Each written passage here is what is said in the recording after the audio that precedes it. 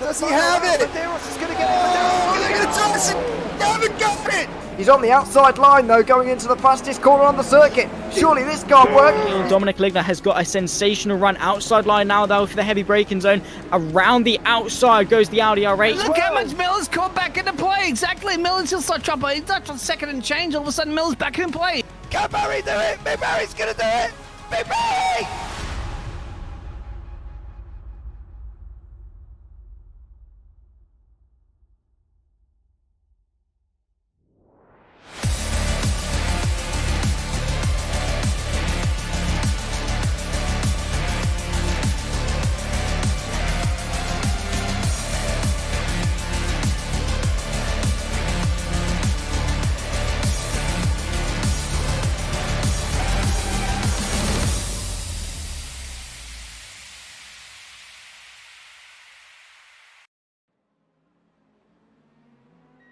Good morning and welcome back to the Platinum Endurance League Round 3 for the 8 hours of Silverstone. I am James Parfitt, going to be joined in the booth from some of the guys at JPB, but for now we're going to start with Mr. Ewan O'Leary who will be joining us for the beginning of this race. Let's bring Ewan into the booth straight away. Ewan, good evening, good afternoon even, sorry. How are you? Or good morning?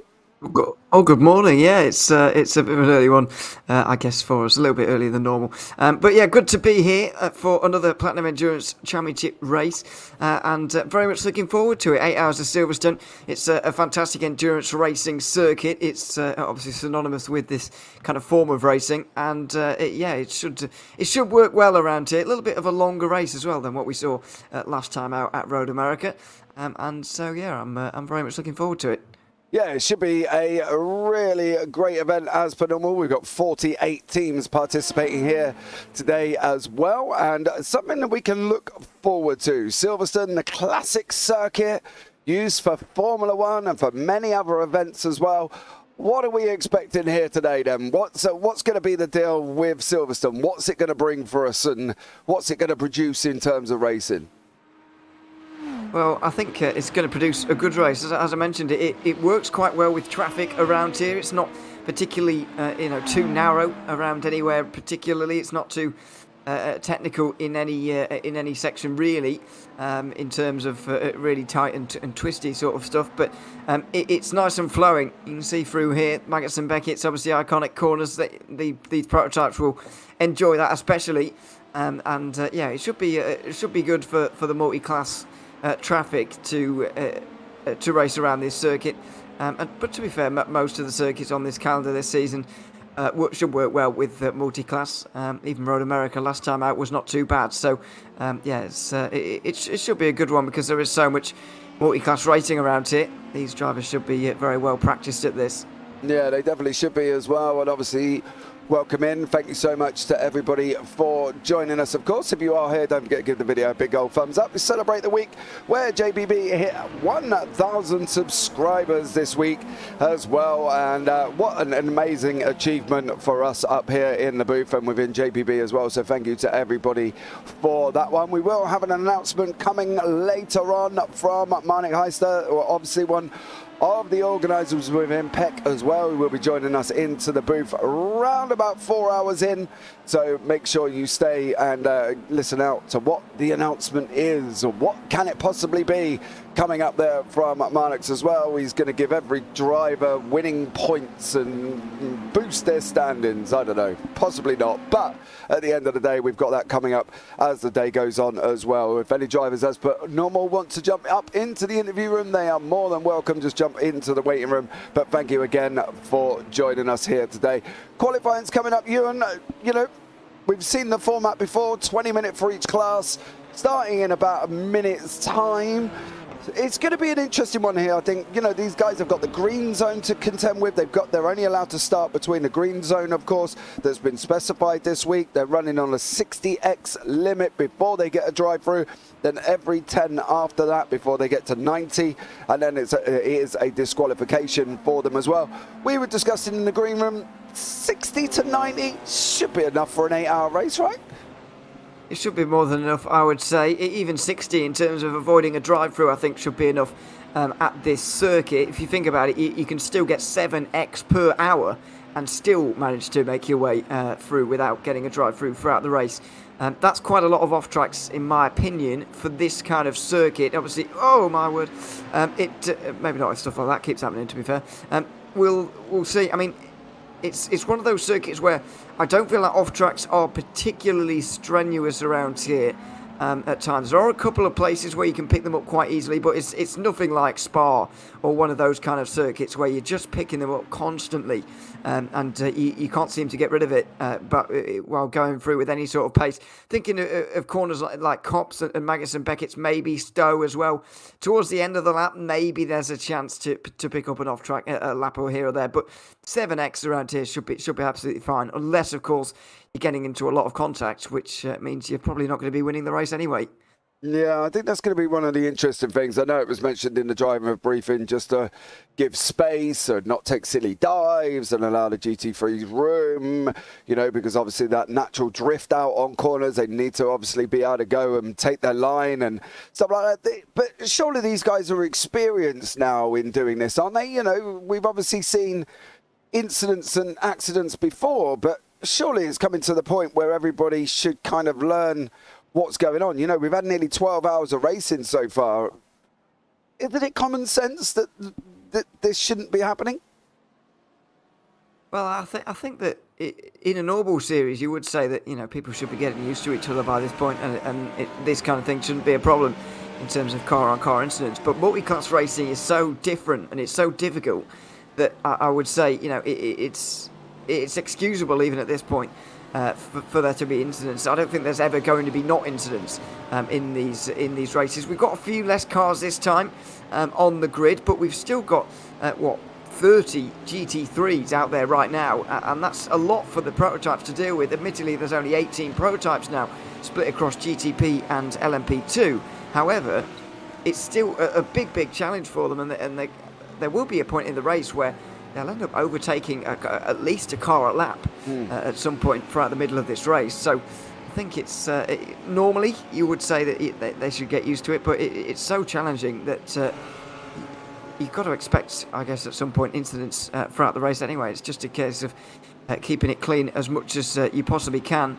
You've got to factor fatigue into it as well. These are long races, and by the end of 8 hours, I know it's not going to be particularly late, time-wise in real life, but you are going to be fatigued after driving for so long and concentrating on this race for so long. So I would excuse incidents at this point, certainly, even if we have had 2 rounds so far.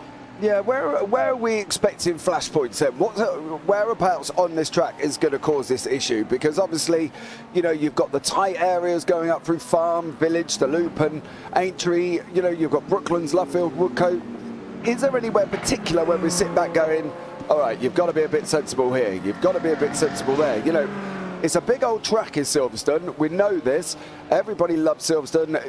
We've been here before, everything else. But where are we looking for flashpoints? Because the mixture of classes tells us it could be all over the track, or is there one particular area we're thinking, that's going to be the problem? Well, I think these are two different things in terms of flashpoints and places where you need to be sensible. They're two different things. Places where you need to be sensible, certainly Copse, Maggots and Beckett's are a couple of places where you do need to just stay behind if you're a prototype. I wouldn't even be attempting a move from the start of Maggots to the end of Chapel, the Chapel curve just on the exit of Maggots and Beckett's. You can't go through there, and everybody should know that. Everybody should be sensible through there. Just calm down and make sure that you're not doing anything silly and causing an incident through there. But in terms of flashpoints, I think we could see incidents, especially down in towards the first 5 corners or so of this circuit, in my opinion, is where things get tricky. The first couple, we've already seen it actually in the practice session just as we came to air. One of the GTPs got really close to a BMW on the exit of turn 1. It's a fast couple of corners at Abbey and Farm, and you've got to be careful through there. You've got to realise as a prototype you've got a lot more downforce than these GT3s. But then you've got the real tight sections at Village and the Loop, and when things get slow and technical like that, that's when these incidents start to happen as well. because the prototypes and GT3 speed differences get quite close in some areas of those corners because the mechanical grip just isn't there for the prototypes, whereas it very much is for these GT3s. So it all gets a little bit different and a little bit difficult from time to time. And then you've got a quite narrow run out of 8-tree, really. The line there is actually quite narrow, and so you do have to be very careful through there. So those are the points where I would be careful of as a driver, but in terms of places to be sensible, everybody knows that through Maggots and Beckett's you just can't make a move, or I at least hope everybody knows, and they'll be sensible through there. Well, that is the plan. We are well into qualifying now. We've got 159s on the Leo Racing 221 team for the GT3 Pros there. Just waiting for times to come through. As we say, there is nearly 30 GT3s here on track, so we will give the timing tower a minute to settle down. It will go a little bit crazy very, very soon, so bear with us well after that, and we will bring you up the run you through the standings of what's going on currently at the moment, I should say, during qualifying. But it's going to be an interesting one. Sit back, relax, chill out, enjoy it. Welcome in if you are here, Mark Hutchinson as well, Zitas, SC Swash, Al Reese, thank you very much, Luigi Despolino as well, and of course Marnik Heister is in the chat in YouTube. Any questions, please post them, let us know. We will answer them to the best of our ability. The interesting thing about this as well is the drivers that are in qualifying have to start the race, Ewan. They're not allowed to swap drivers at the end of qualifying. That's particularly strenuous on these GT3 drivers because in 15 minutes time they're going to pull into the pit lane for the final time in nearly an hour, and they'll be really quite cold in the mind, I would say, going in towards the actual race. So that's going to be a big challenge, I think. For the GTP drivers it will be fine because they end qualifying and bang straight into the race immediately, and that's no problem. But for these GT3 drivers, especially when I was a driver and did a little bit of driving back a long time ago, I like to practice right up until the moment that the event begins, because you get warmed up and so on. When you spend nearly an hour not driving, you start to get a bit cold and you need to go through that warm-up phase again, but you can't really because it's the start of the race. So it's a big challenge for these drivers in particular, but not necessarily for the prototype drivers. They should still be quite warmed up by the time the race starts. Yeah, let's hope that they don't struggle too much, of course. Daan Pepels here from the Platinum Racing Team Black, currently sitting down in 13th place in the GT3 Pros. Currently leading the GT3 AMS, Cade Middleton from Fury Sim Sport Academy is currently out in front with Austrian Sim Racers Blue in second place there. And so this is going to be an interesting one, but we've got Leo Racing 208, Leo Racing 221, and Sim Vision is your top three in the GT3 Pros. Looking interesting already. Times not very far apart at all here. And this is where it could get spicy going into the race, because if these guys are not very far apart, the GTPs are coming round lapping them, the LMP2s are coming round lapping them, and these guys are fighting for positions with the guys in front. It's not going to be very easy. No, it certainly won't be. But as I said, this is one of the things you come to expect from this type of racing, and this is what they all signed up for, really. It's a fantastic league, I've got to say, in terms of the way it's not only run, but also the way that we have the classes here with GTP, LMP2, GT3. We haven't had too many of those leagues over in the recent past, and so it's fantastic to see this. And I'm sure everybody will be enjoying driving it. But for whatever reason, the GTPs have become a little bit more unpopular, I would say, in the last few weeks, because there's only 8 on the starting grid as things stand. There's still time for them to join, but not too many, unfortunately. Yeah, it is better than some endurance series, though, where they've got 4 or 5. At least we've got 8 here to partake in, and hopefully it should be an interesting one as well. So I'm really looking forward to it. Standout teams, who do we think we're going to be looking at? I'm not going to sit here and say who do you think is going to win, because as we know, this is always difficult for us to predict at the same time. What do we think in the way teams are handling it? Who do you think has been coming out on top over the last first couple of rounds? Well, the obvious place to look is the standings, I guess, to get answers on that. Fury Sim Sport Academy and Maniti Racing Yellow in GT3 AM is definitely where we're looking so far, because they've got a first and a second, the both of them, each individually in these first 2 rounds. They've exchanged that, and so they're tied on 63 points at the top of the standings right now. And so that is ones to look out for. The 389, first of all, belonging to the Fury team. They are currently third in this qualifying session at the moment, and the Maniti Racing yellow car, the one 378, is currently in 5th place. So they're both definitely up there, but it just shows you how close these races are, because the top 2 in the standings have been top 2 in both of the races so far, but they're only managing top 5s at the moment in this qualifying session, and not necessarily anything more than that. So that's something you don't often see, especially in endurance leagues, and so it really is up in the air. And then obviously in GT3 Pro, it's obvious that the Leo Racing team are the ones to look out for. They've been dominating so far, really. Yeah, they're the only team that have taken 2 victories here as well. So stay tuned to see how these guys from the Leo Racing Team 208 get on here as we go into race 3, your race 1 and race 2, round 2 winners, of course, here as well. You know, they're about 11 minutes in. Oh! And there goes the 206. Not good there as well. The Elite Racing Team at Dane Myra has just unfortunately put that car on the side of the road, and not an ideal scenario to be in as well. The pros are currently setting times round about 1:58. The AMs are setting down times in the 2-minute window currently at the moment. So there is a little bit of a gap between the pros and the AMs. Probably, would you say, a comparison gap of roughly where it should be? Or do we think you would have thought they would have been a little bit closer, maybe a 1:59 out of a GT3 AM? Well, I'm not often a big fan of pro and am racing in sim racing, because everybody technically is on the same level, in my opinion, in terms of everybody can achieve the same level. It's not like real life motorsport where you've got the actual driver gradings and whatever, and then that makes a little bit more sense. But in iRacing, it's always an unwinnable battle, in my opinion, in terms of sorting out these classes. However, the gap that we do have between the front of GT3 Pro and the front of GT3 AM is certainly a good one right now. A second and a half is about where it needs to be. But the problem lies, I believe, when you look a little bit further down. Currently, the last of the the last of the pros are set 2-minute 1.2, and the first of the AMs are set at 2-minute 0.4. So that's a bit of a gap there. Now, I know that's obviously only one driver and things can change over the course of the race, but the fact that they're in the same machinery does mean that the classes often cross over, and then things can get quite complicated. But obviously I do understand why the GT3 class is split up into 2, because if you had a 30-car class, which is what we would have otherwise, the bottom 10 teams, for example, would just almost give up trying early on in the season, because they know that they're just never going to get anywhere near the points.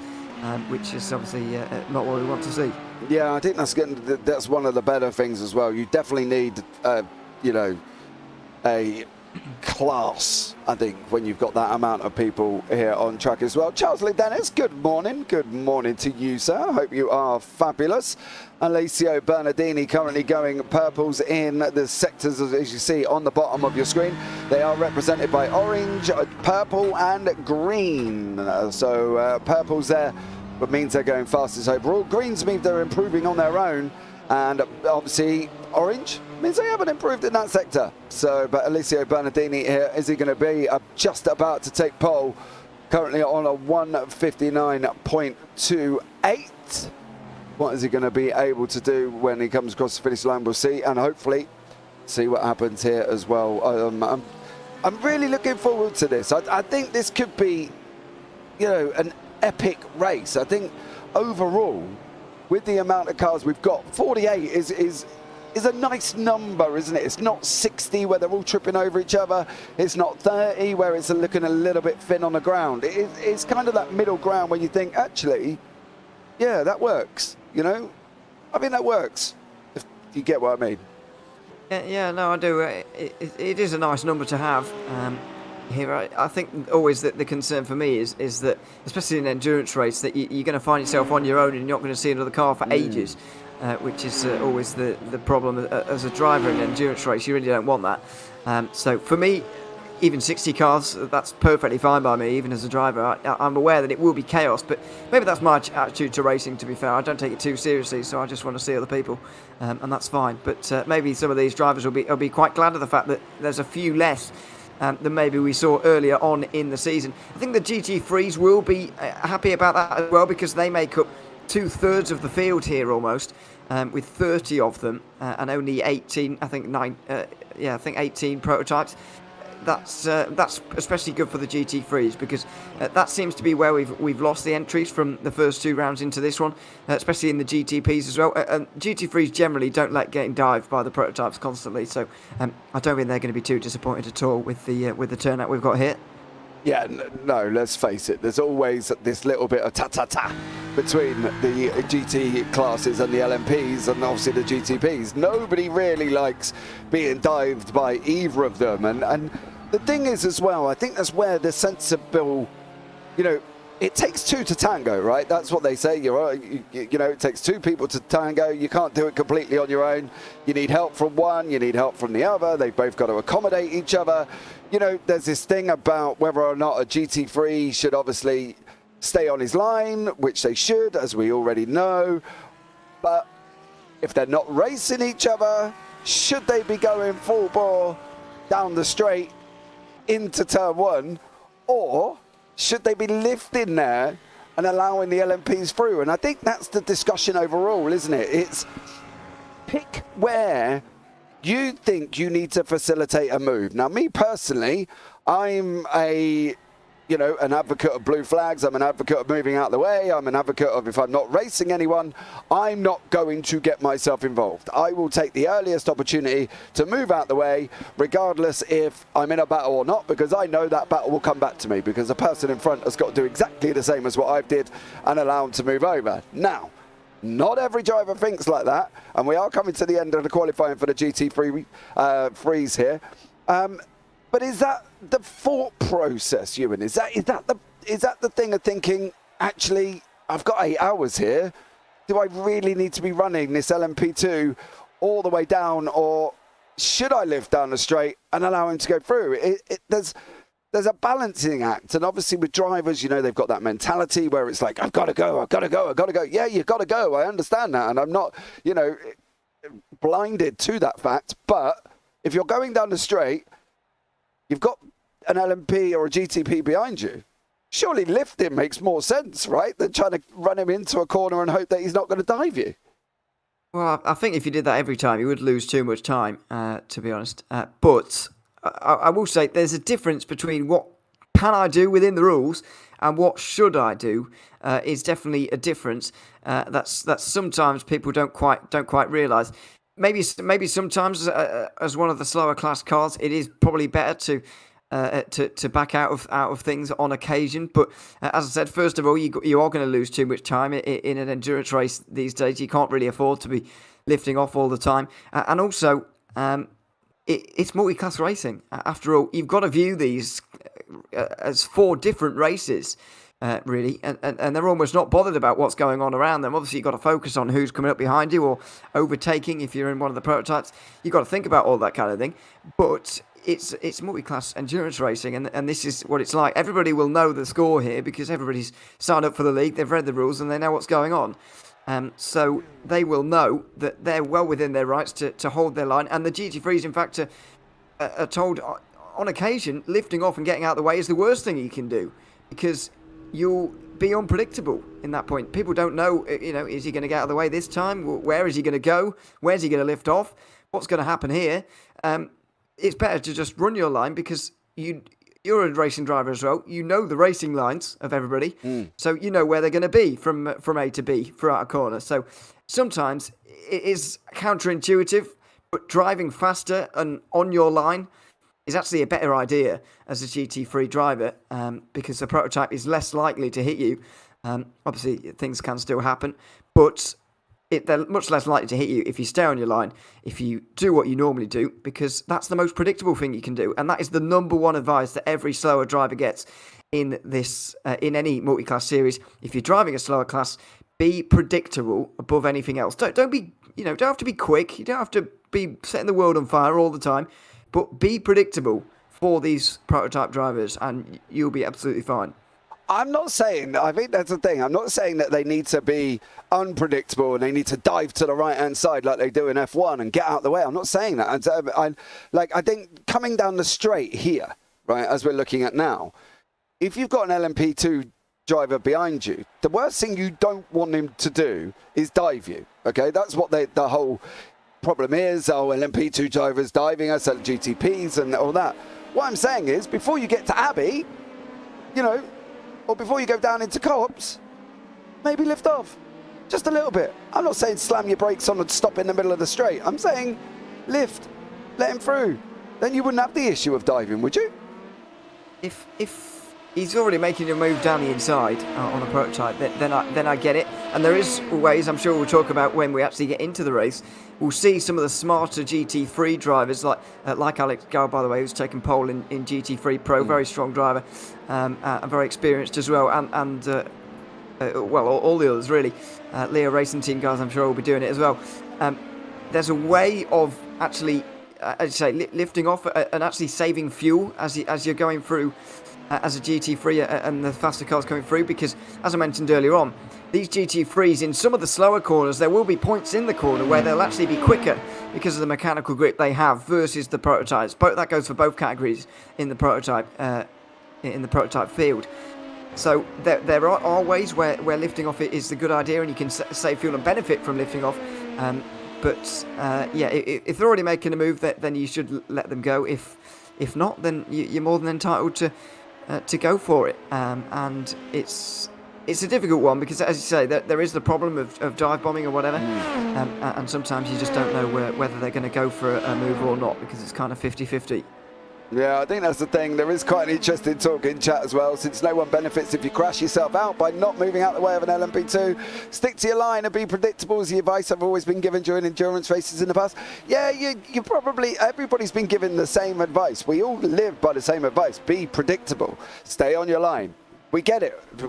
That's not kind of what I'm trying to get at. It's more of the fact that obviously, you just need to be sensible. I wouldn't run an LMP2 down into cops if there's an opportunity for me just to lift off a little bit and let him go through. But we have started the LMP2 qualifying here, guys, as well. We could be at this conversation all day. Trust me, I've been in races where this has gone on for a whole hour and nothing ends up being agreed about what's the best way as well. But there is obviously, a lot of things involved when it comes to racing in an endurance series. So, at the end of the day, we can only give our opinions. Ewan can give his opinion. And at the end of the day, we respect each other's opinions. Go, yeah, that's cool. I fully understand where you're coming from, regardless if you agree with it or not. You might walk off and go, nah, not a hope in hell. But at the end of the day, it's all about respecting each other's opinions in the world that we live in currently here as well. And I think it's going to be an interesting one here today with the LMP2s, of course. Currently, Leo Racing Team LMP and also XPD Emerald, Platinum Racing Team Blue and Bazinga Motorsports have all taken podiums after over the first two rounds here. So XPD Emerald, of course, currently driven by Alberto Garcia Blasco here. Last time out at the 6 hours, they took the win, of course, and had a second place currently at the moment. So they are leading the championship standings currently on 63 points. 10 points behind are the Platinum Racing Team Blue. And then another point back from that is the Leo Racing Team LMP2 as well. So XPD, do you think they're going into this, they've surely got to have the man, the target on their back, the ones to watch as they go into this round, aren't they?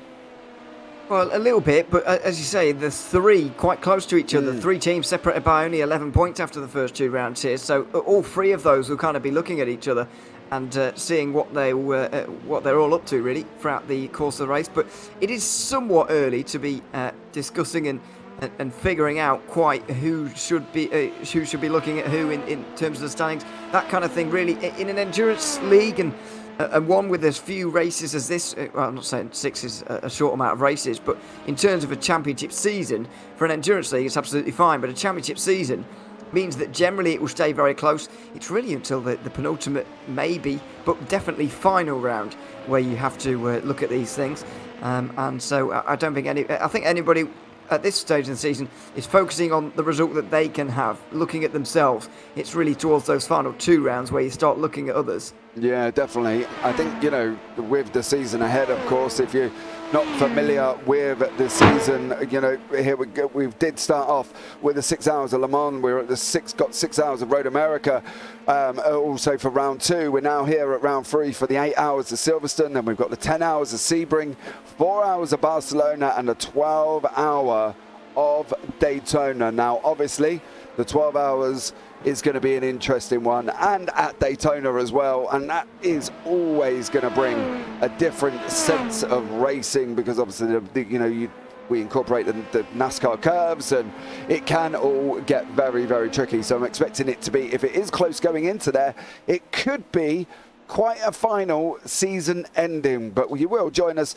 for all the action here on the JPB YouTube channel. Don't forget, we've got a lot coming up over the next week, so please, as I say, subscribe, turn on the bells, and don't forget to give the video a big old thumbs up. On the week, as I say, we are celebrating the 1,000 subscriber mark here on JPB as well, so be aware. It's a major event for us all currently at the moment. Oliver Bazinga is sitting in second place on a 1:46.81, but it is the XPD Emerald team currently on pole on a 1:46.6, with Winston Eckel from the Platinum Racing Team Blue on a 1:46.85. So all the way down to a 1:48.03, which is currently set by Marnik Heister in the Platinum Racing Team Black here, with Milo Spillman from Lithium, HW Team Shazoo, MRP, P. Sorry. On the pictures there, I was very scared, and the driver probably was as well. But he saved it. It's fine. All of a sudden there, Ewan O'Leary popping up. MRP, Peaky Drivers, LMP2 and 505 with Dennis Cho also on the grid this afternoon. So we've got 12 LMP2s. Michelle Sangali from the Leo Racing Team LMP2 have currently not set a time. So let's see how these guys get on as well. I just think endurance is a different kind of racing that these drivers have to contend with. Tiredness, mental fatigue. You know, you can get tunnel vision at times where you end up following people off randomly across the gravel and you think, how did I get here? There's a whole load of world involved in this, isn't it? It's not just driving around a track for an hour or 2 hours or however long you stint for and going, yeah, that was easy. Because I've done 12 hours. I did 12 hours at Sebring. Mind you, I only drove for 3 of them, but I was knackered by the end of it. I did manage 0x in my last 2 hours, oh mind you. That's quite impressive, that. Thank you, mate, in my little Merc there as well. Hey, I'm no driver, dude. I don't confess to be a driver. I was going around in 201s while everybody else was doing 1:59 at 2 minutes. So I don't confess to be the fastest, but I did confess to be the most consistent that day as well. However, on the same day, I had the most incidents in my first session and the least in my last. So I was top and bottom of the timing tower. Check me out. Well, yeah, there we are. I mean, I would be tired, not of driving, but of Sebring by that point, to be honest, because I'm not a big fan. But anyway, that's a story for a different day. Story for when we get to it in this series a little bit later on this season. But yeah, it is fatigue is something we'll have to contend with. It's becoming less of a factor, especially, I mean, in a league like this, Leo Racing Team just goes to the top of the standings there, by the way. It's becoming less and less of a factor in these kind of race, in anything other than a 24-hour race. I think for the very best, like, you know, we're thinking like World Championship iRacing level. I know we don't have a World Championship Endurance Series anymore, but if we did, that's the kind of 24-hour race is the only thing where you can say, okay, tiredness is coming into effect here. But for this kind of level, a level of racing, just a kind of a step below that and towards the upper echelons of league racing, which is what this would be. Tiredness maybe will come into effect for some of the drivers. I think the teams that will be winning these classes will feel pretty fresh at the end of an 8-hour race. The teams that are, my goodness, that was a jump. The teams that are further down in the standings will be feeling the effects of a race like this, because Silverstone is a difficult circuit. It's high speed, but you will be having to do a fair amount of driving in this one. Even if you're sharing this one across 3 drivers, you're probably doing 2 hours and a half towards 3 hours in terms of driving. And over this kind of period, that is a fair amount. Yeah, it definitely is. I think, if they're not in 3 or 4 driver teams, I think it could be, some of these drivers could be quite absolutely shattered by the end of it as well. Good morning, Mr. Toxic Munchkin. Thank you very much. Jordan Malcolm, hello JPB in chat. Good morning, welcome to you. That's a curb. Yes, it was. There as well. Did you see the jump, by the way? Yeah, the Oliver Koda. Yeah. My word. The worst thing is he ruined the lap doing that. He had Purples in the middle, and he absolutely went out and wrecked the lap just by taking the curb after Vale, and it's just it kind of all went, and that was it for him. But unfortunately, boy oh boy, he did give it a good old go, and still going in the right direction, so that's always good. But as you say, I think some of these drivers are going to come out of these sessions and think, oh, knackered them. I mean, if they're not trying to peel themselves off the seats, of course, they're going to be jumping into the shower or jumping into bed, one of the two, because I know I would be. Oh, and by the way, for those of you who are driving from the Iberian Peninsula today, you're going to be roasting because apparently it is roasting down there at the moment, and I know a few drivers are from that region in this race, so that's going to be a big problem in terms of peeling yourself off the seat and whatever. Absolutely right. Maybe not so much in Northern Europe where we are at the moment. It's fine. It's just normal April. But down in towards the Mediterranean, especially Spain and Portugal, absolutely roasting down there at the moment. What would you say? I can't remember. I was about to say world record high, but that's not the case. Yeah. What is it? The hottest it's ever been at this time of year, I think they were saying the other day. That is going to be a challenge for them in particular. Well, I hope it continues, because I'm in Spain in about 3 weeks' time. So crack on for me.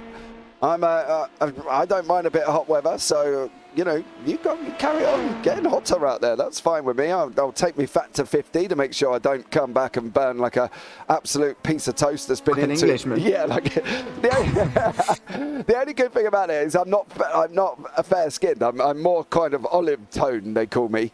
So I don't generally burn. I get a little bit red, and then in a day I'm brown. So I'm quite lucky in that side of things. Obviously there are people that are pale, like my partner and my wife, who is, boy oh boy, she's just got to look at the sun and she's got a suntan. But then again, she put on that much sun cream being out in Jamaica. She was come back actually near enough the same colour as she went, which seems a little bit impossible, but she smothered herself so much because she has to. She actually come back pretty much the same colour as she went to Jamaica in the first place. So there you go. Strength of field at the top of your screen, as you can see, it is 3.8k for the LMP2s, 3.8 for GT3 Pros, 2.5 for AMs, and 3.8 for GTPs. So it's quite high here as well in the strength of field currently. So this is something to going to be looking forward to. I think this is going to be very close here as well. And as you say, some of these drivers, the likes of Alex Garcia from Spain, Alberto Gazzapo, Alberto Garcia Blasco, they're all going to be very, very hot if they're on this world record high currently. It's not world record. It's highest since records began is the phrase I was searching for, but I couldn't quite find. What? The highest the records have began for this time of year, you mean? Yes, not ever. Oh, okay. But for April, they were saying. I don't know. I saw it on the news. Oh, okay. So I guess it must be true. So there we are. But yeah, that's a real challenge. I do remember, by the way, I don't know if you remember back 2018 when there was a World Cup on in England. For those of you who live in England, it was unbelievably hot that summer. Unbelievable. And I had a league I was fighting for a championship for, and I was shorts and t-shirts. But even then, clothes were a permanent kind of sticking onto you. You could, you had the window open, but it wasn't making the blindest bit of difference. It was absolutely roasting. So, and by the way, that was only a league of 2 15-minute races or 2 20-minute races per evening. this is long stints for these guys. At minimum, in a prototype, I reckon you'll be doing an hour 20 in one of these cars. You know, it's nothing compared to what I experienced. So I can only imagine what it's going to be like for some of them today. Yeah, I dread to think the conditions some of these drivers are going to come in as well. But we have got the Leo Racing Team LMP2 with Michel Sangali in top at the moment, over 146.19. Alberto Garcia Blasco behind in the XPD Emeralds on a 146.3, and Alberto Gazzapo from MRP by Fields Academy on a 146.5. And then Oliver Kona from Bazinga Motorsports on a 146.7. And then Winston Eckel from Platinum Racing Team Blue currently on a 146.83. 146 seems to be the benchmark for these cars going around Silverstone. Seems to be, and it's very, very close between Leo Racing Team and XPD Emerald right now, which is very good to see. Well, it's very good for us anyway, with the 115 of MRP not too far away either. So that's good to see. And a good qualifying actually from MRP by Fields Academy compared to where they are in the standings. Only 11th in points after the first 2 rounds, but they're right up there at the moment. Only 3 tenths probably away from the actual pole position. So it's really close in LMP2 right now. Yeah, I think that's the thing with the standings. We can look at them and say after 2 rounds, well, we've got this at top, these at top, they're at top. But is it really still anybody's gain? Can anyone win the championship after, you know, being far back, as you say, for XPD? It's a tricky one, isn't it, really, overall? And I think are we looking at the championship being between XPD, Bazinga, Platinum Racing Team Blue and Leo Racing Team? Or do we think the likes of peaky drivers can get involved? Cabano, Platinum Racing Team Black, you know, it's a big ask, but is there an opportunity for them? Well, mathematically, of course, there certainly is, and that's no surprise after 2 rounds. That's very obvious. But with 4 rounds to go, I believe certainly that there is still a chance for everybody to win here. This round will have, of course, the same amount of points that previously, but 2 of the upcoming 4 rounds will have extended points. They'll have slightly expanded points for the races at Sebring and Daytona. 40 for a win, 30 for second place. It's only slightly extended by only a few points here or there. Indeed, when you get to sort of outside the top 5, it's only actually 1 point more per position than you would get in one of these races. There is 1 point with slightly condensed points as well at Barcelona a little bit later on in the season as well. However, I still believe it's very much up for grabs for everyone. And as we've seen with MRP by Fields Academy, the teams that are not even inside the top 10 in the standings right now can still very much compete. They've finished this session in 3rd place as it comes to a close right now.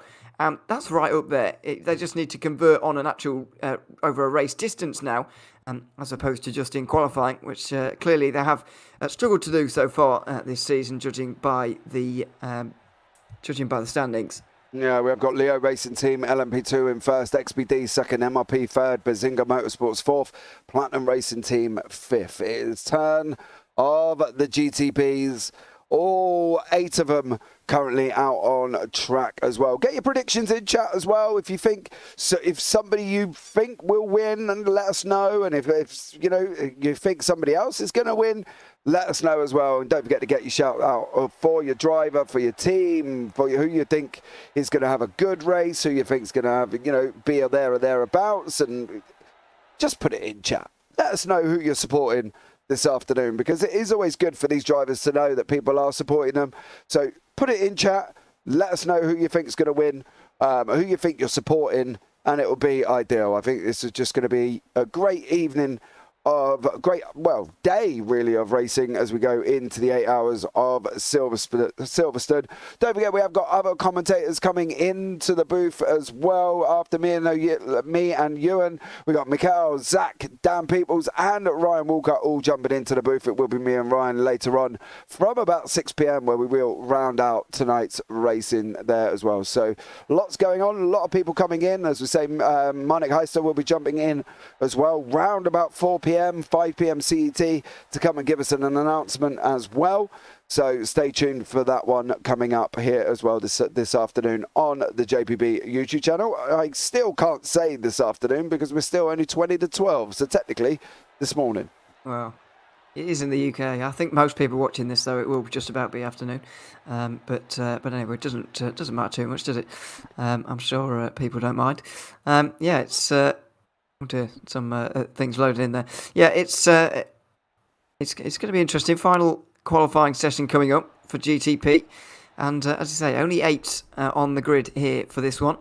But we'll get a good look at each of the cars. And as I said earlier on, it will certainly help the GT3s who will have less of these prototypes driving them throughout the race. Yeah, and as I say, I'm sure the GT3s will be happy about that. So, there's something to look forward to from their end. So they're not getting dived currently. Obviously, the state in the GTPs is Altitude Esports are currently leading with a first and a second on 60 points at the moment. And then behind them is Writer Engineering Esports sitting on 53. The next one back from that would be Magic Arrow on 46. Of course, a second at the round 1, and then a second, and they finished fourth, I believe, in round 2, maybe 5th actually in round 2 at Road America. So all to play for here in the GTPs, and one that can really probably involve about 5 teams, maybe. Altitude are there, and then you've got Magic Arrow, you've got Writer, you've got Octopus Racing, and even down probably as DLR Rotary Industry Orange are down on 36, are also in with an opportunity as well. So really, this championship is far from over at the same time. I think this is probably the most open one we have. As we said earlier on, in LMP2, we've already got a top 3 emerging. In GT3 Pro, we've got a team that have won both of the races so far. And in GT3 AM, we've got a top 2 that are emerging already after only 2 rounds. But in GTP, the spread is actually really even right the way down towards the 11 teams that have scored points in this one. So I think it's a very slender lead for Altitude Motorsports, Altitude Esports, at the moment. And they will have to be on their toes for the remainder of this one to see this one out. As I said, I think it's going to go right down to the wire here, especially in GTP. I just think that with the way that the damage model is and the way that mistakes are punished in this car, you really can't get away with anything, and that means that the slightest error will send you right down the order, and you won't be getting many points as a result of that. It's very difficult for everybody, and I think that's creating a really close situation as we see right now. Yeah, are we looking at the spread of field though? The seven cars we have got, of course. Out of, what was that, the 12, I think, was registered initially. Is this the opportunity for Altitude to sit back and go, well, actually, we can get a nice little points haul here with only 7 cars, right, as another one as well. And even down at DLR, they've all got opportunities to now score quite a healthy round of points.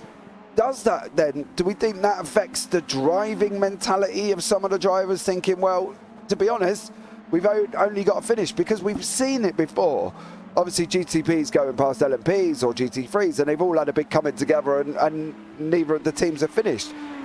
Are we thinking that maybe the likes of DLR are sitting back thinking, well, actually, if we're sensible here, we could take a nice little healthy bit of points going into the next few rounds? Well, I'm not entirely sure, because then, again, you still have to score 90% of the laps of the class winner to be classified. So you do have to be careful of that. Around an 8-hour race, that's about a 45-minute repair you can afford to do. If my maths is correct, I think it is. You can only afford to drop 45 minutes behind the class winner.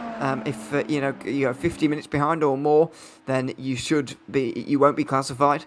It's quite tight in that respect. So you can't really sit back and think like that quite, but it is a big opportunity. Then again, it's slightly reduced opportunity to gain points, because even if everybody gets classified here, the maximum points you can gain first to last is only 20 points, and that only covers the top 4. So then again, it's a slightly reduced opportunity to gain points, because there aren't as many teams to fall behind.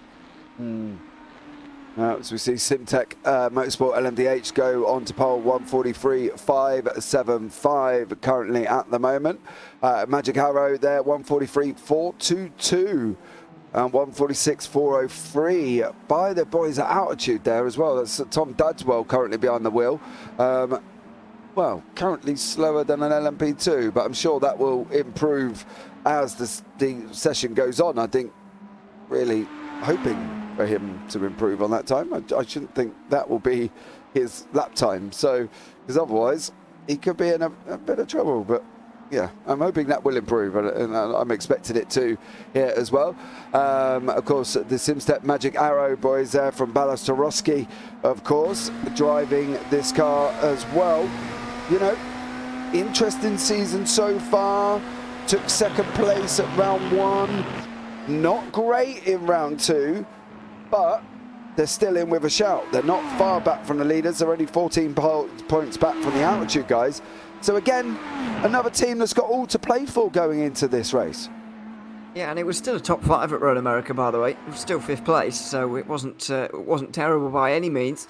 And they're still very much up there, as we said. So it is all to play for in this season, even now.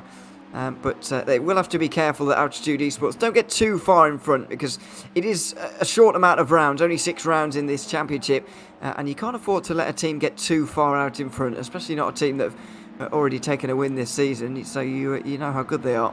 Yeah, they've had a win and a third place, of course. Tom Dadswell is now green across 3 sectors, purple in one of them, as he's coming round the final sector to set his lap time, and expecting it to be an improvement, and it is an improvement into second place on a 141.993 for Tom Dadswell there. So nice little improvement of times for him.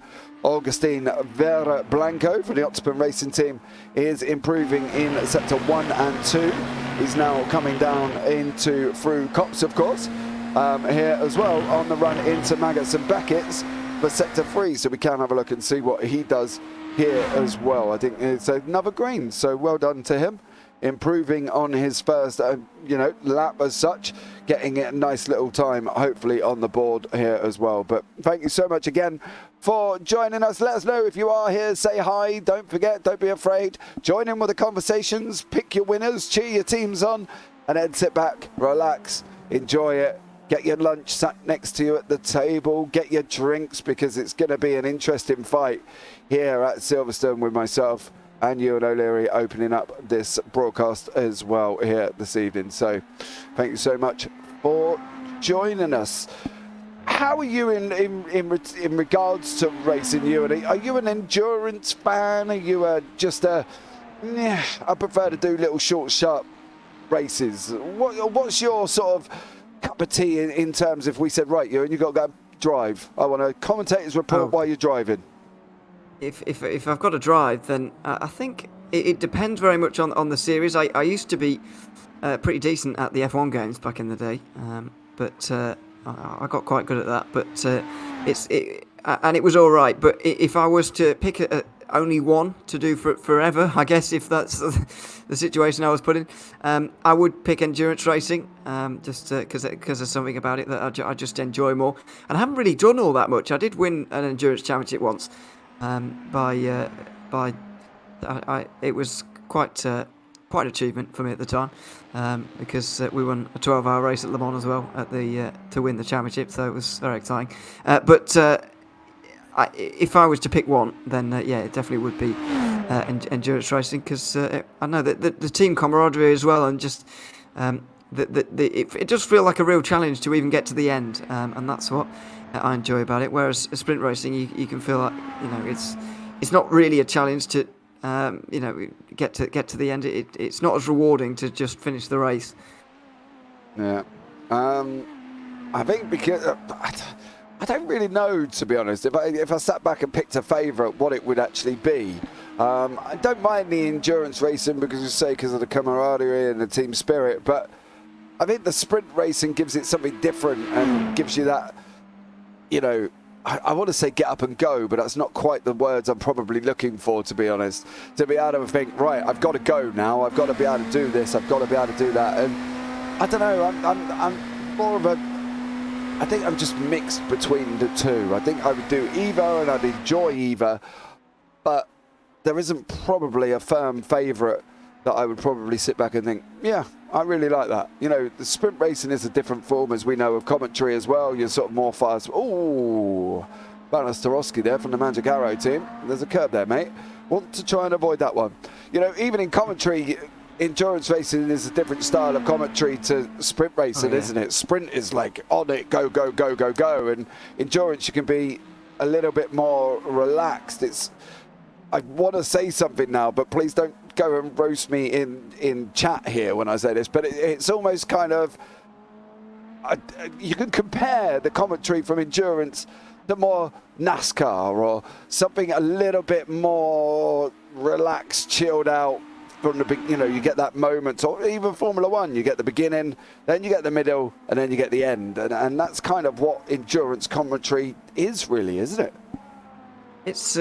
I would say it's a category of its own, to be honest. I wouldn't classify it too closely to NASCAR, although there are certainly stages in a NASCAR race where there is really nothing going on, and you have to wait for the finish. But that's a whole other discussion on the problems of NASCAR at the moment.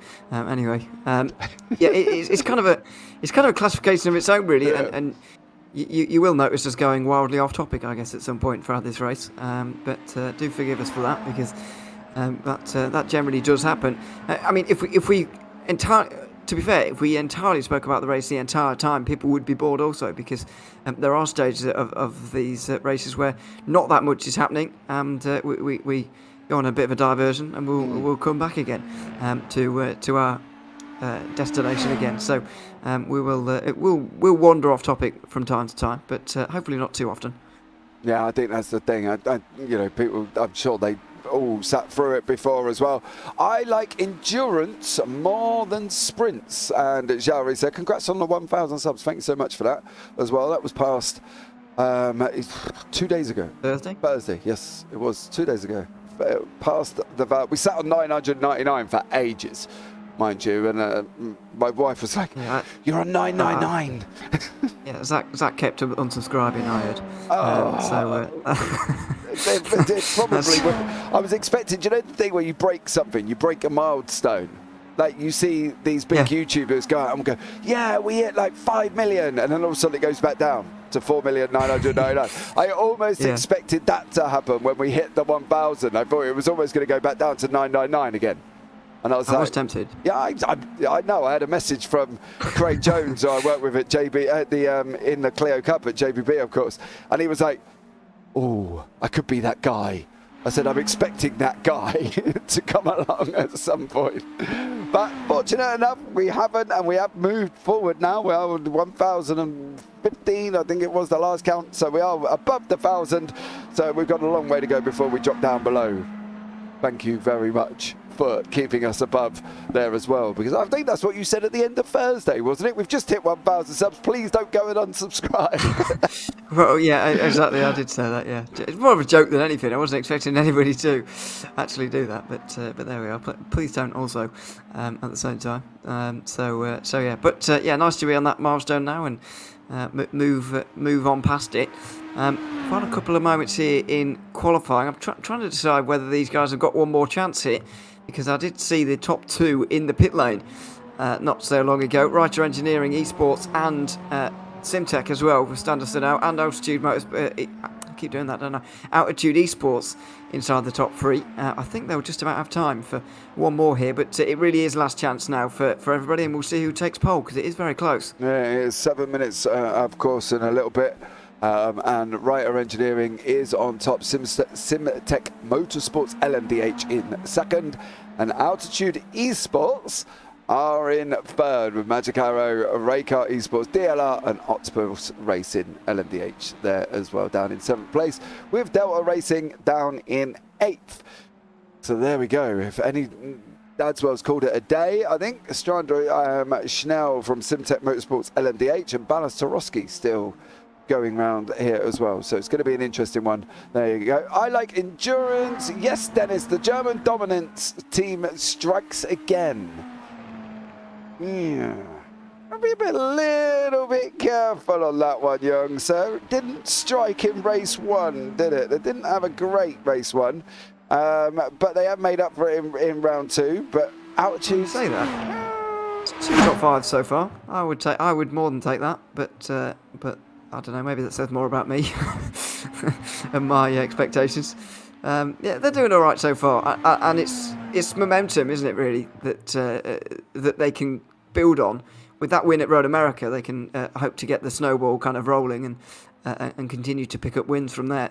I think that's the thing, isn't it? It's all about confidence as well as a racing driver and as a team. And if you're not doing well or you haven't done well, the last thing you really want to do is go into another round and think, oh man, how are we going to do here? You know, you've got to go in with that positive, get up and go. We're going to go and smash this. We're going to get this going. We're going to go and win, or we're going to get a top 5, or set your expectations. But I think it's when teams set their expectations a little bit higher than really realistically they should be. I think, you know, some teams will go out and go, it's almost like Formula 1 and the Haas team going out going, we're going to go win.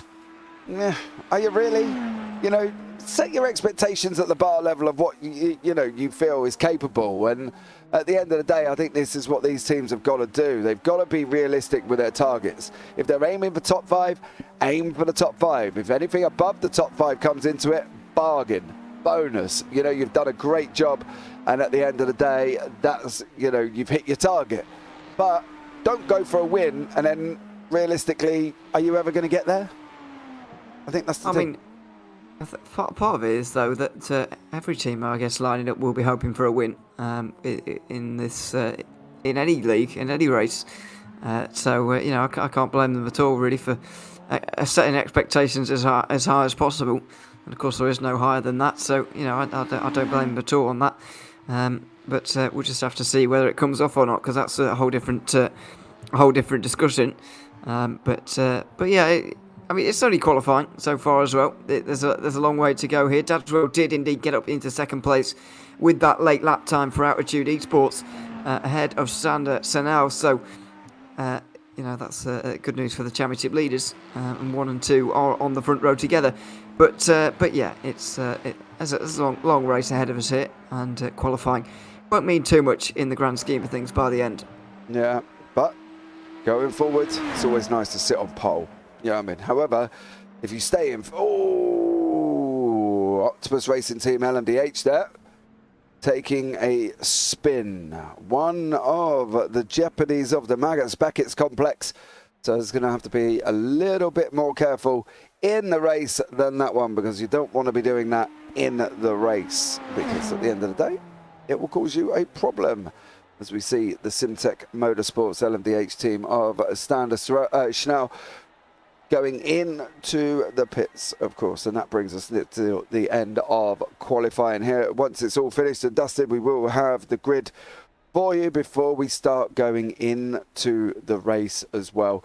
We talk about qualifying, we talk about pole position, you know, we talk about whether or not it's important going into an endurance race. Is pole as important going in as it is at other places in other forms of racing? It's certainly not as important as it is in sprint racing, I would say. So, especially in GTP, I think anybody can win from wherever they start.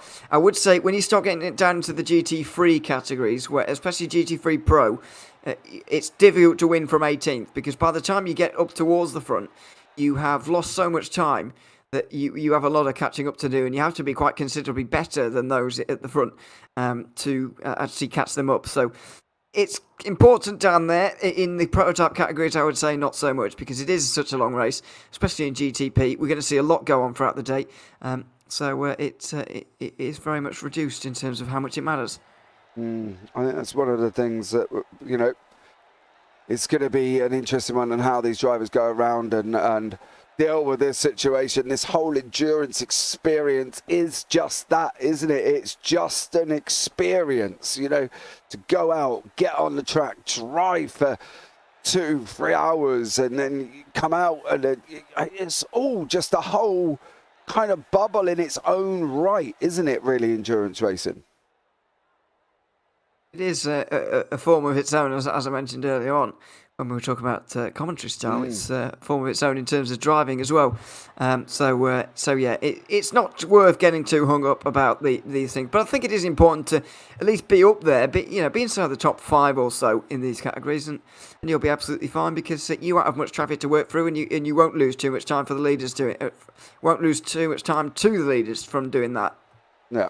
Definitely as well, coming into the last 55 seconds, guys. If you haven't got your drinks and that by now, you are going to struggle. So make sure you go and run and get them sorted out and get everything you need and get ready and get you comfortable on your sofa and watch your way, because it is going to be something that you're going to enjoy here as well. As I say, currently at the moment, I believe there is the real world WEC going on for 6 hours of Spa as well, I believe is happening at the same time, is it not? Yeah, it is happening today.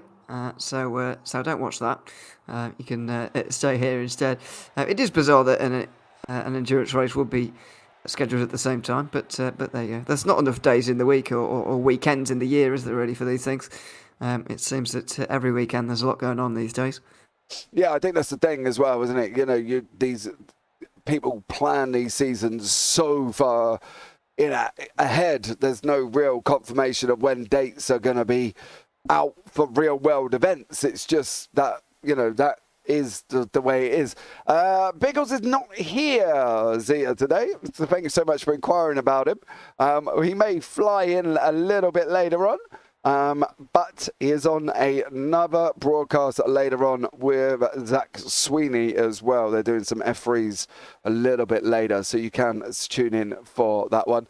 We're just waiting for the qualifying results to come through before we can bring you up them as well. But yeah, he's not here. Yep, got WEC on one screen and Peck on the other. WEC and Peck. There we go. Yes. Mark Hutchinson, of course. WEC on one, Peck on the other. What more could you ask for? Where's the best commentary mode, Mark? That's what you want to define. Which one have you got the sound up on? Because that's a very good point. Yeah. Which one have you got the sound? Got me both. Yeah, because it just sounds too confusing.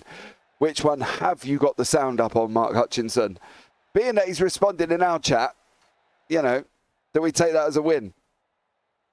Maybe. I would say, though, that I know these graphics are very similar to the WEC graphics, but I think that this race might be easier to watch without commentary in terms of actually being able to follow what's going on because of the graphics. The WEC graphics, sometimes, if you haven't got the sound on, you can't quite work out what you're looking at or who's where or what's going on, because sometimes they've just got one class on the side of your screen. We've got the 4 there, you can see on the left-hand side. Sometimes they just have the one class, and sometimes they only put the race numbers out, and if you haven't memorised every race number, you've no idea who's who. Yeah. Well, there we go. And he said this one. This one. All right, okay. So there we go. There we are. Winner, winner, chicken dinner. And Zita says both have good commentary. Oh, yeah, I know, but make us feel a little professional. Yeah, they are professional, and they are travelling in Spa. I'm sat in Somerset, and Ewan's up in Manchester. Are you? Are you? Yeah. So, it's not quite the glorious scenes of trackside at Spa. Marnix wouldn't pay us to go to Silverstone and do this live, unfortunately. So you can get back to him on that one as well. But I'm not quite sure what we would actually achieve by going to Silverstone. But there you go. Right, the grid is coming up right now. And in the GTBs, it is Dennis Wolf for Writer Engineering in first, Tom Dadswell for Altitude Esports second, Standard in third, Balasarowski Magic Arrow fourth, Leandro Mendez Raycar Esports fifth, Matthias Wheaton in DLR Simos in sixth, Augusto Blanco in seventh, and Leandro Rolim is currently down in eighth place there as well. So in the LMP2s, Michel Sangali in first, Alberto Blasco from XPD in second, MRP by Fields Academy with Alberto Gazzapo in third. Oliver Konart, Bazinga fourth. Winston Eckel, Platinum Racing Team Blue fifth. Alex Garcia in sixth. Seventh is 505. Eighth is HW Racing there in the LMP2. Ninth is Team Shazoo.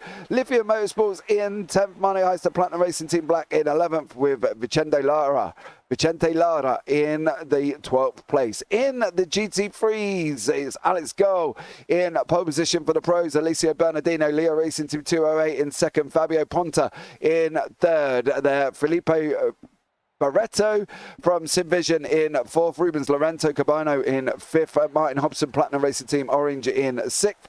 Platinum Racing Team White for Sik Ying Ho in seventh. Carlos Ruiz, Carlos Octopus Racing in ninth. Austrian Sim Racers in ninth place.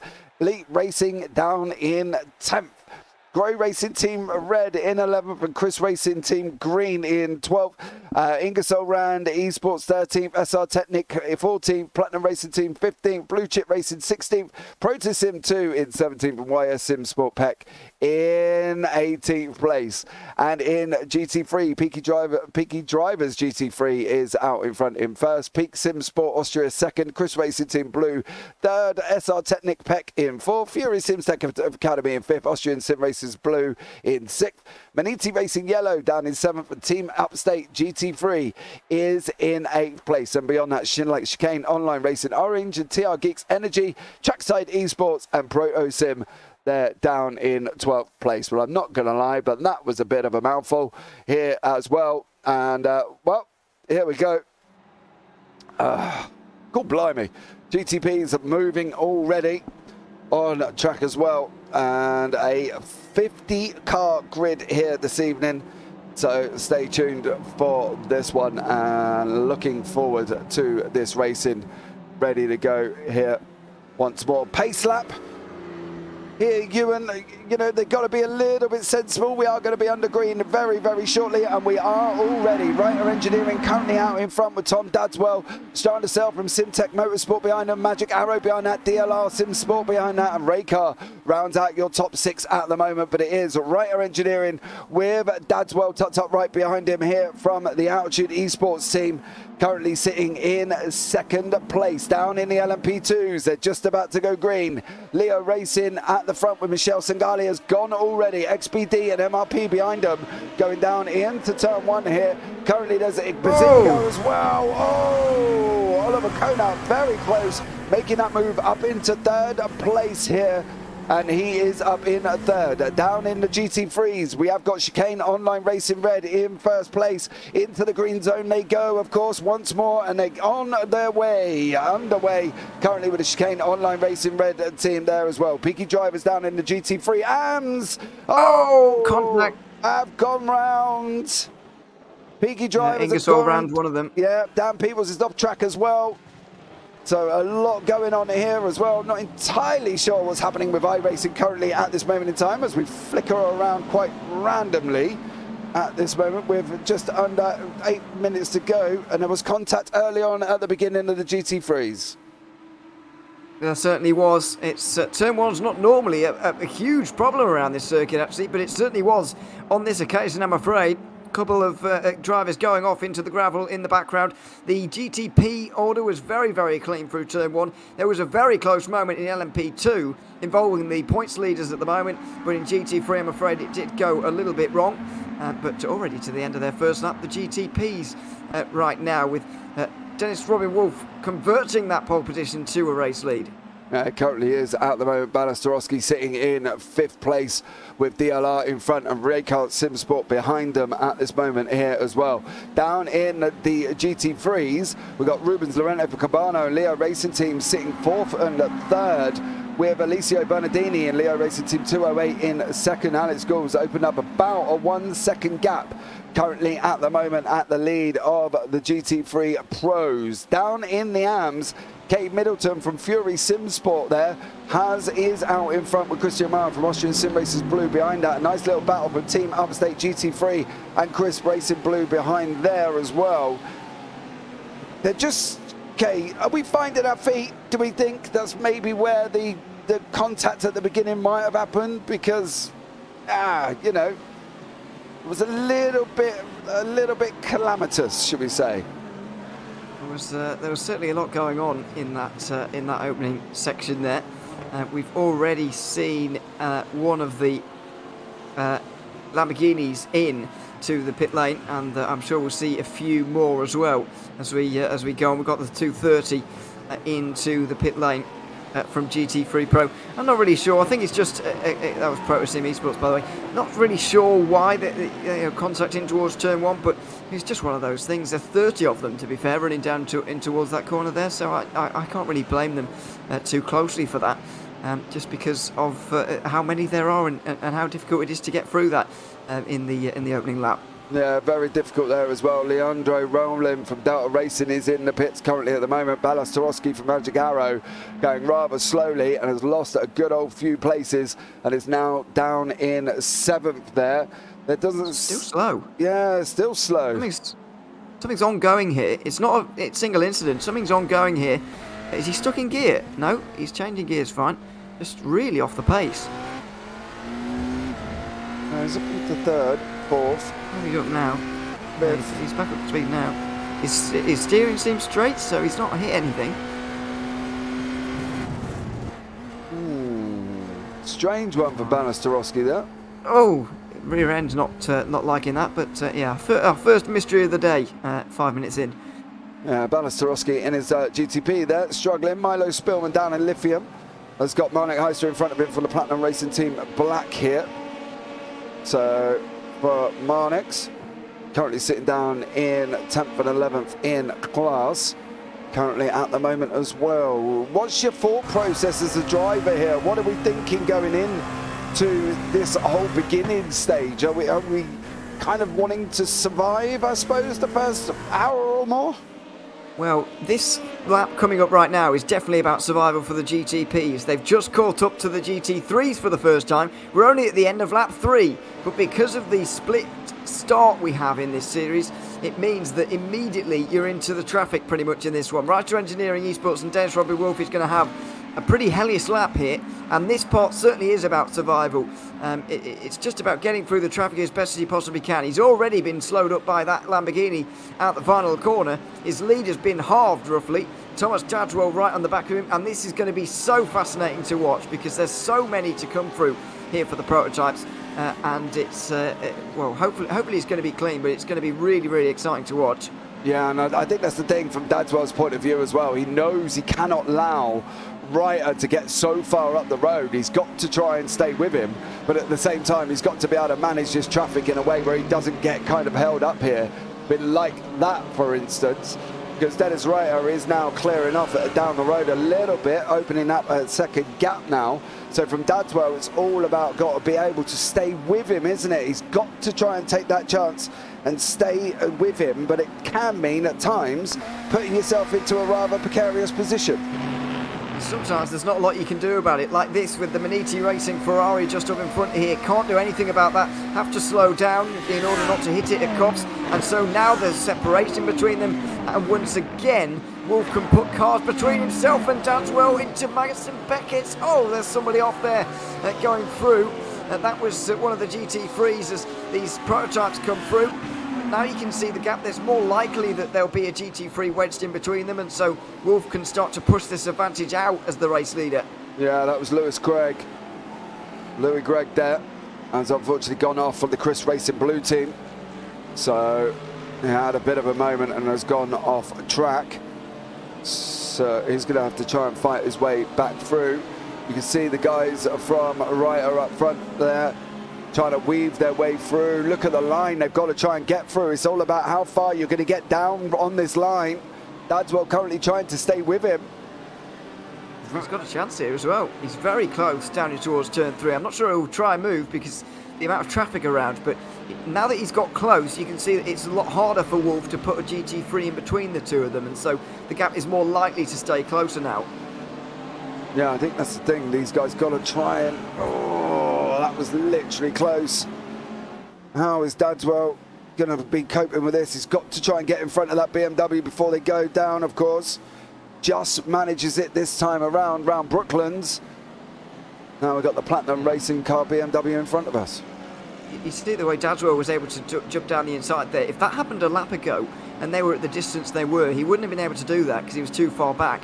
And that's where it comes in, where it's more likely that there will be a GT3 wedged in between them and a gap can extend out, because then Dadwell would have to follow through Brooklands, might even have to follow through Luffield as well, in which case Wolf is going at full GTP speed, and so he can pull that margin out, although he's done well there as Wolf.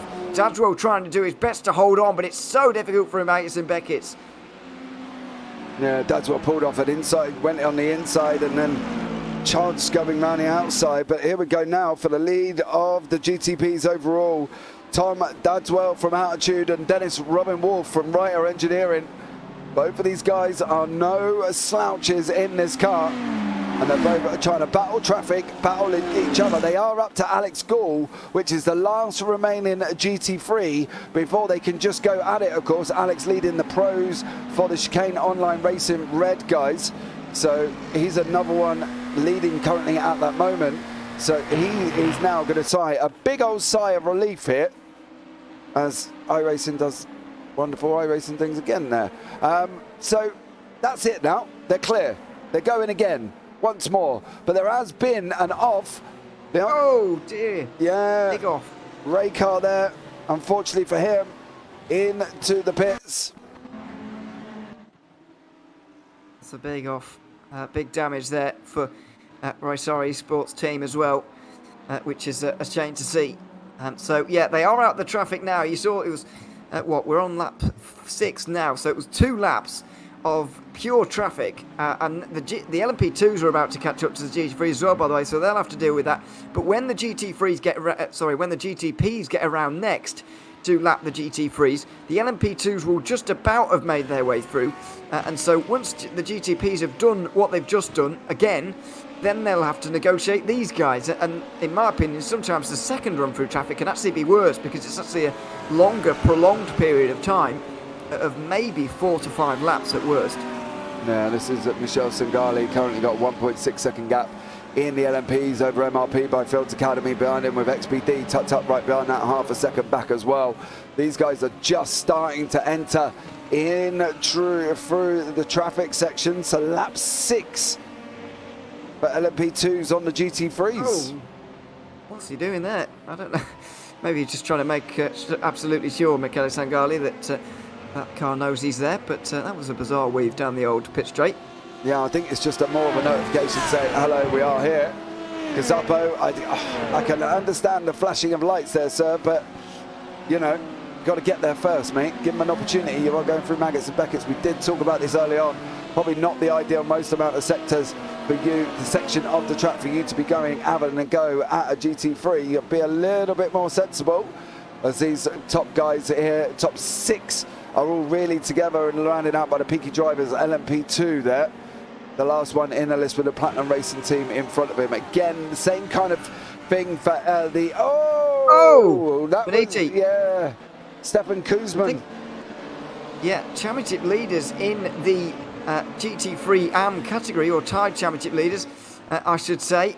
I believe so. Anyway, I believe that's the same car, and it is indeed. So that's big news in GT3 AM to see that car off in the gravel. Not sure how it ended up there. I'd imagine it was contact.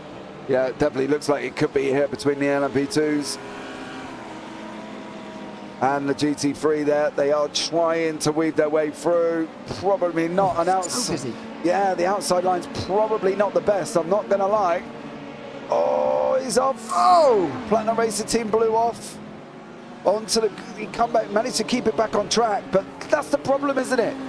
That initial kind of run through of traffic, you know, you're 7 laps in, and at the moment you're hitting GT3s and everybody's trying to stay with the next person in front of them. We're almost 3 or 4 wide down the Wellington straight there, going towards Brooklands. It was absolutely insane. Still side by side battling in GT3 AM. That's not helping here. But a fantastic battle now developing in LMP2. Right the way down from Oliver Connor right to Alex Garcia. We can see here in 6th position, which is good to see. But it's not good if you're a GT3 and you see that in your rearview mirror, because you know what's coming up and you know how difficult that's going to be. Of course, this battle does, by the way, include the championship leaders, XBD Emil Racing in the LMP2 category. So ones to look out for there in the middle of the train. Yeah, Cristiano Rocca looks like he's had a moment as well. And unfortunately, he is from the Protosim. That is it. Looks like they are out currently at the moment. Christian, oh no, he's still running in the BMW there. Currently at this moment in time, so well done to him. But it does look like that car has been a little bit of a handful, as we still see more blinking around here on track at the moment in the LMP2s. Again, look at how busy it is currently at the moment on that section of track there, Ewan. Anything can happen, that's the problem, isn't it? Yeah, that is a bit of a problem. The fact that anything can anything can happen here. Alberto Gazzapo has been able to close in a little bit here on the overall race leader, but it's really close for third place, side by side between Emerald Racing and also the 117 as well in LMP2. That is Platinum Racing Team Blue. They're of course fighting right up there in the championship right now. We're going side by side. I think they might still be down in towards Brooklands. They are. It's inside line for outside for Platinum, inside for Emerald, but they really weren't getting anywhere. Round the outside through Luffield now. They've got a nicer rolling run through there. They'll be pushed out a little bit wide up onto the curb though, and so they won't get anywhere as a result of that. The 122 of Peaky Drivers also sat there watching from behind. Yeah, I'm not entirely sure whether or not the 122 really needs to be overly worried about this early on. He's going to try and want to pick up the pieces. I think if these guys having to come together, trying to slice their way through this traffic, I'm not quite sure. Trying to take the outside line through the section of Maggots and Beckett's there to hope that that car on the outside doesn't run wide is a little bit of a lottery, and one that I would not want to be involved with. Bazinga here and the Winston Eckel from the Platinum Racing Team Blue still fighting it out down in third and fourth, of course, currently in class, and these guys are coming through the GT3s as well. I wonder what the GT3s are sitting there thinking when this starts going on. Are they sitting there thinking, just be sensible, I'll give you what you need, but just be sensible, because they want to get to the end, right? And that is not sensible there either, and that allows the Platinum Racing Team Blue to go in front, and that's moments like that we were talking about. Well, yeah, there's your example.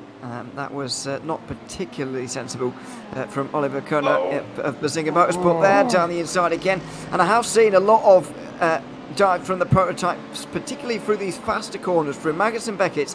They have to be a little bit more careful with these GT3s because they just don't have the downforce that these prototypes do. When you go faster in these cars, like through Maggots and Beckett's, they are sucked to the ground a lot more than the GT3s are, and they've got to remember that when they're making these moves around the outside and whatever, because they are going to come into contact with one of them if they're not careful.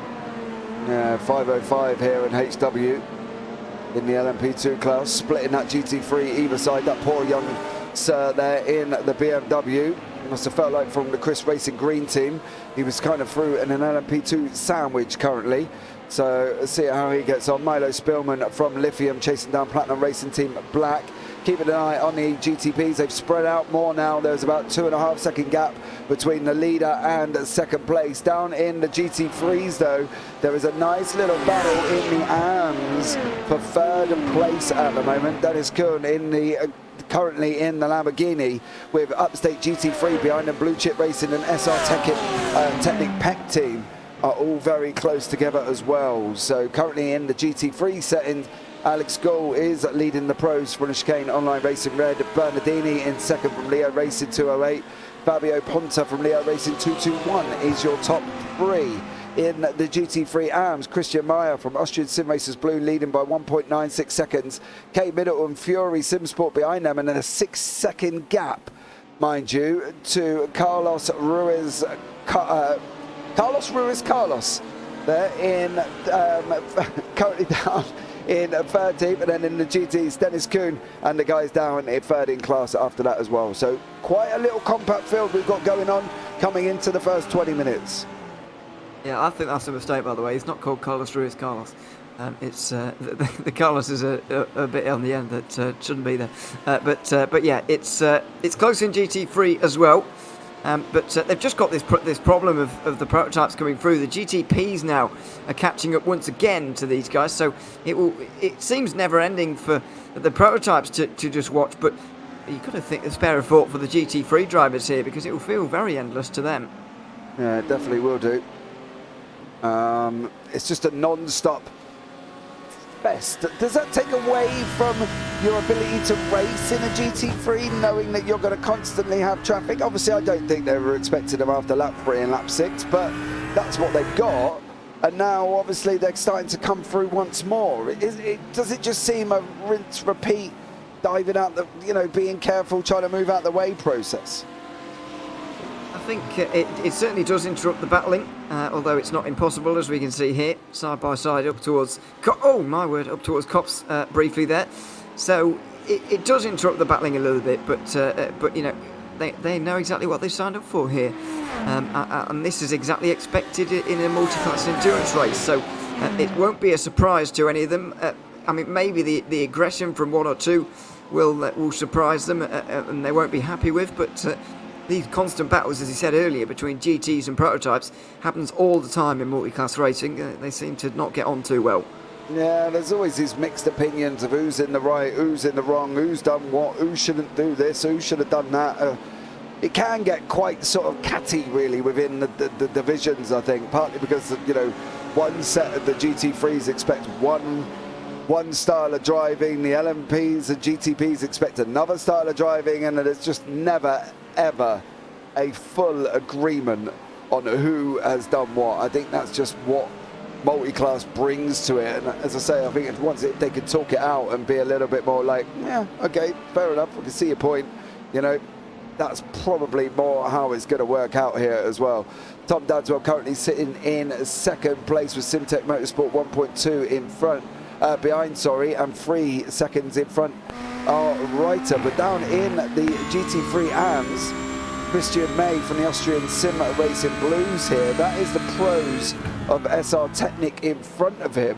Last time out, 201.65, 202.07 for SR Technic. So is this where now the pros are going to be, of the AM there, of Christian Meyer, is he going to be looking at trying to overtake that car in front? Because obviously, if it's slower, he's got to go, right? He can't just sit there forever. He can't sit there forever, but with a 2.5 second lead, I would sit behind there and just save fuel, to be honest. He'll be able to draft off the back of that BMW quite well. He'll be feathering the throttle towards the end of the straights, and he might even be able to save a lap as a result of that. So at this stage, with no challenge behind, I don't see any reason why he should be able to get, or should really push to get through, unless, of course, there is a big opportunity. If there's an open door, then he's got to go through it, but I wouldn't be trying to action a move too readily here. We'll see what happens up towards Stowe.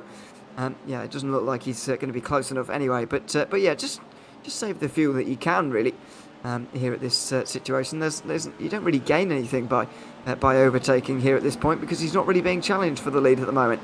Yeah, definitely there as well. You can see up on the left-hand side of your timing tower, Oliver Konat from Bazinga and XPD. Emerald behind him. Alberto Garcia Blasco, literally less than about half a second apart at the moment.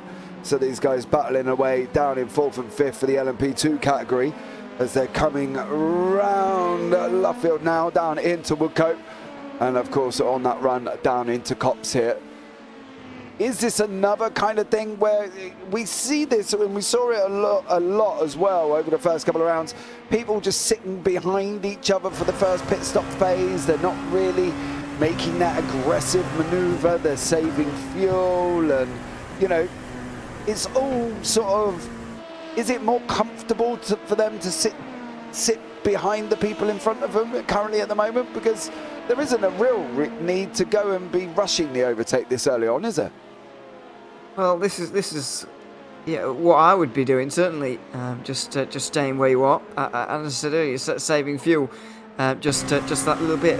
There's no real need with more than 7.5 hours to go to really battle over these positions. You might as well stick behind, unless the pace is obviously really slow. It's a little bit of a different situation here because Emerald Racing find themselves down the order a little bit compared to the GT3 AM leader, who's seeing the gap extend and still getting away from the rest. It's not quite the same here because you can't afford to let the leaders get away too much. But as long as they're not gaining too much time out in the front, then it's absolutely fine to just save that little bit of fuel, because even saving a lap here or there will stand you in very good stead for the end of the race. I'm not sure how tight they are going to be in terms of fuel. We'll have to see as they get to around 40 minutes in the race. As long as they can go further than 40 minutes into this one, then they should be absolutely fine on fuel. Yeah, let's hope and see how they get on. As you mentioned, down in the GT3s, of course, Christian Meyer still out in front of the AM category. There he is in first place. Currently with Cade Middleton about 2 seconds back at this moment in time. SR Technic and Team Upstate GT3 battling away for 5th. Oh! They were battling away for 4th and 5th there, as they've had a come in together. Bit clumsy, really, in towards the chicane. Bit clumsy, but it does happen. So got to forgive them for that. But yeah, unfortunate. I have a feeling we may well be seeing race control ruling on that before too long. I'm expecting it to be coming through, and see what happens here. Alex Gould, Chicane Online Racing Red, Leo Racing Team 208 have managed to pull in that 1 second gap that they did have. And now we're on for a battle within the GT3 Pros, the Ferraris and the BMW. Currently of Chicane Online Racing Red, Leo Racing Team, Alessio Bernardini in the Leo, Alex Gould for Chicane. How is this one going to pan out? They've been on track for 25 minutes and now they've come together. Is this the situation that we were talking about just a minute ago? Sit back, save fuel, allow Alex Gould there to pull you along. That's exactly the situation, especially it's even more obvious here because they're not particularly being caught. Alex Gould is a very good driver as well, by the way, and so we'll be pulling along very strongly here for Leo Racing Team. I think this is absolutely perfect for them in the current situation. Of course, they are championship leaders by quite some distance. They don't even really need to win this race by any means. So obviously we can think about that kind of thing in about 7 hours' time. But for now, absolutely just stay behind and draft once again. I know it's not exciting for us particularly, but maybe not for them either. But it's a much better idea to just lift off and save, unless you think you can really go through and really power away from them. You don't want to find yourself on the opposite side of this deal here. Yeah, I don't think, to be honest, if I was, the guys from Leo, I'd be pressurised in this situation to be wanting to go and make that move and make that jump when, as you say, it puts you in good stead with fuel saving, doesn't it? I don't think we can express really how it does. If they can save at least one effort of a pit stop over the course of the race, it's big when it comes towards the end, because I remember doing a series and it was basically endurance, and it was pointed out that by one of the drivers come in and said, you do not want to be going for a splash and dash right near the end of the race. That's one of the worst things you can possibly do. If you can't, you want to go and at least try and save fuel as the race goes on. And I think that's what he's true. I think that's what people have got to kind of be looking out for, haven't they, to try and save that fuel as the race goes on. We're going to get a better, obviously these teams will already know the situation on that, but we will get a better idea of that as we get towards about an hour in this race for the GT3s. As long as they make it to the hour mark and slightly over that, then they should be absolutely fine. It was particularly going to be it is going to be a particular problem at Daytona, where fuel is quite strenuous on the GT3s in terms of making it to the hour, but then again it's a long race to save your fuel, so then again it might not be too much of a problem. So we'll see what happens, but we'll have a much better idea in about half an hour when we see who comes in short of the hour and who makes it. Yeah, definitely it's going to be something that's going to be keeping an interest and an open one as well. The pit stops are always a fascinating strategy in endurance. We can give you a brief rundown of where everybody is currently at this moment in time. Luis Mourinho, though, unfortunately looks like for the SR Technic team, they did look like they are signalling that they've had a crash. I'm not entirely sure if that's game situation here, as it registered that they've had an incident, but clearly they're still running, so I'm not going to worry too much about that. Thomas Dunn here with the SR Technic team in front of him, with Louis Marino in the BMW, but everything seems fine and dandy for them guys, running quite happily at the moment, down in 12th and 13th in class. Up in the LMP2s, Livia Motorsports has got Team Shazoo for company, currently down in saying they are 10th and 11th in class as well. It's that same kind of scenario as what's happening with Alex Kona and Wilson Echo in the Platinum Racing 2 Blue. They're coming past GT3 traffic again. More important for Echo to try and stay with the car in front in this sort of traffic cycle as such, because he doesn't really want to lose grip, does he, of the car in front of him. Oliver Kona up there from Bazinga. They're all going to want to stay with each other at this stage. We were seeing this battle a little bit earlier on, but Emerald Racing have not had the best start to the race here in this one. Down 3 places so far in this one. It's not too much of a worry because they're still within 5 seconds of the lead. LMP2 still staying very, very close here as they embark on another round of GT3 traffic now. But yeah, these three should stay relatively close together throughout the next few moments. We'll see if that does remain the case though, and whether they're split apart by this traffic, which wouldn't be impossible. Yeah, there was another incident with Dennis Myrie and Mateus Neva Soto. Look like they've had a coming together. The cars still blink around randomly here as well. Not ideal at the moment. And the XBD boys, of course, with Peaky Drivers LMP2 in front of them, as these guys battle it away here for 5th and 6th in class. 7.5 hours to go. We are on lap 17. Literally now, this is where we start thinking about pit stops. Maybe we're looking still at the 40 to 45 minute mark for LMP2 and GTPs. It's got to be at least 40 minutes for the prototype categories, both of them. You've got to, traditionally, you do 3 stints within 2 hours, split into 3 40-minute segments, so that should mean 12 stints throughout the race and 11 stops, unless, of course, you have damage at some point, also a splash and dash at some point throughout the race. So that's what you've got to avoid, and we'll get the first idea as to whether they will have to make a splash and dash a little bit later on when we get to the 40-minute mark. It's a fairly strenuous circuit on fuel because you are full throttle for quite some time around here, and there's some high-speed corners as well, but they should be able to make it to the 40-minute mark. Yeah, hopefully that's where the target will be for these guys, is the 40-minute mark. So let's see how this one pans out here as well, as they're heading down into Cops, into the Magnus and Beckett's complex for the XBD Emerald team. Lost a little bit of time through that little bit of traffic. Now down to about 7/10. Winston Eckel from the Platinum Racing Team Blue has also lost a little bit of time. He's now got the Peaky Drivers closer to him behind than he has now, keeping up with Bazinga Motorsports in front. As you can see on the left-hand side, Writer Engineering are still out in front with Altitude Esports 1.2 behind now. They were initially out at about 2.5 to 3 seconds, so Altitude have managed to pull it down here going into lap 18, of course, into the first of the half-hour windows, I suppose. But for Robin Wolf, it's traffic as well. He's trying to get past the LMP2s. Where would you, if you sat here though, Ewan, and we said to you, right, where's your worst category? Where would you not want to be in an endurance race regarding the fact of managing traffic and dealing with all that? Where would you not want to be? What car would you not want to be in?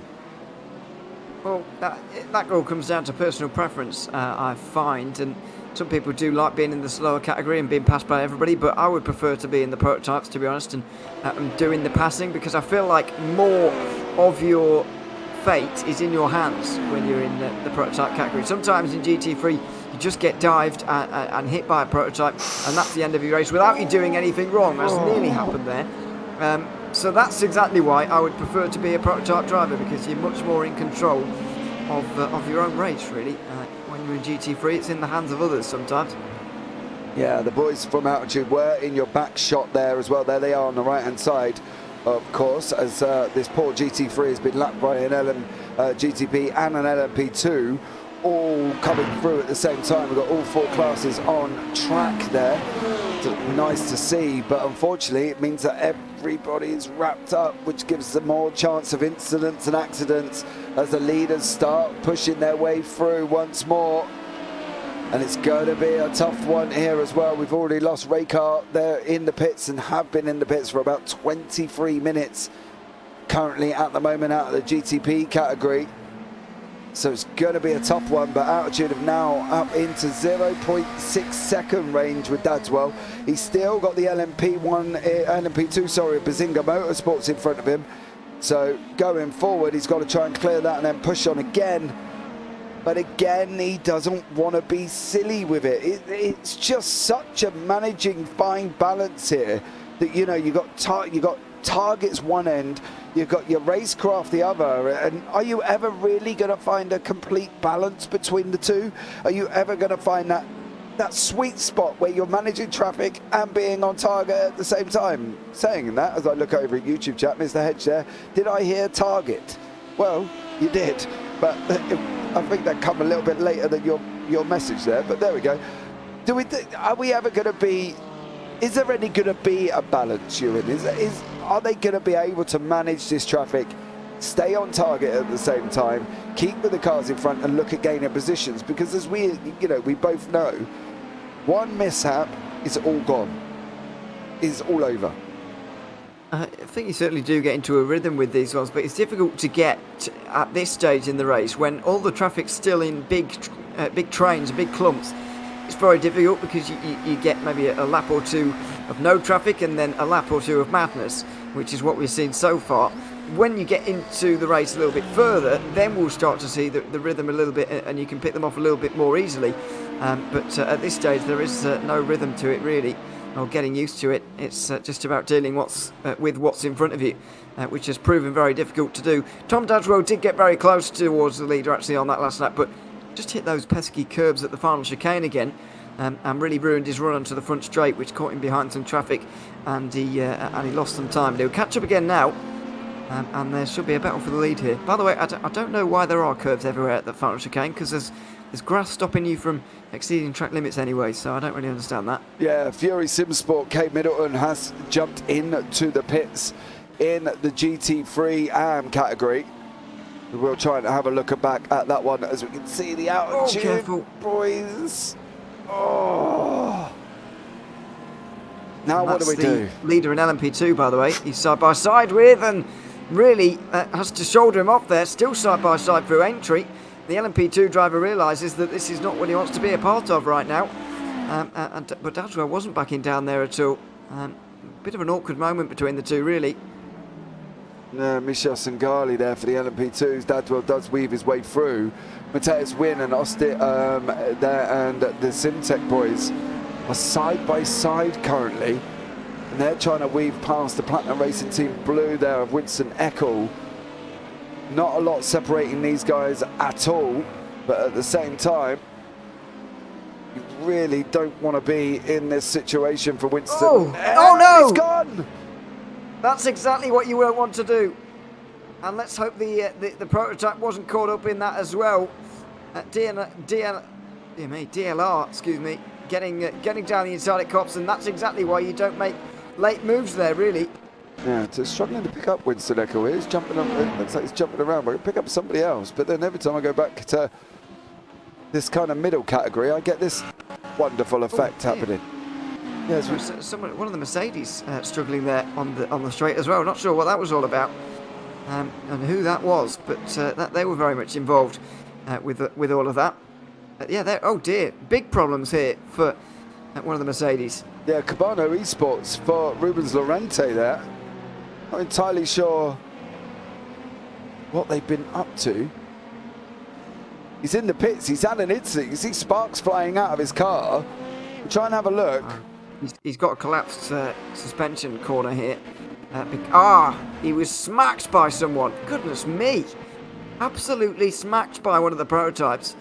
And that has broken one of his front left upright, it looks like, and they'll be in the pit lane for a little bit of time, unfortunately. Oh! 208, Leo Racing Team. Leader in GT3 Pro at the time. They've just lost that to the Ferrari, you can just see that. Yeah, bear with us a minute. Is the live timing link available? It's down in the YouTube description. I'm not entirely sure what's happening with the actual feed itself currently. Seems to be getting a lot of... I wonder if the drivers are experiencing something similar at the moment, or whether it's us. Yeah, a lot of weird interference here. Or something's going on. A lot of flickering around, which seems a little bit bizarre. Oh, Myers crabbing here. Must be damage. Oh, there is damage. See the spin there. And we'll get back going again, but goodness.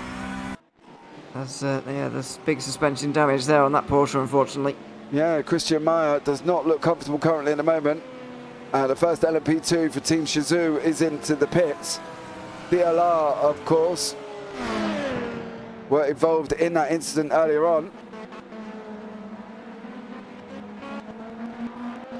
Bear with us on this connection, what seems to be only on certain cars here.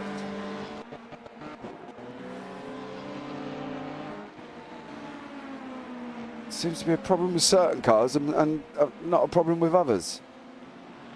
Yeah, I don't know what that's all about. I'm not technologically inclined, so I'm not willing to speculate or guess. But yeah, this is the Leo Racing Team 208. We're leading in GT3 Pro until this time last lap at Aintree, when they went off the road and were overtaken by the Ferrari. You can just see up in front of them right now, but there's still very much a battle going on there, and they've got their teammates not too far away either in this battle at the front of GT3 Pro. Still fairly close for after 40 minutes as we get towards the end of the first stint. Some of the LMP2s having to come in after 21 laps, including Sangali from the lead for Leo Racing Team. Ideally, though, it looks like you want to be able to do 22 laps on a stint, and that gets you to your 40 minutes. Looks like the first of the GT3s is the Austrian sim racers Blue in the pits as well. Marnik Heister's on his way out. Milo Spielman is in the pits for the LMP2s. Octopus Racing here, that we just cannot land on.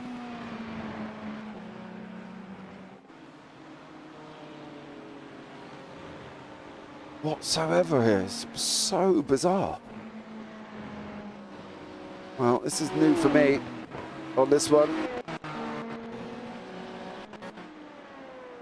Not experienced quite any issues like this before. Trying to pick up on drivers, and it's kind of having a little bit of a mare at the moment. And the only thing I've ever seen similar to this is that year when iRacing had problems with the Daytona 24 Hours, but that was because there was about 500 splits going on at once, and that wasn't anything to do with anyone at all. It doesn't look like usual iRacing blinking, does it? So I don't really know what's going on, but as I said, I'm not technologically inclined, so I wouldn't expect to either, as most of the LMP2s come in after 22 laps, which is where you need to be, although the 185 of Emil Racing have been able to go one lap further, which is good news for them, and maybe that's exactly why they have been spending so much time behind some others.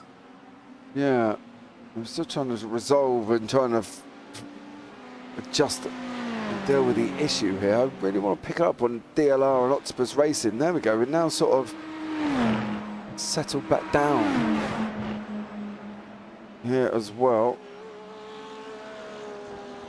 They seem to be having a nice little battle in the GTPs. Both of these currently not pitted. LMP2's in before GTPs. As I say that, Ryder Engineering coming in, and Altitude goes through into first. No, Dadswell, yeah, still going to be coming round, going down into first place as Ryder's in the pits there. DLR still chasing down, obviously, Octopus Racing. DLR involved earlier on, of course, spinning off with a LMP2. So there we go. Currently, everything seems to be working as it should. He hopes. Yeah, everything looking fine now. Yeah, so Reiter and Simtek both into the pit lane, and Adwell now takes the lead after about 25 laps. So we'll have quite a big lead over Octopus and DLR as well, who are fighting for second place right now. But at the moment, it doesn't matter too much because obviously we were in the middle of a pit stop phase. And Emerald Racing, by the way, and LMP2 have been able to go for another lap, so going about 2 laps longer than everybody else there. Yeah, well, Adam Hedgecock has come in and he's given some philosophies. This used to happen when they added new damage models. It's a physics thing related to CPU usage, if I recall correctly. Often spikes when there's been a lot of crashes and parts are hanging off the car. Oh, that's beyond our control. That's something we're able to deal with, unfortunately. Unless there's a setting that anybody is aware of that we are able to change on the fly. As we can see, DLR orange here. Oh! Octopus made it through. I'm not going to say by much, but they made it through. Yeah, that was really close in towards Maggots and Beckett's there. They were side to side, and in the end managed to sort things between themselves. But Octopus behind again. They should all be on their way in now. Pinky drivers in the LMP2 and Bazinga having moments side by side. Sorry, I just saw that moment there as those 2 GTPs came into the pit lane, by the way. That was exactly the reason why LMP2s or slower categories of cars shouldn't try and move out of the way in that particular situation, because it very nearly caused an incident on the way into pit lane where there can sometimes be some miscommunication between cars, as it is a slightly awkward one to get onto from time to time. Yeah, they seem to be able to just settle down. On board with Leonard Ziegler from Bazinga. He's obviously have pitted as well. Leader from LMP2 XPD is into the pits. So hopefully everything will get out cleanly. We've still got SR Technic Peck out in front for the GT3 AMS. Leo Racing with Chicane Online Racing Red. They've been swapping backwards and forwards here over the last few laps, of course. We've seen the changes, so there we go. Yeah, all the broadcasters had the same issue for a while. I'm not sure what the fix is, unfortunately, but at least you know where to start looking. Well, we do. Unfortunately, it's a big old graphics menu, so we'll have to try and figure it out. But not something we've been used to. So there we go. Right, coming up to the first hour, LMP2s and GTPs are pitted and on their way out. This is where we'll sort of be able to tell. Garcia from Pinky Drivers, Ziegler from Bazinga swapping backwards places again. Now, there is an off. There is an off. Rubens Lorente. Oh! Rubens Lorente, I believe, has been off. And also Augustin Vieira Blanco is another man that's been off track as well, isn't he, from the Octopus Racing team. That was just in front of the battle we were just watching, but well, still are for 4th place. He was just getting back going again as we were looking at that, so I'm not sure how he managed to just went round. Find himself off the road there. Yeah, he just went round on his own. Just went round on his own here. So unfortunately for him, just got out of shape. I had to wait a long time to get back going again as well because of the traffic that was coming through there, which is always a problem as well with such a stacked field. We do have a very close battle for the lead though in LMP2, which we haven't seen for quite some time. Michele Sangali has been caught by Alberto Gazapo, which is a surprise because we haven't really seen an LMP2 leading battle for well, the entire race really. Definitely on that one. So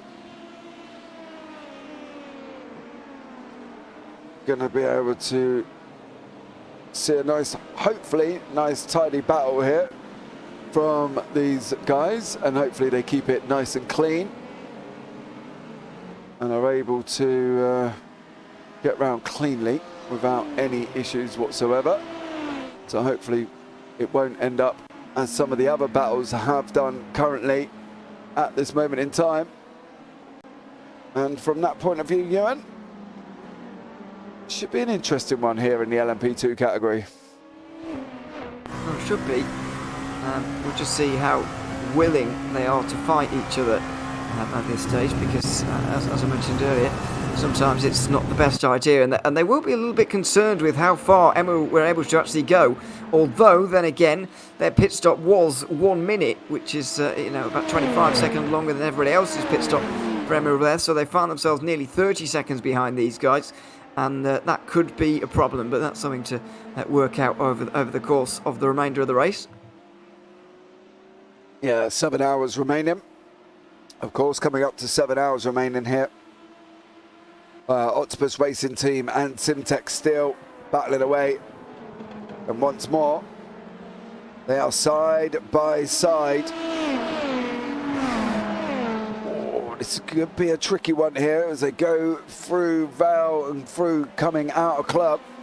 Of course, got the leaders of the LMP2s right in front of us as well. Now they've got to be careful. They very much do. It's very busy around here at the moment with this GTP battle trying to come through all at the same time. I'm not sure how Sanderson has managed to find himself back here, unless I'm forgetting something. But he has done. Oh, and it's very close. That was second place in LMP2. With Sanel very much side to side, and this is the moment where sometimes you get points on the circuit where the LMP2s are actually faster than the GTPs and whatever. The GTPs off the slower corners can be a bit sluggish sometimes through the middle of the slower corners, as they were there, but it got away with it despite battling side by side through Aintree. Yeah, I think that was one of the things. I think it was sort of going to be going there next as well.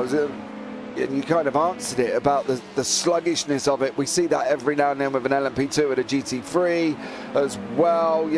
It's always that chance, isn't it? You may sit back and think they're in a faster car, but they're not in a faster car on a very slow corner because everybody's kind of doing the same pace. Yeah, I mean, it's not necessarily the actual acceleration off the corner where they're sluggish, because obviously they've got the hybrid punch that oh my goodness, that almost all the GTPs have, and that really helps them off the corner. But I'm talking, through the middle of the corner, when a really slow corner, it's very, very close between these categories in terms of how fast they are because of the mechanical grip. Prototypes just don't have that much compared to GTs, first of all, but even the LMP2s there, as you can see, we're really giving the GTPs a run for their money through some points of that slower corner at turn 4. Yeah, definitely. And now that gap's kind of spread out between the cars of Octopus Racing and Simtech there. That traffic played a massive part, and now Octopus has got about a 1.6 second gap back down into the... Sorry. The way you cut back that camera there, I was like, wow, they're going to crash, but they didn't. Very close action there, scaring Mr. Ewan O'Leary. Are you all right there, mate? Well, it's just a trick of the camera, really. Or when it was changed, just scared me a little bit. But no, they're absolutely fine. But that's what I meant earlier about I believe the first 5 corners are where you're most likely to see incidents in terms of traffic, because you saw how close they get on a regular basis. It's very very close. Very scary as well. We've got the Ingersoll round Ineos Esports down in 11th in class here with the Grow Racing Team Red battling side by side there, and the Ingersoll round has gone through. Looks like he's not been short without a little bit of damage there, I'm not going to lie. That Grow Racing Team Red has got a good view of the fact that he has got damage on his car up front. Oh, if you remember, he was involved in the lap 1 incident, I believe, that Ingersoll round car. Remember, they ended up at the gravel at turn 1. That was one of the cars, I believe. Second place in the GT3 Pro standing, so that's where I'd imagine that damage has come from. Yeah, I think that's probably where it has been, to be honest. Back at the LMP2s, they're back close together again. Leo Racing, LMP2 team and MRP, back down within that half a second window now. And again, we're facing the traffic. Is it disheartening for Alberto Gazzapo in the MRP to think, I've just fought my way back up here and we're going back into more traffic. I know we say this is what they've signed up for, and we know that as well, but is there a little bit of like, I could do without this right now? Well, if you're trying to make a move and it's preventing you consistently from actually making that move, then I think you would start to get frustrated with it. But when you're just in a normal battle like this, these guys are just riding around really at this stage. They are obviously pushing, but they're not battling so much at this stage. I don't think it really matters, because they will be so used and experienced to multi-class endurance racing. If they're up at the front of this field right now, they've got to be experienced drivers. They've got to have done this before. And before this season as well, you'd imagine. So they'll know exactly what's coming here, and so I don't think they were getting too frustrated by it. But maybe if GT3 does something that they would deem as not correct or not what they should be doing, not holding their line or whatever it is, then maybe they get frustrated with the constant traffic. But it's just a thing that happens when you've got 48 cars out there. Yeah, it definitely is. As well, we are coming to the end of the first race hour here at Silverstone for the 8 hours. We've got 3 LMP2 cars there. Platinum Racing Team Blue has joined in to this battle and is trying to go round the outside there. Winston Eccles still in the car after the pit stop. Oh, he's weaving a lot here, isn't he? He's kind of trying as hard as he can be on that MRP car to do something, try and put him off or try something, but he's trying to do something here because he's weaving a hell of a lot once more. So Winston Eccles giving it a good old full right foot of beans, I think, and trying to make moves and places as much as possible. Well, I'm somewhat surprised to see the 117 actually catch up at this stage for Platinum Racing Team, because let's not forget they did start a little bit further down. They started 5th and had to fight their way through as well, and wasn't expecting them to catch up quite so quickly within the first hour. But here we are. We've got a 3-car leading battle for the front of LMP2, and that's absolutely fantastic to see. Down in towards Brooklands, it's side by side as Leo Racing Team and MRP battle through Brooklands and Luffield. Here they go, still side by side now.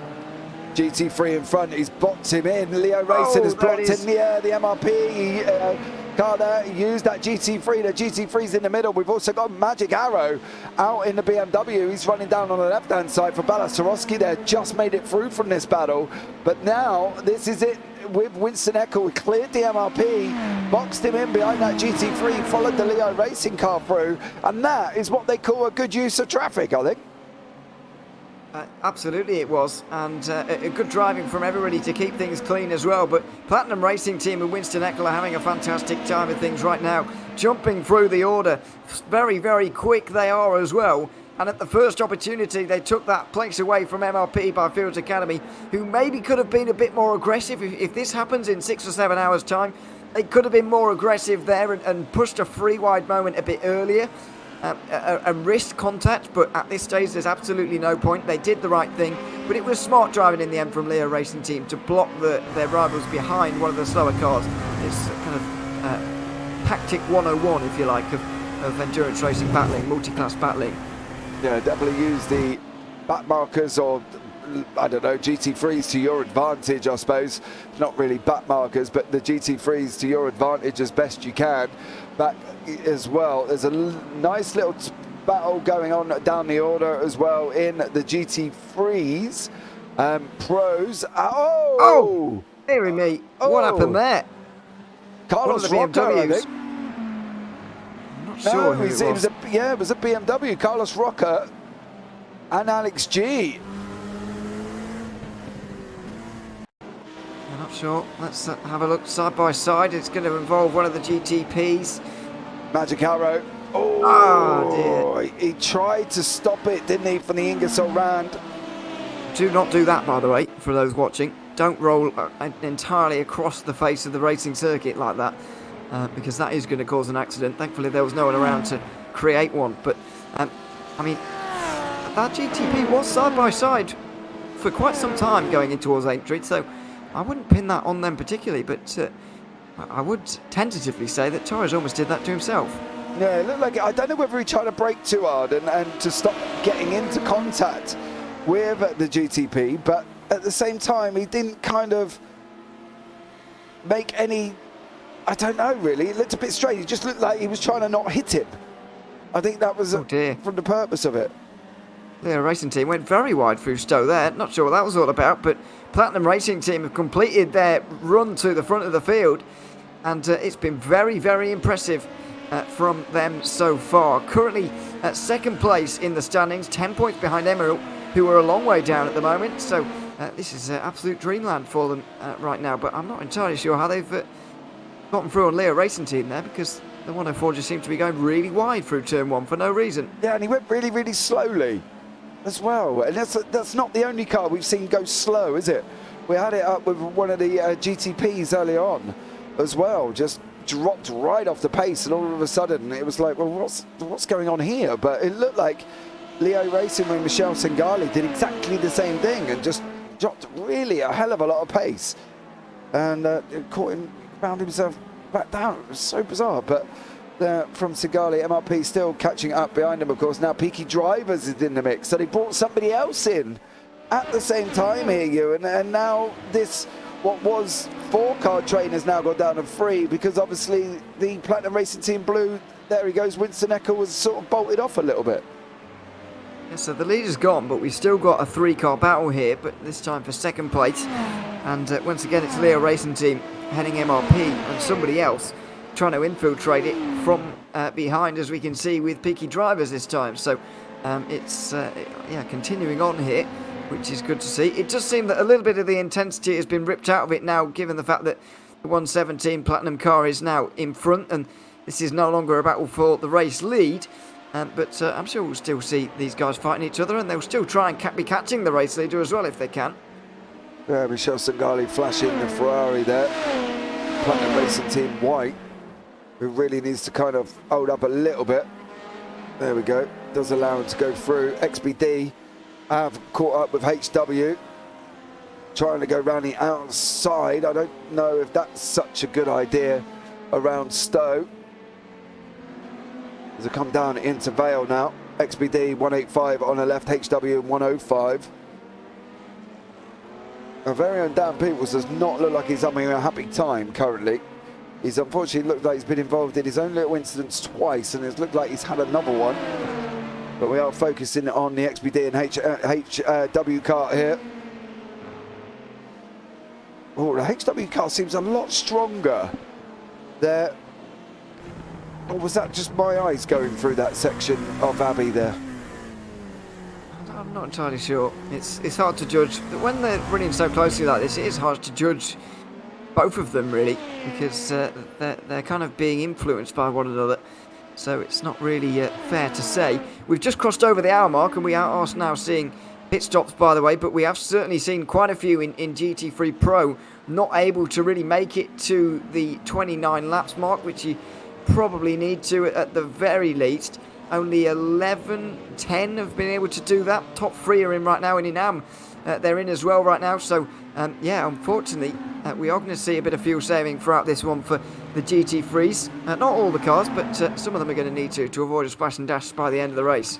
Yeah, this is the battle for 4th here. Octopus Racing and Simtech battling away here. They've been battling at it for a good while now. They've still had their pit stops, of course, back on lap 25 here and 24 respectively, and now they've come together and they now are entering into the world of GT3 traffic once more. Augustin Vieira Blanco here in the car, of course, for the Octopus Racing Team, trying to stay in contact with the SimSport guys. And there's battles down in the LMP2 as well. The GT3s have started coming in. Your Leo Racing teams, both of them are in the pitch. Kane Online Racing Red, SimVision, Platinum Racing Team Orange, Platinum Racing Team White are all in the pits currently at the moment as well. So they're getting their pit stops out as well. Hour and 3 minutes for the GT3s. For some of them, not all of them by any means, which is going to be the problem. But yeah, if you're making it over the hour mark, then you're absolutely fine. You know, you can continue to do that, and it still benefits you. You're not going to cut out a pit stop throughout this one as a GT3. I'm not sure what the maths is on how much you'd need to save to be able to do that. I think you need to go about 1 hour and 7, which is not going to be possible. Maybe 1 hour and 8. I don't know, but yeah, you I can't do the maths, but yeah, it still helps you because you can't forget that the last pit stop that you do would be shorter than some of those around you, because when you come in it'll be later on in the race, and if it's later on in the race you'll need to put less in to go to the end. So it does still help you to continue to do that, even if you have gone over the hour for the first time. Continue to do it, and it does still benefit you unless you're losing lots of time by lifting and coasting, which shouldn't be the case. Hopefully that should not be. HW still having a battle down, and so are MRP. Still battling away. We've got a BMW in the mix as well. Raycar esports team are back out, but they are a long way down here from their counterparts at the front of the grid. They're currently just on lap 22, and everybody else further up is on lap 35 for Raycar.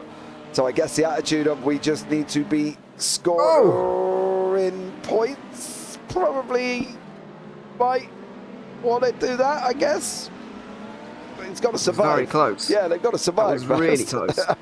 Out of or into there. I don't think the Lamborghini quite realised how many prototypes were coming down his inside there, which was not ideal. By the way, completely under our radar in GT3 AM, Beniti Racing, I've just picked up on them there. You saw the Ferrari, and they do have, yeah, it is that Ferrari.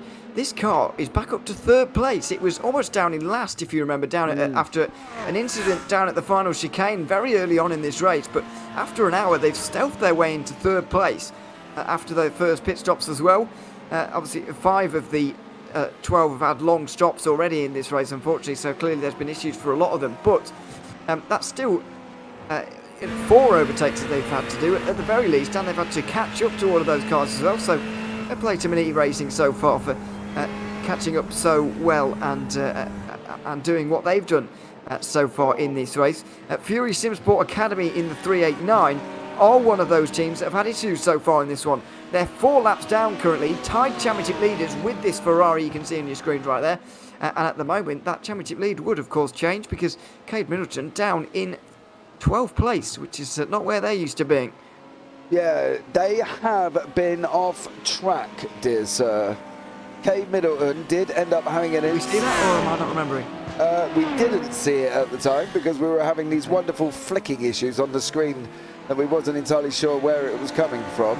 I will try and find it and see if I am able to bring it to you. Just making sure that obviously it doesn't decide that it wants to die on me. So here we go. Here is Cade Middleton. He's already... already collapsed there. I can see the rear right that's completely collapsed. So there's been something that's gone on just before. Oh, goodness, thank goodness he got out of the way there.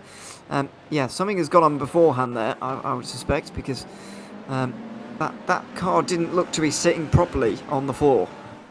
No, but do you know the problem with that is? There's nothing there telling me that he's done anything. He just said he's crashed, which is what we've just witnessed. But there's nothing there telling me how he ended up there.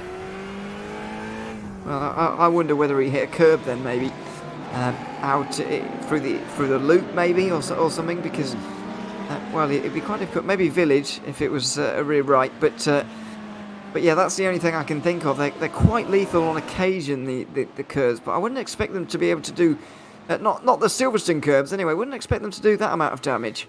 Yeah, as I say, I can't show you anything other than what we've already seen because that's all it's basically bringing me up. That's all they've done. But not entirely sure what's happened to Fury there. If anybody knows from the team or if anybody's in chat, please let us know what did actually happen. As I say, we can't physically see anything happening here on track. However, the LMP2 battle, Singali, Gazapo, Garcia is getting very, very close. And unfortunately for them, as we've seen so often, We're coming past the GT3s at the moment. SR Technic Blue Chip Racing there. MRP have just cleared the Grow Racing team and are now trying to sweep round as well. It's such a difficult section to be catching up to traffic, I think, here. Yeah, that's what I mentioned earlier on in the race. Oh, and there's the problem. Peaky drivers down the inside at the loop, and they have done it just about, but this is the problem. The pace gets so similar through that slower section that you do end up sticking your car down the inside of a very narrow gap, and Alex Garcia in the end there actually got away with it, but could have been very different. Yeah, definitely could have been. As it is for Singali trying to weed past the Audi of Blue Chip Racing there. Down in the GT3 Pros, of course, the Blue Chip Racing team. So it's all getting very spicy after the first hour and 10 minutes. This is where it kind of all now settles back down. People are still catching people. Mistakes can be made. Looks like Platinum Racing Team White and Grow Racing Team Red are side by side here. And the SR Technic team in front of them. This is your battle for 9th. It is currently 9th, 10th and 11th. And all for good health. Oh, that LMP2 of 169 trying to thread an eye in a needle. That's Bazinga Motorsports at the hand of Leonard Ziegler. So it looks like Dennis Cohn, is that a crash for TR Geeks Energy? Looks like he's had a big one, mind you. Would not be good news. He was leading early on in the race. I'm not sure. Oh dear, there's the slide, and he's going to find the wall. Oh. Wow. An immediate rear left suspension damage. You could see the way that it spun there. That's immediate damage on the left-hand side. And we're interested to see what this car is looking like when it gets back going again, if it does at all hit. See, he can bet. Oh, he can't. Well, that's the point. He cannot get going again. You have to eventually tow back to pit lane. He does. He does. He ends up going back to the pits for the TR Geek Energy team there. For the Platinum Racing team, right? Big news. Yeah, big shame for them as well. Big shame, of course. But it is welcome to it, I guess, isn't it? It's a shame, really, but there we go. TR Geeks Energy Sim Racing GT3 AM team currently dropping down the order now after that incident with Daniel, sorry. So, but there we go. 6 hours and 10 minutes remaining here at Silverstone. So welcome in, thank you so much for joining us. This is your battle for 11th, 10th and 9th place down in the GT3 Pros currently. Having a nice little battle. As you can see, Octopus Racing team are still battling away. Peaky Drivers LMP2s are still battling away as well. But this is one of the, if not the closest battle on track currently at the moment. Yeah, very close battle. And we've still got a fair few of them in all of the categories indeed, which is good to see, but we haven't focused too much down on the GT3 so far, and certainly not outside the top 10, which the 202 Platinum Racing team Ferrari finds itself at the moment. Oh, what a dive that is down the inside at Stoke Corner. Well, I wasn't expecting that, but it's a great run around the outside for the BMW Pedro Daniel Pedrotti. Oh, and a big bit of contact with the prototype as well. Goodness me.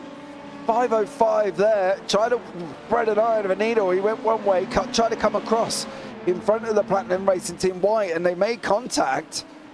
Not entirely sure where that would have been on blame wise, but probably not ideal currently at the moment. Absolutely not ideal. Really close moment, and I'm somewhat surprised that they all got away with that. Really, all the prototypes and all the GTs were exceptionally close together, and for whatever reason they managed to get away with it. I mean, the dive itself at Stoke Corner was quite audacious from the Ferrari itself. I mean, it's I was surprised to see that, but then things got even closer. We'll see. Well, he's certainly shown intent here, and so we'll see if there's going to be a chance on this next lap as well. Yeah, he's going to definitely try and give it a go once more. And the DLL Orange team, SimLab Orange team going through at the moment. He's got to try and get back now. He's dropped back to about half a second. Singali up in the LMP2s though, hasn't got half a second. He's got about 3 tenths at the moment here. So Singali's not sitting comfortable. However, Winston Echo out in the Platinum Racing Team Blue, he is sitting quite comfortably at the moment. He's out in front 5.7 seconds down the road. Yeah, it's remarkable, really is. Wasn't expecting to see, first of all, that car actually make its way all the way through and towards the front, but then to extend the lead like it has here, quite remarkable. And big news as well in the championship. Not only the fact that it's extending its very slender lead over the Leo Racing team, you can see Michele Sangali there, but also because it is extending the lead massively on Emil Racing, who are still down in 6th place, although they are recovering from their long stop around 40 minutes ago now, coming up to the next stops. Yeah, definitely as well. 6:46 on the clock. And we're back down into the GT3s as well here. Pedro Daniel Paquet from the Grey Racing Team Red. Battling away with Platinum Racing Team White in the Ferrari and SO Technic in the BMW in front of it there. Michele Sangali from the Leo Racing Team LMP2 now. Still fighting away with MRP Fields Academy, still with Peaky Drivers tucked up behind him. Daniel Rubin Wolf from Writer Engineering still out in front, 20 seconds. 6.8 seconds currently over the Tom Dadswell from Altitude Esports. There is Dadswell there with Matthias Wooten from DLR Simrad Lob Orange, of course, has not been, how can I say, one without incidents himself there. So quite an action-packed first hour and 15 minutes here, Ewan. Yes, very much so. Very enjoyable so far. I always have faith that Silverstone will provide good racing for a format like this. It worked very well. Just a shame that it's not on the World Endurance calendar anymore, to be honest, because, well, not least because that means I have to leave this island to go and watch a race, which is a bit annoying. But there we are. See, that sounded a bit Brexit of me, that did, didn't it? But no, it's a great circuit wherever it is to have a WEC race. So it'd be nice to see it back one day, but currently not on the calendar. No, currently not either. So just keeping an eye here as well, kind of in conversation with the stewards at the same time. But we are back into the GTP's Optimus Racing Simtech once more. Into the breach they go. And they are trying to battle away here once more. So, battling away again. And once more, they're flickering around. It seems to be when they go up near them, they end up flickering here. But Simtech Motorsports, LMDH, don't seem to be sitting pretty. But the battle again for 4th and 5th in GTP. Is this kind of one of them things of fuel saving? Would you fuel save now, or would you kind of try and go, you know, push into the situation? I'm always an advocate of keeping calm for now and saving the fuel, especially because you're so close to the end of a stint anyway here in GTP. We've got, what, 4 minutes left of a stint here, maybe? Well, ideally at least 4 minutes left. So we'll see how far they can go this time around. Standerson went 24 laps last time. Agustin Vera Blanco went 25. We're only coming up to the end of lap 43 right now, which doesn't almost seem correct. Yeah, something's not quite adding up there. But anyway, it doesn't matter too much. They should be able to go far enough, and yeah, I would certainly be holding back at this stage. But that's just the way I like to do things, really. I think maybe that these guys will feel that they want to make progress, and so they need to make overtakes as quickly as possible. Yeah, I'm with you. I'm kind of a sit back, chill out. You know, I'm not that worried if I can gain a bit of fuel in the process all at the same time. I think at the end of the day, that's probably more of a winning strategy than trying to push through and hopefully, well, I'm not saying hopefully, as in hopefully not try and get caught up in any lapping incidents as this goes on, because obviously it always is lightly processed. You're going to have laps now. They're going to have laps, probably traffic to lap every single lap, I would have thought. There isn't going to be many where they're, you know, going to not have to meet traffic, is there now? But the way the cars are spread out, you can see it on the track map in the top right corner, the cars are spread out all the way through. So I think they are going to be lapping probably somebody at some point. Oh, Octopus Racing Team kicking up the kitty litter there. Lapping somebody at some point of the circuit every single lap, I would have thought, from now onwards. Oh yeah, I think we have reached that point in the race as we have Alex Richardson off the road in the 217 at the final corner, which is an odd place to find yourself on your own. So I would imagine he might have got some help to get there. Let's find out. Oh, well, I'm about to be proven exactly wrong, aren't I? Oh my word. I'm not entirely sure on that one, what that was. I think that was a connection problem for one of the... You see, driver on his own there, and then... Boom. There's a driver that appears. So I think Alex Richardson has had connection problems. He's reappeared inside someone. iRacing has said you can have some damage for that. And unfortunately, that's what he's got. Yeah, that was Chris Racing Green. Team there. Alex Richardson. Unfortunately, not ideal.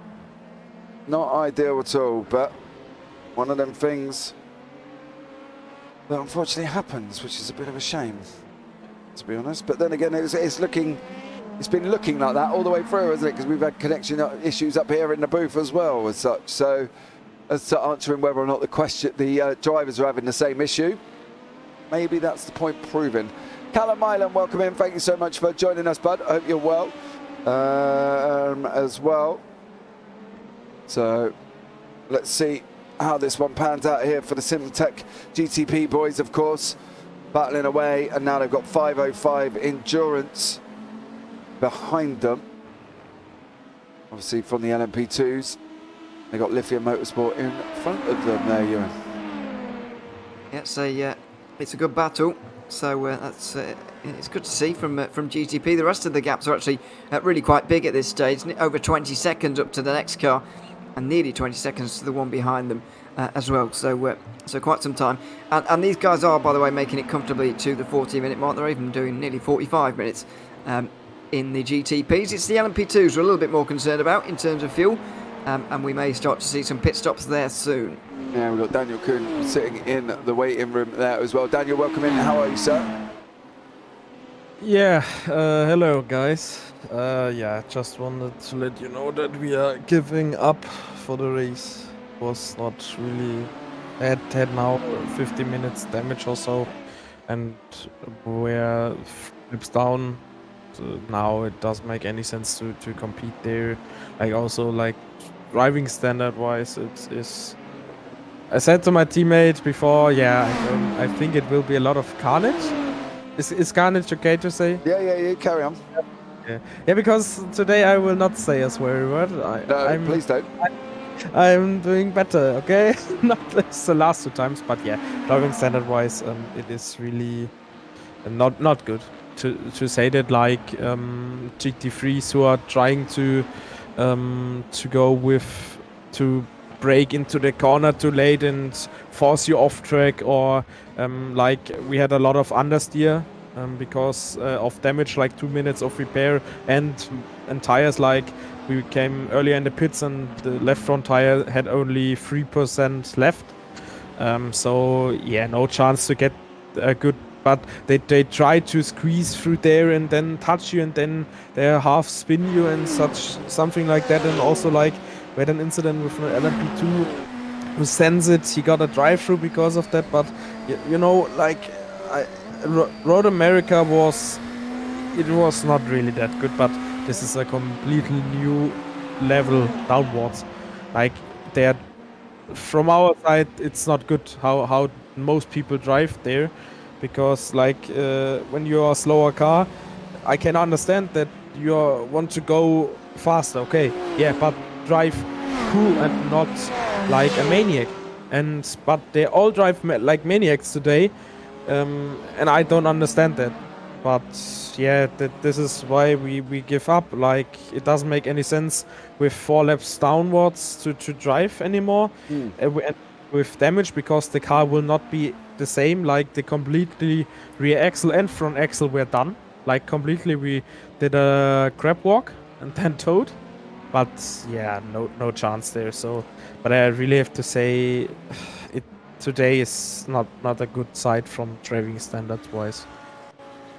Sound very frustrated there, Daniel. I'm not going to lie. Yeah, it does sound a bit. It is really, yeah. Yeah, I can imagine it obviously is as well. Here we've obviously seen a few incidents about it there as well. We've seen obviously drivers spin on their own. We've seen accidents coming together. Yeah. Now we're having, obviously from our point of view, we're picking up some form of connection issues at the same time here. We've seen a lot of drivers flinking around. Are you seeing that on track, or is that something that we're just seeing? Like the only time I saw this was, I think, with the blue Austrian sim racers Porsche at the practice start out of the pit lane. But after that, it was all good on my side. Also, like frame rate and ping and such stuff was okay from my point of view. No, it must have been just with us up here in the booth. Then we're having that issue. But because I was driving, maybe that's a different point. Like that you are spectating and not driving, maybe this, but yeah, I don't know. But like with the driving standards, I mean, it's only my point of view. Like from your side, it could be that like overall it's a good racing, but we only had incidents with other cars, so that's why I'm saying driving standards on our side was really not good. And I don't say that oftenly, but this time it was really not good. Like also the fights, I think in the first lap I had 3 or 5 contacts with other cars, really big contacts, no access. That's what was good, but still, like after this 2 minutes of repair, which shouldn't happen really. Like when my teammate and I compared it to officials, like in officials we had on our side better races than this round. Like the first 2 rounds before was okay, but not this one. But yeah, it is what it is. That's racing. Sometimes people are a bit mad with driving, but it is what it is. Like also in F1 or other series. But yeah, it's a bit not cool. But yeah, it is what it is. So it's tough. But going forward, are we going to see you guys out in Sebring for 10 hours? Let's see. Like we have to look if the drivers are available, because that's sometimes a bit of an issue. Because we are normally only Khan and me are only the drivers, but maybe we get a third one. But we really have to see also like how the calendar looks on our personal side. So we are not sure at the moment, but we have to discuss after the race what we will do. Okay, so, Daniel. Well, thank you so much for joining us, buddy. And it's a bit of it's a shame that you guys are out of the race. Onwards and upwards, but enjoy the rest of your day. Yeah, I will steward now, so I have a bit of work to do, but it's a bit to calm down.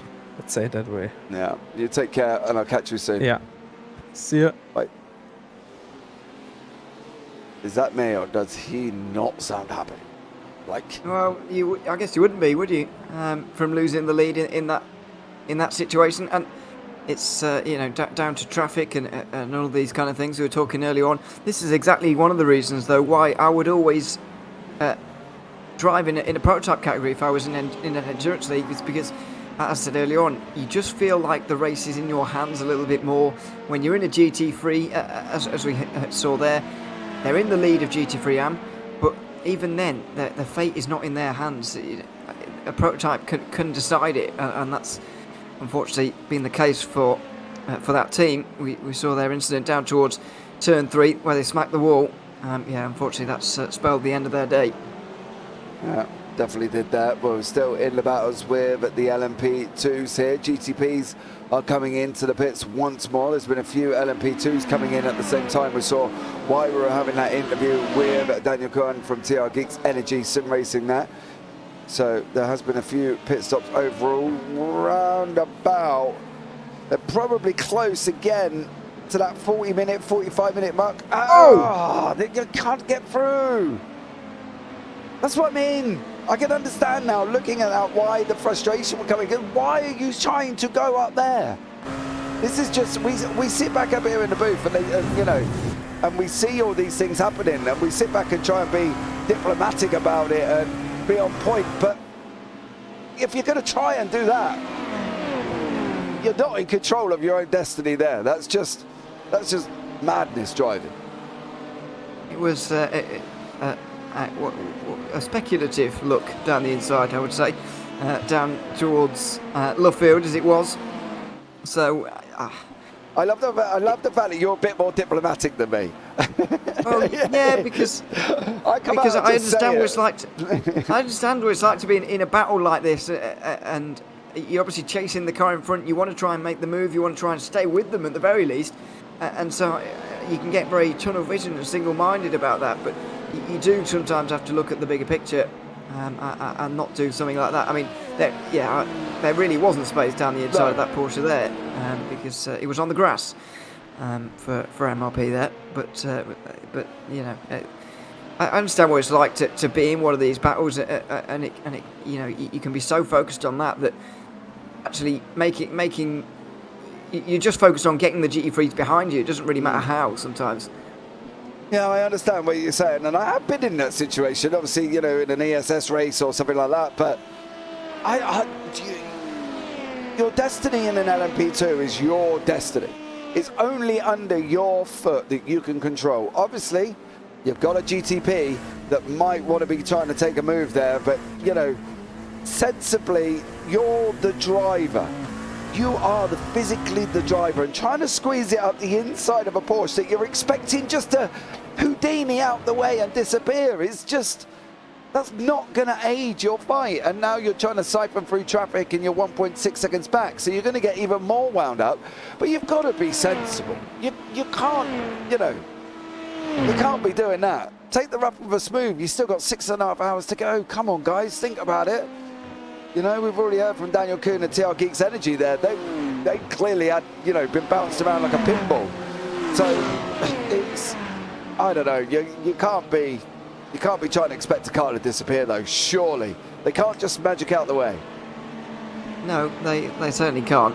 And you know, it is the age-old argument between prototype and GT drivers that they will never get on, it seems. Because we do see so much of the arguments between them, and I did think before this race that it would be a little bit easier in terms of traffic this time around because there are less prototypes and far more GT3s, but it doesn't seem that is the case. It's still been quite difficult for some teams, and looking towards the bottom end of the order for some of the GT3 categories. You know, I can see that probably 6 have had the issues in Pro, and maybe 5 in AM as well. So, you know, more than 10 cars in GT3 with issues only an hour and a half in is quite a substantial amount, to be fair. Yeah, and I think you've got to be looking at I don't know. And sometimes that saying generally would go, look yourself in the mirror. You know, we as obviously, Marnix is the league organiser. Obviously, I mean, we're in the middle of the Clio Cup that we're organising as well. We're asking drivers to look, you know, if you're involved in an incident, look it back. Look back at it and see if there's anything you could have done differently. You know, I don't think that MRP car could have much complaint if that Porsche come across at him there, because he's just not going to see him. That's a moment where you go and take that moment of reflection. But you've got to, you do have to be sensible when you're battling like this, and I think that's one of the things that these guys have got to be careful of. Chris Van Strickland down for Trackside Esports and Maniti Yellow, Racing Yellow here. Both guys in the Ferraris battling away for 3rd and 4th in class at this moment in time in the GT3 AMS, which is led by Peaky Drivers GT3, up basically 5 seconds at the moment, and we're on board with the Maniti Racing Yellow team. SR just in front of us, Trackside Esports right behind us, of course. Once more, a nice little battle going down on this stage. It's a bit more spread out in the GTPs at the moment in time. But the LMP2s are also having a nice tidy battle up the front there with Finn Marks in the Platinum Racing Team Blue and Gianpaolo Filippo Cristini from Leo Racing. As we see the Magic Arrow team go slicing past the GT3s here for down in 3rd and 4th place. Yeah, this is the Maniti Racing yellow car that recovered from early issues to be back on the podium again now, which is a real achievement for them. And it will help them greatly in their championship challenge, which has certainly gone into their favour a little bit today, as Fury are down in 10th place. They have moved up a couple from after their issue, but they're still a long way down compared to where this car is. And whoever finishes ahead of the other at the end of this race will be the new championship leader, because they are, of course, tied on points going into today. Yeah, definitely on that one. So we'll just have to see how this one pans out, and hopefully these guys will be able to make it back through. The guys of Optimus Racing and Simtech, well, they don't ever seem to be very far apart from each other, do they, these two? They're back on track again once more, back together, fighting it out for 4th and 5th in the GTP class. Yeah, with two different drivers at the wheel as well. The same battle continues on for 4th place, side by side, with Simtech on the inside up towards Stowe Corner. And that will be Maciej Suranak up into 4th place. And I'm surprised it's taken Simtech quite so long to get through, if I'm quite honest with you, to get back up into 4th. I would have expected them to be able to do that quite quickly, but they've cost themselves quite a bit of time in doing all that. They're now half a minute behind the podium places, which is next up on the list. Do you know what? I worry so much about it, but we've seen so much happen in this race that anything can happen. Once more, MRP trying to follow through. Platinum Racing Team Blue, of course. Battle for 2nd place in LMP2. This is that kind of scenario we had earlier on. It's so tough. I do understand why they want to make the move and why, as he's just about to go through. Can he stop the car, though? That's going to be the question. He can. And it's now MRP up into 2nd. Denmark's down into 3rd.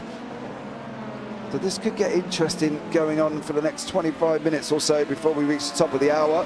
We'll be looking at changing over commentators at the top of the hour. We will have Mikael Cerveda coming in with Daan Pepels, and then Zach Sweeney will join in after that. Ewan will be done for the day. He will go and enjoy the rest of his Saturday, and I will be back a little bit later on as well there to take over from the guys, of course. So and Stuart Rice, the biggest issue I'm seeing is just LMPs trying to immediately snap back into the slipstream with GT3s. And it's like, I get it, but that's so risky in so many ways if they misjudge where they are. I have noticed that once or twice, but I don't think that's causing the incidents. There was one particular instance on the Hangar Straight where one of the prototypes ducked out around someone straight into the side of that Mercedes, if you remember, and really smacked someone into the wall. That was in terms of actually trying to make your way past someone, so I kind of accept that. You kind of lose where you are or whatever. It's still their fault, of course, but you lose where you are, and it wasn't kind of unnecessary. But I have noticed a bit of eagerness to duck back into slipstream, and you do need to be really careful of who's alongside you, and when you can duck back in. There we go. Well, that was possibly 3 wide down in towards turn 3, because we saw 3 of the different types of car there down in towards that corner, and well, one of them arrived into our shot backwards, so clearly there was contact. Let's see how it happened and who was at fault. We looked down the inside, the LMP2 looking down the inside, and it was just a single car incident, so there's no need to worry. Oh, I tell you what, I think so. Must have sat there and was like, no! As the Platinum Racing Blue there of Finn Max goes round, that looked a little... Was that the class leader in LMP2 then? Yeah, well, he went down, didn't he? He dropped, and then he is now down into 3rd currently. Was he there already before that spin? No. I don't think so. It wasn't. He was in the lead at the... Oh, no! Big issues here. He's had a technical. You can see his wheel there is not... Oh, my goodness.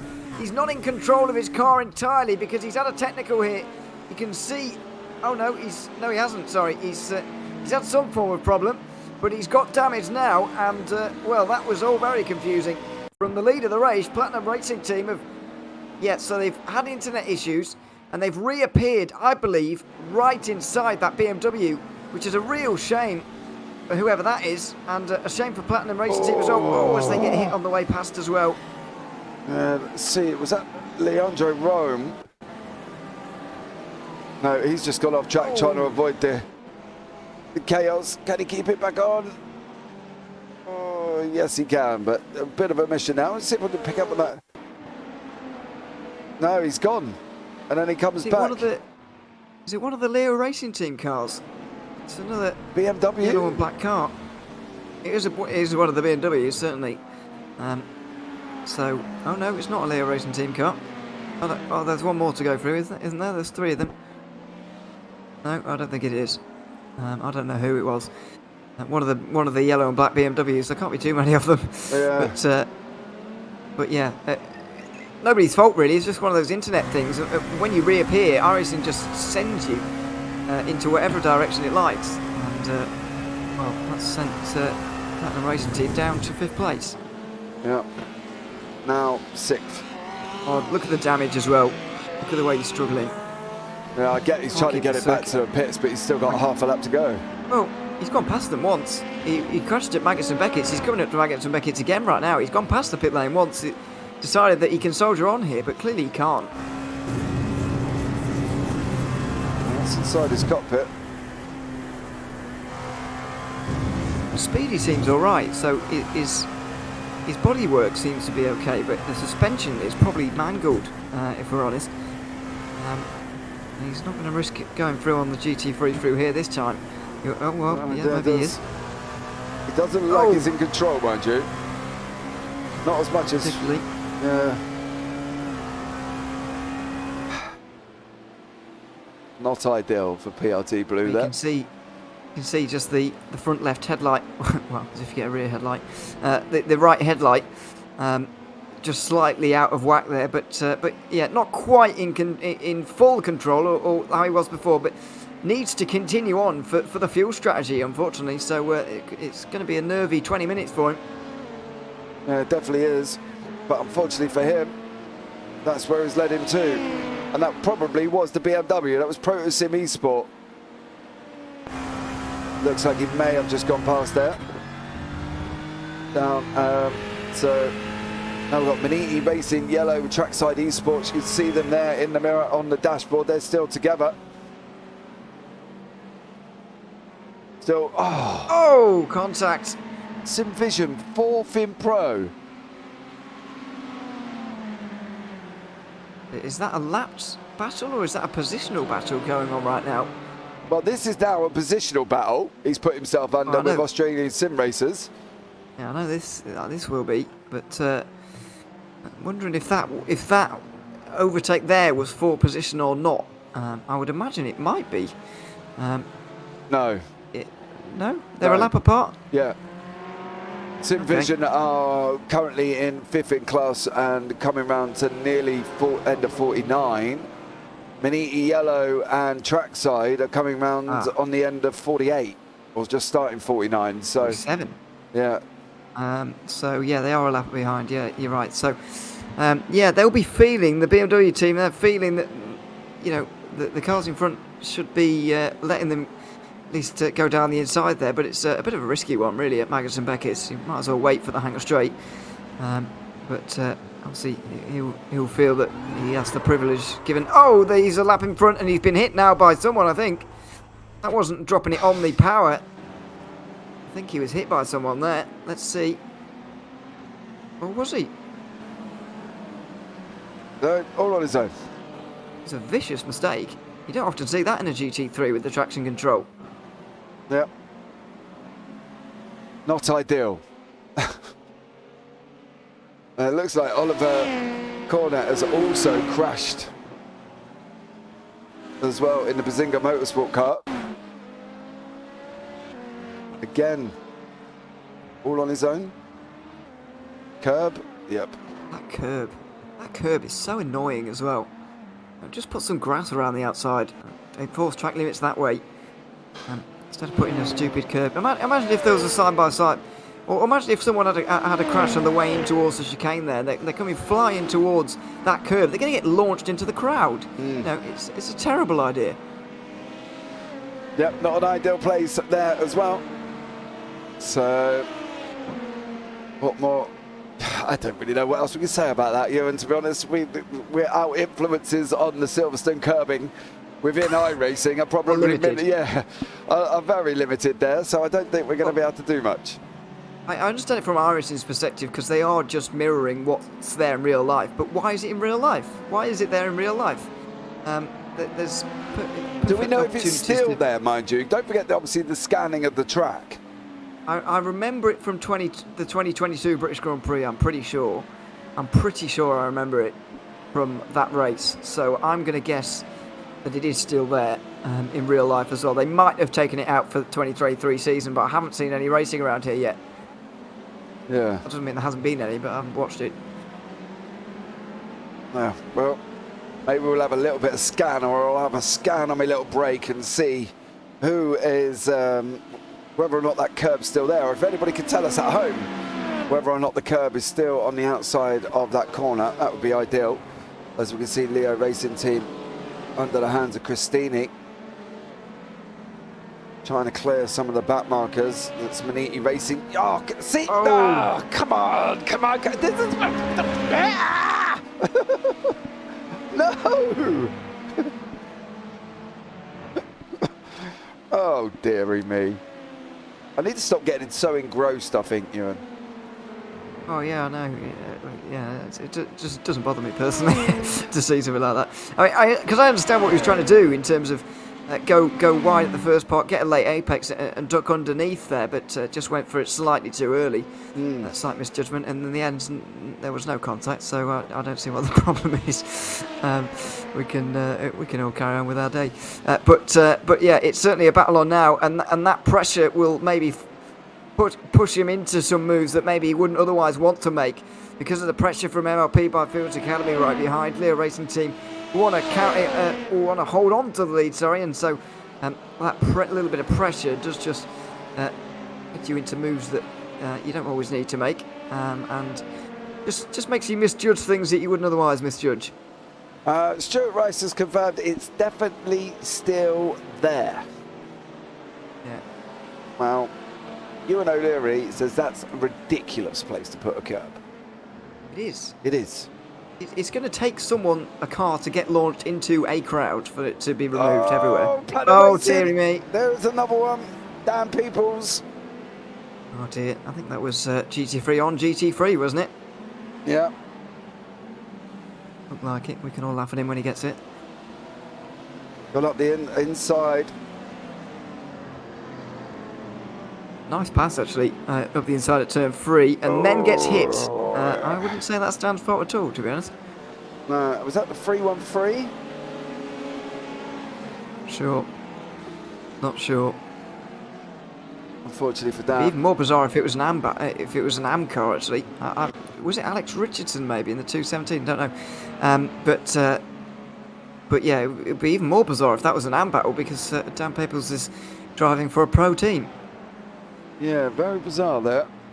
Unfortunately for Dan, has now dropped him, well, 14th in class currently at the moment. So unfortunately for him, he is down in 14th place. Trackside Esports still chasing down Maniti Yellow there. And then we go back up front once more.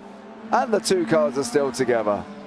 Octopus Racing Team and Simtech Motorsport LMDH. Still together. Yeah, with Octopus back in front of Simtech for some reason. We didn't see how that happened. Or I thought Surenak would be able to get away very quickly indeed. But that's just not been the case for them so far, and they're continuing to lose even more time. They're not even that far away from being lapped, and we're still in the first couple of hours of the race. Yeah, but they're still, at least they're keeping each other company throughout this period, about the first hour and 45. I suppose so, but sometimes you'd rather be left alone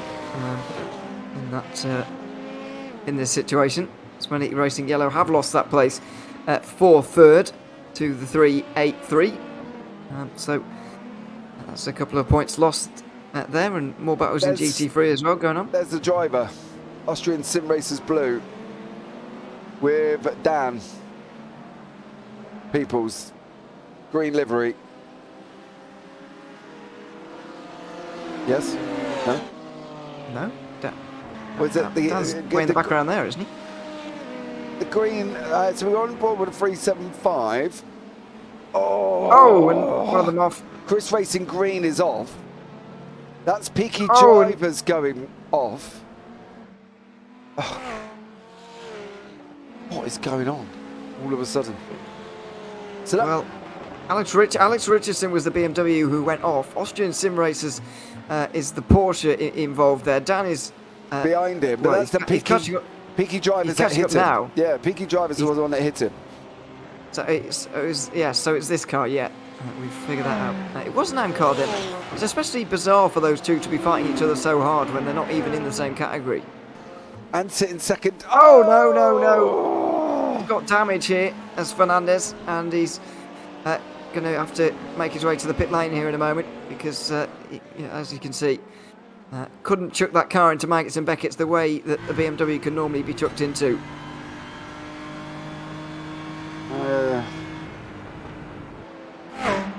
Very bizarre going on at this moment in time throughout the race. It's kind of like all of a sudden we've kind of hit a hoodoo, and a lot of people making mistakes here. SR Technic down in 10th in class with Ingersoll Rand Ineos behind them, who's not been without their fair share of their own little incidents and accidents.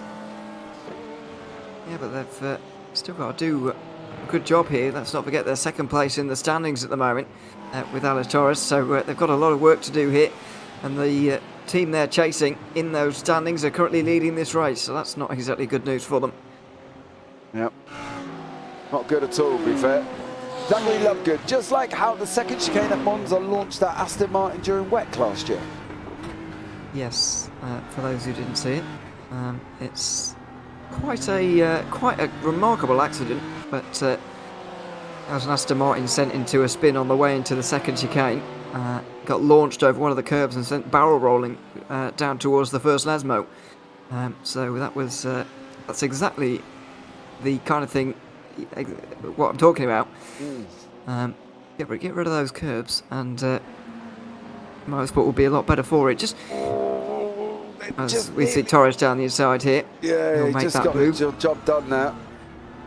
Yeah, down up into top 10. But yeah, I mean, I understand the need for tarmac runoff, but just line the circuits with 5-10 meters width of grass to enforce track limits.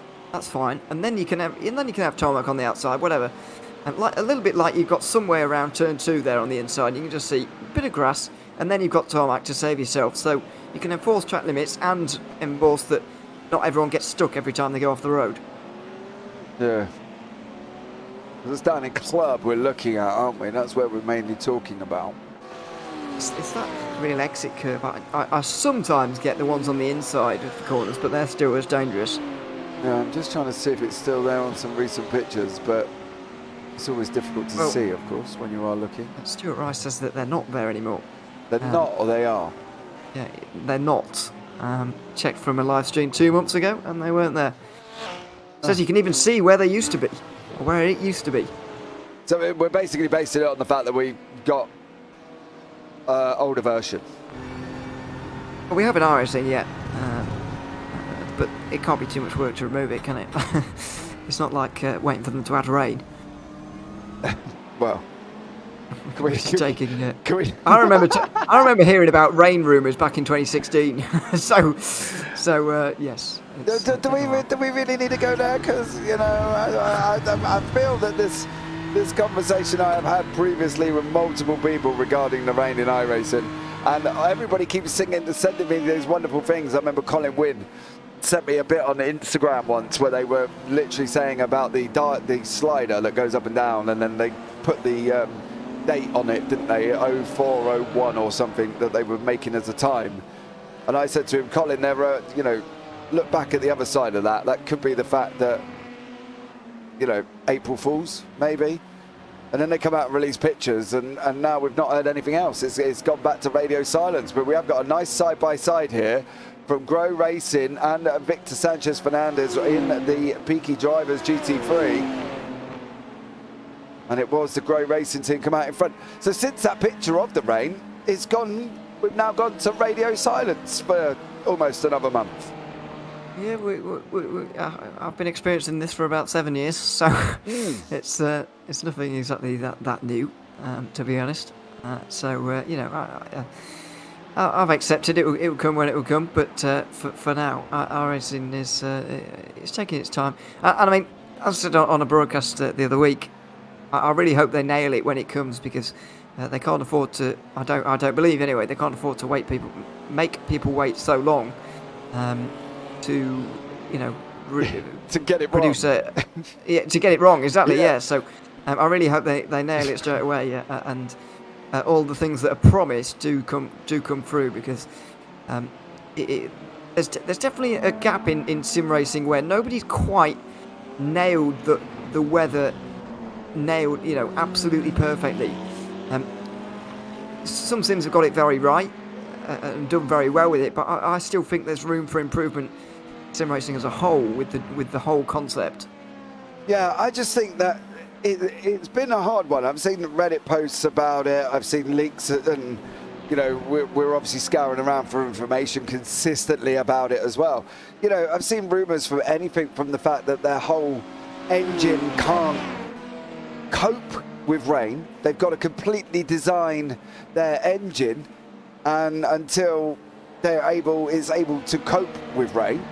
That's one of the rumours that have gone out, and we all know that is a complete game build again to try and get the engine to deal with the rain. But I've also heard rumours that it's just not coming along as fast as what necessarily seems to be. So, from that point of view, there's a lot of things going on about it at the moment, and a lot of stuff that has been said, hasn't been said, this. They posted a picture, but then people got, April Fools, and then they posted another one. This is no April Fool's joke, and then they go into this silence. We just don't hear anything again, and that's the problem, I think, for people. On the other side of that, though, is what is there to say? What is there for them to say to us? I think people are just expecting, aren't they, of a date or something. I think with any community, they just like being kept updated. And the fact that we went through that radio silence before, from the new year onwards, and then they get a little bit of a picture and then they go again. I think people are just getting frustrated about the fact that we're getting this information and then they're not. And from a community side, obviously, we know people that spent thousands on rigs and setups and content and everything else for this one particular sim. And I think the frustration for people just comes from the fact that they're not getting an information. They're not, he come out the other day and I read a post that they posted on the forum, come out and said, hopefully by the end of the year. Well, if we look back through the forum, we could probably find the same post that come out at the same time last year that said, hopefully by the end of the year. And that's what people think are getting problems with. This is why I wouldn't put a date on it, because if they said, season 4, 2023, we'll have it by then, it will be released then they're in a rush to do it, and it's not as good as it could be when it comes out. By no means, and you're in a lose-lose situation, because either you stick with that date and you release a bad version of what you could do, or you push it back, and obviously all the bad PR and all the people that come in on Twitter moaning about iRacing or whatever. But then you've got the other option, which is to push back that confirmed date, in which case you get exactly the same, different kind of people, but also same level of abuse for pushing it back. So, it's this is why this is the problem with other games I found, just not sim racing, but gaming generally. Sometimes I feel like games are pushed out earlier than they should be, because they've put such a tight date on it that they don't want they've put themselves in a lose-lose situation of either releasing a game not as good as it could be, or pushing it the date back, both of which gets you a lot of abuse. So Well, I can understand exactly why they're not putting a date on it. yeah, Cyberpunk was exactly an example when that was That's released. exactly the example. Yeah, exactly. So example, you know, people wanted it, they released it, and it was just a mess. But I think that the thing is as well, like, you know, people will sit back and you say 2016, you said you'd heard about it. You know, we're now 2023, 7 years. And then I think it's you're saying one thing and then you're putting a double entendre on the end of it by saying, we're looking at 2023, at the end of 2023, but as you know with these things, we might not be the end of the year. And people are like, another year. You know what I mean? And I think that's where the frustration from the community lies. Let us know in chat what your situation will be there as well, guys. I don't understand how people can't comprehend that, though. Do they not understand that stuff takes time to make? I don't understand whether... I don't think it's that, because I think that, you know, that would be like saying, you know, I'm going to go and cook a burger, but I want it within 2 minutes. Well, if you want that, you know, you're never going to happen. Food poisoning. Yeah, exactly. But I don't think it's that issue that people are saying. I think people are saying, you know, as XPD, Emerald here and Bazinga are battling away in the LMP2 class. I think from people's frustrations, I think it's just the fact that they're looking back and going, I've heard about this now for 7 years. You know, you've had 7 years. If your engine can't handle it, rebuild it. Get on with it. You've got people have given enough money. They've given enough time. They've given enough effort. You've got broadcasters out there broadcasting. You've got all of this, everything that people are giving you. And from their point of view, well, you can understand. Communities spend money. Community talks. And if it's the communities at the end of the day that are, you know, going out saying, look, we haven't got this. You're still coming out. You've given us this, but now you're saying it might not be this. It's like, well, you know, end of the year, is it not? From iRacing's point of view, I still think that if I put my iRacing hat on, you know, I'm not going to defend iRacing to the hills by any means, but I still think that their response will be, you know, it takes time. It takes time to build it, and I don't quite comprehend how people could get frustrated with that, really. But that's just me. I don't know. I understand that people want it now, but you know, I even more don't want them to release a bad rain, because who wants that? Right? Yeah, I get it. Instead of adding to these races, you'll be fearing it because it will ruin it all. So you know, well, not it all, but it will ruin certainly races affected by rain. So I don't want them to do that. At least I personally understand that it's going to take some time, and I'm okay with that. But yeah, maybe people aren't. I don't know.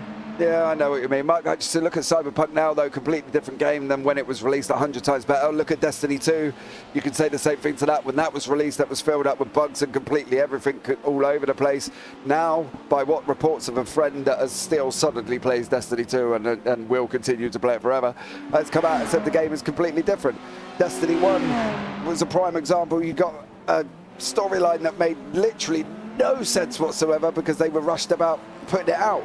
You know, there's lots of games across the past that have been released that have been now taken a grip of and are made better. And you know, the interesting point for Stuart Rice there as well, they stated that they were having trouble to rebuild the engine with regards to timers. So there's so much risk that they might completely ruin the sim. I doubt it, but they might. Is that the fear of it all? Well, there is an element of that, I guess, but I think the other thing with what you said there, this is a personal opinion, but I think that because of those games, because of the way they were released and what happened around the release, that even if they are made better after some time, the damage is already kind of done, public relations wise. All the media storm has happened, and the damage is done, in my opinion. It doesn't matter how good you make the game after that. It's never going to be as good as what it could have been if you'd just waited a bit longer and done it properly. Yeah, but then Spitzer's there as well. ACC, great example of this. When it was released, it was bad. Now it's one of the top sins in its genre.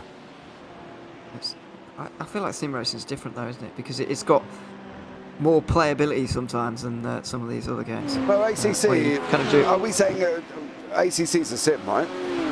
Oh yeah.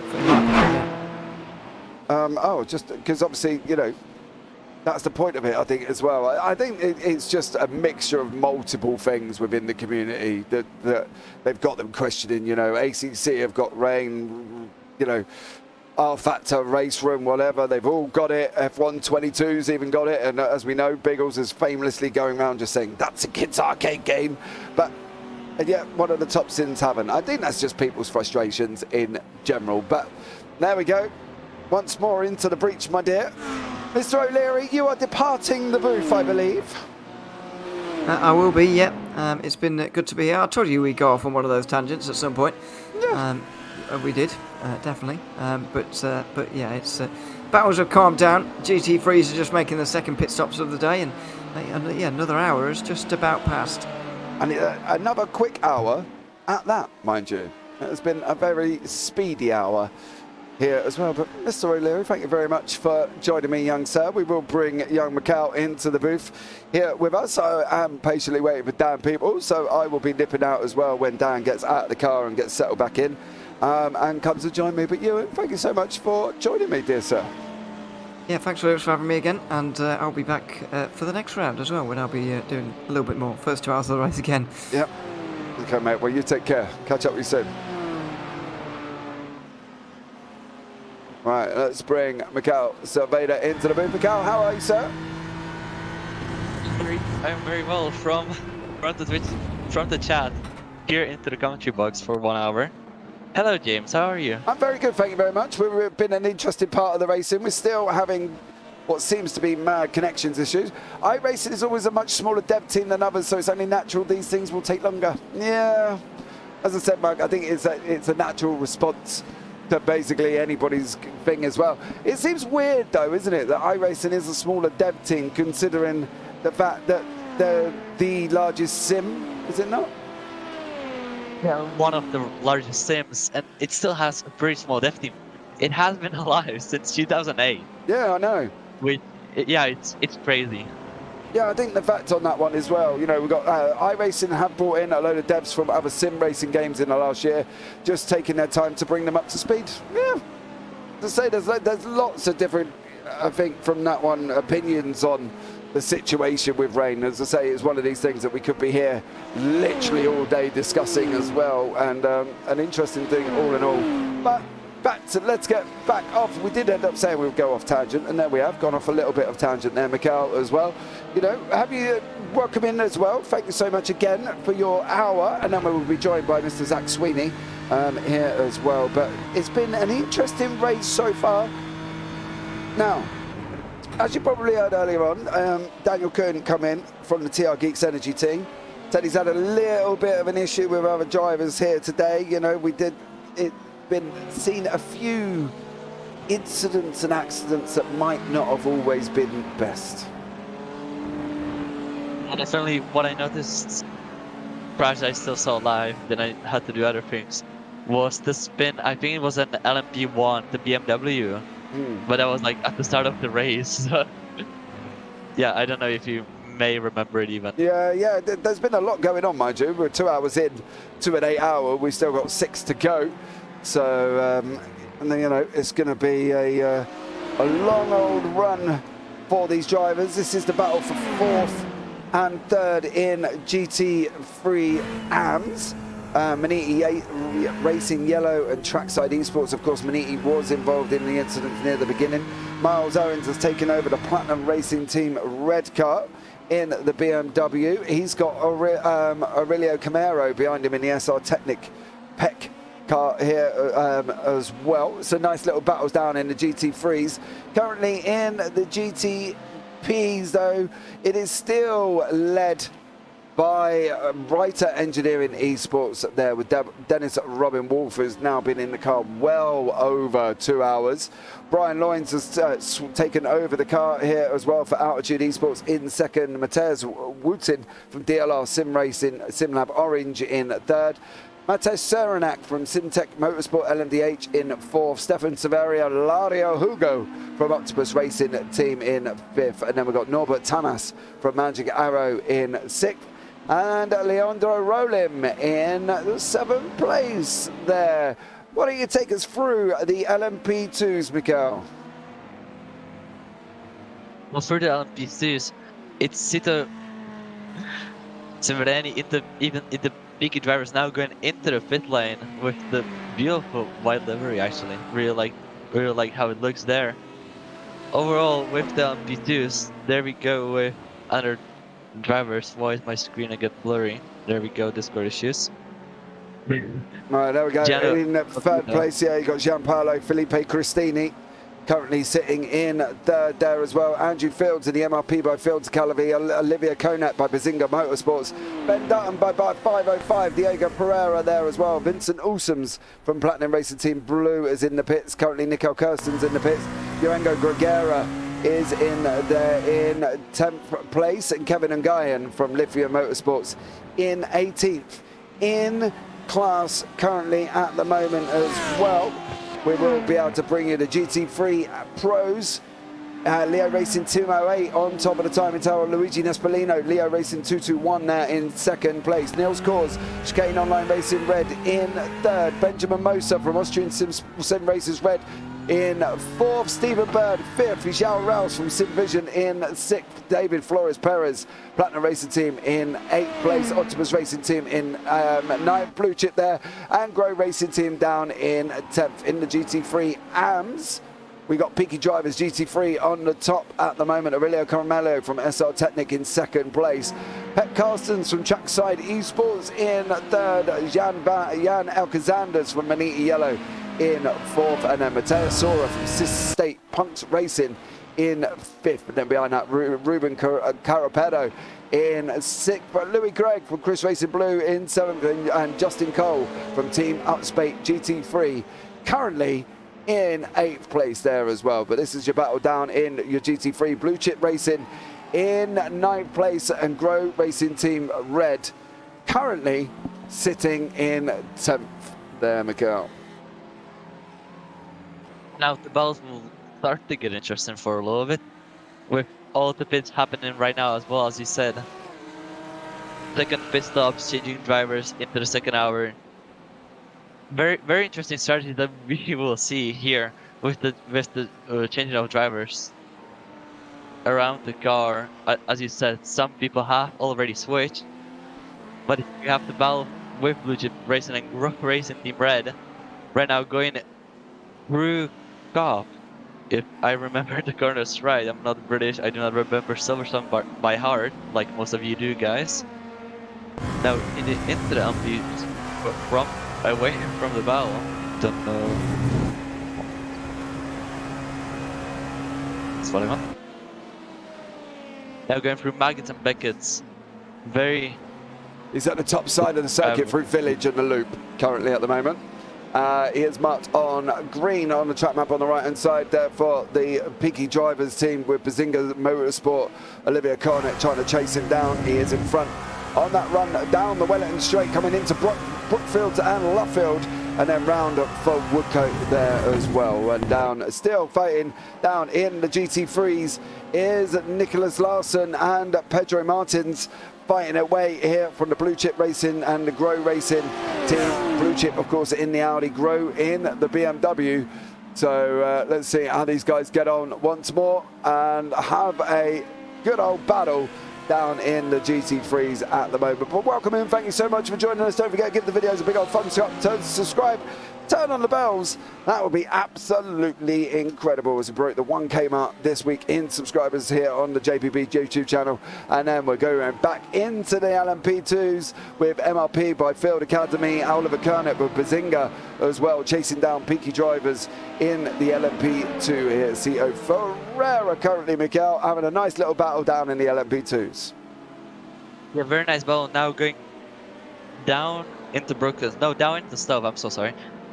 Down into Stove, then into Whale, then into the Club Chicane and the Club Corner, which will round out the whole circuit. Going very close to each other. Also the slipstream being very effective for the LMP2s, with these prototypes being the second fastest class on Earth. Now going through the Hamilton Straight, then into Abbey and into the Farm Curve. They're still not getting together, need to go get through some traffic. As you said, there are no blue flags here. Actually, wait, they are, but So No, they you were should just not get out yeah, right they've if you just have been line. told that a faster car is approaching in sports cars. So we'll see how that one works out once more. Got a little bit of flickering once again. It's been a continual problem throughout iRacing this today. SR Technic down in the GT3 Pro, GT3 AM category, chasing down on the back end of Miles from Owens on the Platinum Racing GT3 Pros. So the AM and the Pros there battling away down the order. Well, they're about 14th overall for Aurelio Camelo, but unfortunately, there he's really doesn't want to get himself involved with a pro battle if he can help it.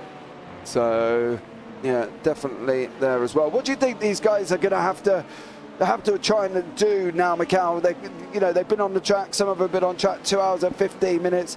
What do you think the main aim of the race is going to be for their little stint that they've got running at the moment? It definitely depends on how much drivers the team has. I, who drove a couple of endurance races myself, always had a dream of at least 4 drivers, and we always split up into each parts. With this being an 8-hour race, it would make sense everybody would do 2 hours, but seems like these teams can be smaller. So sometimes some people will try and prolong their stint, maybe use the tires a little bit less, and just do the most they can get out of the car, and then chill.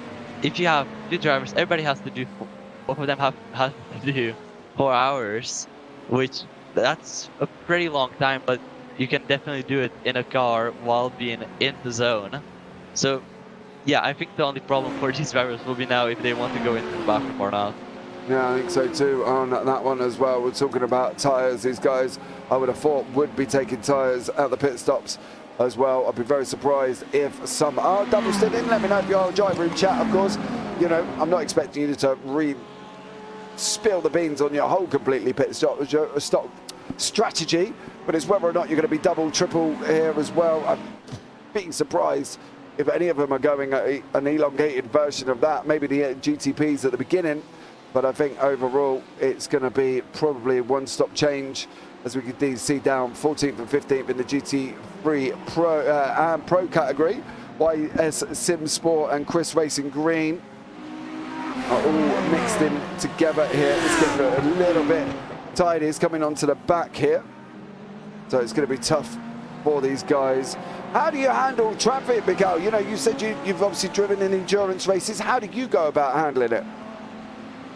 I actually never handled the traffic because I was the traffic. I always have driven the GT3s because I am pretty slower than most of these drivers. These drivers are absolutely great at the one of the top sim racings, the top sims in the world. Now an overtake in the village, then going into the loop and onto the Wellington Straight right after the little kink.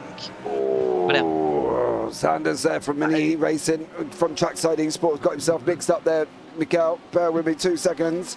It's all getting a little bit close further down here as well. Mateus Sawyer from Sissy Stage Punk trying to make that move. He's currently sitting in 4th in class. Trackside Esports are just up the road from him. Can he able to get this 3rd place? It's all going to be a little bit of a mixture up here of battles on the track with these GT3s. We've got AMs and pros mixed in together. We've got the faster AMs, the faster pros, and let's not forget, somewhere in this is the Maniti yellow car who's at the front of this, 2nd currently in the group at this moment in time. So he's trying to get away from, of course, Pepper Kirsten from Trackside Esports here in the Ferrari, and then Mateus Sawyer from Sissy State Pump behind. But they have now got a joyful LMP2 trying to come through, which is the Liam Racing team, the leader in LMP2 as well, as these guys are trying to manage each other and at the same time trying to manage that LMP2. Where are you going to go? They're going to try and make it 4 wide almost. Oh, the LMP2's got to be careful. He manages to make it through, but boy, oh boy, that could have been a lot worse for that LMP2 there. Very much worse, of course, handling traffic with the LMP2s right here with the GT3s right around him. It's quite painful to watch them crash together. The back markers actually make quite a big difference in these races as well. That's why the battle between the GTMs and GT Pros will be very interesting. Some of them are backmarkers, some of them just want the race, and some of them are battling for positions and more points into the championship. So very interesting things that what we will see here as the cars blink a little bit. Yeah, there seems to be, as I say, it seems to be a continued problem that for some reason seems to be happening today. Not entirely sure what the purpose is. We've been told it could be numerous amounts of things here as well. It's just a good job. I think there's more on there as we see the LMP2, the LMP1, sorry, or the GTP from the Syntec Motorsport team come through. But we have still got Trackside Esports with Sissy State Punk Racing right behind him.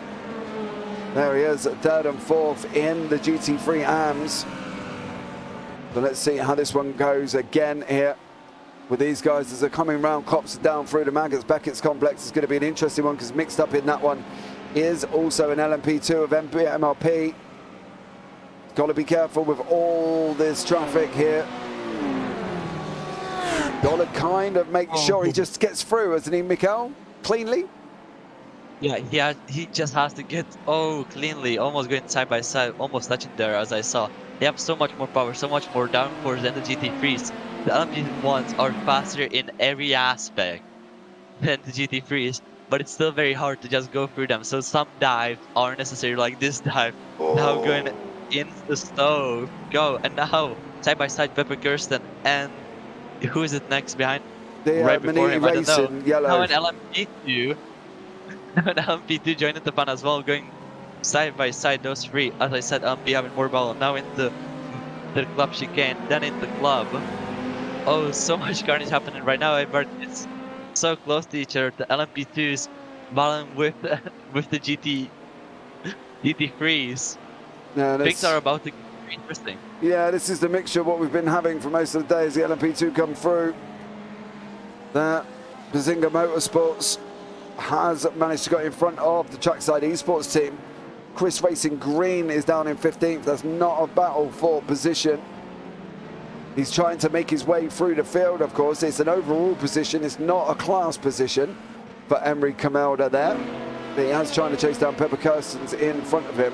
And at the same time, we've got car number 181 trying to come through. Iwango Gregera from Cabano Esports trying to squeeze his way through. An Octopus Racing Team LMDH. And behind that, we've got Magic Arrow also trying to get through as well. So it's a lot going on currently at the moment. So we'll have to see how this one works out here on track currently at the moment. But Oliver Konet from the Bazinga Motorsport with Peaky Drivers LMP2s behind him, battling away nicely as they're on the run through Maggotts and Beckett's, Mikael. Well, Maggotts and Beckett's also one of the hardest corners in any race series on any circuits that we have. The G that the drivers pull in real life through there is amazing. As well, you don't want to crash out in any of these corners as Daniel Kvyat did. What was it? 2020, 2021? Don't remember very well, but there goes LMPs and GT3s completing it very well with no mistakes. Have been doing that for the past 2 hours as well. So well done to them. Hope no one necessarily crashed there as well. There goes the LMP1 just flying through these cars as well. Yeah. And the GT3 is a little bit just falling apart. The pack is almost gone. Yeah, we've still got Emery Camelda and Mateus Sora currently in pits. I believe we've got Daan Pepels into the booth with us. Dan, good afternoon. Good afternoon, everyone. James, good to hear you. Good to see you, everyone. How has the race been going from your perspective so far, James? Well, because for me, it's been a pretty interesting one. Yeah, it's been a bit exciting as well. I'm looking for, it's been an interesting one here this evening. So a lot going on, a lot of racing action. You yourself have been involved in it. We've had obviously TR Geeks Energy have come in for Daniel Kern, who's not been overly happy as well. Some things have been going on at the same time. So there's been a lot of interesting stuff happening, but at the end of the day, I think it is going to be all good here, guys. Right, so we're just going to mute for 2 seconds, guys, while we do the changeover here from myself and Daan Pepels, and we'll leave you with the iRacing sounds going on at the same time. So give us 2 seconds, and we will be back shortly.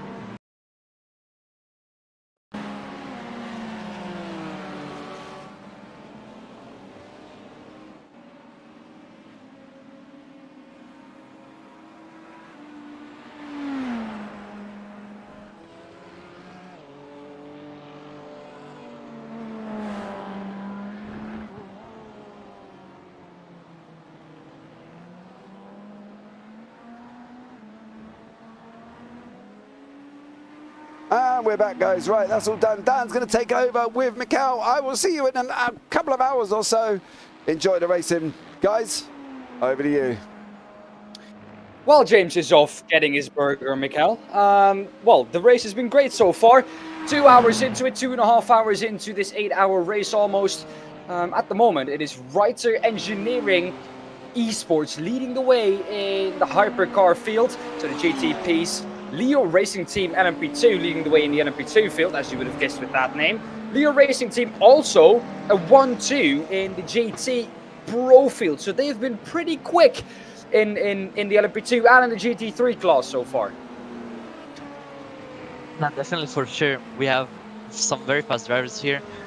The LMP is just flying away from the GTs and LMP2 as well. So very interesting races that we have going on right here. Hello, Dan, and welcome to the box. Thank you. Well, I've been in the car so far, and I have to say it's been a pretty interesting one for me. Been up and down the order. You've surely seen some of the incidents that we've had. We've been touched more times than anyone else in this race, I think. We've had our own spin coming out of the pit lane. That was a bit stupid from my side. Just pushed it a bit too hard on my outlap, to be honest. Frustrated with that. But we went up and down the order. In the end, I gave the car to Miles, who's now in the car in P14. And he stayed there. So, yeah, gone up and down the order. But in the end, we're still alive, and that is what matters here in this endurance race, because Silverstone, a really tricky track, let's be honest, Mikel, and, you know, diving going on here and there by the hypercars, especially because they're able to brake so late, and you don't quite see that from about 4/10s back. They can overtake you into your braking zone, and yeah, well, that has caused for some interesting overtakes and some incidents here and there too. We're looking at a battle for P4 at the moment, and P3, XPD Emerald Racing ahead of Bazinga Motorsports in the LMP2 field. And it's been interesting, overtaking traffic, overtaking your own class. It's been difficult for the LMPs, especially around this track. It definitely has to be, yeah. Oh, LMP is pretty same power, at least for the LMP2. They have pretty good power as well. As you said, Bazinga Motorsports and XPD Racing now battling. No. Or is it? Yeah, I don't know now. Around the outside goes the Bazinga Motorsports, the XPD Emerald Racing, now back down into P4. And both the Laras chasing their way down the order. It is Leo Racing Team, like I said, leading the way ahead of MRP by Fields Academy. Of course, that team has won the GT field, so the GT3 field overall in the last 2 years. So this is season 3 of the Platinum Endurance Championship. And in season 1 and 2, Miguel, they have won in the GT field. They said they wanted a new challenge, and they got one in the LMP2 field. Now, I'm interested to see if they can get to the front of the LMP2 field, if they will go for the hypercar field in the future, because I think for season 4 they are looking to keep the GTP field in it. And it's interesting to see that they're not only quick in the GT car but in the LMP2 car as well, and that just shows the sheer amount of quality that these drivers have, that they've not only been able to do it in a GT car but also in the LMP2 class. Yeah, definitely, but I think it will be pretty hard to overtake Leo Racing as well. Leo Racing is dominating the GT Pro, the GT3 Pros. So yeah, we will see if they can overtake for first place, and things will get interesting with not actually a lot of time left, with 5 hours to go. Well, 2.5 hours into this race almost. In about half an hour, 33 minutes, it's time for your race update. Don't know if James has been doing race updates, but usually when I get into the booth, we usually do them. And with 5 hours to go, we will give you a race update. Now, with the battles calming down a bit in the LMP2 and the GTP field, the GT Pro field has decided to take on a little bit of a fight. This is Nicholas Larsen in the blue chip racing Audi. Audi, not a very well represented brand in the GT field so far. I think only one Audi in this race so far that is still going. One Audi is out of the race, that is Klaus Christensen in the Elite Racing team Audi. They are out of this race. They are not driving around anymore. Nicholas Larsson himself is battling with the Octopus Racing team. And so far it seems like the battles that have been going on, Miguel, they've been pretty clean so far. Everybody has run a pretty clean race as I saw, because I only saw a little bit of carnage at the beginning and then an LMP spin, then I had to do something at the beginning. Now here in the commentary box looking more at these battles, nothing happened really yet, so definitely lucky that no yellow flags had been shown. Now we see the battle for the GT3 Pros. As you said, the Audi is not represented very well, but the BMWs, I see a lot BMWs in the GT3s. And I can tell you why that is too. Because the Audi is a very easy car to drive. The BMW is a very easy car to drive. You don't really have to do a lot. It's not the quickest car out there, but definitely for an endurance series like this, it is the safest car to drive, I would say. The Audi is sometimes a bit unpredictable, so is the same for the Lamborghini. The Ferrari seems to be well represented also, especially in the GT3 Anfield too. Ferrari's leading the way there. One for the Manatee Racing yellow team that is in the lead ahead of the Trackside Esports team. And, also an easy car to drive. And a quicker car to drive, I think, too. But, of course, when you're stuck to that BMW since the beginning, as we see Blue Chip Racing, Nicholas Larsson now go for a move on the BMW. He's passed up into P8. That has allowed the BMW behind that to come through, too. That is Pedro Martins in the Grow Racing Team red BMW. He's passed too now.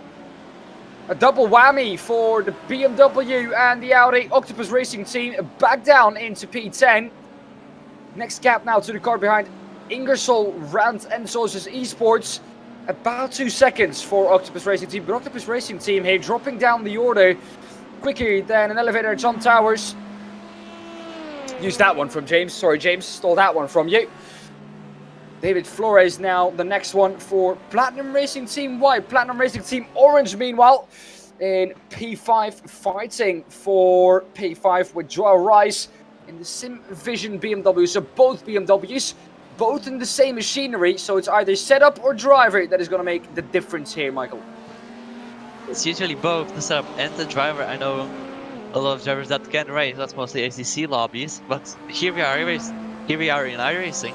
It's very, very different in a very well-organized league as well. There he goes, the LMP1 overtaking these guys. You can see a Porsche in the front of them. Is that still in the GT3 AM or the Pro Series? I think that car, looking at the number plate, that car is in the GT3 AM field because it has a 3 in front of the number. So the number starts with a 3 as you see Stephen Bird going off in the 214 BMW. It's Platinum Racing Team Orange. Was there contact though with Joao Rice, the Sim Vision BMW? That's what I'm interested in. Kept it well though. Stephen Bird did well to keep that car on the track. Contact was there, definitely. I saw that little bump that has happened there. Oh. That may have been a penalty. Maybe it will just be a racing incident. The series will definitely have to look at that. So, yeah, as I said, things will get interesting here. That is the first crash, technically, that I see for today from commentary box. But there you can see the GT3 AM not having that much fun. Yeah, there was contact. There was contact. Yeah. You were right. You were absolutely right there. And Sim Vision, I don't know, put his nose up the inside, was never alongside there, really. I don't know on that one. What's your opinion about that? Yeah, I think he just slammed it into that. The little dive bump, it was a risk he took, and it technically paid off. Well, we'll see if he receives a penalty or not. If he doesn't, then it has paid off by a long mile. That's definitely for sure. But yeah. P5 we now will see. With Vision. So they did well, clawing their way back up the order. They're up, or they're down, excuse me, one position from where they started. But of course, they have been down further positions. So they're clawing their way back up. Benjamin Moser in P21 overall, P4 in that class. Up 5 in class. So they've done well. Benjamin Moser for the Austrian Sim Racers Red. And I had this car appear behind me in my rear view mirror, and I was like, how has he done this? Because it was my second stint, the beginning of my second stint, and I was like, how has he gained about 2 minutes on me in about an hour time? So I was flabbergasted about the pace that he has. But he's been going around in the 200s. The quicker drivers, or the even quicker drivers, because Benjamin Moore was already really quick compared to the rest of the field, have been going around in the 200 lows. The quickest lap time last time round for a GT was Lorenzo Castellani for the Leo Racing team. A 200.6 has just come round to post a 201.3. Those were lap times that I was doing towards the end of my stint. So and he is towards the beginning of his stint now. So he's really quick. Is Lorenzo the Italian, and Leo Racing team a 1-2 in the GT field, like we've touched on a bit earlier on.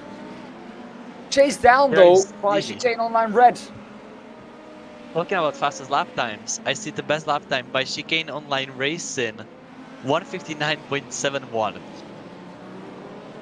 in a GT3. So there you go, by nil score. There you go, Dan. Well, for sure, he's been quick and he's been catching them, and it might well be a 1-3 for Leo, because it's a 1.1 seconds now to Leo Racing Team, #221. Gap is down below a second now. There we can see the yellow Leo Racing Team car. 16 seconds is the gap to P1 for them. I don't know about earlier on in the race, maybe someone in chat can tell me that.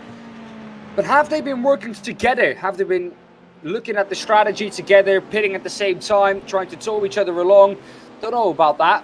As meanwhile, we see Pedro Martins for the Grove Racing Team Red all over the back of the Blue Chip Racing Nicholas Larsen's Audi. That change has lately happened. The LMP2 having a little look up the inside. Of course, a really strong corner to do that. You're always surprised as a GT when an LMP2 comes through there, aren't you? Definitely you are. I can even say, as I driven the 24 hours on Le Mans, well, not the real ones, but in AC, I was just always surprised. They're always so daring, even on the straight. LMPs, just in general, they go right behind you and then they just move out of the way. They use as much slipstream as they can. If they are not in the corners. If they are in the corners, they will just try to go around the outside. They have more power and grip, at least. So, talking about a battle here, this is the battle for P1 in the GT3 AM class. 3 drivers involved in it. You could probably throw a blanket over them and they would be, well, and they would all be covered by it. Within a second, all 3 of the drivers, Manti Racing Yellow, Trackside Esports and Proto Sim Esports 3. This trackside Ferrari has been in the wars a bit. Earlier on in the race, when I dropped down at the start, I was behind them. They're really hard to overtake. Pepper Kerstens in the car now. I think it was Chris earlier on the first 2 hours. Pepper Kerstens has been doing well to catch back up to the Manti Racing Yellow Ferrari. It's been Ferrari leading the way in the GT3 AM class for quite a while now. However, they have been dropping down in these later stages of the race. When the track is getting hotter and hotter, it seems like the BMWs are excelling a bit. And as Proto Sim Esports, the yellow BMW you see in the background, and is now trying to overtake both of these Ferraris. However, one at a time for the BMW. If you're not a GTP, you can dive both of them at the same time. Getting a better exit now is crucial. BMW is not going to get a better exit. He's going to do the opposite. He's going to lose some time on exit even. Pepper Kerstens, though, very smart about it. Getting some time on the Manti Racing Ferrari now. But this battle has been brewing for so long now. And all 3 drivers, Michael, within a second. Things about to get interesting right here. As well, oh, a dive. If I'm not right, that's not by... Maybe that's by a pro. It doesn't seem like it. The both Ferraris now attacking a little switchback into the chicane. And the green Ferrari is on top. God damn it. Oh, contact almost there with an LMP2, and that gives the Trackside Esports Ferrari the time to go down the inside of the Manti Racing Yellow Ferrari, and that Ferrari has now dropped down the order. The BMW is overtaking it too. Unfortunate there really for Jan Alexanders. Now another LMP2 coming up the inside. Half moves really by the LMP2s. And this is the difficult thing that you've been dealing with, that I've been dealing with too. It's these half moves from the LMP2, not sure what the GT3 is going to do, and then they peek up the inside and they say, hello, someone home? And then they think there's no one home, and then you open the door, but then they've walked away already, so then you both lose time. So yeah, it's been a bit annoying, but better that than a complete crash at the front of the GT3 Anfield. But you have to be honest here, Michael, it's not only the Manatee Racing yellow car that has been dealing with that, it's all cars. It's all the GT3 cars that have been dealing with that. And at the end of the race, when 8 hours are done, when everyone has completed their laps, I always say it is evened out. Everyone gets their fair share of traffic, and sometimes it comes at a bit of a more annoying time than others. And I think Jon Alexanders has found that out the hard way. Yeah, seems like he definitely has. Not a very pleasant thing to experience the hard way. At least I didn't have to experience it the hard way. There we go, the cars again having their little seizures as they do once in the hour. Ruben Carpado in ProSim Esports now following Trackside Esports for... I'm sorry. Yeah, ProSim. Is that actually battle for the first place? Like, yeah, it is. Mr. Hurry and the BMW. Now battling for the GT3 AM first place.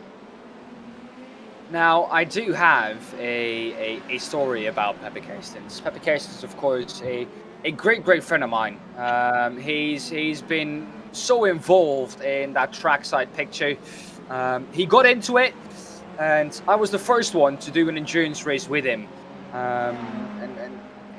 From that point on, I think he got a bit addicted. So the fact that he's now so addicted to this endurance racing, I have to apologize for that a bit. He got his son into it too. He even bought his son his own sim, because back when I started racing with Pepe Kerstens, his son, Nick Kerstens, didn't have his own sim. He bought his son his own sim, and he's now quicker than his dad. So he's taught him well. Let's put it like that, Michael. He's taught his son well. And it's been great to see that. And it's been great to see the improvement that Pepe Kerstens has made too. He's become a more consistent and a quicker driver. Now, me personally, I haven't done a lot of iRacing. I've been commentating a lot, so I haven't had a lot of time to compete. The only series that I've been really doing is this Platinum Endurance Championship, which runs either one or a maximum of twice a month, if you get a good month. And then it's been great to see the improvement that Pepe Kerstens has made. Proto Sim now all over the back of that Ferrari. Is Pepe going to defend? Or if Pepe is going to leave him the route to go up the inside, as Pepe usually does, is not going to fight it a lot. There goes the BMW up the inside. Pepe, as always, going to fight it around the outside, but not going to fight it too much. The better exit for the Ferrari, though. The BMW cannot get past at the moment. Another look up the inside, a dive. Pepe, a half defensive move. A bit in the middle of the rope, but the BMW, Michael, has got past. Pepe Kerstens back down to P2, but with 5 hours and 18 minutes to go, it doesn't really matter where you are now. It matters once you get to that checkered flag. I'd like to say it doesn't matter where you start, it matters where you finish. Trackside now getting overtaken by Proto Sim. They still have 5 hours and 12 minutes. So yeah, anything can happen, and it's anyone's game till the last hour. Well, till the last 10 minutes, let's say so. What we've usually seen, as now I think one of the other Proto Sim cars is coming up behind Pepe Kerstens. That might actually be one of the leaders, Lorenzo Castellani. Here he is. He goes down the inside. Pepe leaving him enough space to do that. That is the leader, Leo Racing Team. I thought for a second that was one of the Proto Sim cars, but those cars, you have to say though, you can forgive me for that one. Look at those cars; they look pretty much similar in their livery. So yeah, excuse me for that one, but they look pretty similar, both of those cars. So pretty difficult to keep them apart. And it happens sometimes, you know. So many cars out on track. We had, talking about how many cars, about 50 cars at the start of this race. Now, I have to inform you that about 5 cars are out of this race at the moment. It's Leandro Rolim for the Delta Racing GTP. Then it's a GT3 AM car. Kaan Tong for the TR Geeks Energy Sim Racing GT3. Klaus Christensen for Elite Racing Team. Isha Biesheuvel for the Team Yazoo in the LMP2 class. And then Gerard Sardini for the Carbono Esports Mercedes. Actually, which is pretty sad, the only Mercedes in this race, and that was the first car to retire too. So Mercedes not represented at all anymore in this race, which is sad to see. I love the Mercedes, I love the pure sound of the car, and I can see that we have someone into the boot with us, Mr. Zach Sweeney. Welcome. Hello. Zach, you've been looking at it for, I think, the last 10-15 minutes from a viewer's perspective. How has this race been for you? Well, in all fairness, I've been sort of following it on since the start of the broadcast, and just on and off really since going about my day, and it's been, you know, what you'd expect from a multi-class race at Silverstone. It's been all over the place, in all fairness, for some people. You know, a lot of people are happy, a lot of people very much are not happy. You know, it's been carnage, it's been chaos, it's been calamity, whatever you want to use to sort of describe it. But the good thing is that, you know, we're approaching a few hours in already, and, you know, the battles are still quite close. The strategical developments are also quite interesting to sort of sink our teeth into. And yeah, I don't know, it's been a good race for sure, but there's not going to be a lot of happy bunnies, let's put it that way. Yeah. Well, guys, we are going to take a quick 2-minute little break, and then we'll be right back with you.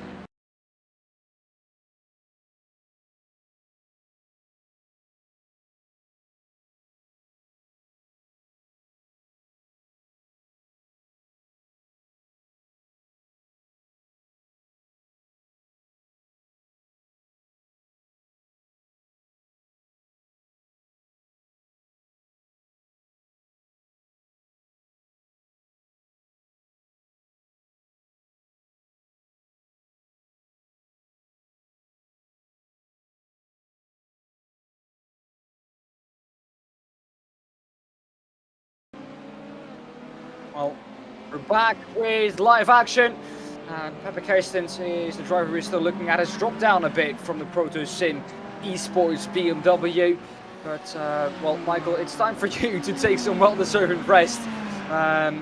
Some last words before you leave the booth, of course.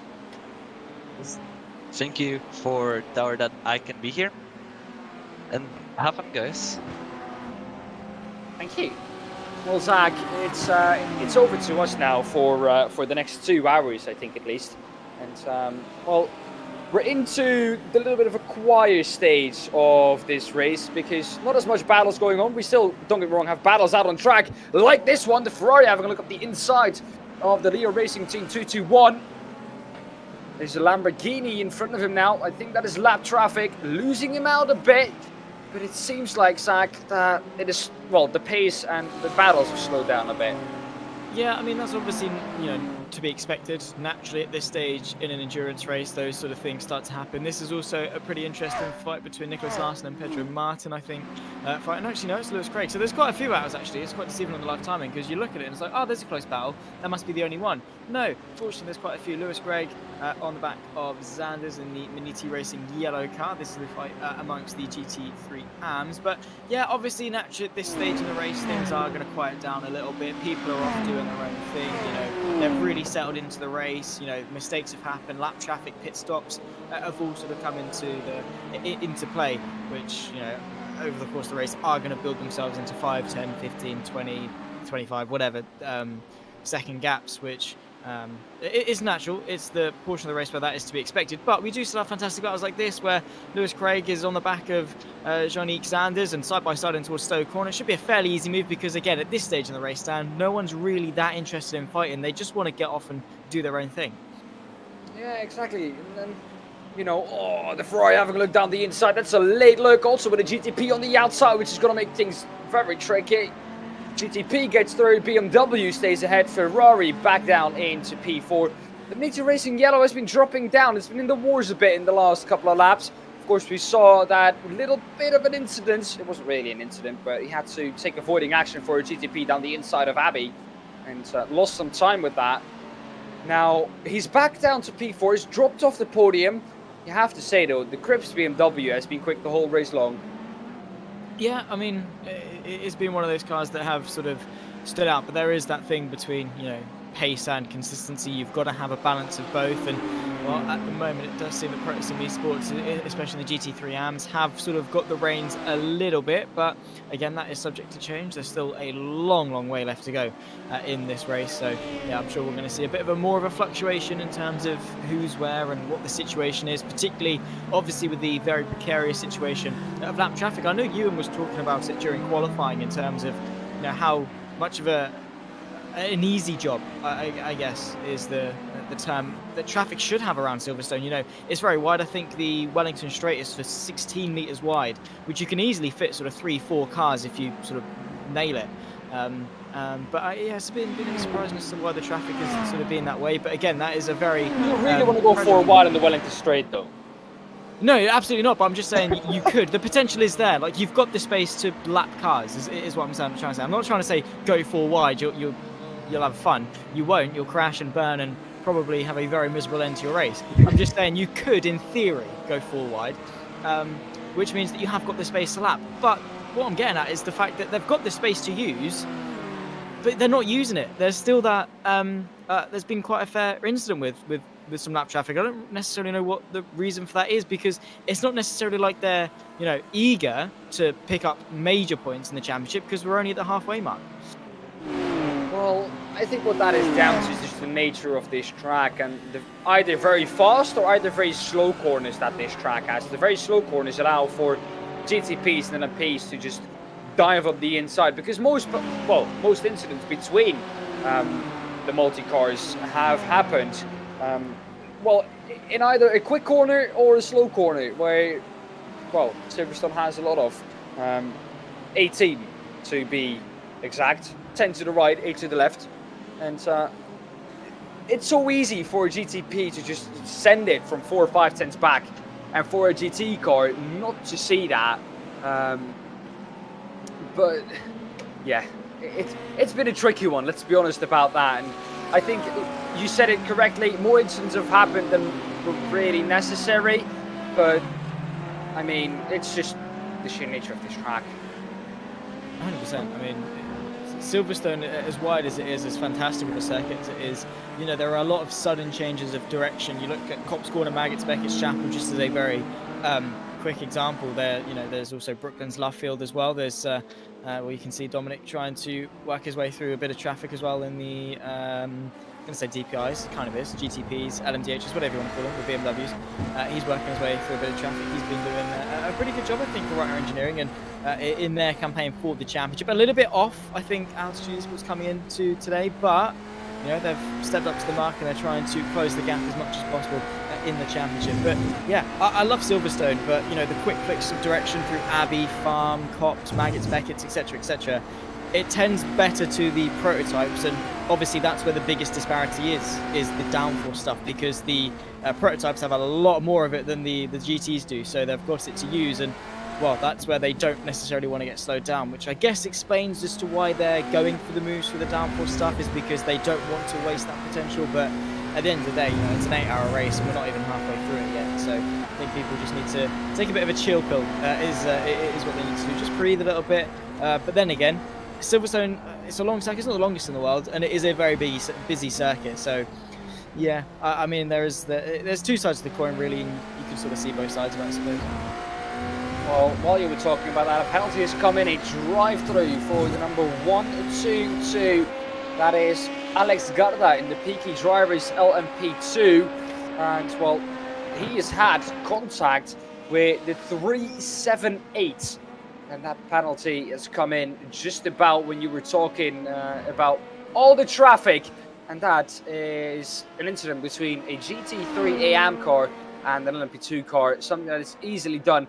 And I kind of, as a GT driver, prefer the LMP1s, which are now, of course, GTPs. Back in the day, LMP1s. I kind of prefer them over the LMP2 still at me, because they at least have some considerable overy speed and they don't kind of slow you down in the middle of the corner. If an LMP2 dives you, going into slow, or they kind of slow down in the middle of the corner, and then they start to go, which as a GT3 can be, well, very annoying.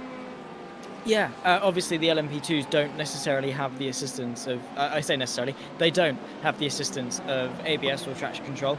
The GT cars do. Obviously ABS, anti-lock braking system, means you can slam the brake pedal and little sensors will electronically say, yeah, too much braking force, we're going to pulse it a little bit, we're then going to stop you braking as hard and stop the wheels from locking, which means the GT cars in theory can actually brake a little bit later than some of the LMP2s, which going into a braking zone can catch them out a little bit, and you do have to be a little bit wary of that. So yeah, I guess I can see as to why the LMP2s would be an issue. Personally, I've never had to do a multi-class race, so I've never had to deal with that, which is great for me. Neil's cool though. He's going to be a bit frustrated with a bit of traffic as he is trying to work his way past the car just in front of him of Luigi Nespolino, who's just got second in front. That's that BMW you can see in this fight amongst some of the GT3 Pro cars. And again, that traffic really is playing a big factor around Silverstone, because it very much is a momentum-based track, so much so that if you do get overtaken by a lapped car, you know, it can knock you off sequence a little bit for a couple of corners, then you have to regain that momentum.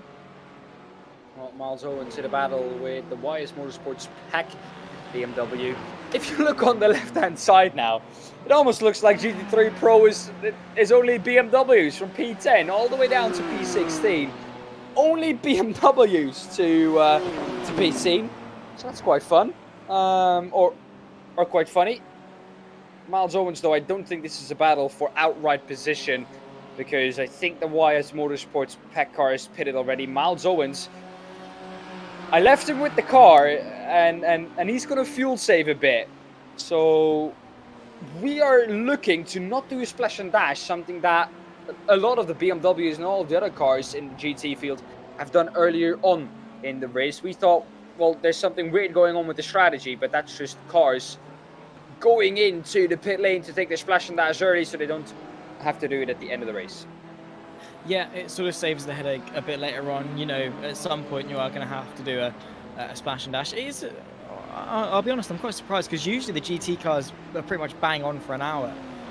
But if there is a sort of a little bit of, you know, a fluctuation, sort of plus or minus 5 minutes, it might knock you off sequence enough as to have to take the splash and dash. So yeah, if that's sort of the unanimous decision, then you're going to have to take it at some point. Why not do it right at the midpoint of the race where nothing's really happening, no one's really around you? You can come back out in some clean air and push a little bit. I don't know, there is arguments for both, and then obviously you've got more time to recover from it. The splash and dash, however, here at Silverstone, it is going to be quite hefty, because Silverstone, not only is it a long pit lane, it's also quite a slow pit lane to memory. I think it's only about sort of 37-40 kilometers an hour, I think, maximum, as you're driving around. 80. Is it 80? Oh, I don't know 80. then. God knows then. I've always remembered it to be quite a slow pit lane, but it's decently quick, I suppose. But yeah, either way, it is quite a long one. It is quite a harsh penalty to take. So yeah, it's just one of those extra things added on to the massive mountain of things you have to take into account when it comes to endurance race. And I know you know it firsthand, Dan, because yeah, I can't even start to imagine the very, very long list of things you have to take into account as you battle your way around Silverstone for 8 hours. The good thing is, though, is that you kind of cut about 2 seconds off the time that you would usually run if you do run into pit lane club. You just skip. You skip the kind of club chicane in the right-hander, which in the GT has been proving to be very difficult. It's kind of on edge. It's either flat or just a little lift. So an interesting one, but you kind of cut that bit, which does gain you a little bit of time back, even though, like you said, this is still a very long pit lane. And not talking about pit exit, because that one, oh, so tricky. Also on the edge of full throttle or just about a little bit of a lift. Usually in an endurance race like this, you take it safe and you lift a bit. But yeah, it's been interesting to see how drivers are handling it in this race. 8 hours, the longest race we've had so far. We've had a 4, we've had a 6-hour race. So yeah, interesting to see how the drivers are going to handle it towards the end of the race in terms of strategy. That's the sort of the big talking point when it comes to endurance race, and obviously as you get to this point in the race, things are spread out. If it was just a straight fight to the finish, you would get a little bit bored, let's be honest. But the narrative over the course of the 8 hours is that strategical development. What teams are doing what? Could we see an underdog rise to the occasion and find his way all the way back up towards the front end of the field? Who knows? Obviously, that is fairly unlikely, but who knows? The possibility is there, and it sort of does keep you interested for the duration of the entire time. Because let's be honest, 12, 4, 6, 12, 8, 12, 24-hour races, they do get long, and they are patches where they are a little bit boring. Into the pit lane, though, coming in from the LMDHs, Altitude Esports, this is second place, or as they were running behind Writer Engineering, this could sort of be their chance to maybe claw back some time relative. I think they have actually gone a lap longer than Writer, which over the course of the race can only do them good, I think, going the lap longer. For sure. And it'll mean that when they come to that last stint, their last stint will either be shorter, or they might just completely skip a pit stop. And what it also does is that it gives you time to react to whatever the car behind you is doing. Now, the DLR SimLab Orange on the same strategy as them. So are they following a winning strategy? Is that maybe what DLR is doing? Ooh, I mean, maybe. You sort of always look to the better people, I suppose. I don't want to say it as they're better as, well, Dennis Robin Wolf for Writer Engineering worked his way out and ahead of Altitude Esports, but the knock-on effect of that later lap could, a little bit later on in the race, have that chain reaction effect for Altitude, where their final stop could be a little bit shorter, manage a bit of traffic as well. You can see Tom Dadswell is closing the gap just a little bit as he catches them going through Aintree, which obviously isn't the best way to catch a bit of traffic, but you have to play with the cars that you're dealt. The gap is hovering around 1.5 seconds, but yeah, you always look to sort of the best, and you're like, yeah, let's do what they do, because chances are they're probably got it bang on right. Obviously, you're not going to follow it to a T, but if you're sort of on a strategy, you're committed to that, and you think, oh yeah, well, Altitude are doing that, they're pretty good, so we must be doing something right, I suppose. Can't always be too bad. Stephen Bird for Platinum Racing Team Orange as well. Quite a few PRT cars out on circuit at the moment, and well, we've got Tom Dadswell is someone's favourite sim racer. So there we go. We've got some fans in the YouTube chat, which is great to see, giving them some lovely support. Well, the thing is with Platinum Racing Team Orange is that the gap to P3 is about 1 minute and 8 seconds. The top three in GT3 Pro have absolutely ran away with things, and that is, well, 2/3 of that is Leo Racing Team. The gap to Leo Racing Team 201 has been extended a bit. 22.5 seconds is that gap now to Leo Racing Team 221. 5/10 though is the battle at the front still, and that is Nils Gord. He just can't get off the bumper of that Leo Racing Team 221. He can't, whatever it is. Nespolino's unable. Nespolino can't shake him whatsoever. He's almost got a bit of a caravan hitched onto his rear wing. Obviously BMW versus the Ferrari. But what's funny is that their nationalities are swapped. We've got Luigi Nespolino in a German car, and then the German of Niels Gord in an Italian car. So that has no relevance to the race. Just cool, I think. Anyway. You've got Luigi Nespolino fighting with Niels Gord. I ramble on about so many things. My brain works in weird and wondrous ways, but yeah, you see Luigi and you think Italian, and then obviously the manufacturers are the other way around. I don't know. Either way, it's a good fight. The Chicane Online Racing Red is trying to make a chicane out of the BMW and work his way around him. Is there any way through as they work their way through the Wellington Straight in towards Stowe Corner? No way through for now, but maybe that's a strategical thing here, Dan, because Silverstone, a lot of it is taken at full throttle. A lot of it is demanding a lot of the engine. Could Niels be sort of saying, you know what, it's probably better if I just sit here, lift and coast a bit and save a bit of fuel? Well, we're going to hear that, because if he is doing so, we might get a good representation of that in, at the Hangar Straight coming into Stowe. Because if he does lift there, then we do know that he is saving a bit of fuel. It could be a very strategical decision indeed to stick behind. Well, to say slipstream a big thing, but he has been behind them for so long. It's kind of a static battle, and I never like to see static battles, because the gap stays about 4/10, and then it stays at 4/10 because the car behind is saving fuel and never really does overtake BMW. Now, I don't know if the Chicane Online Racing Red Ferrari has pace over the Leo Racing Team 208. that they can overtake that car and try and gain on the leader, but they might be losing a bit of time here to them.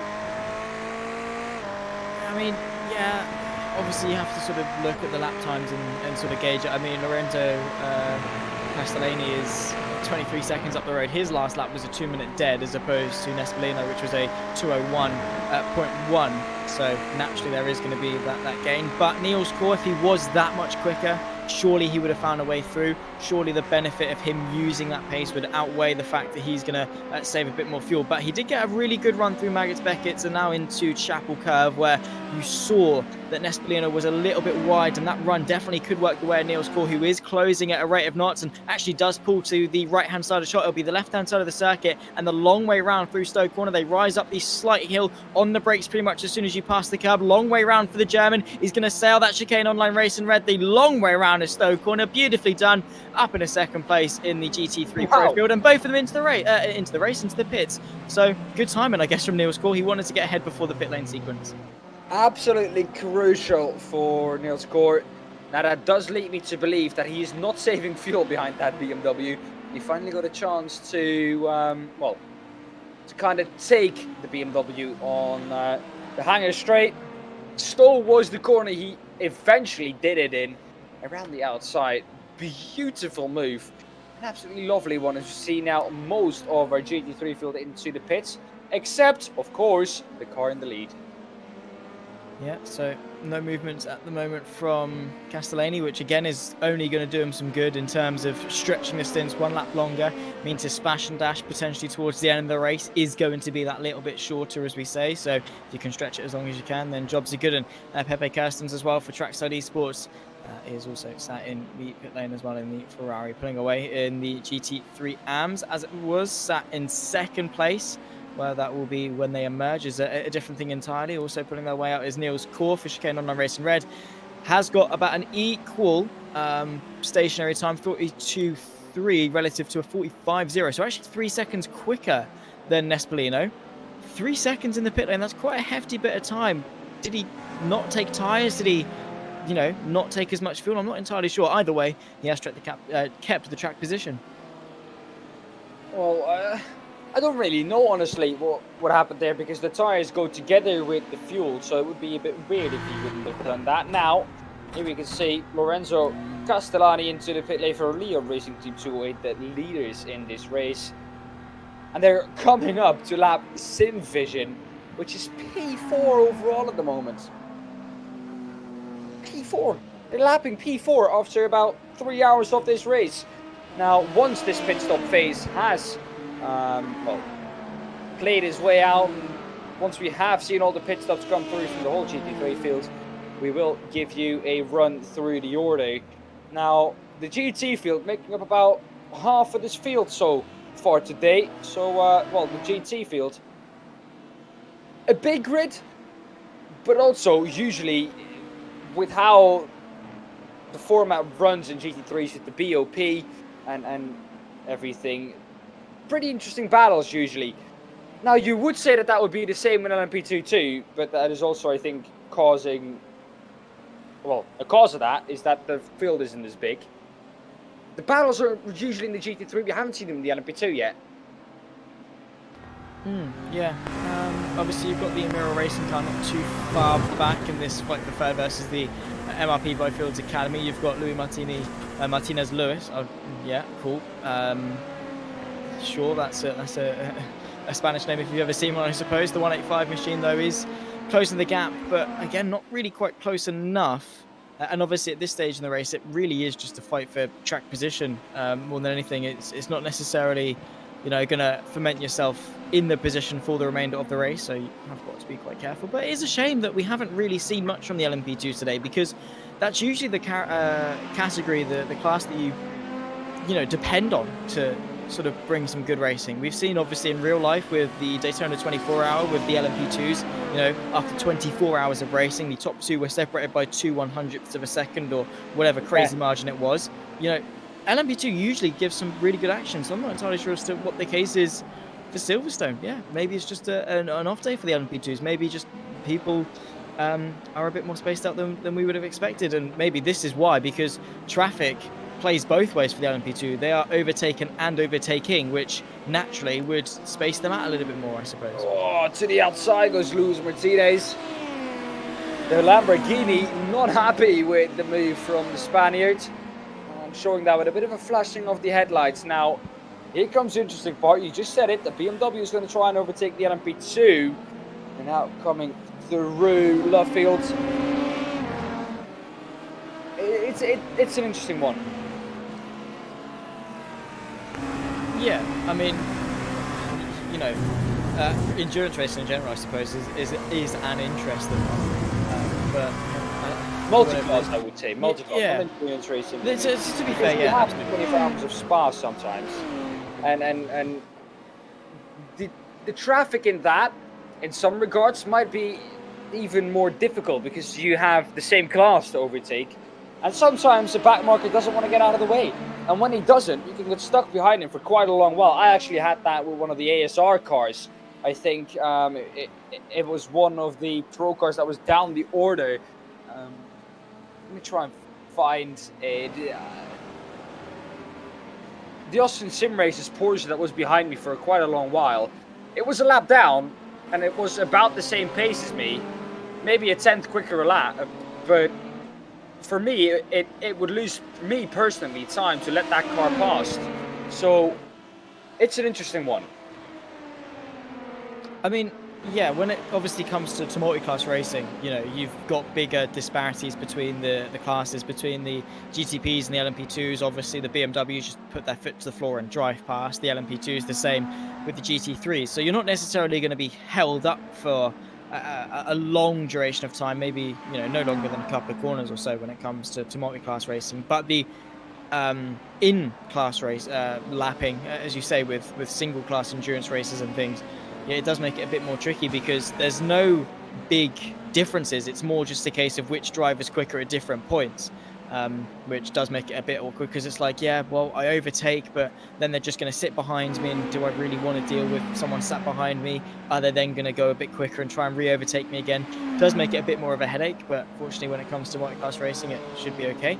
What will be interesting, though, is if we see any of the pros start to lap some of the AMs in the GT3 class. That, again, is where it's going to be interesting. Obviously, the pros, relative to the AMs, should be around about a second and a half, 2 seconds lap quicker. I think there is about 500 iRacing difference between the minimum thresholds for both classes, but obviously, you know, with the pros lapping the AMs, it is that same thing with single classes. So again, could make it a bit interesting. Who knows? We'll wait and see. But yeah, lap traffic is always a talking point when it comes to endurance racing because 99 times out of 100 it sparks some form of action over the course of the race.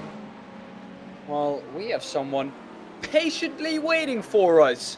Brian, welcome into the booth. Driver for Altitude Esports. Good afternoon. How are you? Yeah, we're doing great. Brian, of course, we see your team, Tom Dadswell, into the car now. Actually, UK's favourite sim racer. Don't know if you know him, but, well, it's his favourite sim racer into the car now. P2 at the moment in the 38 machine. How's the race been going for you so far? Hasn't been too bad. Just managing traffic is now the important part, making sure that you're not doing anything silly and giving up some vital time because it's looking quite close at the front. The gap to P1 for you is about 5.6 seconds. In terms of strategy, it seems like Ryder has been able to to go a bit longer. How does that come out at the end, do you think? I think that we've probably gone longer than them because we're a lap longer than them, so if anything it favours us. But I mean, I think 1 lap of fuel isn't going to make a great deal of difference, only if we're able to extend further. We're very, very close to getting an extra lap on stints, but we're not pushing it just yet. But I don't think 1 lap of fuel is going to make too much of a difference on the end of it. Well, we've seen the fact that traffic is a bit of an issue this evening, especially coming through Meggett's Beckett in the Chapel Complex. Going around the outside in the GTP, it must be tricky not knowing what the other car is going to do. If it's either going to go wider, if it's going to give you the room. Yeah, it's certainly one of those areas that you have to have a lot of confidence in the GT drivers and kind of gauging what their entry's been like going into the corner, because it's pretty easy for them to have a moment coming up if they're watching their rear view and these GTPs are coming in at twice the speed almost in some places. It's a scary process going through them, that's for sure. How have you been finding, especially going into Lovefield, Brooklands, especially Brooklands, because that has been a corner that has been talked about a lot. How have you been finding, well, trying to overtake traffic into that corner? Because it's a corner where you turn, brake, do everything at the same time, and trying to lap a LMP2 or a GT must be really tricky to kind of manage. Yeah, it's certainly one of the trickier places on the track, and again, it's just gauging what the other cars are doing around you, and you react accordingly, because there's nothing worse than trying to put your car on the inside of a GT or an LMP if they're not too sure what you're doing. So you kind of wait for them to settle themselves, and then you make your move accordingly. Have you been either showing the GT where you're going to go really early? How have you been going about the traffic? Because it seems like it's difficult, especially when the GTs are fighting themselves, to kind of gauge where to put your car. Yeah, it certainly is. You want to show your nose if you are able to, but again, when they're battling each other, it's certainly trickier for them. I mean, the traffic we've just had to navigate for Tom's been pretty hectic by the looks of things, but he's doing all right for it. So long may that continue. I guess as long as iRacing keeps the tires and fuel done at the same time, I guess you're just changing tires every stint.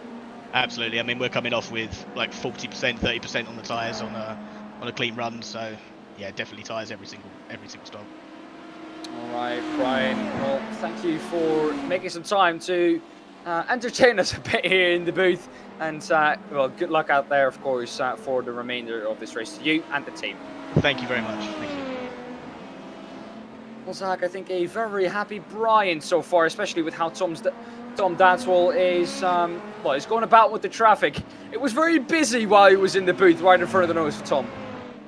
Yeah, absolutely. I mean, Tom Dadswell, obviously, fantastic driver in his own right, and for Altitude Esports, obviously the championship leaders, only by 7 points ahead of Rotor Engineering Esports, so it is very, very close in the GTP class. But yeah, fantastic stuff and good spirits, I think, is the consensus there. So fair play to him. Dadswell's doing a good job in the car at the moment, trying to manage the gap to Wolf, who is leading the race at the moment in the 76 machine. But yeah, again, that's all you really can do at this stage in the race, is manage the gap, manage your tyres, manage your fuel, hit your marks. And, you know, that sounded like a driver that was confident in the team, confident in the strategy, that potentially could see them fight towards the back end of the race, potentially for the lead. Who knows? But as the championship leaders, of course, they've got a standard to uphold. But again, maybe with that actually being the championship leaders, sort of, do they, in a sense, maybe lose the drive to fight for the win? Are they happier with second?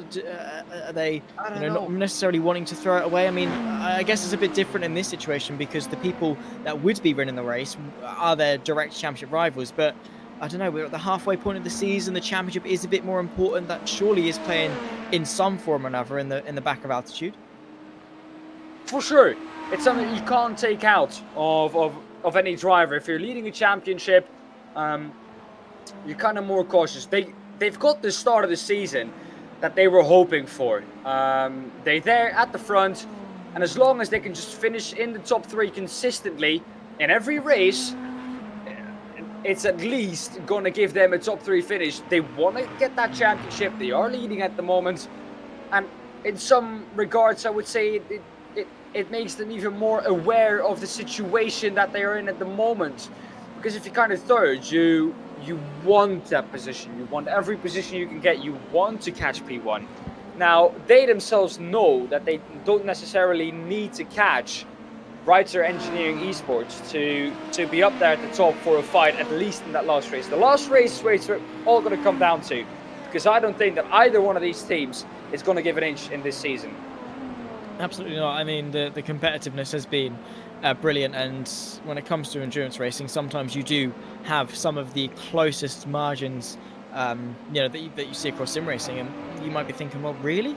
considering how variable endurance racing is, how long the races are, the championships are actually really close. And yeah, in all fairness, they really, really can be. Things can be decided all the way down to the wire at the final race of the season, whether that's, Le Mans or wherever the championships decide to go for their final race. I think we're going to Daytona for the Platinum Endurance Championship. So yes. Yeah, again, that's a great venue to round off the season. But it does usually go down to the wire, and it's great to see two fantastic teams go toe to toe week in, week out. We don't necessarily know who's going to be the quicker of the two, and it always makes things interesting from not only from a race by race basis, because you go into each race, you're like, okay, is it going to be altitude, is it going to be right, could it be Simtech or whoever else on the GTP field that could come out on top on this race. But it's also that season long battle over the course of the 6 races where it's like they tussled here, they tussled there, and it's that long game narrative that we love to see when it comes to endurance racing, because long term is the name of the game when it comes to this discipline of motor racing, both in the real and in the virtual world as well. But yeah, I think it's definitely going to be a good season all the way to the end, with how close it is, and with not necessarily too long left to go in the season, already halfway through. And yeah, it has gone. Yeah, to be fair, it has actually gone quite quick. In all fairness, it only feels like yesterday that we were at Le Mans. Yeah, Le Mans, of course, an incredible race, that one. Not for the team that I was driving in, and then the first race of the season, always an important one. You want to get off to a good start. For Rider Engineering and Altitude Esports, that has been the case. For Altitude Esports, more so than Rider Engineering. Rider Engineering has been trying to make up for some, for their fair share of bad luck that they've had this season so far. And at the end, I would say that everyone kind of gets their fair share of bad luck, You're not going to keep it clean for, if you count the hours that we are racing, you're not going to have nothing happening in that time, if you kind of know what I mean. If you kind of get it. No? Sure, we'll pretend. We'll pretend like we know what Daan Pepels is talking about. By the way, actually, is it Peoples or Pepels? None of the two. It's what is it? Pepels? Yes. Boom. Okay, cool. Yeah, I was talking with James about one time. Again, we mentioned you on broadcast, and he was like, "Yeah, it's interesting that you call him Pepels, because I call him Peoples." So I just wanted to know. So it's Pepels, right? Like, yes. Yeah, cool, yes. Awesome, sweet. That had no relevance to your point whatsoever. I just wanted to clarify it because I was talking about it, and I was like, "Hang on, no, what is it?" Because it's always the Dutch names that I struggle with. So I have to I've got one person I know from the Netherlands who I used to comment on ages ago, and if I get an awkward name, I'm like, copy, paste, how do I pronounce this? It's great. But yeah, no, we'll go with what you're saying, Dan, because we're commentators, and we've got to have that respect for each other, because we know what it's like when we're just trying to conjure something out of thin air. It's like, yeah, excitement, boom. We know what we're talking about. We're professionals, we promise, guys. Well, it's difficult, especially with the pronunciations of names, because sometimes you kind of write it a certain way, and especially now that I've moved to Sweden. Sometimes in Sweden they pronounce a K as an S, which to me, as a Dutch person, makes absolutely zero sense why you would pronounce a K as an S. But for Swedish people, that makes perfect sense. So, yeah, it's kind of what you're used to, I guess, and then how you're used to pronouncing names. Now, we do try our best, don't get us wrong, to pronounce every name how it should be pronounced in their respective rights. But yeah, it is difficult sometimes to do that. And we try our best. But what I was talking about is the fact that in these first 3 races, Le Mans, Road America, and Silverstone, both 6-hour races we've had before this, you race for 20 hours, and you're not going to tell me that in 20 hours there's nothing that is going to happen to you. At some point, with 3 starts in it, especially with those 3 starts, something sooner or later is going to happen. And then after that, we have 10 hours of Sebring, 30 hours of racing. Count it up with another 12 of Daytona. At the end, you will have 46 hours of racing. That's almost 2 24-hour races. Something is going to happen at some point. 100%, it's almost inevitable. You do everything in your power to avoid it. Obviously, you're only in control of so much in the cockpit. You're sort of led into a false sense of security in the sense that, well, I'm in control of the car, therefore I'm in control of your fate. And no, you are not. It's so easy, like we've seen today, for some LMP2 or GTP driver who's obviously not on their day, just send the move to the inside and spin you out. You could get tangled with a bit of netcode, a disconnect, whatever. Something that is massively out of your control could have a massive turning point. I know we've also got Nuno in the YouTube chat talking about sort of their narrative of that and their side of the story in that regard, obviously, in terms of sort of incidents and things that are largely out of their control. Sooner or later at some point, motor racing is going to come and bite you in the backside, and it's just whether or not Lady Luck is shining upon your way, because as you're right, at the end of the season, 46 hours of racing action along that as well, with the hour qualifying session for each and every race as well. You are up to 2 days worth of on-track action, and at some point, something is going to turn the wrong way. One of those cogs is going to start rotating out of sequence, and that is going to have a big disastrous effect. And it's just one of those things about motor racing. You have to control everything that you can and hope that the things out of your control do shine your way. But I suppose it is just about minimizing those mistakes and making sure you drive with the best that you can do.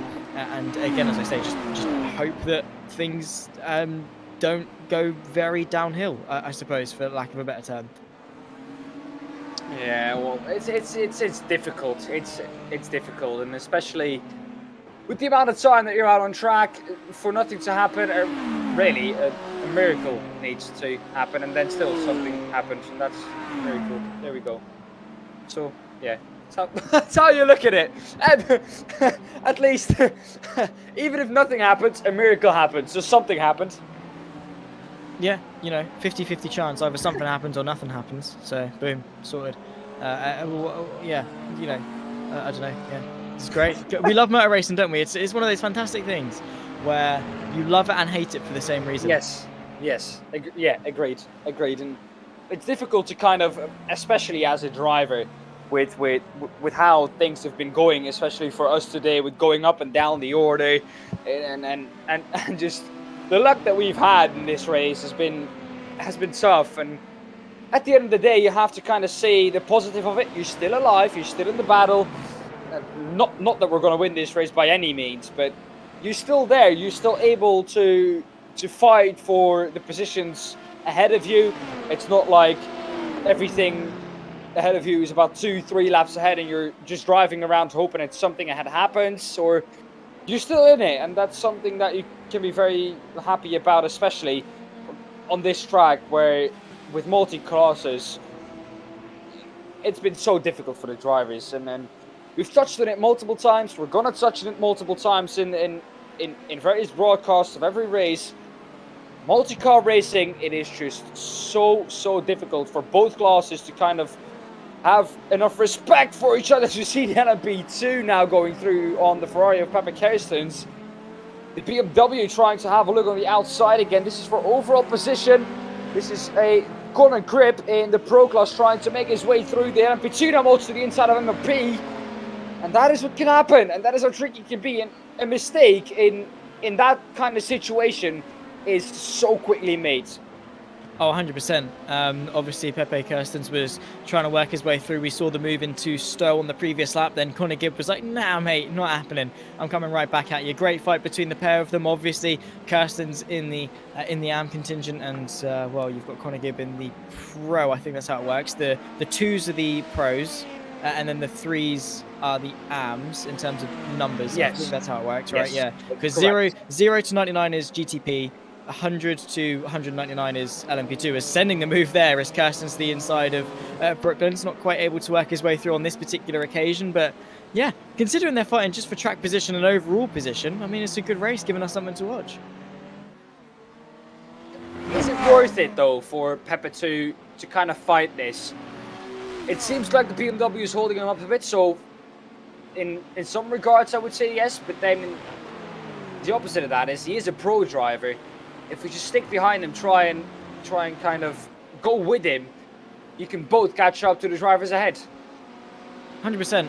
Obviously, the way the GT3 works is there is actually two separate scoring systems. Sometimes you see that the class is just one long list of points that are awarded, but no, the GT3 Pros get their own scoring, the GT3 AMs get their own scoring. So, yeah, again, there's no real benefit of finishing higher up necessarily the overall order in terms of your actual race. So yeah, I don't know why they're fighting. Maybe just to have a bit of fun. Maybe they're a bit bored. They just want to have someone to fight with. Who knows what their reason is? But yeah, for sure, if they did work a bit better together, they probably could find themselves maybe challenging a little bit further up. This is Zhao Rice on the back of Stephen Bird in the fight amongst some of the GT3 Pro field. He at the moment in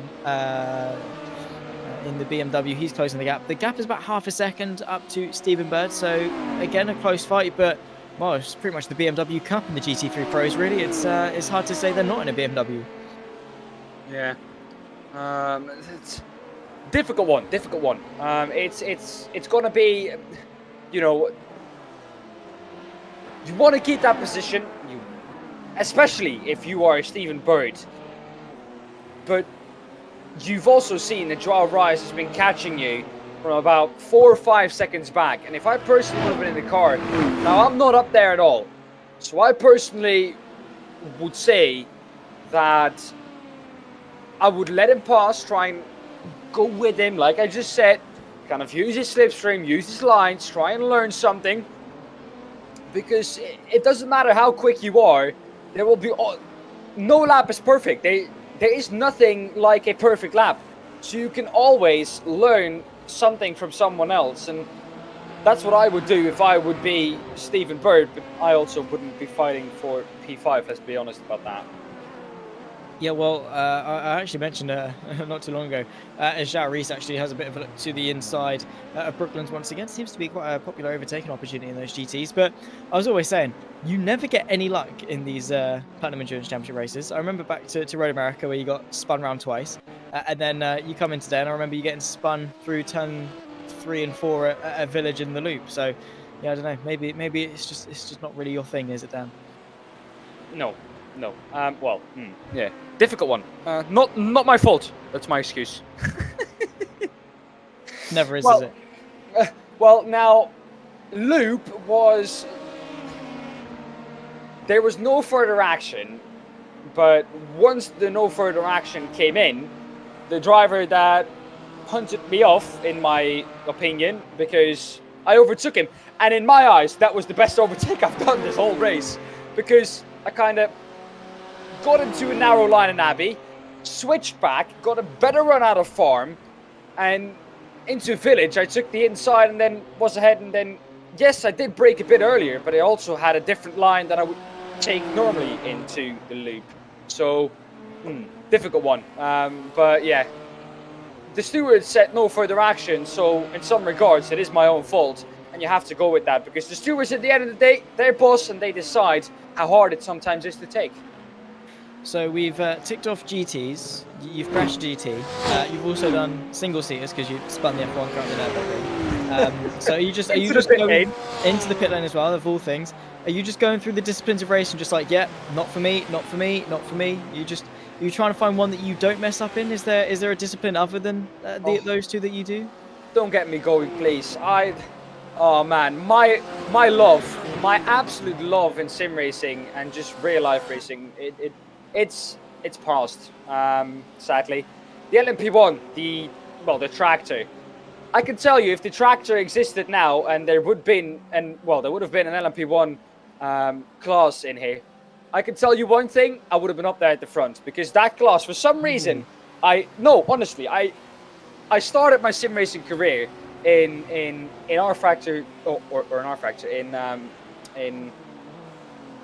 AC2, I think it was, and I did some league races on that, did the Audi R18, I even did a 24-hour race in the R18. Halfway through we were leading, disconnected, lost about 2 hours, because that's the way you did it in that game. You do it in sections of 2 hours. If you disconnect, there's no way of getting back in, and you lose that time. So we decided to call it a day, but we were so quick, and ever since I got into iRacing, I never really bought the car because there wasn't so much going on. There were about 3-4 people in the LMP1 class in official races, so it wasn't really in a big interest to buy that car. Now, I got myself to buy it for the last 24-hour of Le Mans that it ever did.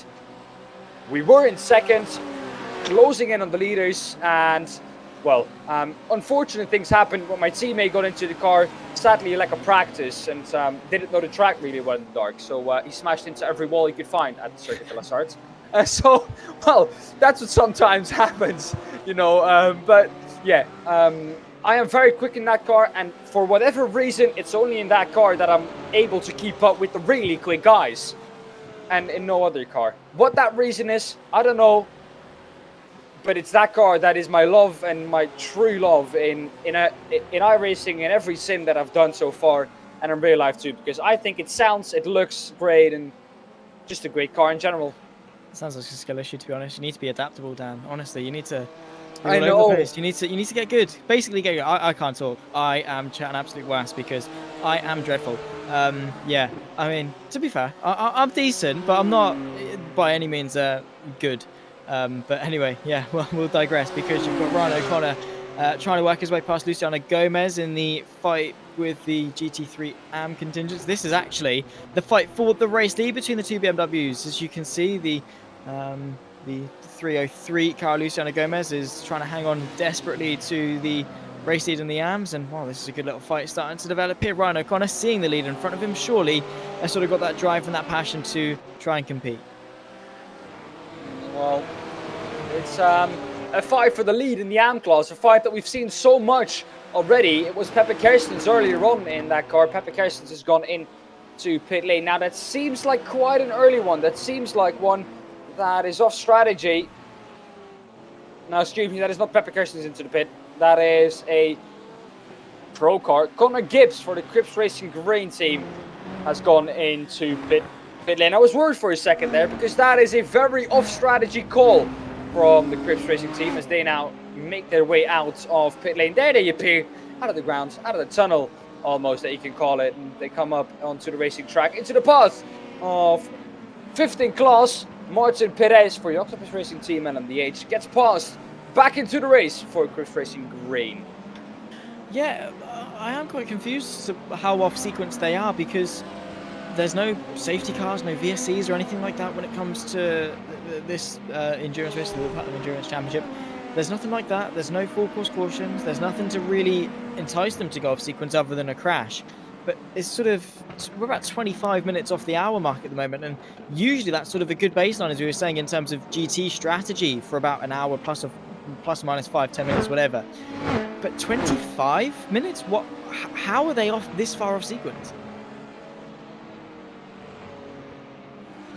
I don't know. It's a difficult one. Probably something happened earlier on in the race. That's why they're down in P14 in the pro class. Maybe I know Crips Racing. They're a great bunch of drivers and also very lovely people too. If you go into their voice channel and you have a laugh about just great people in general. But as far as I can see, they're quite a long way down on the leaders in the pro class. And I don't think that is on pace alone. That is something has happened to the Crips Racing Green team. If it's either a couple of spins, some contact, some damage that they had to repair, I don't know. But it's yeah, can't really tell you why they've been this far off strategy. Definitely something that they're going to have to work on for the end of the race, because I don't think you're going to be able to go longer and make up that time to not have to pit again. So I think for them, they for sure have to do the splash and dash at the end. The only thing that they can do now is try and make that last pit stop as short as possible.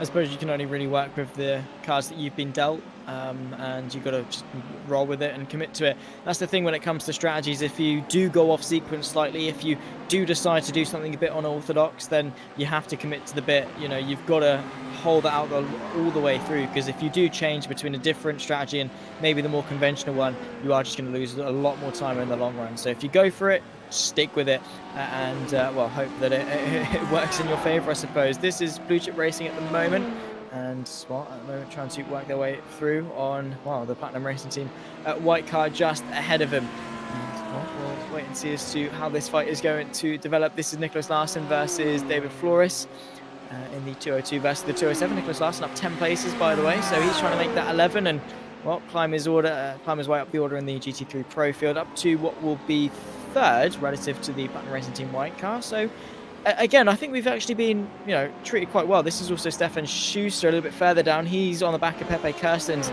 in the fight between the two Ferraris. I think, as I was saying, I think we've actually been quite spoiled in terms of on-track action because one way or another, everyone, well, I say everyone, someone has been close to someone else at some point in the race, and it has usually actually, whether it be for a race lead, a podium, or top 5, it's been for a decent position. It's not necessarily just a case of whether we've got 2 back markers jostling it out of the back. We've actually got some quite meaningful races going on.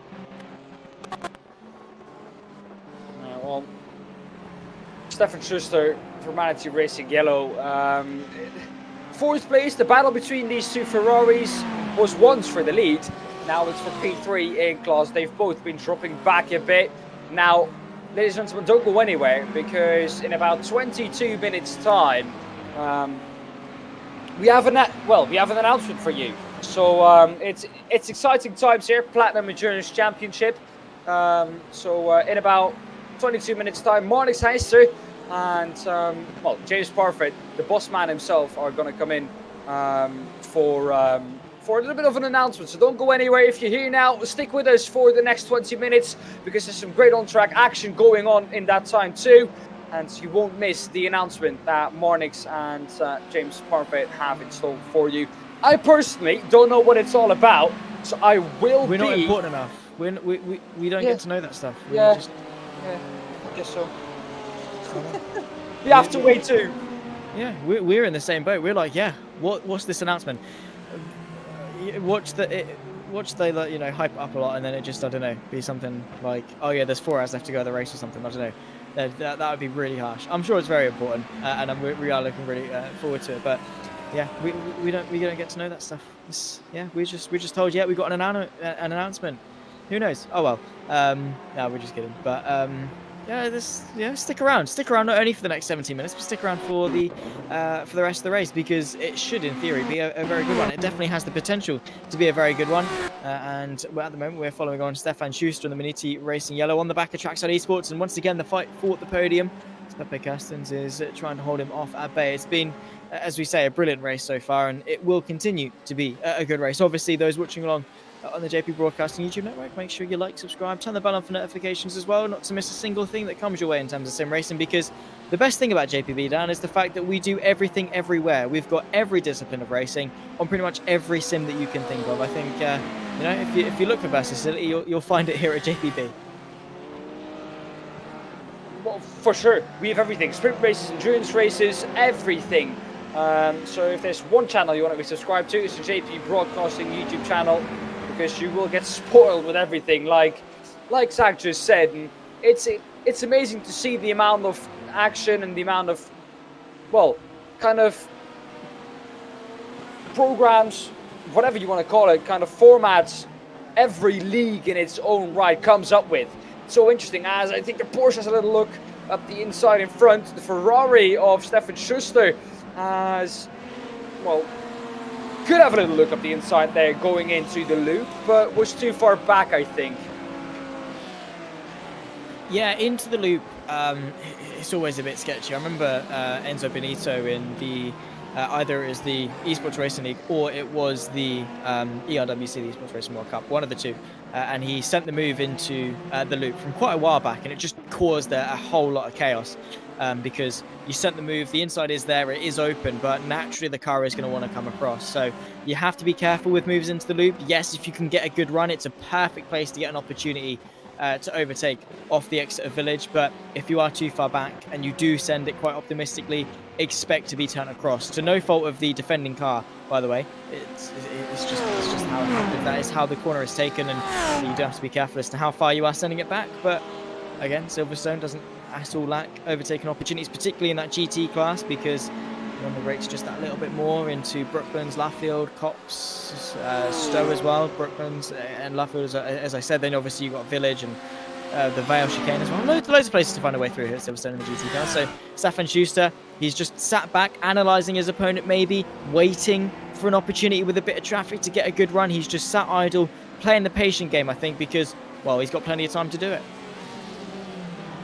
About 4 hours and 18 minutes left, as I think the Porsche goes a bit wide now. Allow them all three. nice. That's nicely done from Marcus Dodge Choice Sim Racers blue car. They're on lap number 103, and the cars ahead are on lap 105. So, well done by Marcus to let them go through and let them continue with their fight. Now, the painstaking thing for Marcus is that he's probably quicker than both of these cars ahead, but he's now allowed them through. So I think once this fight has fizzled out a bit, Marcus will go for that move again. The Ferrari having a little look up the inside, not quite. The Porsche, however, Marcus already, getting a bit impatient here with the Ferrari up ahead. This is a Pro Class car against a AM Class car, which, can prove very difficult sometimes. Yeah, as you were saying, obviously with the same category of racing, obviously in the GT3s, whether it's Pro versus AM or whatever, they are relatively going to be the same pace, only a difference of a second and a half, 2 seconds, whatever it is, the gap between the Pros and the AM. So yeah, it is going to be a harder time working your way through it. It is almost a normal overtake for these guys, as opposed to the LMDHs and the LMP2s just putting their foot to the floor, changing up a gear and driving past. With these guys, they do actually have to work for it just that little bit. But I'm sure these guys are perfectly capable of not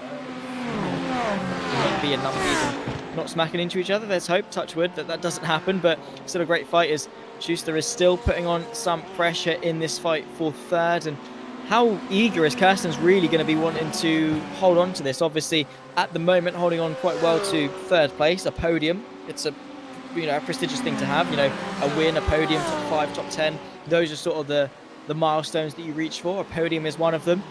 But at this stage of the race, is he keen on keeping it? Or is it just going to be a case of Schuster goes for a move, then it's not going to be too hard for? I don't necessarily know. How would you approach this situation?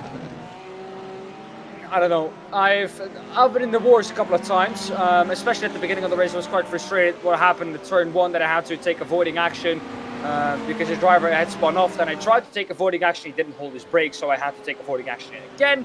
Dropped all the way down to the back of the field, and I had to take, I had to overtake everyone again. So I had to show my best racecraft. But you can't, I got quite frustrated when I was stuck behind this Ferrari of tracks at esports for quite a long time. But it is, it is so easy to get a bit too frustrated with yourself, trying to find your way in and trying to rush the overtake while it's not needed. And I did that. I tried to rush it, and at some point it worked out. We came to contact once, which was both of our faults. I was too eager to get my nose up the inside.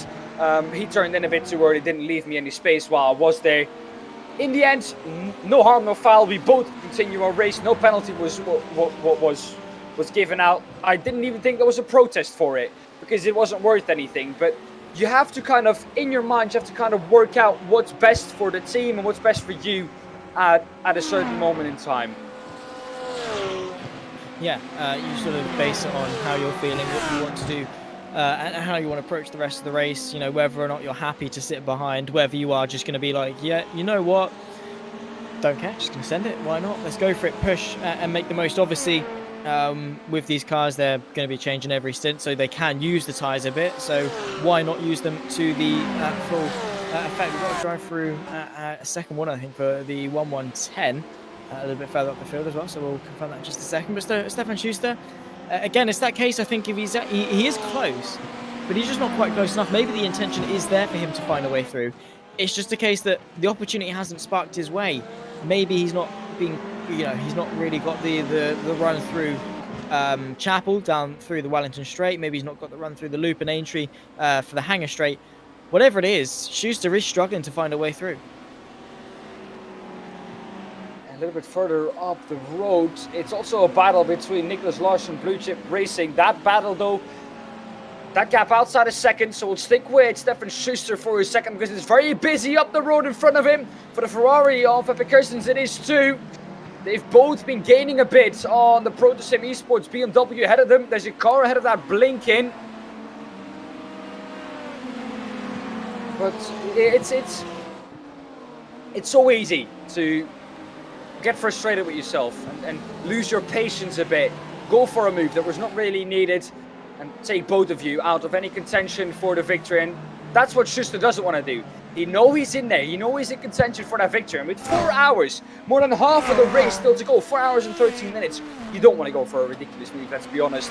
And Stefan Schuster, I think, realizes that really well. This battle has been going on for so long. I think Stefan knows that it's maybe better to stick behind, try and go for a move after the pit stop or during the pit stop phase, maybe save a little bit of fuel that you don't have to put in as much fuel. Because let's be honest, well, I'm going to be frankly honest here. The easiest overtake for Stefan Schuster would be to go into pit lane, take less fuel than Pepper does, and get out of it. Well, get out of his pit box earlier and overtake him that way. Yeah, because that's just... There's no easier overtake than that. Yeah, in all fairness, 100%. Like, when it comes to strategy and endurance races, you win races in the pit lane. There's no two ways about it. You know, you really do. You know, you can't outdrive a bad strategy in that regard. And sometimes circumstance does, you know, throw a spanner into the works in terms of your strategy and what you would normally expect from you know what your original plan was. You go into the race with sort of a good idea. We'll do X, Y, Z. We'll pit here, pit then. But your circumstance throughout the race, where you are, who you're with, could change. And as you say, it might just be a case of maybe trying to save a bit more fuel to take a shorter stop, or come in a lap earlier to take a shorter stop to drive past. Because in the overarching net gain of the race, being in front of that driver could actually help you have a better run all the way through. And then hopefully by the end of the race, you'll actually stay in front of them for the remainder of it. So yeah, strategy definitely is an interesting one. Here we go. Here's a bit of a fight between Nick Kirstens and Winston Echel in the fight between the 110 and the 117. I think actually not too long ago, the 110 did get a drive-through potentially. I think that did come up on our screen, if I'm not mistaken. But either way, they are having a bit of a scrap here. 2 platinum cars as well, I think. So I don't know. You're part of the platinum contingent. Are they going to fight each other? Are they going to work together? Nick, no, I don't think Nick is going to fight him. Nick is going to let Winston through. We've seen, especially in the championship, Platinum Racing Team Blue, the quicker car. I don't think Nick is going to fight it too much. He's not going to give it up easily, knowing Nick. Nick, of course, son of Pepper Kirstens. Like I said earlier on, Nick got the sim from his father because at some point he was quicker than his dad. So dad taught him well.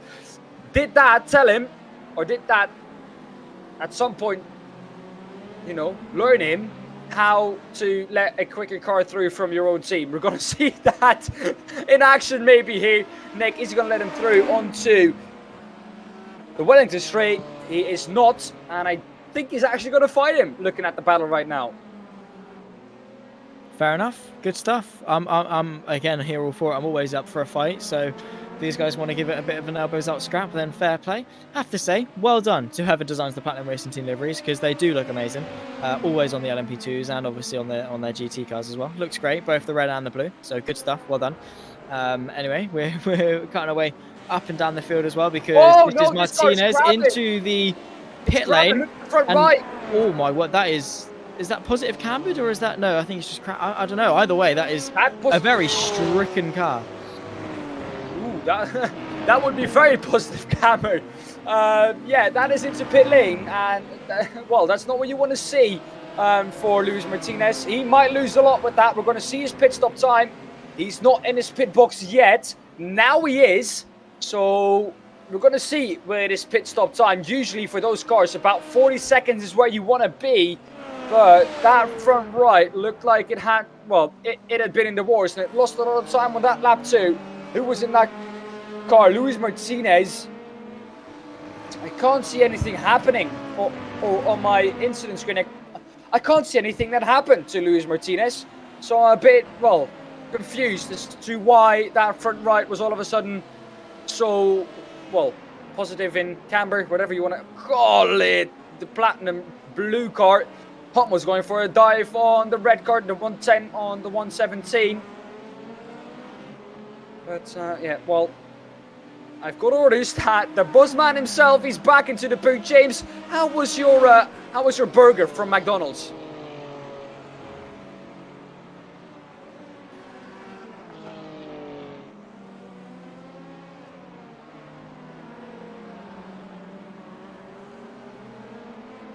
I mean, there's no better thing than watching racing, is it?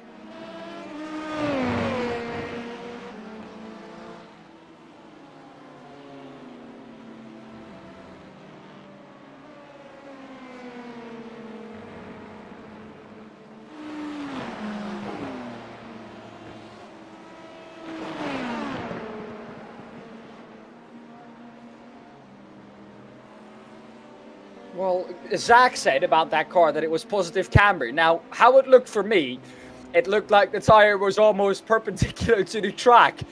So that must be a lot of positive camber there, Zach. But, you know, I've spun into the pit lane, so what do I know?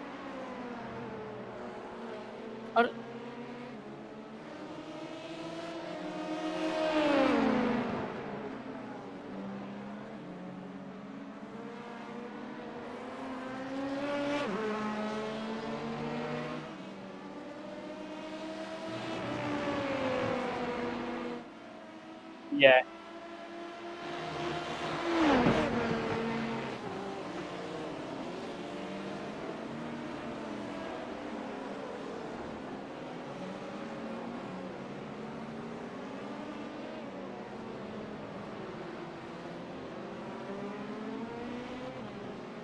Yeah, the closest fight on the track is this one between Pepper Kirsten and Stefan Schuster.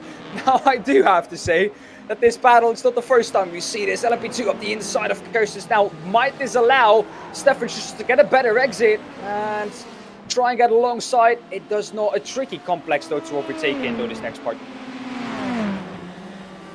Yeah, it really is. I mean, Magnus Beckett is all over the place, really. You know, it's left, then right, then left, then right again.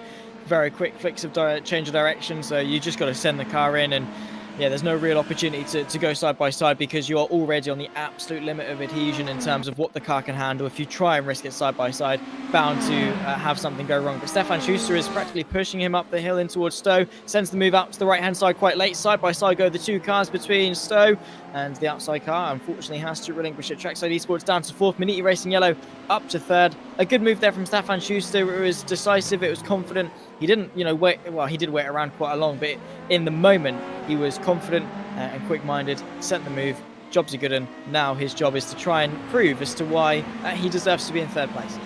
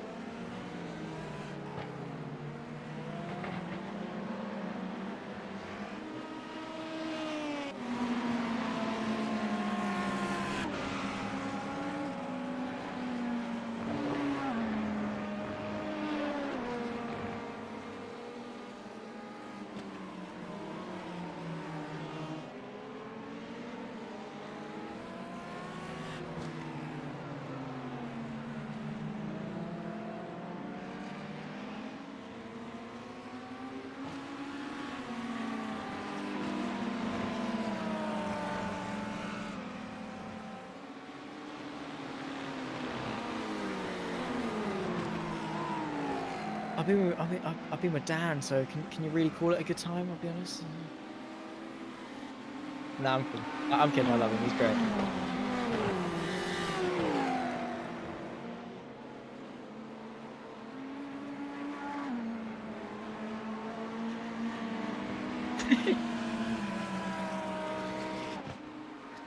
There's always an excuse. There's always an excuse. Whether it's the pit lane was narrow. The pit lane was narrow, or the sun was in my eyes. Don't care. Something or other. Bless him. Poor guy, innit?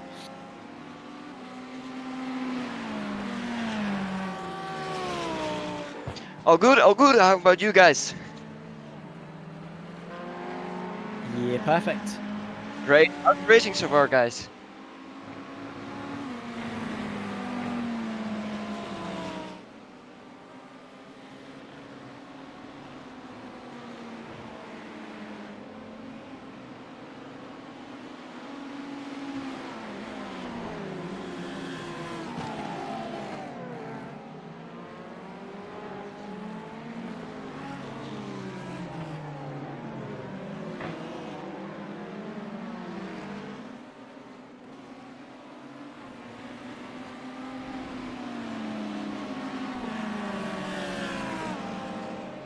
Right.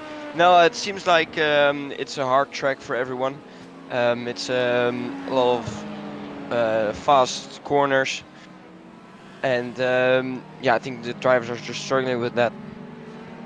Yeah, it's Silverstone in general, isn't it? You know what I mean? If you're going to go down, you've got to think where you're coming from. You're going down through Abbey, through Farm, into a tight section of Village.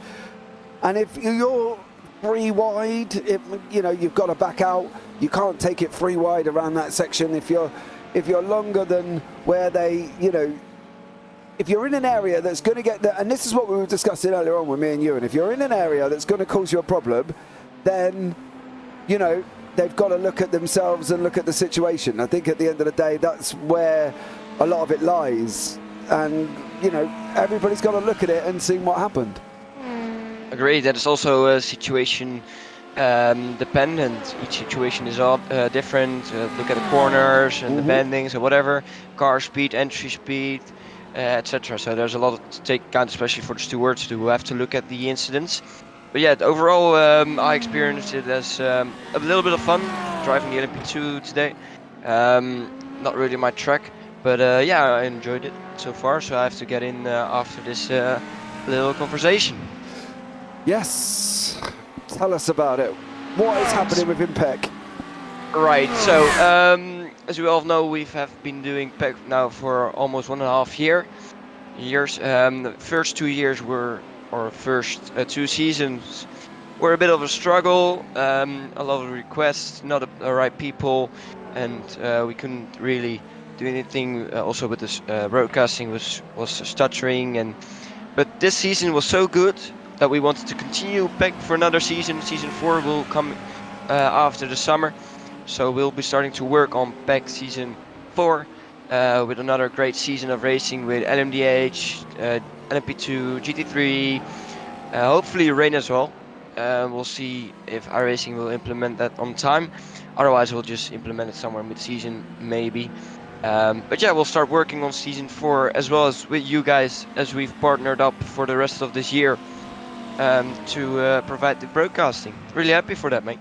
Yeah, definitely on that one. It's definitely one to look forward to as well, guys. So you have just heard it. There will be a season 4 of PEC, and JPB will be broadcasting it as well. So that's absolutely first-hand news that you have just heard here today. So that's absolutely incredible. LMP3? Well, that's a good one. A thing to consider, because we are limited to 60 cars. 60 cars is already a lot. Especially if we want to go to Road America, and imagine having 70 or 80 cars there, it would be really hard. We can see maybe a little bit of different kind of grid, where we see a decrease of amount of GT3s. Currently there are, I think, like 35 GT3s, if I'm correct, and the rest is all LMP2 and LMDH or GTP. And yeah, maybe we can decrease the GT3 a little bit to introduce the LMP3, but it's something to look at and to look into, because also the speed differences don't really differ a lot with the GT3, so we have to make sure that there is some speed difference, and it's of course something to look into, because it would be great to have such content in there. Yeah, definitely, I think as well, but as you say, it's got to be taken into consideration the amount of cars you can get on the track and what will actually look good as well. As you say, 60 plus cars around Road America would be quite horrendous, to be honest. But it's great news for PEC for season 4 though. Have you got a month in mind when you're looking at starting again? After the summer break, I think. We all have the summer break, and I don't expect everyone to be at home during the summer break and to be able to race. But yeah, we already have a few dates in mind. I don't want to spoil too much. We also have to wait, of course, for iRacing. We are only limited to 6 cars, different types of cars in there. So we hope iRacing, I hope iRacing will increase this, so we can actually allow the LMP3 in here. But yeah, we have some dates ready. Not want to spoil it too much, because we want to finalize everything. But hopefully we can give more next race. Awesome stuff. Well, man, thank you so much. Well, you're going back in the car now? Yeah, in 5 laps I'll be back in the car. Okay, mate. Well, you take care and we'll catch up with you soon. Thank you, guys. Have fun. Awesome. Cheers. So there you go, guys. JBB will be broadcasting the next season of PEC Season 4 starting after the summer break. So if you're wondering what that means, basically September. Dates to be confirmed, and we will be back doing this once more there, possibly with the LMP3, Zach. Well, we've seen how interesting they can be in real life when you took them to when they went to Sebring, caused a bit of shenanigans under the safety car. Hopefully that won't translate into the form of iRacing, but yeah, looking forward to it. I think so far the Platinum Endurance Championship Season 3 has been really good, so onwards and upwards from Season 4, I suppose, but I guess the key thing is getting to the end of Season 3 first. Absolutely here as well. And while we were talking to Marnix, Luciano Gomez did not look like he was having a good time here. If it can go back far enough and pick up Luciano, that would be amazing.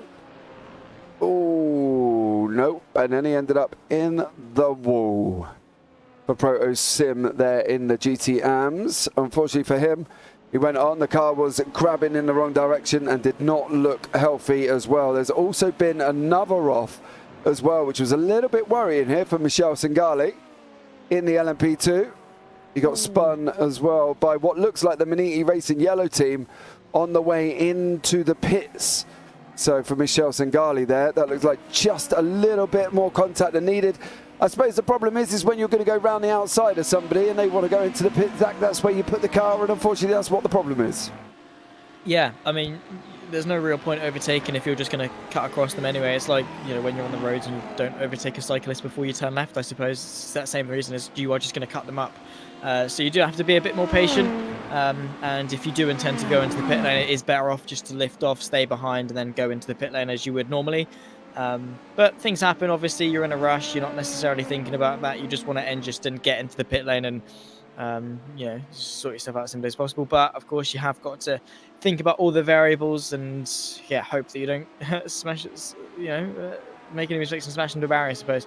But for Michel Singali, I'm sure they'll be able to continue and still do as best a job as possible. I mean, to be fair, for everyone involved so far, most of them have been in the wars in some way or another. So, persevering, I think, is the name of the game when it comes to the Silverstone 8 hours. Yeah, definitely. I think it's just consistency and staying on track as much as you can. I think we've had this conversation with Ewan, where we had a nice, interesting conversation about multiple things with Ewan as well. But we did talk about this at the same time, about the fact that obviously keeping it clean, not making any silly moves, not doing anything crazy that you don't have to. Maybe Michel Singali could have backed off and gone on the inside of the Maniti Racing yellow team there as well. There are ways that these drivers can communicate, voice chat in game, driver text, chat, whatever, to tell him he's on his way in wants to go into the pit. So, depending on what happened, obviously we don't see the run up to that. So depending on what happened previously to that is if, the Maniti car got it all wrong and that's how he ended up beside him, or what the situation was. But Luis Martinez from XPD is in the pits, and he's been in the pits for about 15 minutes, of course. That was since his tyre, the right front, was stuck up in the air. Not ideal here as well. We've also got Mathis Wilman from DLR SimLab Orange, not currently here either. And the boys from Raycar look like they're out currently, all at the same time. So it's looking like we've lost a few cars here as well. But currently at the moment it is Dennis Robin Wolf from Writer Engineering out in front from Tom Stadwell from Altitude Esports, 8 seconds back currently at the moment. In the LMP2s, Michel Singali from Leo manages to hold on to the lead after his little spin just about now. There as well, we're from the Bazinga Motorsports team, about 18 seconds ahead currently. And Ruben Rodriguez from MRP is your third one there as well. Down into GT3 Pros, you've got Lorenzo Castellini from Leo Racing 208, the only team that's won 2 races in a row and are looking like they are going to almost win a third one if they can just keep it on track here. So it'll be a great move for them as well in currently first place. Chicane Online Racing Red in second. Alicio Bonino from Leo Racing 221 currently down in third. In the GT3 AMS, Pepper Carsten is currently your leader. Lewis Gregg in second from Chris Racing Blue.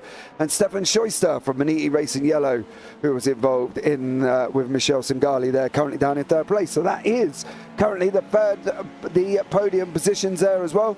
Team Upstate GT3 currently sitting in 5th place in the GT3 AMS there, Dingo R6.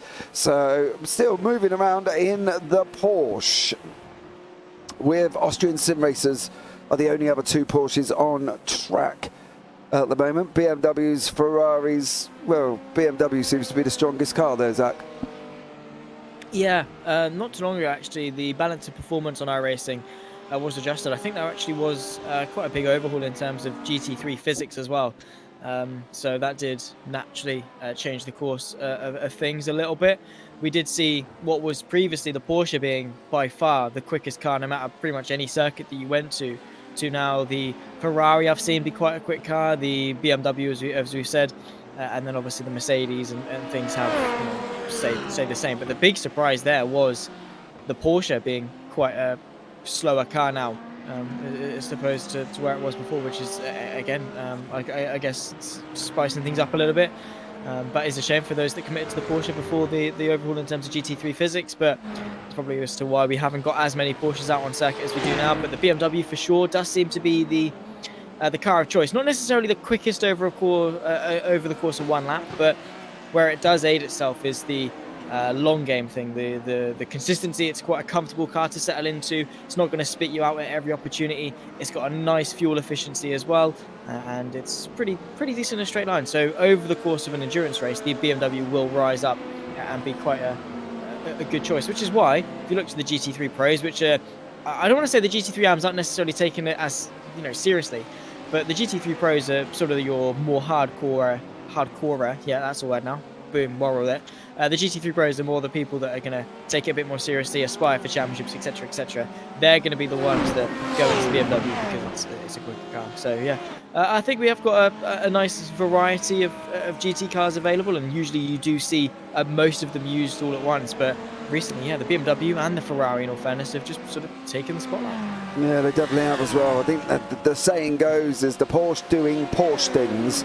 And that can be at any moment spitting you up, chewing you up there and throwing you round. You can do the same thing for 49 laps, and then on lap 50 you do the same thing and it puts the back end round. I think that was what the general consensus of it was, and the problem, and we've seen it, in the LSRL GT3 series in the hands of Ryan O'Connor, who ended up basically switching to the Mercedes because he just said his confidence wasn't there in the Porsche. He just felt like it was going to spin him at any possible moment. He felt like it was just going to almost wanted to commit Harry Carey on him because it's just an unpredictable car in general, and he didn't get on with it, so he switched over to the Mercedes, of course, and then now is incredibly quick in the Mercedes itself. So I think car choice, confidence again does play a part, doesn't it? Confidence in the car that you're driving does play the part of you being able to drive it efficiently. Absolutely. I mean, you'll look on forums or watch races and think, you know what? Actually, yeah, say for example, the BMW looks really quick. BMW, fantastic, quickest car. Boom, let's do it. Then you get into it and you think, oh wow, yeah, it's a quick car, but I'm going into this corner really unsettled. I'm pressing the brakes and it's spitting me out and I can't get the hang of it.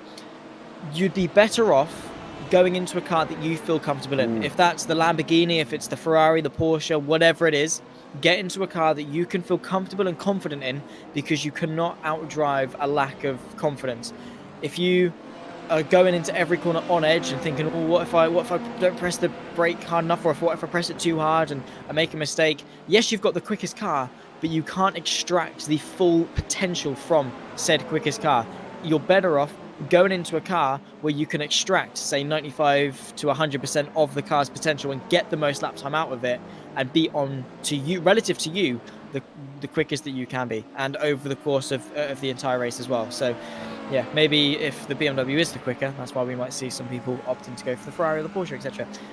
Because it all just comes down to who can be comfortable in the car for longer. And again, let's not forget that the team camaraderie, I think Ewan put it a little bit earlier on in the stream, when it comes to endurance racing, is you've got 2, 3, 4 other drivers to share the car with. You can't just do it because the BMW is quickest. You've got to do it because driver X enjoys the Lamborghini, driver Y is comfortable in the Lamborghini, driver Z is also quite comfortable in the Lamborghini. So you have to then use the Lamborghini, because over the whole team it would be the best car to use. So yeah, comfortability and consistency are definitely going to be better over the conventional quote-unquote quickest car.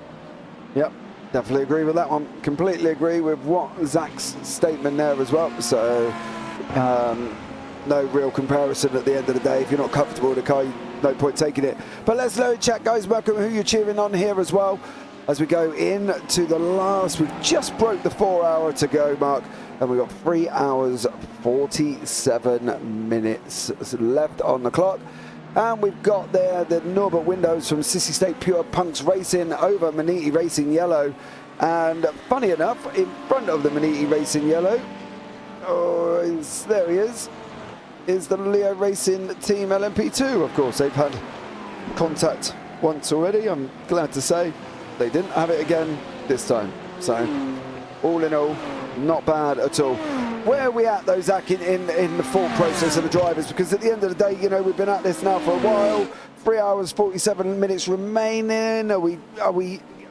Is there a guy in the back crunching numbers, thinking where they're going to be on their fuel? Is it all going to get a little bit up in arms about the fact, oh yeah, we need to go and do this, you've got to go and do 27 laps, you've got to do 25 laps, you've got to do 21, whatever. What's the situation, do we think, at the moment with fuel strategy? Well, now we're into the second half. We're walking out of the woods, if you like, looking towards the checkered flag. And, you know, this is the point in the race where some teams will be like, yeah, let's just take a breather, let's assess our situation and think, okay, where do we want to be? Where are we? What can we do with what we've got? And, you know, how can we play our cards right? For some, they've had a poor showing. They've been caught up in incidents, had their strategy off sequence, but they'll get to the halfway mark and think, right, so we can do X, Y, Z, we can try this, try that, and we might be able to scrape some points at the end of the race. It is just about seeing what you've got and, you know, trying to work with that and thinking, okay, well, if we work at, say, 55 minutes a stint, hour and 5 minutes a stint, whatever it is for the GTs, 40, 45 minutes for the prototypes as well. You know, you are going to be having that strategy decision and making sure actually you're in contact with the team, saying, are you good for this stint? We've got you penciled in for this. Are you still good for that? We don't need to scramble for last minute cover. We're not going to be sat in the pit lane for 20 minutes waiting for you to turn up from your Mackey's drive-through trip or whatever. But yeah, it's just making sure you're signed and sealed and ready for the rest of the race. Sending the move though, brilliant stuff from Barretto to the inside of Martin Hobson. They continue to go side by side through the Brooklands and Laffield complex. You can see the Platinum Racing team car on the inside as, well, Hobson is able to hold on from the offence for now. And, well, again, coming into the halfway point sort of milestone of the race and the thought process of that, if you're sort of locked in a fight with another car like we're seeing here, how do you sort of approach that? Do you want to focus on strategy, or is it now the point of the race where you start getting your elbows out and fighting more for those positions? Surely, though, they've got to be thinking about now where they are in position-wise to the people around them. I think, you know, they can sit there and crunch numbers all day. They can look at the numbers all day. They can go and predict what the other team's doing all day. But if they're not on where they need to be doing, it doesn't matter what anybody else is doing. It's the famous saying of, you know, they turn around and say people in glass houses shouldn't throw stones. But if the Platinum PRT team are not on their own strategy and are off strategy somehow, or they're a little bit out here or they're a little bit there, ain't going to matter what SimVision are doing. They need to try and get their own stuff right. Whether or not they should be fighting now, I don't know. To be honest, it's entirely whether or not they're looking at putting them where they are with themselves, I think, Zach. I personally would look at using these last 3.5 hours to work out one thing. What do I need to do to not have to splash and dash at the end? I want to go into hour 7, just after hour 7 on the hour 3 mark, or say for instance hour and 3 minutes to, you know, to go in then, that's it. I don't want to have to splash and dash at past. I don't want to have to splash and dash at 1:45.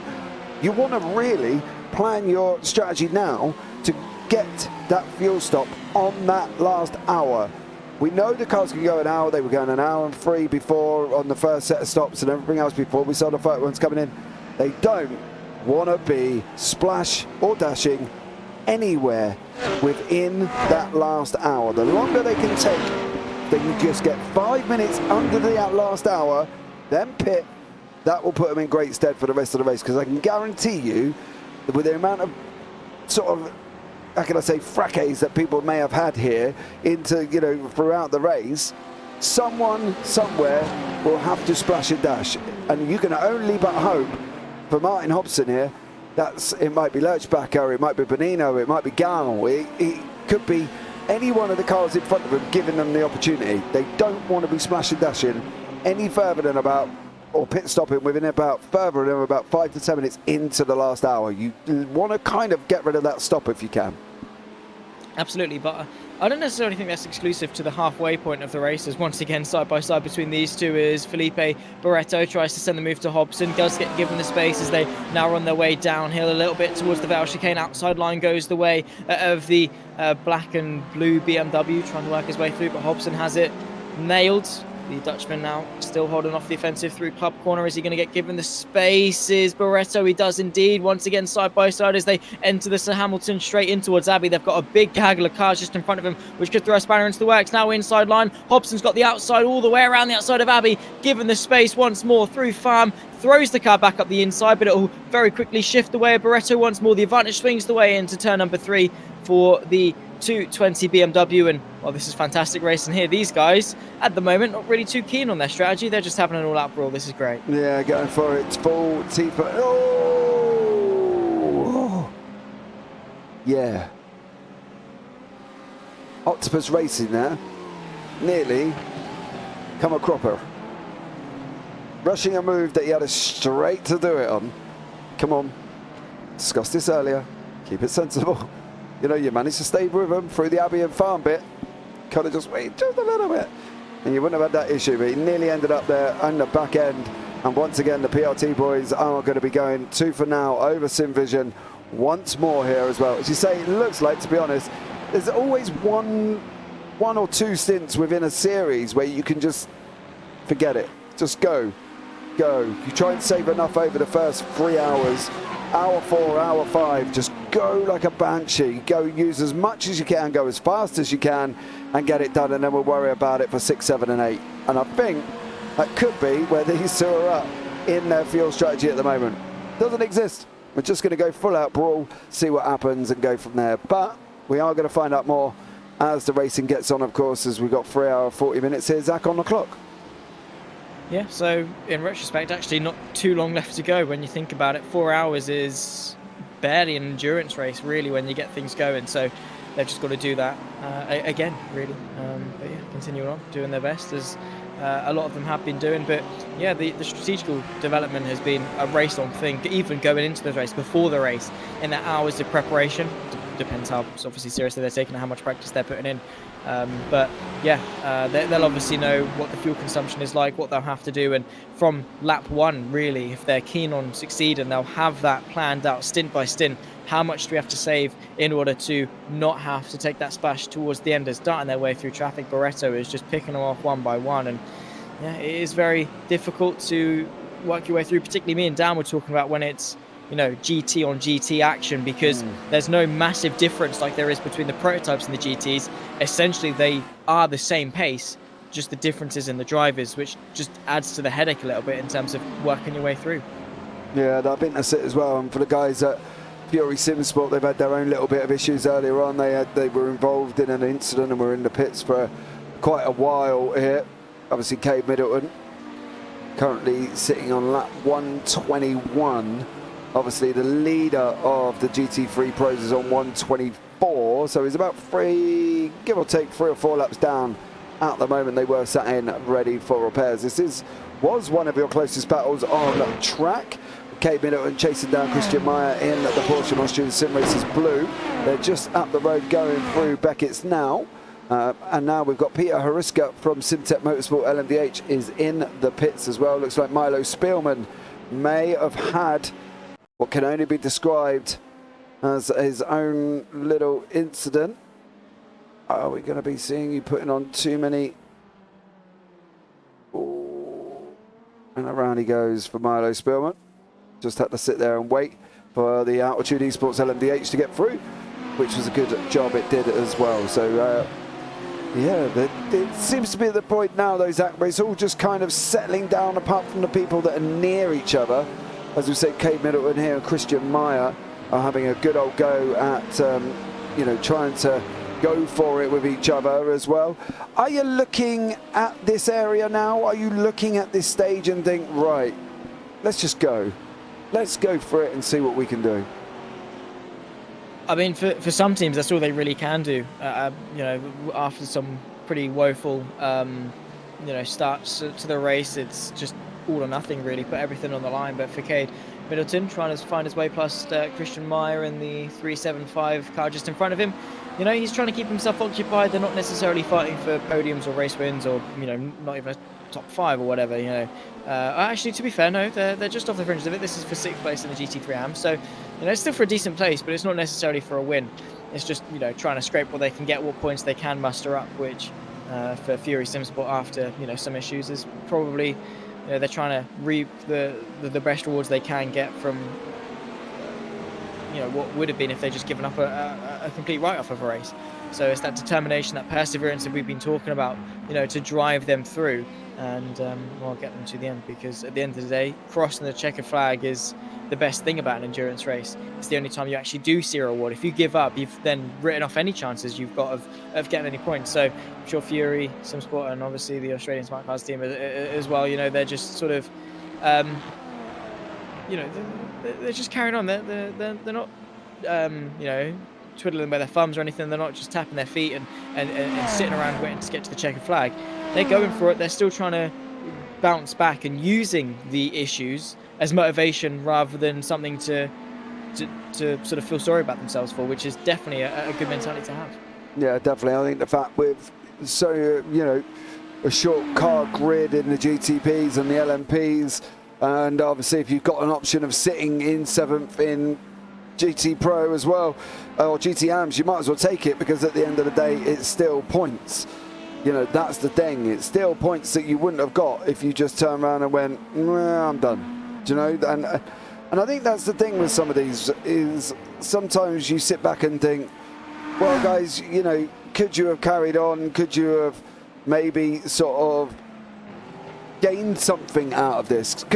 But at the end of the day, for their team points, you know, they're going to be moving up for the 6 to 8 hour as well in their current place. You know, they get 16 points here, which was 16 points Cade Middleton and the Fury Simsport Academy wouldn't have had if they just turn around and quit out. And I think every little point helps when it comes to the championship and the championship table, because you want to be as high as you can at the end of the season. Exactly. I mean, you always look in hindsight when you get to sort of rounds 4, 5, 6, the latter half of the season, and think, could I have done myself any more favours in the first few rounds? Could I have driven a bit better? Could we have found some extra points? Because it's those margins that really start to matter in championships. Sometimes it comes down to just a matter of a couple of points.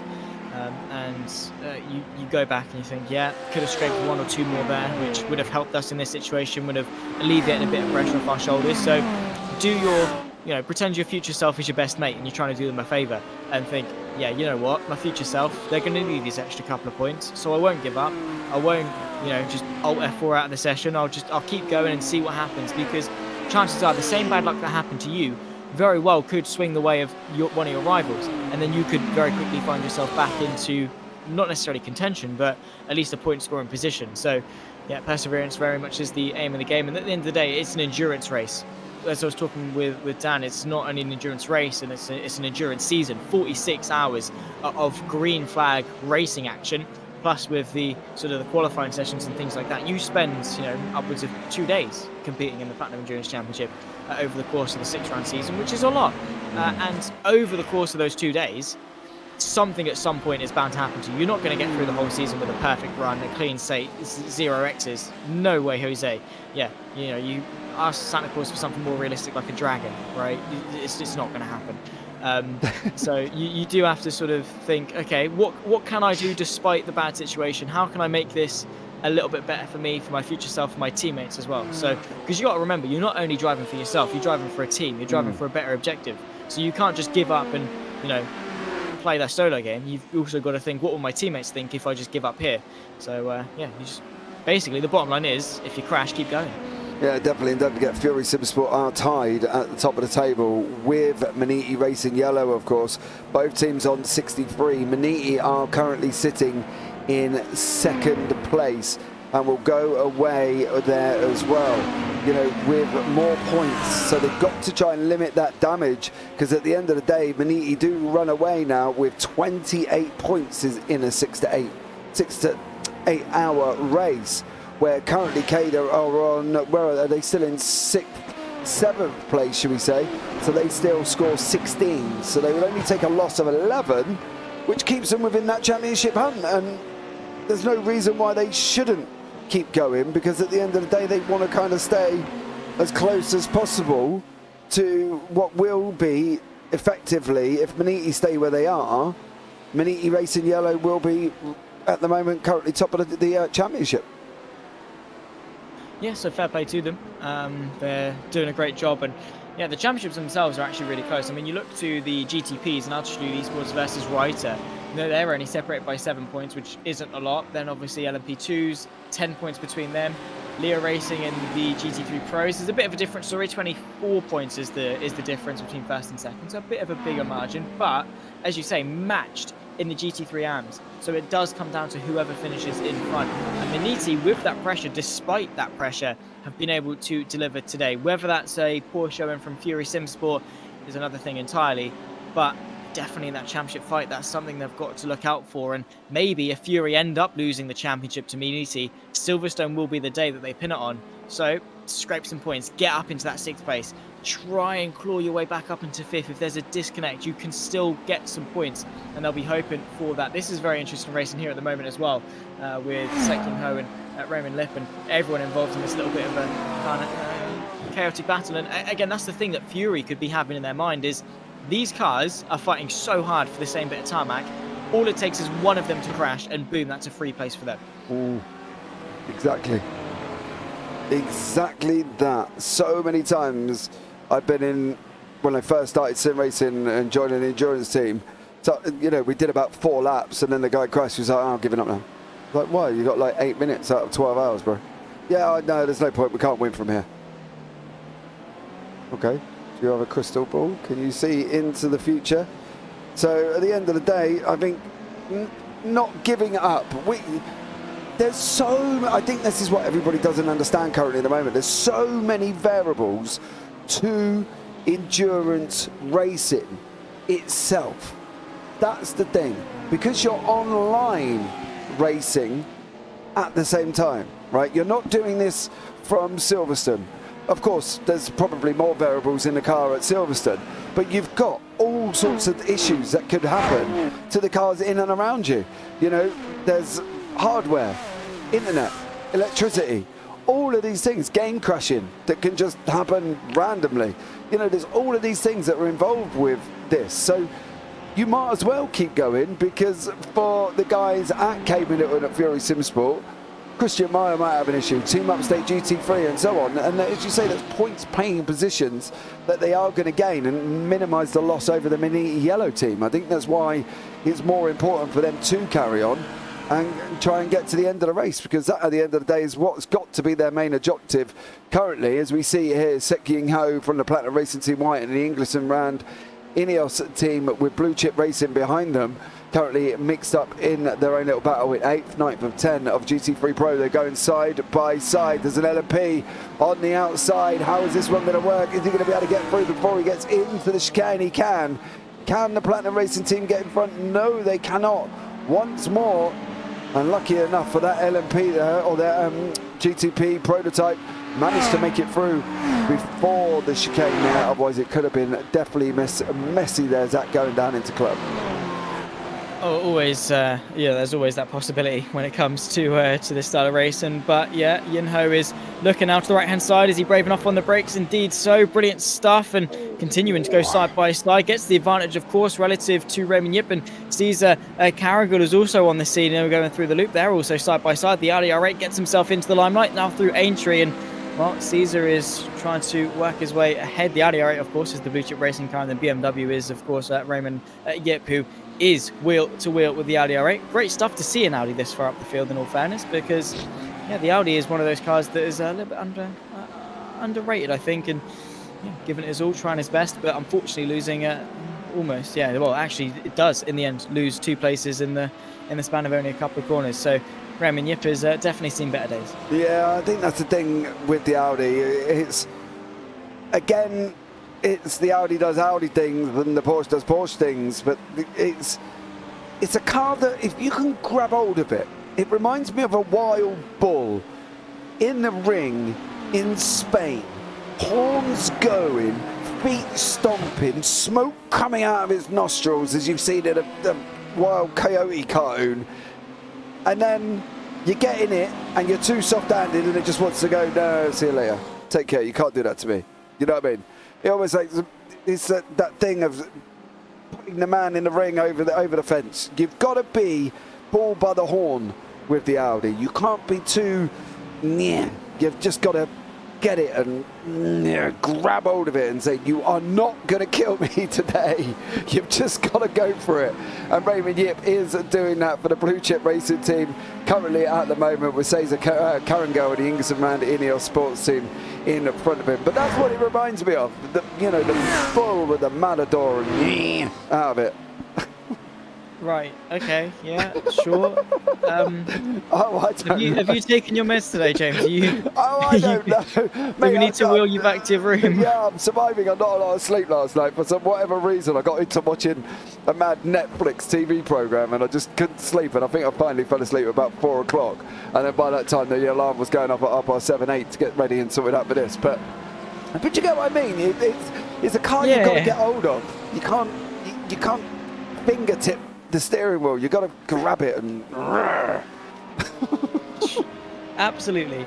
I'm not entirely sure to the extent of the power steering assistantly in the Audi R8, so I'm sure you cannot fingertip the steering wheel, but yeah, I mean, I don't know, you can't always get away with a tip, so you do sometimes just have to, get around it, grip it, and just hold it as much as you can. To be fair, like you with a bull, it's great, which is surprising because it's not a Lamborghini and the face of it isn't actually a bull, but Remy Yip is trying to grab it by both hands and send the move to the outside of Cobbs, which is not something you often see. He's backed out of that one, tried to get the up and under. Into Maggot and Beckers, there's no way through on that particular occasion. I have never actually driven the Audi. I was meant to for the Spa 24 Hours. Me and some other lads were going to do it. They ended up doing it. I didn't because I had some family commitments on that day, so I actually didn't end up buying the Audi or buying Spa actually. Bad, I know. But yeah, I've never driven it. I've only had the Ferrari and the Mercedes. But I get what you mean in terms of that style of driving where you have to control the car and try not let the car control you. It very much sometimes does have a mind of its own. And Raymond Yip is trying to use the full extent of the 4 rings and their brakes into stow. But yeah, it's been a very enthralling battle despite the fact he's having to wrestle that Audi. Yeah, definitely there as well. From the Ingersoll Rand. I'm sorry. I don't know what made me come up with that. I just went off my own little tangent there. This is the closest battle on track, and I do mean literally the closest battle on track. As you can see, everybody on the left-hand side there is slowly dropping off away from the people in front, so we'll keep an eye on the Yip battle I think for a minute as well while we do sit here and talk continuously throughout the remaining 3 hours and 25 minutes. Zach of course is off with the mighty Biggles as well. You got another one after this, haven't you, boy? The Simpleton, or Sim Racing for Simpletons Formula 3. We're going to Donington, which is great. I love Donny. It's a fantastic circuit. One of the people last season in the interviews had the audacity to say that they don't like Donington. I was like, nice to meet you, but I don't like you. No, I didn't. But how can you not like Donington? Oh, he's had a bit of a look into Brooklands. I have to say, Brooklands has been quite the overtaken opportunity today in the GTs. It's surprising in all fairness, but yeah, good stuff for everyone involved. But yeah, bit of F3 action around Donington. What more can you ask for? Yeah, that'll be coming up later, guys, as well. So get yourself involved in that one. You can have a look as well. We pretty much finish and start at the same time. We'll be finished here round about, predicting about 8:30, I believe. So if you want to get yourself straight into the F3 after you are able to, as it will be running not long there before that as well. So get yourselves involved in that one, of course, celebrating a week that JPB did manage to hit 1,000 subscribers on YouTube. And it was only 10 days ago we were posting about 900. So there we go. In 10 days, 100 subscribers, and now we've hit that magical number of 1,000. Actually, it's 1,020, I believe, currently at the moment. So there we go. Beautiful. I know. Go us. Good stuff. Yep. Not bad at all. As you can see here, the LMP2 trying to weave its way through. 134 is Lithium Motorsports, of course, going through. And then he's going to go through the Ingersoll Rand Ineos Esports team. Yeah, job done for him. They've got to be careful. This is kind of, this reminds me of the time in the sort of F1 calendar where you've watched the start, you've eaten your roast dinner and you've gone for a kip on the sofa, and then you're going to wake up about an hour away from the end, and when it's going to go absolutely crazy. You Blue Chip trying to go up the inside. Not this time around. Is he going to get out the other side? He is. Well done there for Raymond Yip. He took an opportunity and went round Village in the loop and out of Aintree, and then now he's going to get it down into Brooklands. Is the Ineos team going to look at, Ingersoll team going to look at trying to come back up? They're not this time around. And what a move there by Raymond Yip. He took full advantage of the, well, what was happening in front of him at the time. Absolutely, and that's exactly what you have to do as a driver, particularly maybe if you're in a slightly slower car like the Audi R8. You have to take the opportunities if/when they come, and sometimes they are few and far between. So if you see one, seize the moment and take that opportunity, which is exactly what Yip did. And well, now the job is to try and hang on to it. But yeah, good stuff and good racecraft. It is telling of a good driver and how confident they are to commit to it. That is not a great move from the LMP2, I'll be honest, because yeah, Pinky drivers. Yeah, I mean, it's obviously they don't want to sit behind through Maggots and Beckett's. I get that, but the BMW through Maggots into Beckett's, he has to take the exact line through. Otherwise, he risks losing, a few tenths of a second, quite a bit of time, if not, running even wider, going over the anti-cup curbs on the inside of Maggots and Beckett's. It's risky stuff. But fortunately, I think there was just enough space for him to go for it. If it was like a second later, more into the corner, it could have been a lot worse. Fortunately, though, no harm, no foul, so I guess it's all good. I think that's what we've been talking about mainly today as well, is just a lot of racecraft, a lot of being able to dictate where to go. Ewan was an advocate and saying that, they're not going to go through Maggots and Beckett's. And yet, we've seen Maggots and Beckett's happen quite a lot. And the LMP2s and LMD8s just running around Maggots and Beckett's, and it's like, well, hold on a minute.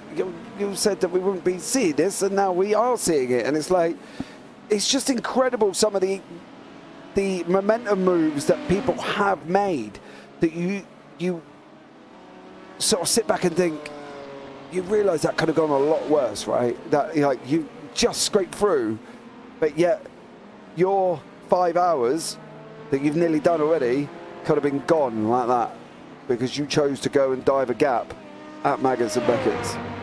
I can't do it. I couldn't do it. I couldn't be, I don't think, for my own personal thing here, Zach, I don't think I could be responsible for ending my whole team's process. See, I'm the opposite, because if I see a gap, I'm going to go for it. No, you are the man I'm going to crash into then. Yeah, I mean, I if there's obviously within reason, I'm not just going to, straight line Maggots and Beckett's into the side of someone. That's not what I'm saying. But sort of the sense that if the car's quick enough and the space is there and it's a reasonable gap to go for, I don't care where it is. A corner's a corner at the end of the day. And if I've got the overlap, if I am responsible for, or if I am in the right, I'd rather go down being in the right than sit back and, wait. I don't know, maybe that's just me being quite stubborn. Who told you? Who's going to tell you you're in the right, though? Me. But you might not be. Yeah, but I will be, though, because I'm alongside them. And if I'm there and if I've got the space and they've turned across me, then that's their problem. But if I plant the car there, I literally, not even being funny, on Thursday, the exact same thing happened.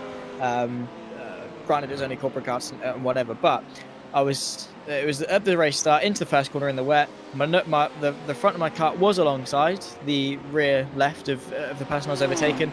In the wet, he just turned across me, spun himself out. I was like, sweet, that's your problem, it's not mine. I don't care. See, this is where this whole line gets very, very thinly.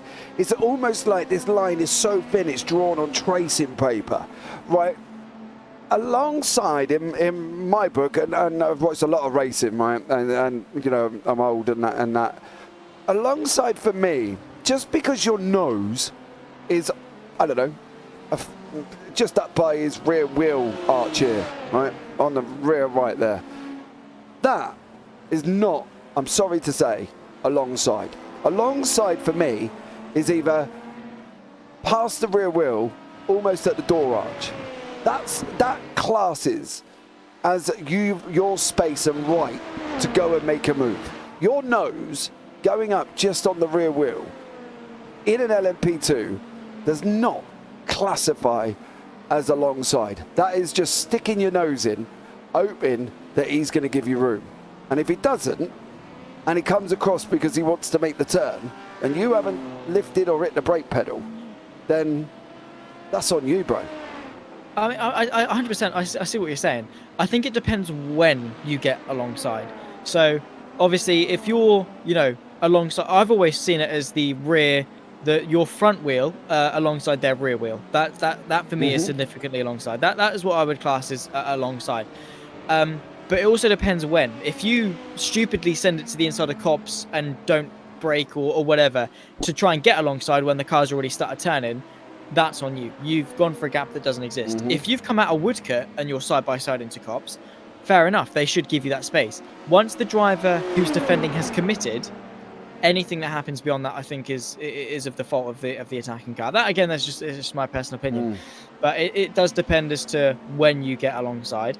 But also with that, if you go into a corner and the driver on the outside does spin out, the only reason they would have spun out is because you're alongside them, right? If you weren't alongside them, they wouldn't have spun out because there wouldn't have been any contact. So I don't know. Maybe that's just my argument for it in justifying where the space is. Maybe I'm just digging myself deeper and deeper. I don't know. Maybe I agree with myself because I'm right. I'm always right, and I'm not wrong. I mean, this is where the thin line gets drawn. It relatively kind of, for me, when I hear these people that says, I was alongside and literally his nose is on that little rear piece that sticks down from the rear wing that's not even over the back rear arch. You ain't alongside, mate. Like, I'm sorry. That's alongside. You can see, it's clearly alongside. Just because your nose is down on that Michelin man down there, that is not alongside. That is your own audacity to think an entitlement that you can stick your nose up the inside and hope somebody's going to dive out your way. Well, sorry, but if you go round or you touch him and then you get a penalty, don't go and argue it to the stewards because you're in the wrong here, mate, because at the end of the day, there's got to be a relative amount of alongside what that actually classifies, and it can't just be your nose is in line with the Michelin man. I'm sorry. The man, it don't make no difference. You shouldn't be sticking it in there as well. But let me know in chat, guys, and let me and Zach know whether or not one of us is right, one of us is wrong, who's right, who's wrong. I don't think we actually disagreed on that. So you can't really dictate who's right or who's wrong. But give us your opinion on what alongside actually means, okay? Because at the end of the day, there's been so many different arguments about alongside racing. He's alongside. Well, is he really? Is he? Let me ask you, is he? Sticking your nose up there in a bit of a hopeful move is not alongside, So let us know your opinions in chat and we'll have a discussion. But this is, again, one of these discussions, Zach, that could go on for absolutely forever when it comes to that as well. It's like blue flags. You know how much I love them. Oh, that's not even. Right, moving on. But no, in all seriousness, the blue flags with you is... It's talking to a brick wall because you know full well that you're never going to change in your campaign for blue flag awareness. We've already had the discussion ourselves with in concern to blue flags, and I've made my opinion. You've made your opinion. There is a bit of overlap, but I think the extreme sides of both differ a little bit. But yeah, I mean, it's one of those things. That's why motor racing and the rules are very subjective because it's always up for interpretation. Party A will argue this, and Party B will argue that, and you're never really going to set in stone because you'll go into a corner and be like, well, yeah, I'm alongside, but then the other guy will argue, but when were you alongside? And with blue flags, it'll be okay, but when should I move over? How could I be more predictable? And how do you interpret the rules? What is 3 corners to you? Is it 3 corners is counted by the track? Is it 3 actual turns of the steering wheel? Who knows? It's one of the many wondrous things about motorsport. It's, again, one of those other reasons as to why you love it and hate it at the same time. Because when it comes to rule interpretations, you've got Brawn GP who bring out a double diffuser. And then you've got Michael Massey who says, nah, you can overtake the safety car and we can call it in whenever we like. So there's two sides to the coin as with everything, but yeah, rule interpretations is many wondrous things, and it's one of the reasons why I would never ever want to be a sim racing steward. Yeah, I think that's the thing as well. Maybe we see if we can get one of the stewards into the booth. That'd be interesting to have a conversation with as well. But I think at the end of the day, with the rules and regulations, there's so many different governing bodies of so many different racing series that have so many different racing rules. You know, we could do series in sim racing that are just like, right, blue flag, move. That's it. That's that blue flag line. If you're on the blue flag, get out of the way, right? And then we could do a series that will go, well, please stay on your line, and at the earliest convenience, please remove, facilitate the pass for the passing car. And you're like, okay, come on. Do you feel that there could be a time now that we sit back and say, right, hold on, here's the line, this is what we're classing as this is what we're classing as that, and it's going out to everybody. Do you know what I mean? And that's the thing. I think there's just so many things that can be defined as a blue flag, not a blue flag, as alongside, not alongside, as your fault, my fault, Greg's fault, John's fault. Is there a time now in motorsport where we need to sit back and say, right, FIA, you need to get everybody together. British Motorsport, you all need to get together and define rules for every single one to stop there's so much confusion coming. Because I was watching a BTCC over the weekend, and literally these guys were door banging for half the lap, and then the guy on the inside went, right, I've had enough of you, and knocked him off. And even the commentator went, well, just like that, he had enough of him then. That was it. And he just bumped him off into the gravel. I know it's BTCC, and they're old school and that's what they do, but is that that's a different rule again? So is it time for a definitive rule for everyone? Well, different series are going to have their own rules. Again, BTCC, for whatever reason, has gotten into this mindset of, yeah, we expect contact, it's fine. Yeah, there's always going to be a bit of contact because it's touring cars. No, it's still motor racing. It's still a non-contact sport. You are still not allowed to smack into the car that you're racing with. Regardless of which, if you want to go do that, go down to your local stadium and get into a bashed up Nissan Micra and go ham with it, right? Not in a 200 grand car, whatever the touring cars cost these days, I don't know. But at the end of the day, it's still motor racing, and motor racing is a non-contact sport, so do not smack into people. But I think if there is a definitive boom, this is the rules, right, they need to do it quick, and not only that, they need to be consistent with it. We see it all too many with the FIA being like, yeah, so we're gonna be consistent with the rules, and yeah, that's a penalty, but mate, 3 races ago, the same guy did the same thing. You didn't give him a penalty. Well, that was 3 races ago, and then in 3 races time, that's an even harsher penalty. But why didn't he get a harsh penalty? Well, that was 3 races ago. This is now. If you're going to do it, nail it down, stay consistent with it, and say these are the rules. This is what's going on. You can't fiddle around with it and whatever, because at the end of the day, whatever you do, you're going to have happy, you're going to have unhappy people. So you just need to go with what's in the best interest for the sport. Yeah, I fully agree. I think consistency is one of the biggest keys to any rule writing at all, any rule writing at all. You've got to be consistent. You've got to say, right, this is it. It's not open to interpretation. This is what we're doing. And at the end of the day, it needs everybody to abide by that. And that's where so many different sports and regulations seem to differ from each other, because at the end of the day, everybody seems to have so many different rules and regulations to it. BTCC, you've had enough of them, door bang them off the side of the track. It's fine. LMP for F1, you can take people out of the corner to cops and whatever. It's all good. Michael Massey make whatever he wants, and that's the thing. Regulators now need to regulate it in a way that everybody gets consistent rules with it. I think that will work as long as everybody follows it. Yeah, exactly. It's there's always going to be mistakes. People are going to not abide by the rules. Someone will break late and what have you. But the disciplinary needs to stay the same. It was like with Carlos Sainz at the Australian Grand Prix. So many people were campaigning for him to get his penalty removed, and I was like, no, because that's not the point of the penalty. The point of the penalty is to say, you've made a mistake, you now get punished for it. It's not, you don't punish the consequence.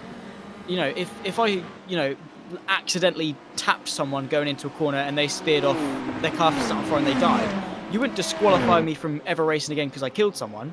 You'd give me a 5-second penalty because I tapped them, right? You don't penalise the consequence. You penalise the incident itself. And the incident itself was Carlos Sainz going into the side of Fernando Alonso. By what the rules said, he did, hinder someone's race by making a mistake and by spinning him out. Regardless of whether or not he kept the position or not is a different thing entirely, because the point of the penalty is say, mate, slap on the wrist, don't do that again, because again, penalties, you learn from them, you don't do them again.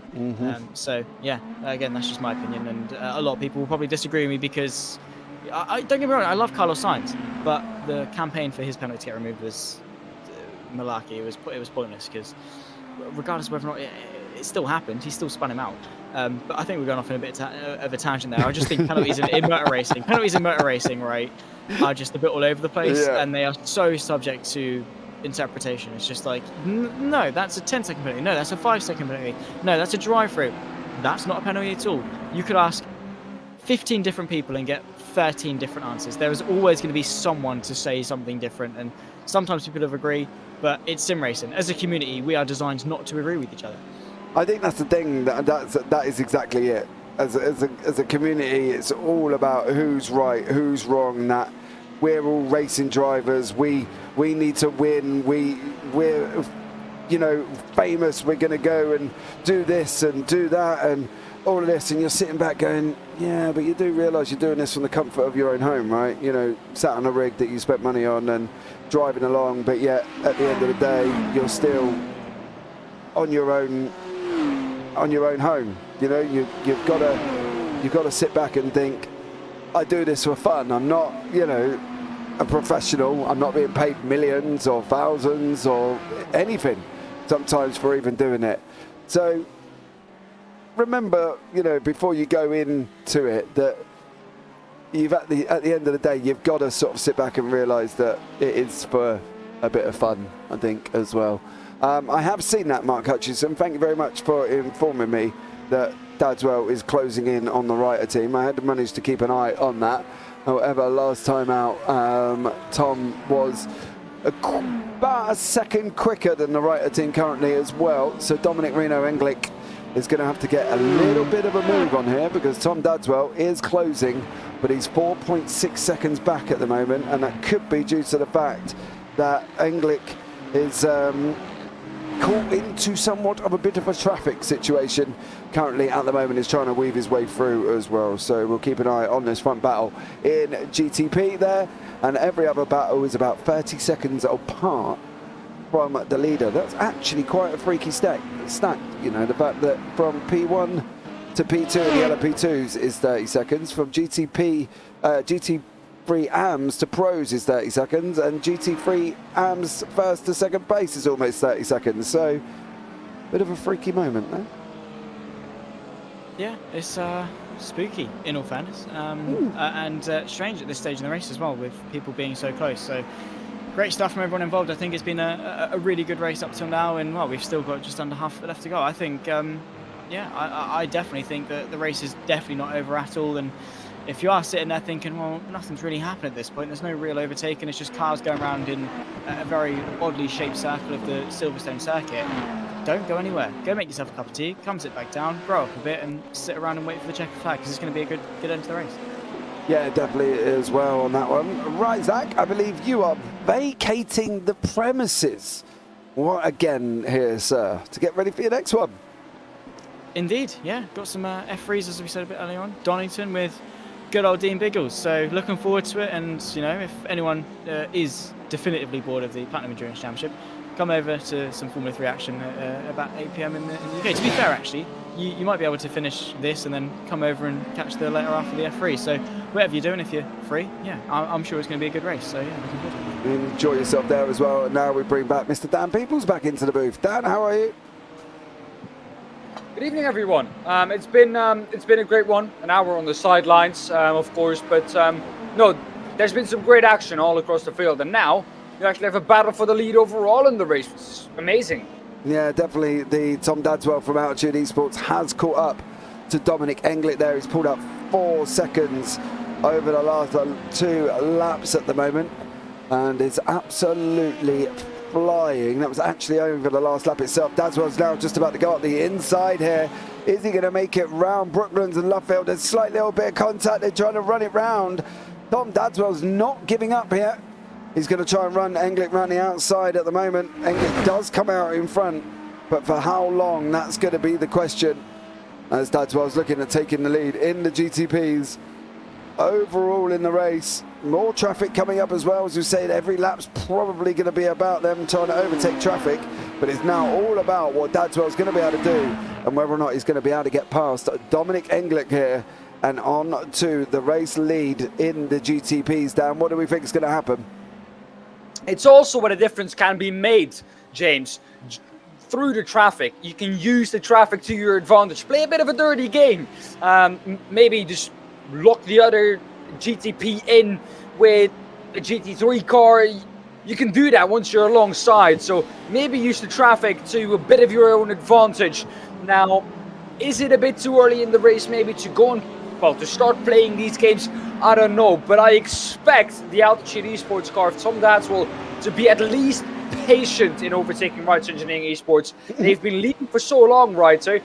And, you know, Altitude is leading the championship. They don't want to throw that away, and they don't want to throw a second place away here. Because every slight little bit of contact on that GTP can result in some big, big, big time loss, as we have seen earlier on the season. It's now maybe don't.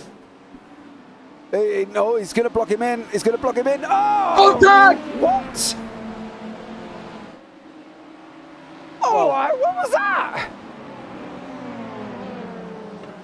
Yeah, well, I don't know. No comment on that, really. Well, just sideswiped him, didn't he?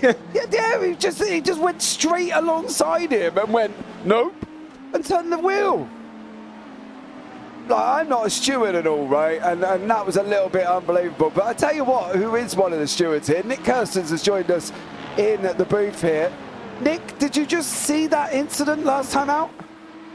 No, but I did get a report of it. I'm not surprised. I am not surprised. Yeah. Is that your job or is that somebody else's while you're here in the booth with me? No. Well, the other guy is eating right now, so there's not really much to do. The last couple hours has been quite quiet. Yeah, well, there's going to be one report coming up as well. Yeah. I wouldn't be surprised on that one because that was a little bit unbelievable. Okay, Nick, you've watched the broadcast, you've heard the conversations. What do you guys classify in a race like this as alongside the car? What do you classify as alongside? Do you want me to answer my by the rulebook or? Yes, by what Stuart's by the rulebook rulebook. says. You're alongside as long as the front bumper and the rear bumper align with each other. So if you're behind and your front bumper aligns with the car in front of you, the rear bumper of them, then you're alongside them.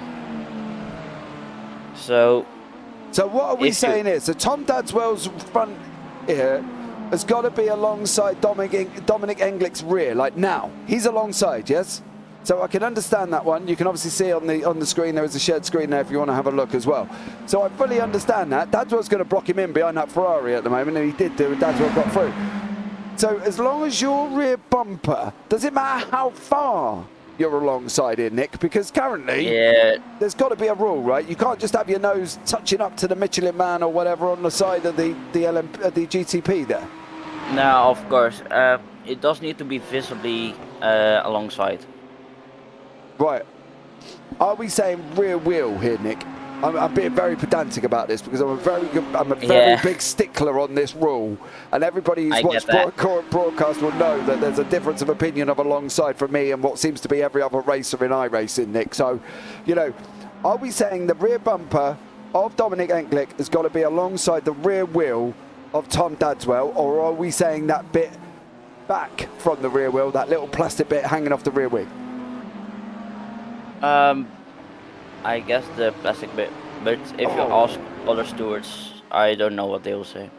Yeah, it's a very tricky situation, this, and this is where we were talking. Yeah. You know, we were saying about whether or not we agreed that the FIA and British Motorsport and everybody else needs to come together and have one governing body rule book for racing. Would that help, or would it not, do you think? Could you say again? Do we think having one rule for every race series, not just a one rule for Formula One and then one rule for touring car, do we think one rule for every race series would be more beneficial than having separate rules? That's a hard one. Can I give my opinion on that, James? Yes. Go ahead, Dan. Now, personally, I don't agree with that, and I don't think that is the case, because depending on what class or what series you're running in, alongside could mean something very different. And in touring cars, I think you can be a bit of touchy. That's what touring cars is. Of course, if you spin someone round, yes, I agree. But then still, Formula One, there's a front nose, which if you give it the slightest little bit of touches, your end plate falls off, and then you get a black and orange flag, and you have to go into the pits. So, no, I don't think it would be beneficial, but it would be clearer. Let's be honest about that. I think that's the definitive thing here, right? And this is where we're stewards. This is why we don't wish to be a steward ever in an iRacing series, right? Because it is horrendous. I wouldn't like to be. Because my clarification of alongside is if I'm not sat here, say if I'm sat here watching these two now, obviously we've seen the incident with the, you know, attitude and the writer boys at the end of the day. That's what I was completely alongside. I'm not even sure what Dominic thought he was there. You know, whether or not he thought Tom was going to magically disappear like Houdini, I'm not really sure. But at the end of the day, that was alongside. But my opinion of alongside is that if Dominic Englick's nose is just onto that little plastic bit behind the rear wheel, that to me ain't alongside. That doesn't give you the privileged right to try and go up the inside of somebody. You've got to be more alongside. You've got to be up to the you know, the door panel or something. Your front wheel and his rear wheel to class as alongside. And that's where we were talking about the rules, Dan, with F1, is a little bit more than your nose. I can go and, I can go in a go-kart and use my little front bumper and stick it alongside somebody's back bar and go, well, I was alongside you. No, I weren't. I wasn't anywhere near you. I was just a hopeful sticking my nose out, giving me my entitlement, hoping that you were going to jump out of the way. Your nose coat, your front of your end plate is not alongside in my eyes. What I would say is if your front wheel is perfectly aligned with the rear wheel of the car ahead, then you are alongside. That's what I would personally say. Yes, that's what I would say. A centimetre off, you do not have the privilege to put your car there. Simple. And that's the thing. That's most people's racing privilege. And I think for Nick and the stewards here, it's just an impossible job, you know, because you start trying to say to people, this is what we're going to do. And then they go, well, 4 laps ago, they did it to me. It's like, well, not being very, did you report it? No. Well, going to put it bluntly. Don't let the door hit you on the way out, sir. But that's where we were talking about whether or not one governing body rule across all motorsport would make the rules a lot clearer than it would now. Because I was watching BTCC on Sunday, and the guy would door banging all the way around half the lap, and then the guy on the inside went, right, I've had enough of you, and just went, boom, and bobbed him straight off the side of the track. And even the commentator turned around and went, well, he's just had enough of him, clearly. Well, the difficult thing for people like Nick and all the other stewards is that now this is gonna come down to a question of mine: is if a team that is not involved in an incident, can they report an incident about 2 other cars? Is that allowed? Does that get treated in a different way, or because that's what I'm interested in? Yeah, but we can't sit here and stick Nick under the spotlight and give him 20 questions. He's not under arrest, mate. Is he? Dan. Actually, it doesn't really matter to me if I don't answer or anything. Yeah, we can't do that, Dan. God blimey. And I'll answer that for you, Dan. No, it don't give you the right. As my mum always says, worry about yourself rather than worry about other people. So there we go. Nick, thank you very much for coming in, clarifying my rules there and regulations. Anytime you want to jump in there, bud, jump into the waiting room. But Nick, we'll let you go back. I'm sure you got that incident to have a look at, and we'll look at trying to catch up with you again soon. that incident hasn't been reported yet. It was another incident. Well, trust me, I'm sure it will. Okay. Take care. Yeah, we'll see you. Bye. So there we go. If someone is alongside by the nose plate and using that as an excuse to poke the nose where it shouldn't be, it is a Max Verstappen-esque excuse. It doesn't hold on to scrutiny. Hold on a minute. Stuart Rice. Hold on a minute. He ain't the only one that's been using that excuse as well, mate. There's been a 7-time world champion who's done it a couple of times. So let's just keep it a little bit more, should we just say no name calling, no name dropping. Hence, I refer to the BTCC as a driver and not name, because he ain't the only one who's been coming up with excuses there, Daan Pepels, is he? No. No. Yeah, and I have found myself doing it too, especially when I spun into the pit lane at the Nürburgring. I still say that Marcus Ericsson hit me. Ericsson hit me for sure, and I'm 100% sure about it. Yeah, right. This is your battle down in 7th and 8th in GT3 Pros currently at the moment as well. The Ferrari, the BMW, of Marcello Eusebio from Grey Racing Team and Yin Ho from Platinum Racing Team, white as well. So these two guys battling down in the GT3 Pros currently. There's also a nice little battle materialising down in the GT3, I'm going to say category now, because that is actually Alex Richardson from the GT3 Pros in front of from Trackside Esports. Bart, I'm not even going to have an attempt at your last name because I don't really want to offend you, and I'm deeply sorry if you feel I'm being rude by not having a go at trying to... There was a GT off there. There was a GT off the track, and I think that was below Audi. Raymond Yip from Blue Chip. Oh, Raymond from Blue Chip. Look at that. Audi doing Audi things. He's done that same run for the last 170 odd laps, if not more. And then he does it one more time, and poor old Raymond Yip ends up spinning and drops himself back now behind the Ingersoll Rand Ineos Esports team, who tried so desperately hard to get past there as well for Raymond Yip. See, Audi doing Audi things. Incredible. But we'll go back to the Platinum Racing Team White and the Grey Racing Team Red here, Dan. Well, this is an interesting one. This is the battle for P7 in the Pro class. Marcello Eusebio behind in the Grey Racing Team Red. BMW against Ferrari. That was very close. Well, that was rather close with a GTP. Now behind, there's the Platinum Racing Team Black and the 169 of, I think, the Ben Dutton 505 Endurance. No, it's not. The 169 is not Ben Dutton. That is Oliver Connect for the Bazinga Motorsports LMP2. In P2, that is. So they came up to lap the GT3s plus a car in their own class. And that always makes it tricky for them. Now, Team Black has had some incredible pace compared to all the other races. They're following their sister team, Platinum Racing Team Blue. They've been doing really well here ever since I left them. So I think I'm the problem.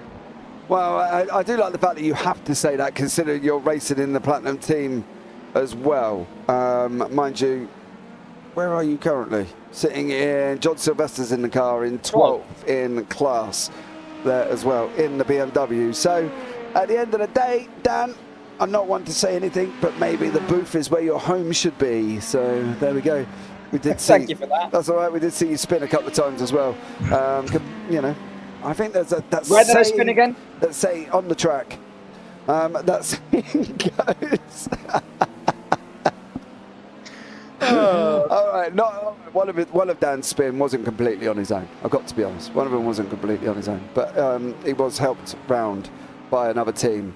But Look at him. Yeah, maybe One two. at turn 2 after Abbey. That is going into farm. I got held by the leader at the time, actually. Yeah,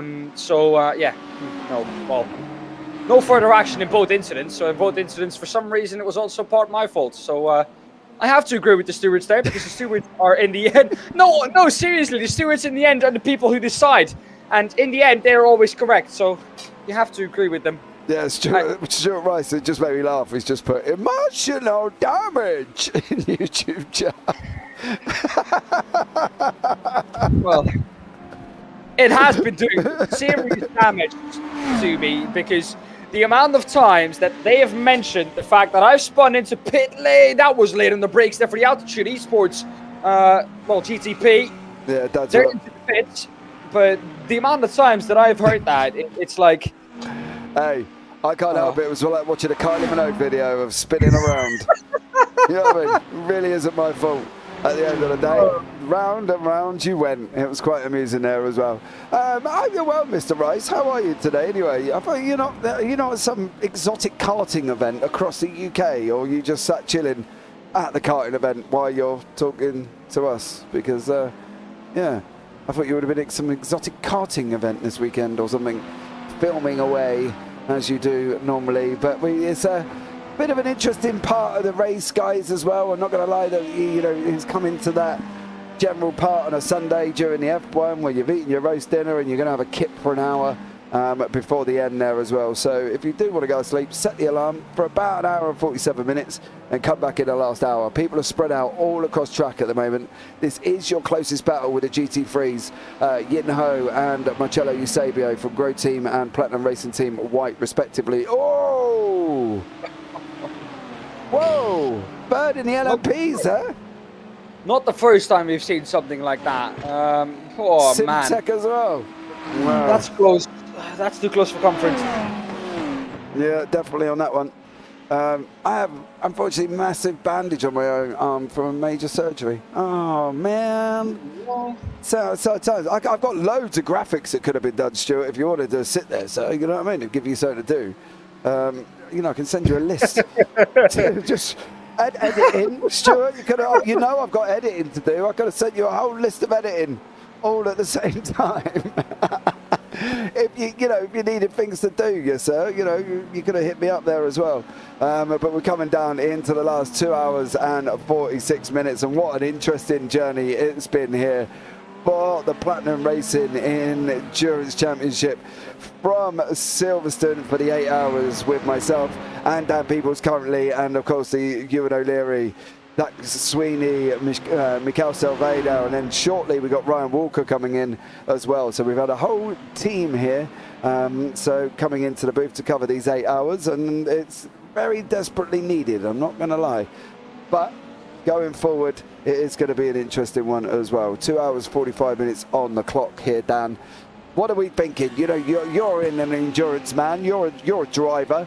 Where are we at in conjunction with the cars? What positioning are we trying to put ourselves in? I love the way how confident you were when you said I was a driver. Yeah. Well, it's you want to be something that we as a team at Platinum Racing Team Red are very focused on. And that I sometimes struggle with, especially in the beginning of the race because I get too caught up in fights, is your own strategy. Endurance racing is nothing more than running your own strategy and running your own race for the first however many hours until you get to that last hour. That last hour is where you know when you, that last hour is when you know where you are on track, where you know where you are compared to everyone else. So it's just working towards that last hour as best as you can, as quick as you can, and just running your own race. And that's what is so important for these drivers to keep in mind. So you don't have to overtake someone right at that moment. And it's something that I, James, especially with how I drive usually, I really struggle with that. Because if I have a car ahead of me, I want to overtake it. It doesn't matter. The racer in me says you need to get past that car. Even if you're saving fuel, you need to get past. Now, I have had it in the past too, where I thought, okay, I need to save fuel. This car is actually just as quick as me, so I'm going to stay behind and I can save even more fuel. But it takes some time to get used to that. And especially when I was in the quickie classes, you struggle even more with that because you have slower classes to overtake too. And sometimes if the driver ahead is a bit slower through traffic, you might get frustrated, but yeah, it's just run your own race and see where you are in the last hour. Yeah. Has this super secret announcement been made yet? Mark, you've missed it. It was literally 1 hour ago. 1 hour ago, Mark Hutchinson. Where have you been? I told him to stay here. Yeah, he didn't. He had real life. I bet he had real life WEC on, and he was watching WEC. No spoilers, please. No spoilers, please. Who won? Mark, put it in chat. No. No, you missed it, Mark. The super announcement was, Mark Hutchinson, that there will be season 4 of PEC happening after the summer break, which for us is obviously the 6 weeks holiday. One of the other big announcements is JBB will continue on with, I went to play PUBG, fair one, will continue on broadcasting season 4. So the deal has been signed that JBB will broadcast season 4 until the end of 2023. And then obviously it's all up for discussion again after. But there will be a season 4 of PEC for 2023. And JPB will continue to broadcast PEC for that season. So there you go. That was the announcement. Dates have been penciled in. I don't know them yet. They're keeping it very tightly to their chest. I can't sit here and say what's going to happen either, but it has been tight. We have got Dominic Englick waiting in the booth here as well. Dominic, how are you from the Writer Engineering Esports team? How are you, sir? Yeah, I'm all right. You're all right? Yeah. Okay, well, anyway, Dominic, I've got to ask, there was a little bit of a moment between you and the Altitude Esports team, passing a GT3 there. So what's your take on it? Wasn't it a LMP2? No, I believe it was it was a GT3. The Altitude boys were right beside you, and what seems to be the car came left all of a sudden, and there was contact between you and Altitude. Yeah. Blame it on the wind. Hold on, yeah, Daan Pepels. this hurricane. No, what's the English sentence for that? It was my fault, and I didn't see him, and I turned left hoping, and I hit him. It's like, he did this thing, and I did this thing, and we come together. But, fortunately, we both are in the race, so it's not that Dominic, back up a minute here, sunshine. You and I both know that you both nearly were not in the race if that Altitude had hit that grass on that left-hand side, and he would have been straight into the side of you. Yeah, the thing is, I have like a single monitor where I drive on, and he was in my blind spot. Did your spotter not talk to you? I don't activate the spotter. No, have you not got somebody in the Writer Engineering voice chat with you then? That would have been the spot for you. Yeah, that came all to a sudden. No, it was so momentarily. Does anybody else feel like Dominic's squirming a little bit here? I don't know about you, Dan. I'm feeling it a little bit here. But Dominic, look, how do we think you're going to be getting on? Where are you at with pit stops and the race there as well? What's the situation for your guys? Currently out in front at the moment after the Altitude pit stop. Yeah. So fortunately, I stayed with him after he overtook me. And in the pit stop we overtook him, So, the plan is like maximizing everything, and and I guess pit stop wise we are in a good position. Not I don't want to tell anyone what our strategy is. So. Well, we will see. We will see how it turns out, I guess. But understandably, right? Of course, understandably. Yeah. But at the same time, I think I'm going to be honest with you, Dominic. You got if that. It was touch and go. Touch and go. If that wasn't reported to the stewards, there, bud, as the saying goes, you dodged a bullet because that was very, very risky. But Dominic, thank you so much for joining me, bud. We'll let you go before I make you sweat anymore in the interview booth, and I'll catch up with you soon. Nah, not at all. The only thing is with me is I'm not a good English speaker. So Oh, okay. I have sometimes like A bit of trouble finding difficulties the words. to find words. Yeah. Okay, mate. To find the right words in the right language. Yeah, no worries. You take care, man, and I'll catch up with you Yeah, soon. have fun. See Have you fun later, in the mate. rest of the race. Bye, Cheers. bye, bye. Hey, I don't know about that, right, but God, he was squirming more than a snake on the floor, I've got to be honest. He literally, apart from getting a handwritten, underlined confession from the police officer room, I think that was a squirm and a half. He was sweating more than me coming out of a swimming pool, I'll tell you that much. Right, there we go. Don't come into the booth if you're not going to answer my questions. Dominic Engel there, under the pit lights. Well, James, now honestly, I'm not gonna try and defend him here, but can we go on board with a GTP, and can we go driver's eye view? Because I do agree with the fact that he was in his blind spot if he drives on one monitor. Oh, I have to say, I'm done. I get that. No. Yeah. Well, hold up, James, hold up. But the fact that he swiped to the left that quickly, if I would have been him, I would slowly turn to the left because you don't know where he is. So to swipe to the left like that, it's very dangerous. Just slowly come to the left and feel where he is. If you What's he supposed to do? Stick his arms out the window? No, just slowly move over. Or have a teammate say that you have room or not, which is what we usually do. Now I don't know if at the time a teammate was there or we don't know what the situation was. There's nothing taking it away that it was, of course, the Riot Engineering Esports car fault.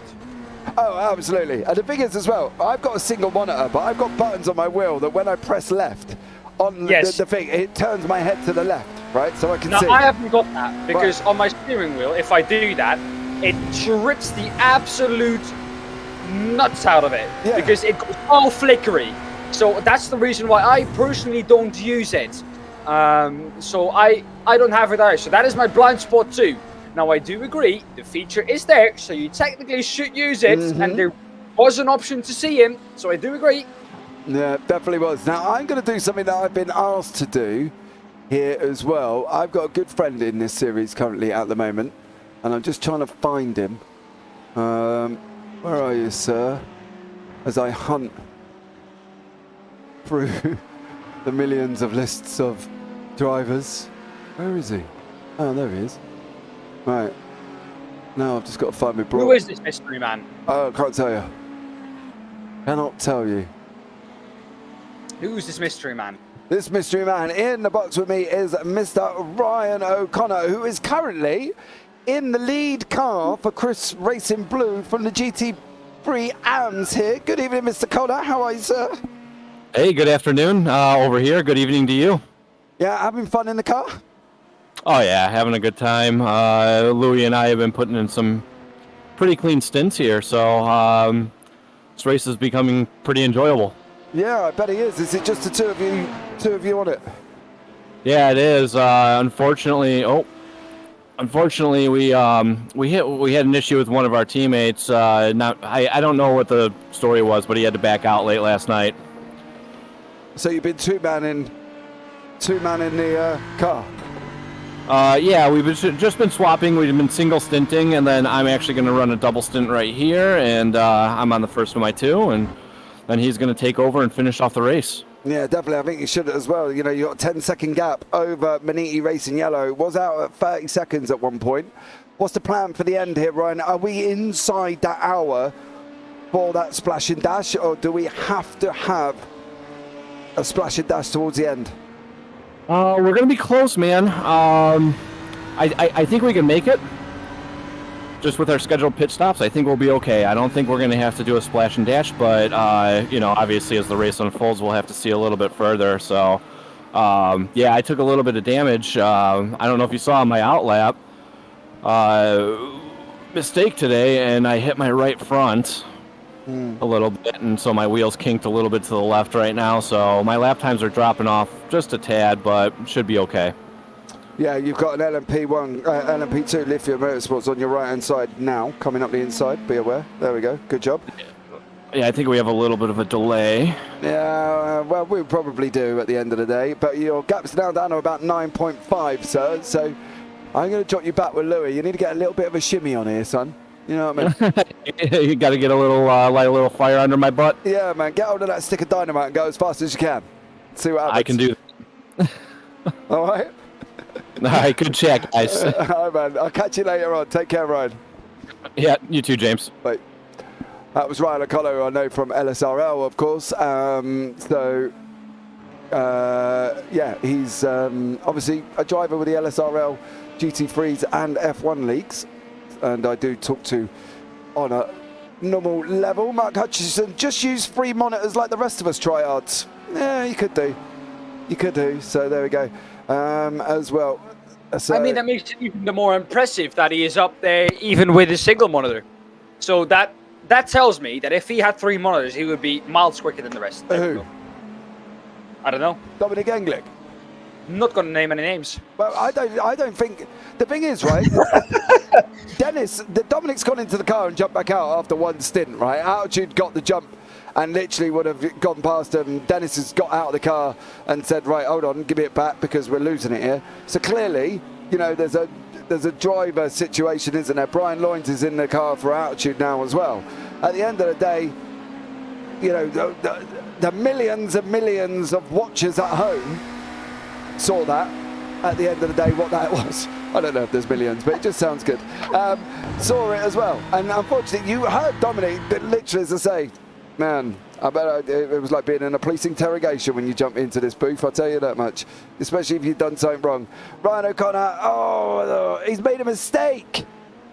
Look at that, I talked to him, and then he goes and makes a mistake. Let's have a quick look and see what he's been up to. Is the car clean at least?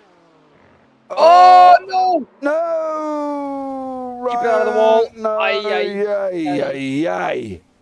Commentator cursing off that one, James. Get on you. Out. I'd let him go. Put that all on you. No, I'd let him go. That was his fault. Yeah, but you said he was doing a great job and he had to get a move on. Well, this is absolutely your fault. Maybe. Yeah. But look, at the end of the day, I'm sure Ryan will come back stronger and keep going after the Maniti Yellow as well.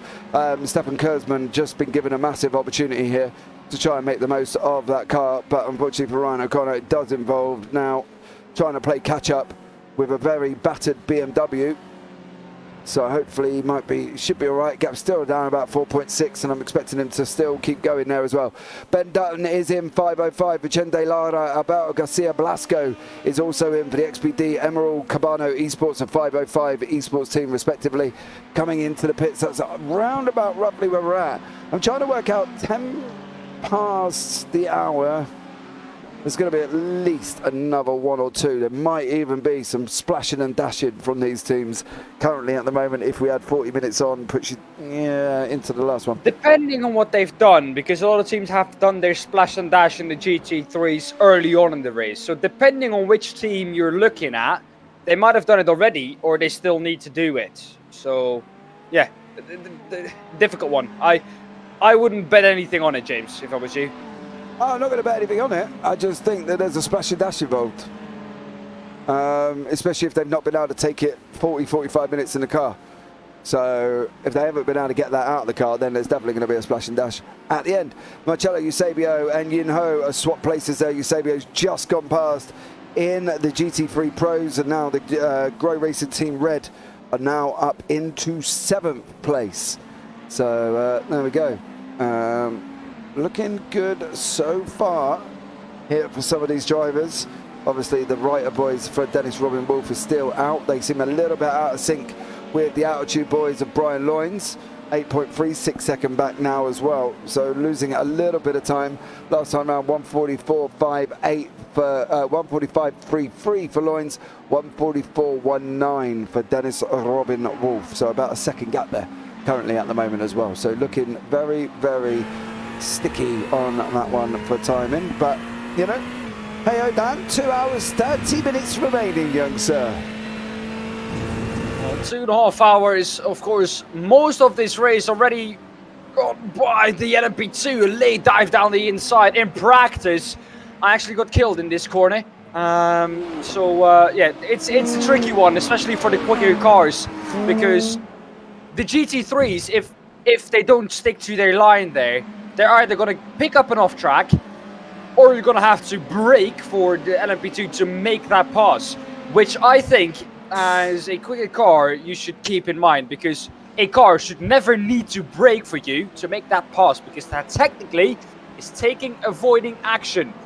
You are taking avoiding action not to crash or get an incident point or an off track. So, yeah, difficult corner that, especially for the LMP2, since they don't have a lot of overspeed in that corner.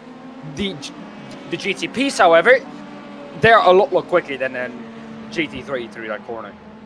Yeah, I think there's got to be, you know, a certain amount of give and take. Right, I don't even know if I want to go into this conversation, but let's just say at the end of the day, you know, there's been times on a straight I've braked to avoid hitting someone, right? Now, I don't see that as an issue. I'd rather brake than go and torpedo somebody off the side of the track. You know, at the end of the day, to brake to avoid avoiding action, that surely should come under the category Racing Driver 101 of common sense, shouldn't it? No. No. Oh, so I could just go crash into people. No. Big snap for Sekino. Am I confused here, chat, or what? Do we not brake to take avoiding action, or do we just go and torpedo up the inside of somebody?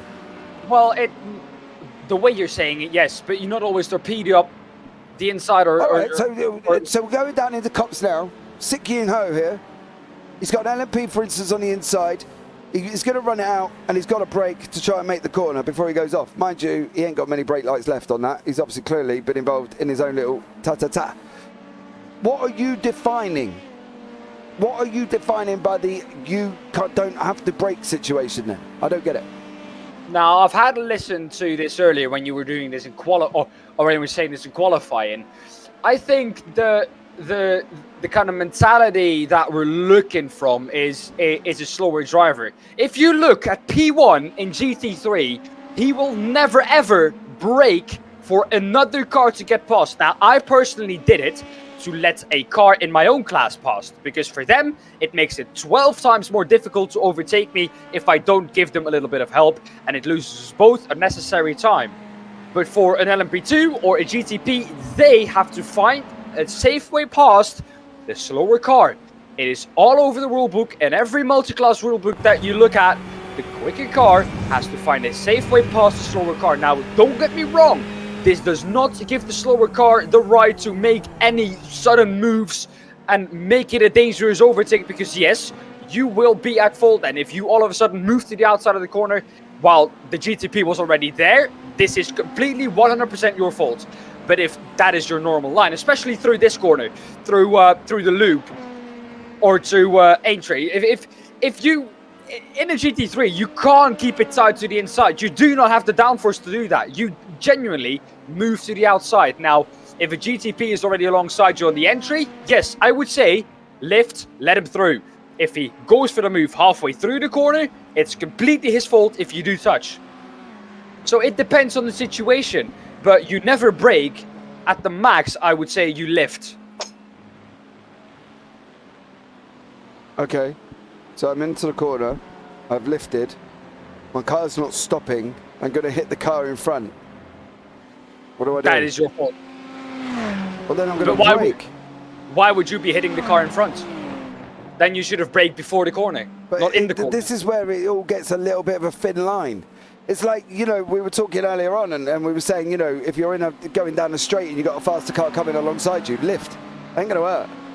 Lift off. But that is already on the straight. If it happens late on into the corner, then you ain't going to brake anymore. If you've taken that car, that GT3, down into the corner beside an LMP because you've decided not to lift on a straight, that's on you. If you're not in if you're not in a battle, and you've taken that car down into the corner to not let that LMP or that prototype through, then bro, don't step in my interview room and expect me to be nice to you. That is on you.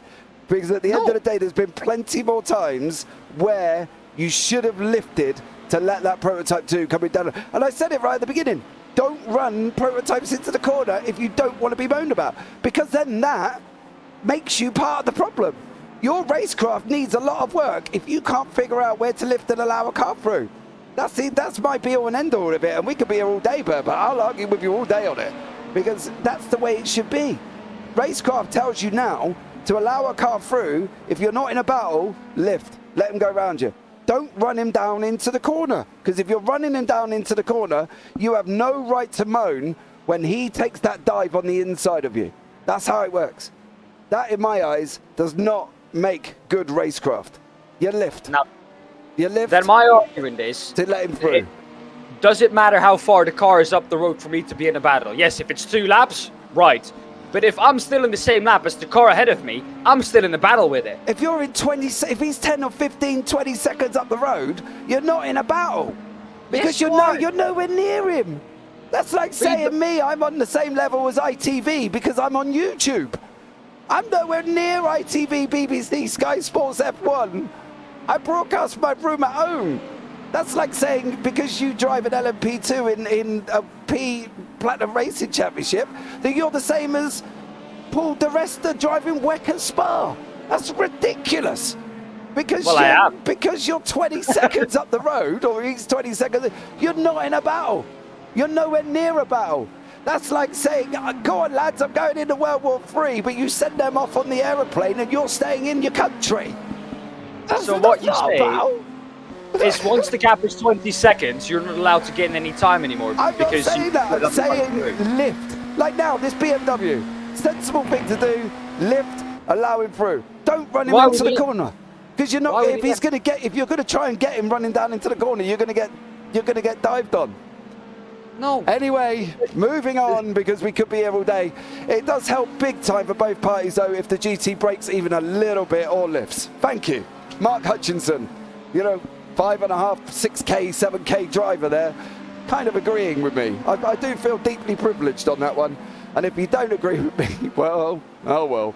Never mind. Onwards and upwards we go into the race. I'll tell you what, Dan, why don't you give us a rundown on the top 5 of each class at the moment? It is Rider Esports Engineering Esports leading the way in the GTP class out of Altitude Esports. We saw the two come together a little bit earlier on in the race.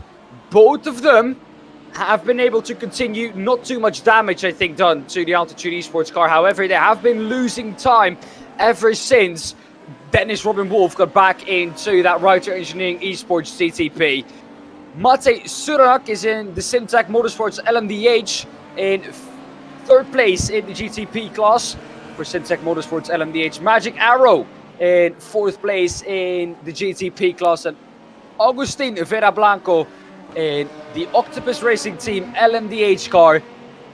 A lap down, however, on the car in 4th place, but still in 5th in the GTP class. It's been difficult. It's been a difficult day for the GTPs, especially around this track where it is so difficult to overtake. Leo Racing Team LMP2 is leading the way in the LMP2 class. Michele Sangali in that car at the moment. Leonard Ziegler is driving for Bazinga Motorsports in 2nd in the LMP2 class. Alberto Casapo for the former GT3 champions. MRP by Fields Academies, they are in 3rd at the moment in the LMP2 class. 505 Endurance, the all-Australian squad, in 4th in the LMP2 class. 28 seconds back on P3. P5 for Peaky Drivers LMP2, 23 seconds back on the 505 Endurance. They've had a difficult day so far and have been, trying to make their way up the order ever since the start of this race. Are now up 1 position from where they started. In GT3 Pro, it is Alessio Bernardi leading the way for Leo Racing Team 208, ahead of Alex Gall for the Chicane Online Racing Red Ferrari. The battle between the Ferrari and the BMW of Leo Racing Team 221 has been going on this whole race long. The gap between those two now 16.7 seconds. Ever since that Ferrari got past, has been creating a little bit of a gap. Not by a lot, about 2 tenths, maybe 1-2 tenths a lap. So, that time easily lost by the Frenchman Alex Gall. Alessio Bonino, like I just said, driving that Leo Racing Team 221. A BMW ahead of Joao Rice in P4 in the GT3 Pro class in the Sim Division. BMWs very much at the top in the GT3 Pro class. Austrian Sim Racers Red also in the BMW, Soar Platinum Racing Team Orange and Grow Racing Team Red. So the top 7 6 BMWs, 1 Ferrari. That says enough, I think, for how this race has unfolded and how nice to drive that BMW is in the GT class over a longer distance race. Manatee Racing Yellow leading the way in the GT3 AM class ahead of Grips Racing Blue. 5 seconds is the gap between those two. CC State Punks Racing ahead of Trackside Esports. Trackside Esports was up there an hour or two ago, but ever since have been dropping back a bit. They'll be trying to work their way back up to where they were an hour or two ago. And then we have Team Upstate GT3, the last one of our hourly update, and they are 5th in the GT3 AM class. They're in a battle with Fury Sim Sports Academy. The gap between the two, James, only about 8 tenths. Yeah, it's literally there at the wall, at the road there. We did have this conversation earlier on about Fury Sim Sport. They did have a little bit of an issue earlier on in the race. Of course, they are currently joint leaders in the current championship standings. They are joint leaders with the guys from Manatee Racing Yellow. So we were praising them on the fact that they got to carry on rather than, pulling the plug, should we say, because some points are points at the end of the day, and it's better to have some points than no points. So they will manage to pull back. They're going to be about 11 points adrift, I believe, of the Manatee Yellow boys by the end of this. So yeah, definitely an interesting one there as well. And Cade Middleton is behind the wheel. Of course, it did unfortunately happen while Cade was in the car. The incident that involved them going into a wall. So, we'll have to see there as well how they get on. But they're flying along currently at the moment, tucked up right behind Team Upstate GT3. And he's just about to make the move on the inside. That LMP is going to have to wait, because otherwise you're going to get yourself involved in something you really don't need to currently at the moment, and sweeps through the middle and around the outside. So there we go. Up they go. Something that the drivers also have to think about, James, is fair share in this race. Of course, when you're running 2 drivers, you can't let one driver run 7 hours and the other driver do 1 hour. That is not fair share. That is not how it works, especially in the AM class. The AM or the pro driver, a driver who classifies as a pro in that class, can only do so much of the race, a certain percentage. So it's something that for the AM teams, they have to keep in mind too. Yeah, definitely. I don't actually know how much Cade has done, to be honest. It would be helpful, which I think is difficult to implement for the SCK boys. But if you have a stint timer, how long the driver or each driver for a team has been in the car, it would be interesting to see that. I don't know if you have a statistic that does that, but it would definitely be something that would add. And Cade Middleton here in the 389 Fury Sim Sports Academy BMW.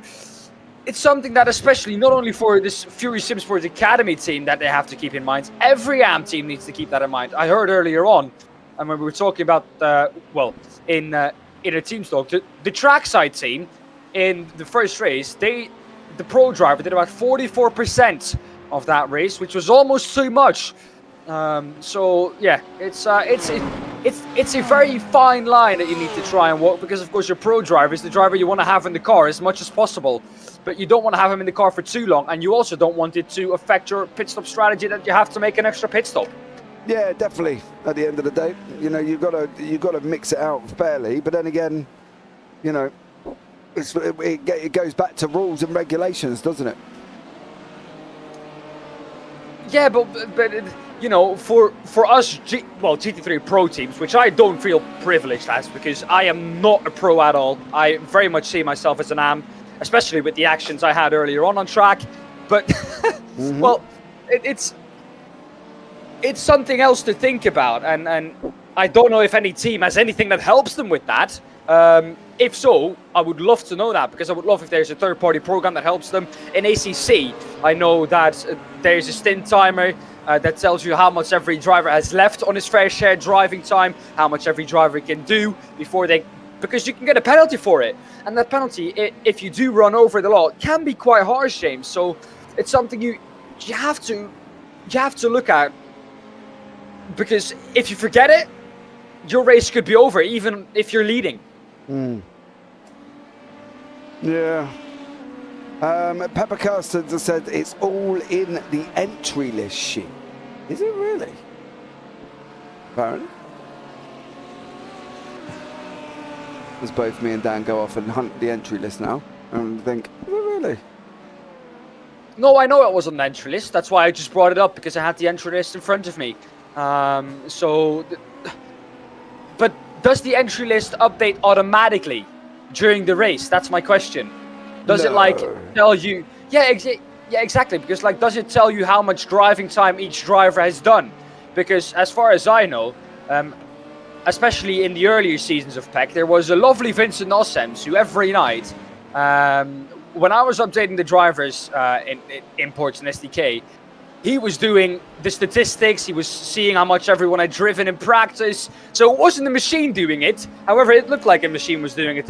He was so good at it. But no, it was the lovely Vincent Ossems doing it together with me. So I joined them every night. But yeah, lovely conversations came out of that. But no, I don't think it updates live, which I was talking about. So they have a tool to help them to see how much every driver has done, or that they have to keep track of it themselves. Yeah, I suppose. I'm just looking at this interesting sheet now, to be fair. In the meantime, Gianpaolo Filippo, well, that's a name. Gianpaolo Filippo Cristini. If I ever heard an Italian name, that's one. God blimey, that's I've never heard an Italian name for the Leo Racing Team LMP2. Leo Racing Team leading the way in LMP2, so are they in GT3. As we see a bit of a battle here for Juan Roldan. This is for P9 in the LMP2 class, XPD Emerald Racing, HW Racing.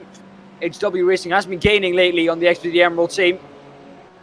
They're going to try and make their way past the 105 of Juan Roldan. Where is he going to make this pass though? Because I especially found this track very difficult to overtake on if you not have about a second of overspeed. Yeah, to be honest, he's got to be close enough and try and get alongside, isn't we? You know, it's a difficult scenario at the end of the day. They've got to try and go for it, but it's where we've got 2 hours and 11 minutes left here. So there's got to be an opportunity, and he's got to take that opportunity, whether that's in the pit stop or not. So they're just going to have to see how they get on. Which is, well, how many times have we been saying that? Just see how you get on. But it is true.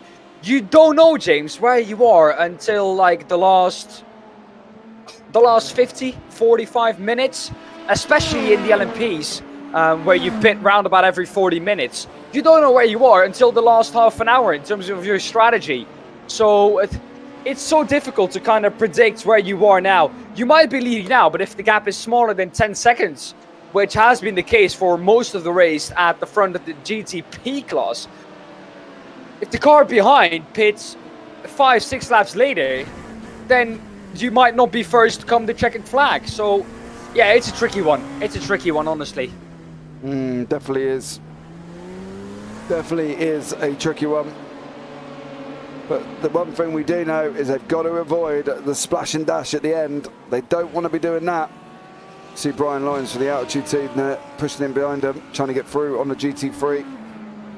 And XPD Emerald with Altitude Esports, HW Racing a little bit further back. See them there going round now. Oh, a bit of a snap with the LMP2 there. Yeah. HW Racing there. Oh, Brian, go all the way to the right. There we go, good lad. And through he goes. So that battle between Juan Roldan for HW and Alberto Garcia Blasco for XPD, it's kind of dropped off a little bit. We've got now back out to a second. Well,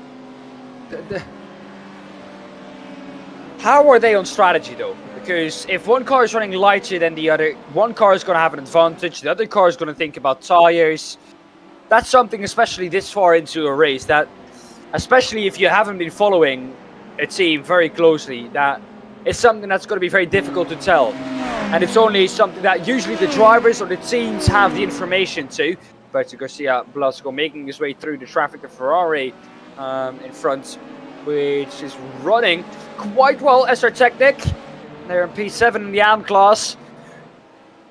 I said running quite well. Meanwhile, 5 minutes behind P6, so that wasn't quite as true as I thought it was. I thought they were doing better. I had to understand they were doing better, but something must have happened to them in the last hour, to the SR Technic car, because the car didn't look as fresh as it did an hour ago. Exactly.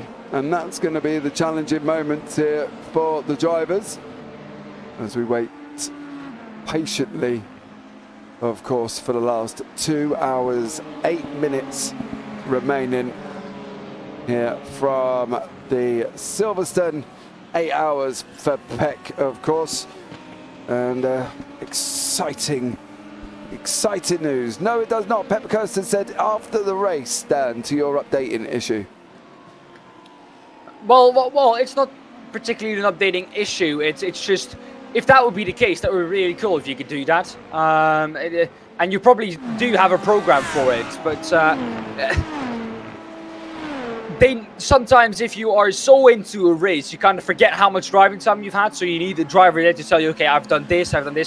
What also helps with that is making your own sheet, making your own information, making your own stint plan, so you always know what's going on. Now, we both know, James, that whatever plan you're making, it can be thrown out of the window by lap number 2 of an endurance race. Exactly. Anything can go out the window as soon as you start, to be honest with you, Dan. As most people know, they saw it at the beginning. So that's the problem, isn't it? Yeah, well, you keeping up to date with everything and knowing how to work with these programs, it's something that especially me, as just the average sim racer, I don't really want to be bothered by things like that.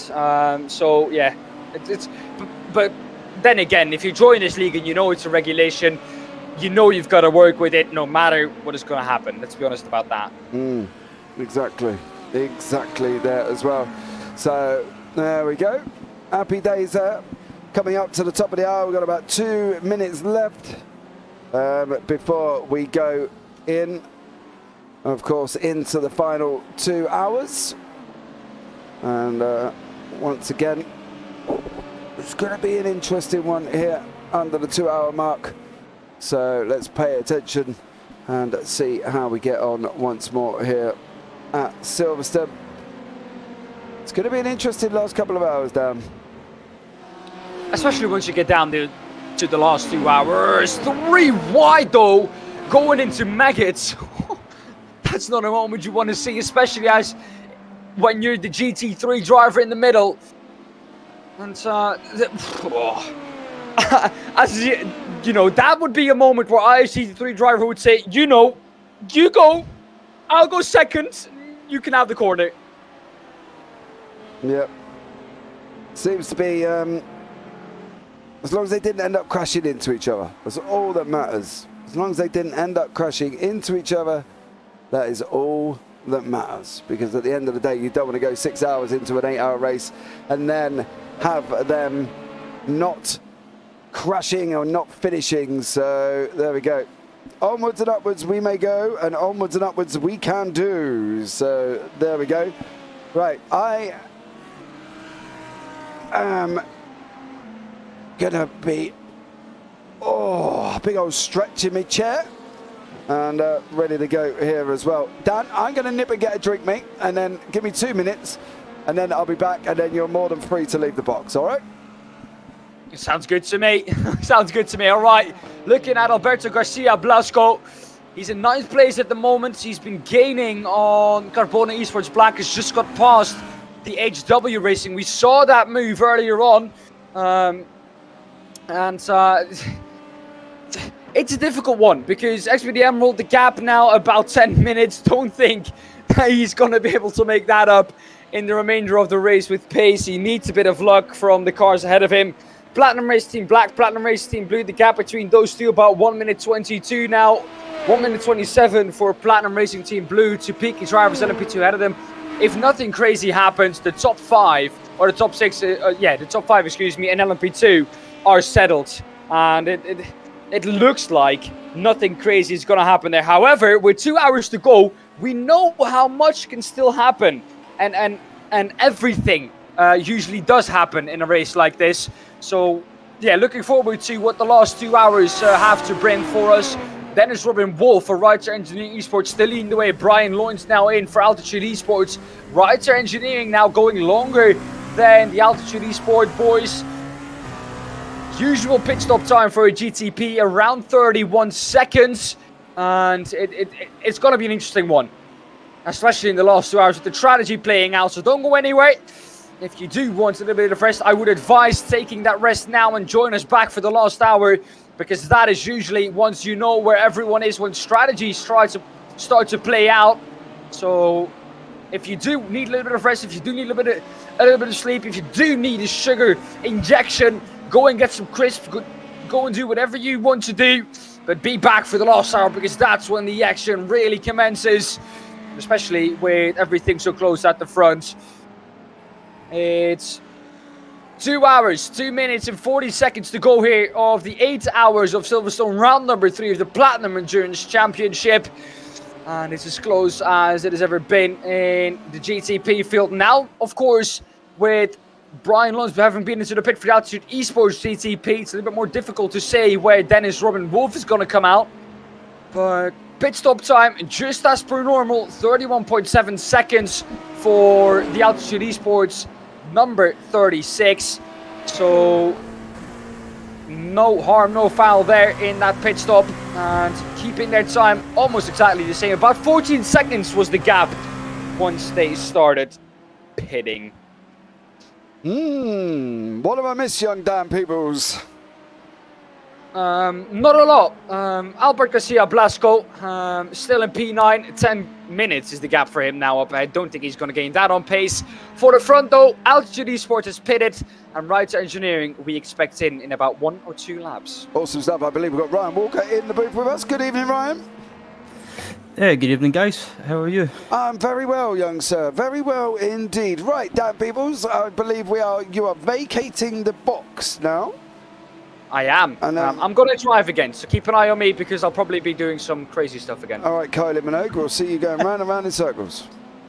Exactly. All right, good luck for the last 2 hours, and thank you, everyone, of course, for having me. All right, awesome stuff. All right, Ryan, welcome in. Thank you so much for joining us here for the last couple of hours of the race. How's your day been?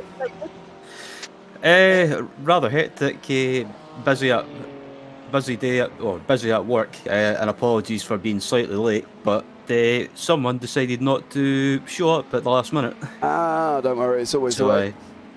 So yeah, I feel bad about that, but it's good to be here anyway for the remainder of the race, and from what I've seen so far, the race has been pretty good. Yeah, it definitely has. We've got obviously the LMP ones, Writer and Altitude, having a little bit of mixture of battles. Simtech Motorsport there, Magic Arrow, obviously with Simtech having a battle with DLR, but unfortunately that come to the end there as well when DLR did end up spinning out and are now 19 laps back. Obviously it's an interesting thing, because we were talking about this earlier on, Ryan, to be honest. It's quite interesting, the fact that obviously now we're coming into this last 2 hour period. The cars are a little bit more spread out, but as we know from endurance series, generally by the time they get into that last hour, they magically all end up coming back together again. Yeah, that's the thing with these endurance races, like you say. The early stages of the race, probably the first part, as if someone spun out there and they was just luckily managed to avoid that. But yeah, going back to your point, it's the first part of the race seems to be really close in all the classes. As we look at the replay, it looks like there might be a self spin possibly, and it looks like loses the rear end, and around he goes, and luckily everyone was heads up and managed to avoid him just. Yeah, Stefan Lorario Hergo from the Magic Arrow team that did manage to make it round. He gets back onto the track and gets going again. So well done for Stefan there. Big job for him. Altitude Esports are into the pits from second place in the GTPs. you know, we've been talking about fuel strategy, we've been talking about positioning of the car now, you're getting down into that nitty gritty, you're getting towards the end, and now you've got to kind of get the car where you need to be. You're trying to avoid the splash and dash within that hour, that last hour if you're a GT3. It's now getting down into that moment, isn't it, Ryan, where it's almost like the back end. You've got to get it right. You've got to start moving the car. You've got to get everything up and running to be in the position you need to be for the end of the race. Yeah, absolutely. It's one of those things that it might be quiet towards the end of the race, but it's one of those things that you can't afford to back off too much. Otherwise, things like losing your concentration or losing your focus leads to mistakes. And I've found it as well in the past in these long races that you've kind of got to just keep pushing just to kind of stay focused. But towards the end of the race as well, like you say, but that's when sometimes it can all start to kind of like buds back up, and you'll start seeing battles towards the end of the race. Yeah, they all will end up slightly coming back together. Now, don't quote it from us, you'll see it yourself here as well. We don't know how they magically end up coming back together. It's just the way that every endurance race I've ever commentated on works, that somehow they're a minute or so apart currently, and then they end up spinning back together. I am a little bit worried about why the Altitude Esports boys are in the pits, and they have been in there for nearly 2 minutes.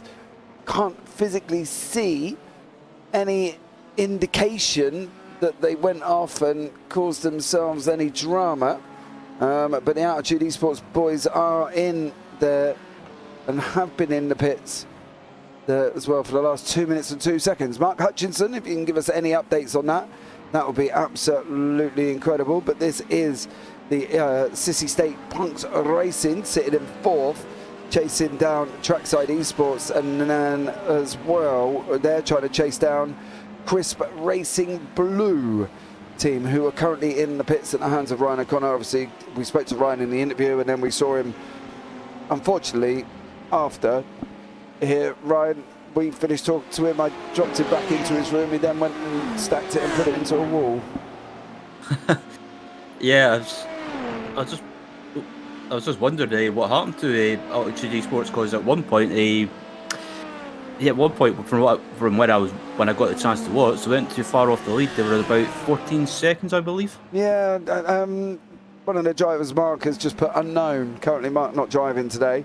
Currently unknown as to why they've just been in the pits for 2 minutes, unless Brian Loynes, I don't know, needed a bathroom. Who knows on that one? Never can tell. Emery Camelda here. He is 13th in class currently. Mateus Sora is 4th in the GT3 pros in front of him. It's an AM Pro battle again here, and it's one of them things that we talk about. Do you, as an AM, do you get yourselves involved with the pros, or would you? Oh, 4 wide. Holy smokes! Yeah, that's what we were talking about. Would you do that? Yeah, that. I would absolutely not do that. It's first off, I'll say how that never ended up in an incident, I'll never know. But 4 wide into that corner, that's probably a first I've seen that. But would I do that if I was lapping GT cars or LMP2 cars? I absolutely not. No. To be honest, I wouldn't do that either. I would not stick myself in that situation, but that is exactly one of the dangers that we were talking about here in the booth, whether or not they need to get involved with incidents like that, and probably no is the best way. So unfortunately for that, not ideal. Don't want to be doing that this late on. You don't want to be that guy. You don't want to be that man who literally gets in the car, you know, little bits of moments here, Ryan. You try and get your elbows out, you end up spinning off, sticking the car in the wall, and your race is done with 2 hours left here. Because your team's done all the work for 6 hours and you've got to binned it in the last 2. You'd be gutted. Yeah, that's the thing with these races as well. But you could, one of your teammates, or maybe if you've got a free driver lineup, a couple of your teammates could have worked hard to get up to the front, or they put you in a good position, and then if you take over and you do something risky, and you pretty much all that works all down the drain. Yeah, it's just see you later. You know, it's gone down, it's all over, and you know, you just don't want to be that guy. And I think it's going to be so difficult for these, because you're now into that stages where you do want to be pushing, you do want to get moving and get going, but at the same time you've got to do it safely. And I think that's one of the things that these guys are going to have to look out for coming into this hour and 53 here, because the last thing you want to do is bin this car. You would be gutted, absolutely gutted, if you binned it with 2 hours to go. I know I would. And I'd feel so sorry, wouldn't you? Yeah, I would be the same. I've actually been in that position not too long ago, not through any fault of my own, but yeah, I think it was, what track was it? I think it was Sebring, and I was in the middle of a stint, and all of a sudden I ended up braking for a corner, and I had no response from my pedals, because as silly as it sounds, my pedals came unplugged, and yeah, nothing I could do. There was only one way I was going, and that was a one-way trip into the wall. Yeah. So yeah, it's one of those feelings that you feel dejected or frustrated, not because of anything you've done, but something that's out of your hands, maybe a technical issue like I had, and yeah, you feel bad, but it's just sometimes that's the way it goes with these endurance races. Yeah, definitely on that one. Well, we've got confirmation that the Altitude Esports crashed or collided with a GT in Beckett, sadly. Well, that hasn't shown up on my events list, so not entirely sure why we couldn't see that. But unfortunately, that would explain why the Altitude Esports boys are now down a lap after what seems to be a collision with a GT3. It's a tough pill to swallow, but the only good thing is you're still in the race. I think that's got to be the positive, and I know there's not many, and forgive me, but that's got to be a positive, surely, that they're still in the race. Yeah, they're still in the race. It might be. It was probably frustrating being one lap down, but yeah, considering that I guess the damage, it might have been bad a little bit, but being only losing one lap, but still really good, and they're still going on track at the moment. And I think they are, where about on track are they? I think they're still third in class, I believe. Yeah, I'm going to see something now. I'm wondering if this is it. 2 seconds.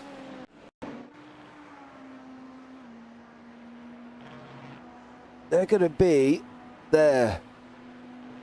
There's the GT3, and that's where they went past them.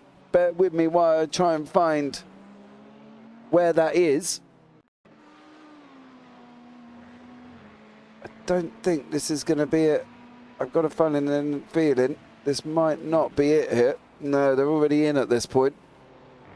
So unfortunately, just a little bit out of my reach as to where that is. It's not showing up that they've been involved in something. It's a very limited, unfortunately, on that one. And if it isn't bad enough, it won't show up there. But this is the battle for 9th and 10th in your GT3 Pros. Currently, Platinum Racing Team White still going with Ingersoll Rand, and they almost made contact. And that is Maniti Yellow behind them. You want to be a little bit careful, because that currently behind them is I believe, the leader of the GT3 Pros there, with LMP2s coming through. Always tricky when we get multiple classes on track there. Yeah, absolutely, especially this part of the track here, where it doesn't look it, but it's really tight. You try to get by the GT cars, it's such a tricky thing, because GT cars are holding the outside, and you've got to go around the outside, and it's always a bit of a scary thing to do, because GT cars, they don't really have as much aerodynamic downforce like you would get in a prototype, for example. So it's kind of, the GT car needs pretty much as much room as possible to get round the corner. Yeah, I think that's the thing. You know, you need to give them room. You can't be. We were talking about Magnus and Beckers, and we've been talking about it all day. And at the end of the day, we've sat here in the booth and we've advocated for the fact that that is not an ideal place to be making overtakes because of the high-speed nature of the corner. That's the tough bit, I think, at the end of the day. Yeah, so and looking at David, looking at the Platinum Racing Team White at the moment, and yeah, they seem to be doing all right at the moment. They had from what I've watched, they've been having a decent race so far, and it looks like is that a slight bit of damage on the front that I'm seeing? Yeah, they've had a bit of an interesting last sort of hour or so where they've come into a bit of cropper, but at the end of the day, we sat here and we basically said, all of us that have been in the booth so far, and Dan's been in, Zach's been in, Mikhail's been in, Ewan's been in, and we've all sat there and said, you don't plan or budget for anything to happen, but you're never going to have that spotless race for 8 hours. It's almost bordering. If you had a spotless 8-hour race, Ryan, I'd go and do a lottery ticket. Yeah, I would pretty much join you as well with buying a lottery ticket. But I was watching the broadcast before I came on, and yeah, this team here, like you said, it's been a bit of an eventful hour or so for them. But yeah, it's still good to see them still going at the moment, and as they come into the closing stages, I think that's a thing as well. But so these races, it's not always about. Yeah, obviously you want to win, but at the same time, it's that was a bit tight there. Yeah, obviously finishing these races is also an achievement. Yeah, definitely. At the end of the day, finishing anything is an achievement, and finishing 8 hours at Silverstone here is always an achievement. I felt good when I finished the 12 hours of Sebring through with iRacing the other week as well. Don't get me wrong, I didn't do it on my own.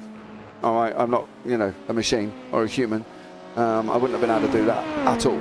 Not at my age. I wake up every day, there's a new pain that I magically appear from somewhere. Come on, I can't be the only one, surely. Am I the only one? Brian. How old are you, Brian? Believe it or not, I'm 34. Oh, well, you're nearly at that stage. I'm 44. You're nearly at the stage where you wake up and you think, oh, come on. That's a new one. Another one in the back or legs or knees. And you know what I mean? Peaky Blinders are coming in here for Cito Ferreira. 1:46. Now, their stint time's about 45 minutes. If they can push it that far. 1 hour 45 to go. They're going to be at least two more stops. 2 more stops, I reckon, that for peaky drivers. Now, I am just presuming, don't quote me on that. Obviously, I'm just going by the fact that we're getting roundabout stints in time there as well. But yeah, it's all kind of settled down at the moment now, Ryan. This is the tricky stages because everybody is starting to come together. They're starting now. This is the moment, isn't it? Do or die. Get it out on track. Hopefully everything works out for you. Yeah, absolutely. This is the stage of the race where it's like we were talking about. This is when you might see some battles starting to take place again, because some teams that you might see are probably falling back a little bit, but maybe it's not always a bad thing. Maybe they're doing something towards the end of the race, maybe trying to hit a fuel number, trying to stretch out a stint as long as possible, and towards the end of the race, that could help them and maybe drag them back up into contention in class for a win or even a podium position, or just drag them further up in class and see if they can get a decent result. But yeah, we've still got probably just around about a couple hours left in this race, so you never know. You might see, like we say, some battles starting to take place again. Yeah, this is Ralph Olmo. Ralph was from the Peaky Drivers GT3 team. I don't think this was him driving, but this is who's registered as he's had an incident. Whoa! Okie dokie. Sim Vision. may have had something to do with that. I'm not going to lie. Now,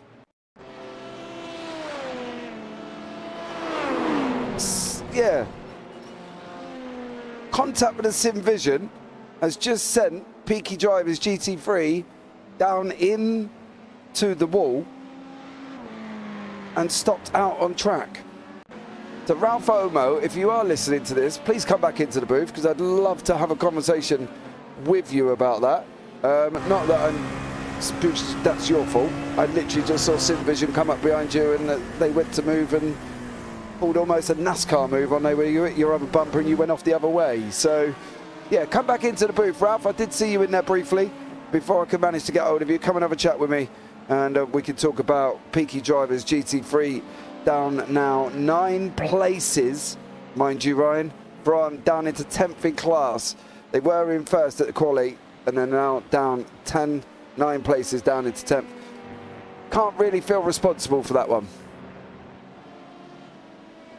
Yeah, no, I think it was just one of those things that, yeah, something was going to happen, and that incident happened there, and that was unfortunate. And say, like I was talking about, this is when the stuff will start happening again. Yeah, that's the problem. Yep, that's exactly the problem there as well. It's a difficult overall scenario. I think, as a driver, I think the thing isn't about the fact of the incident, right? I don't think it's about the incident itself. This is my philosophy, and bear with me. I think it's about how the incident came about. I think that's more important to a driver than, you know, the incident itself, isn't it? Surely. Yeah, I mean it's possible. I mean, excuse me, but I think it's again just one of those things. Oh, I think Ryan's having a good old sneeze there. Bear with me. Well, Daan Pepels back in. Dan was heading off to get into the car in the Platinum Racing team there. Dan, why are you not in the car? Hold on, let's unmute Dan. Dan, why are you not in the car?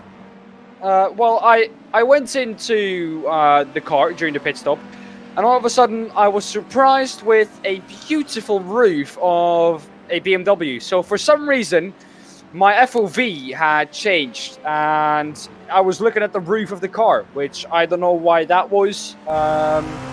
Honestly, couldn't tell you, but I was looking at the roof of the car. So now John, who was already really tired after that double stint, has to do a triple. So no, not ideal at all. So who's taking over from John? Me, because it was supposed to be me for the last 2 hours. But yeah, now he has to do another one, and I get to do the last hour. Okay. Well, that sounds fair. Fair enough then. Thank you so much for updating us on your incidents and accidents. Yeah, well, it's a bit unfortunate. We're running well. Goal is top 10 if we can get it. I don't know how far. P10 is ahead of us. At the moment, I think we are in P11 if I look at things. And P11 in class. So you're 1.2 laps down on P10. Okay. So okay, that'll be a no. Yeah, yeah. On pace, no. Maybe some luck. Maybe. Right there. Maybe, mate. Well, you go and keep John awake. It might sound like he might need it. Yeah. Will do. All right. Thank you, guys. Take care. Bye. Right, here's Ryan back with us now. Ryan, are you back? Yep, I'm back. Sorry about that. I just had to mute my microphone because I was having a sneezing fit. Oh, that's all right. It happens to the best of us at the most unfortunate times. So, yeah, there we go. Well, Dan's supposed to be in the car. He's not in the car. Poor old John Sylvester is now doing 3 hours in a row as well. Don't think I could do that. Can you do 3 hours, Ryan, in the car? Yeah, I don't think I could do that. I would be absolutely exhausted after that after a stint like that.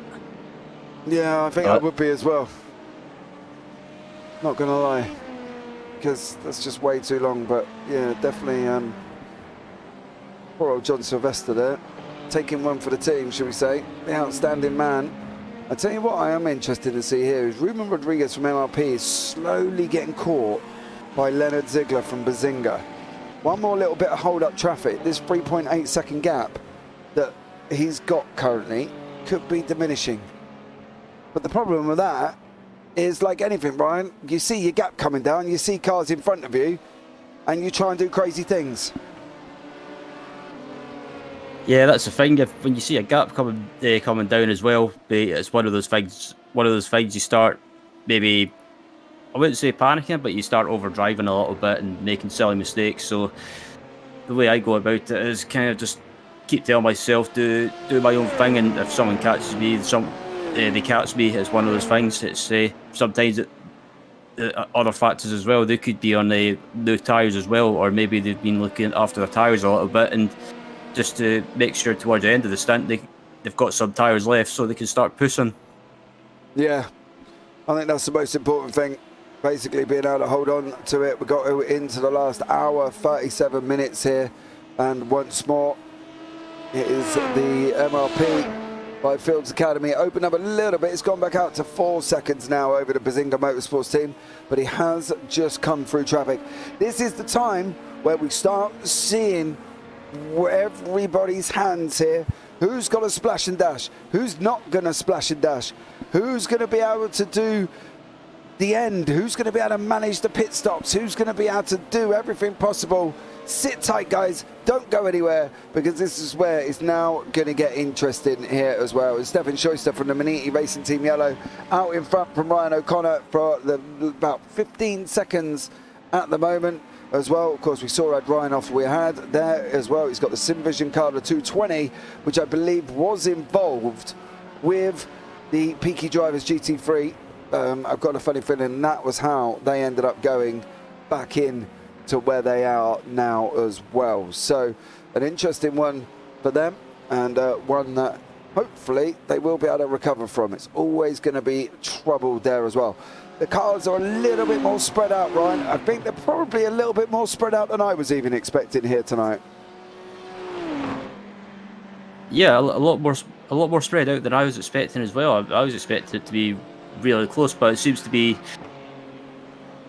one of those things as well. With as we get to the closing stages, maybe it could be a number of things as well. Maybe strategy play. It could be a factor in that. With some teams maybe going, but sometimes you see it in real life. Teams going maybe out of sequence, maybe pitting early, but sometimes it can work, but other times it can. Sometimes it can bite you as well. Then sometimes you end up falling back through the field, and like we've seen with several teams and several cars in the race, that they can end up having issues as well, and that can throw them out of contention as well. Yeah, and you just never know. You never really know across an 8-hour stint what's going to happen, and you're never going to know that on the last hour and a half. We've talked about it. It's not live racing. It's online, power cuts, in and out outages, game crashing, anything. We live our life on the edge every single day when we're racing, because anything can happen, Ryan, isn't it? It's not just cars. It's technical. It's everything.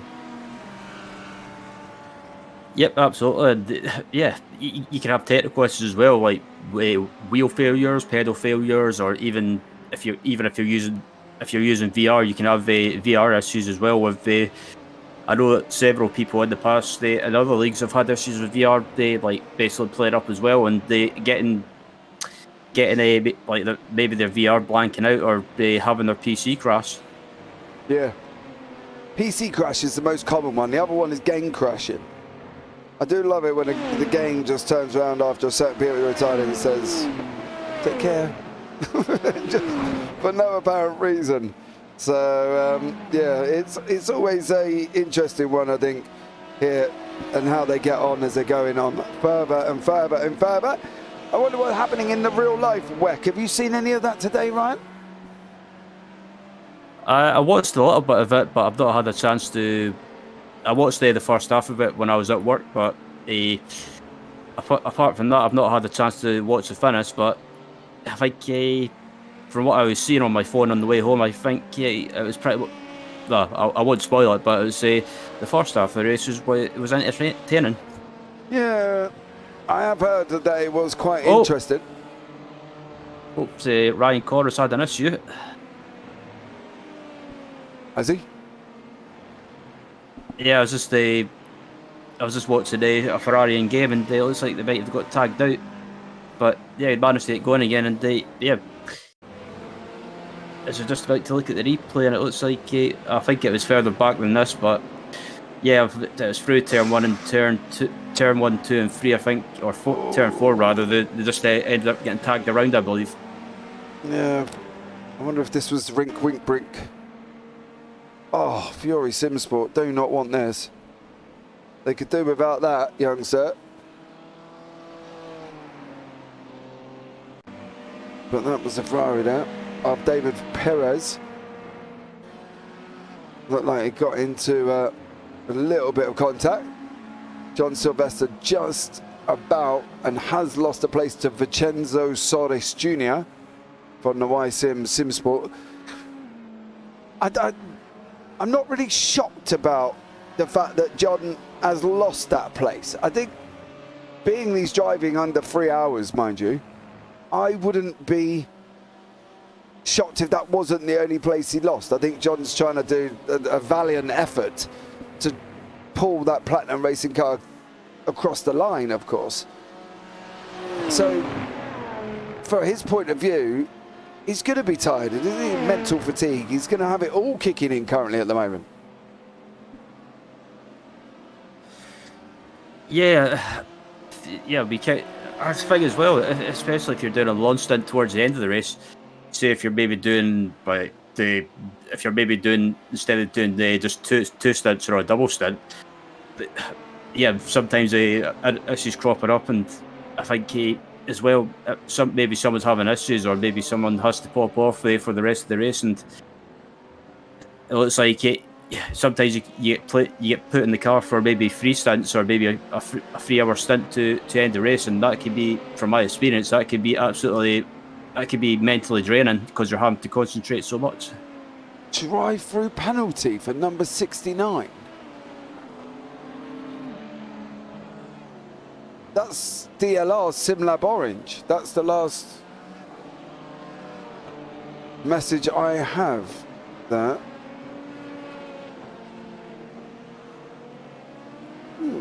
Bizarre.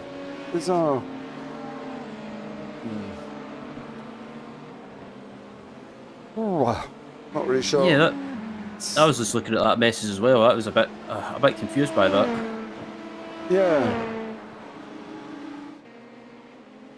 Not sure what that current is from race control.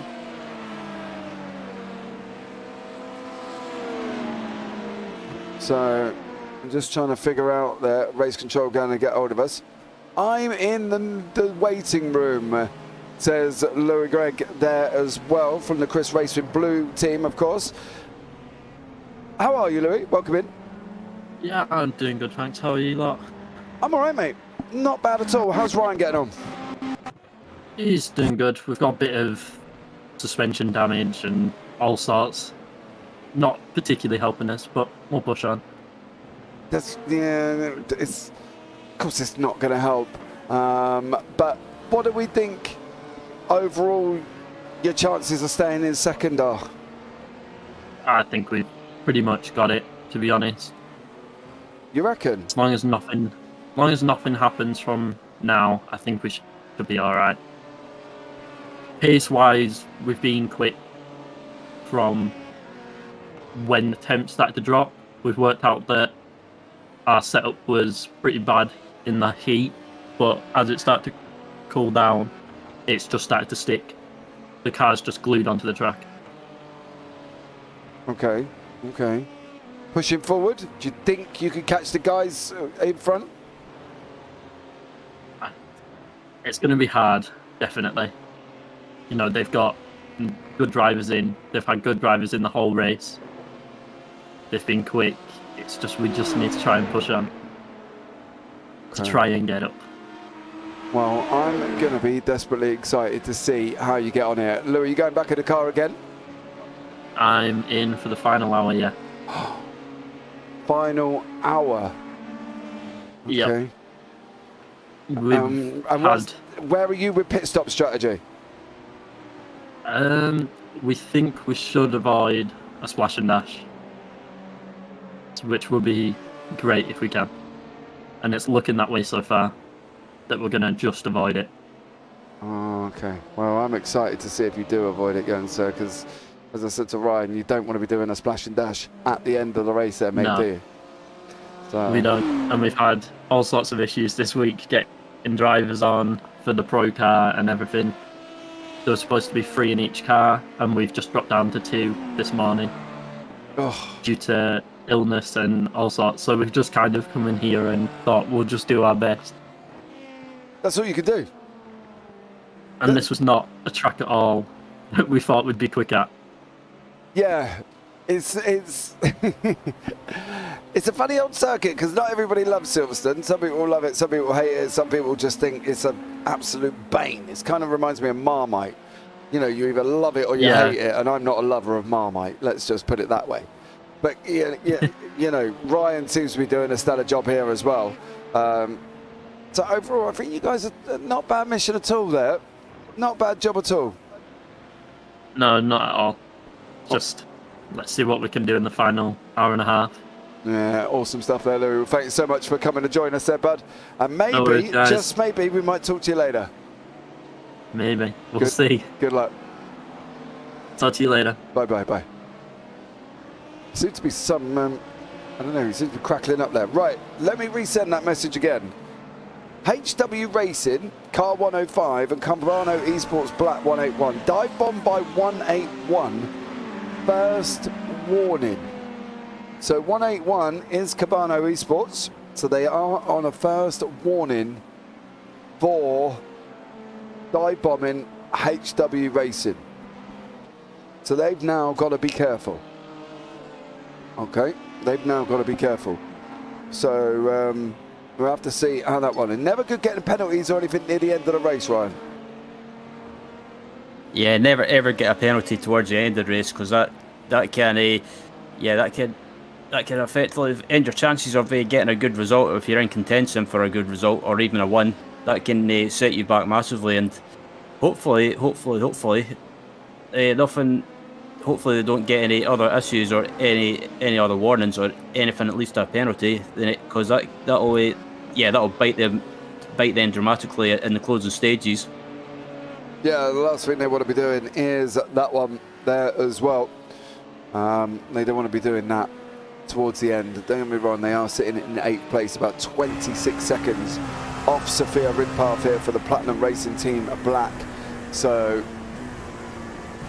they are 26 seconds back. Of course, herself is about a 2-minute gap. So they want to be a little bit careful currently at this moment in time as they come towards the end of the race. There is the gaps from their leaders in class. So you can see now the GT3 AM is 17 seconds from Shoister to O'Connor, and then a minute back from the leader there as well. And then in GT3 Pro, Castellini Core is about 29 seconds back, and then a further 40 seconds back from Castellini is Volcano. It's like Gitano Volcano. It is. Gitano Volcano from the Leo Racing Team 221. Used to commentate on Gitano a long time ago. And then Cristini in first for the LMPs, 10 seconds ahead of Rodriguez. Ruben Rodriguez by MRP in the LMP2s, and Ziegler rounding out the top there. And then it's one lap straight back from Wolf to Simtech Motorsport and to Altitude Esports, who are a further 15 seconds back from them. So there we go. Onwards and upwards, Ryan. Hour and 24 minutes to go. Yep, and this is where it's pretty much crunch time. Where I wouldn't be surprised, James, if some of these teams are towards it, maybe in the last hour, if this turns into a sprint race, and you see plenty of or some teams and drivers starting to get their elbows out if they're in a battle or close to each other on track. Yeah, and it's looking like, unfortunately, Soto has had another go. He's got no rear wing on the car currently at the moment. There he is. He does go round at the hands of 357. The interesting thing for that is, where did Soto's rear wing go? Now, I'm going to try and see if I can find it. No, it's already gone at that point. Now, not entirely sure where Soto's went disappearing, but I am interested to see where this car went. Oh, Brian Loynes onto the grass and then runs it across. Oh, manages to just keep out the way. So Brian Loynes there, unfortunately, another incident for him. Going to have to be difficult. And obviously the Porsche there with no rear wing. So it's going to be a tricky one for that Porsche, I think, there, mate. Porsches do Porsche's things anyway, and at the moment, it's difficult enough as well with the whole car, let alone with the rear wing, without a rear wing on that.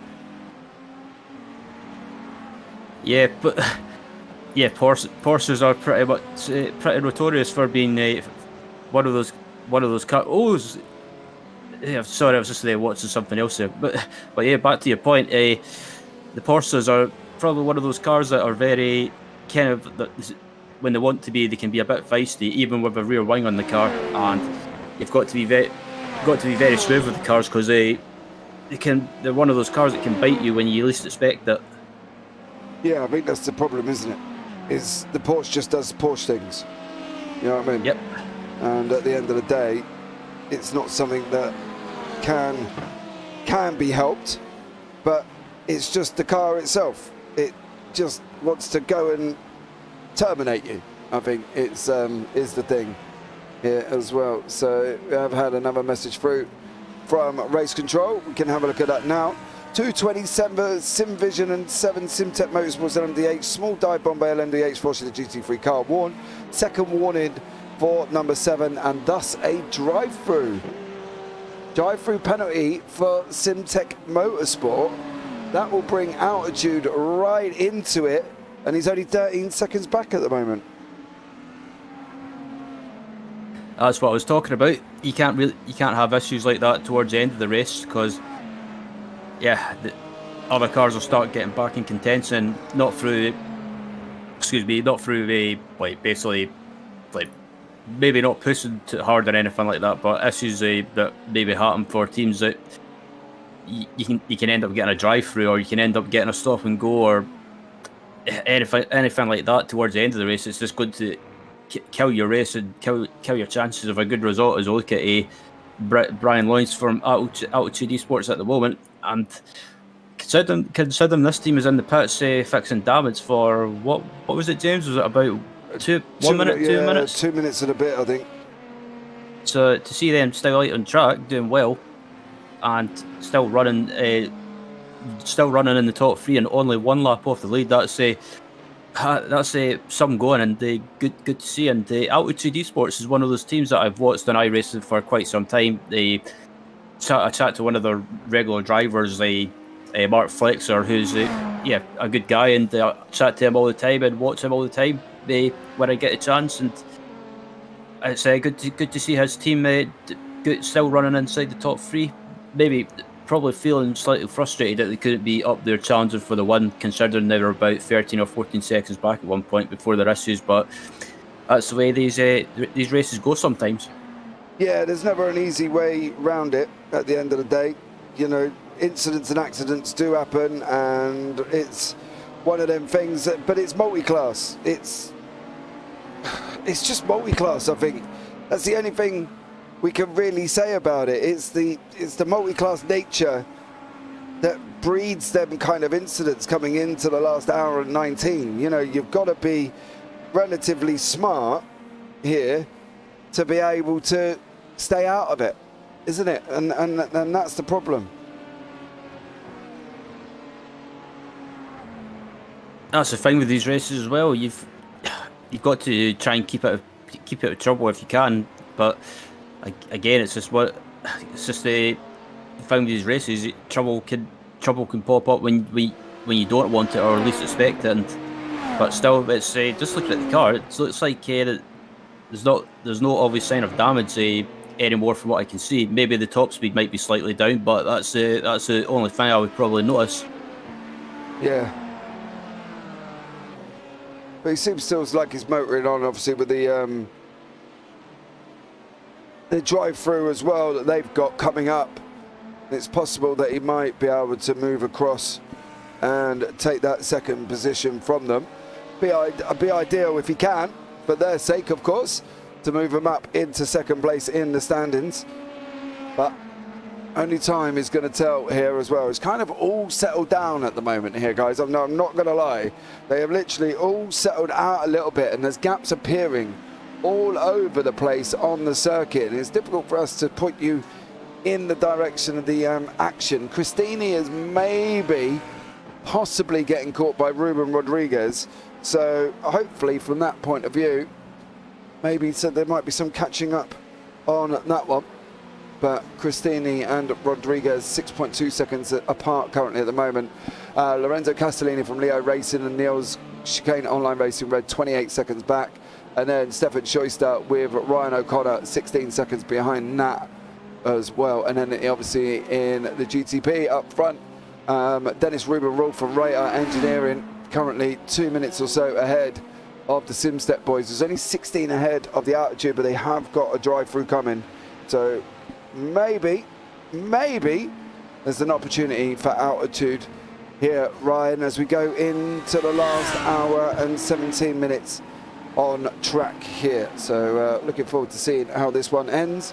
And it looks like Leonard Ziegler, as I was just talking about him, has unfortunately, from Bazinga Motorsports, yeah, don't do that. You can't do that, unfortunately. Definitely not a thing to go and do there, Ryan, is it really? Yeah, not really something that you want to do, and yeah, luckily manages to get going again. But again, it's not something that you want to do in the closing stages of a long race. No, definitely not. Definitely not here, unfortunately. You just cannot try and do silly mistakes on that. You can't be going for trying to send it free wide or trying to stick your nose in somewhere, because it will end up coming to bite you as we go on 1:16. An hour and 16 minutes left, and hopefully we'll be able to see how this one turns out here as well and go from there. Well, Ryan, it's been an interesting one here. You know, what are we expecting in the last hour and 16 minutes?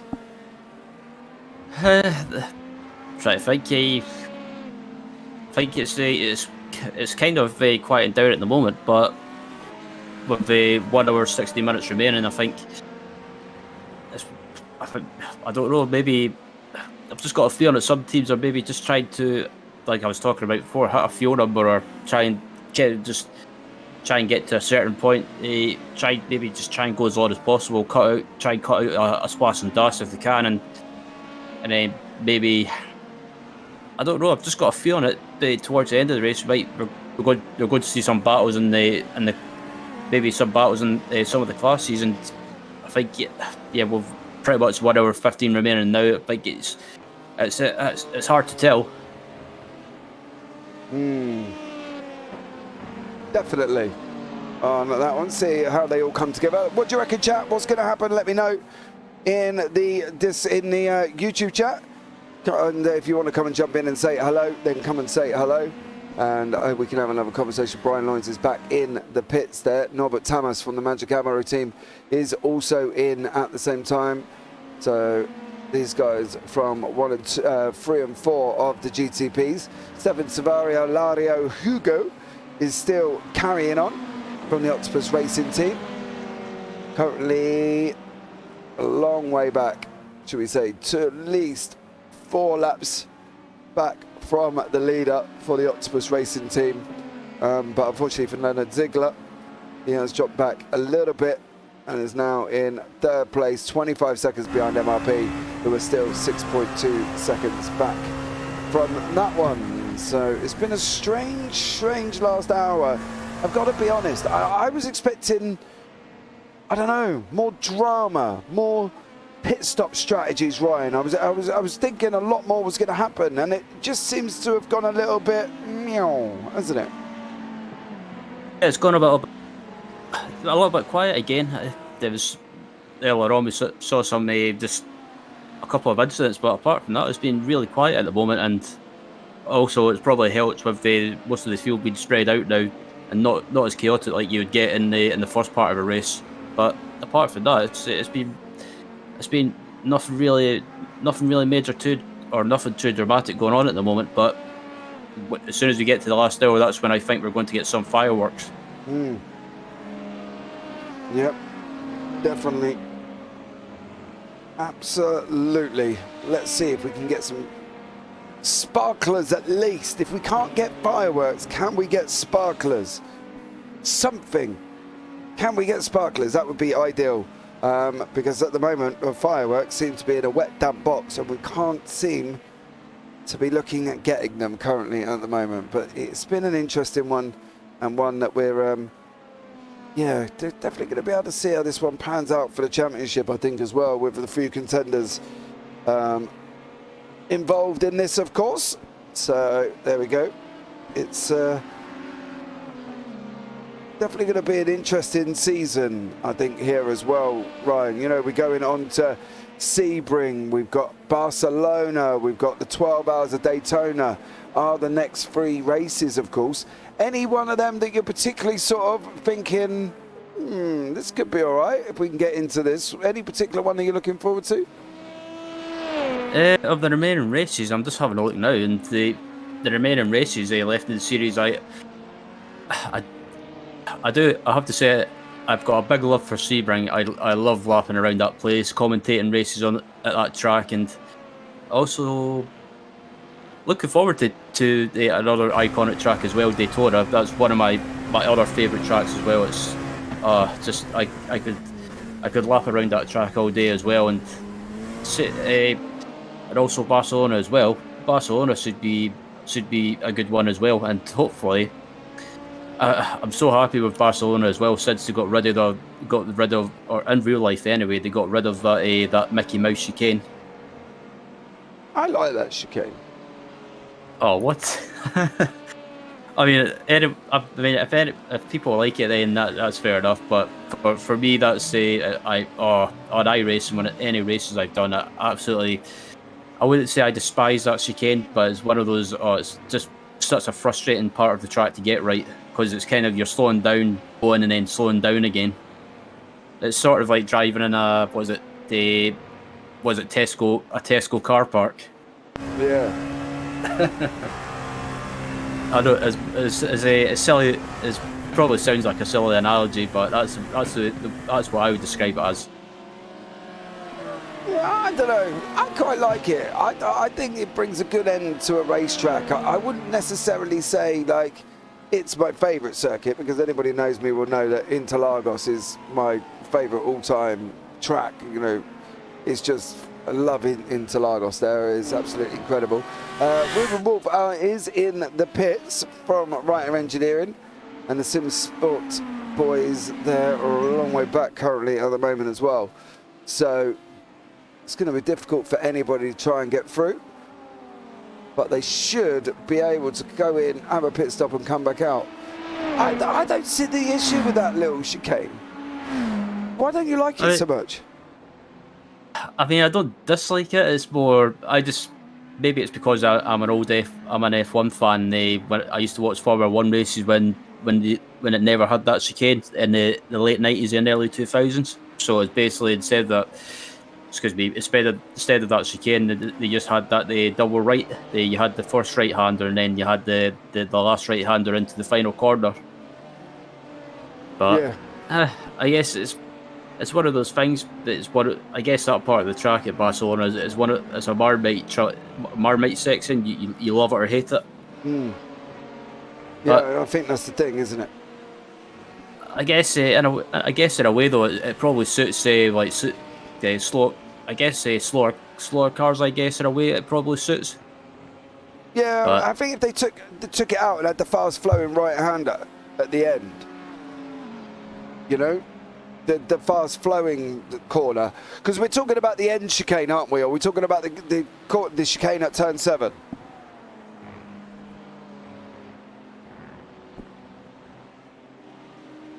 I'm trying to think. I can't remember. I know, because I know they had that chicane, the final chicane at Barcelona before the final corner. Yeah, the long right-hander. Yep. That's I prefer the old final corner. Like you've got the double right-handers, the first right-hander, and then the last right-hander onto the home straight, or basically the two fast right-handers. Yeah, they just swept round each other. And they basically just joined on in one go. So, yeah, and then they brought the chicane in as well. There, but an interesting run. It should be a good one at Barcelona. It is only 4 hours, so not too long.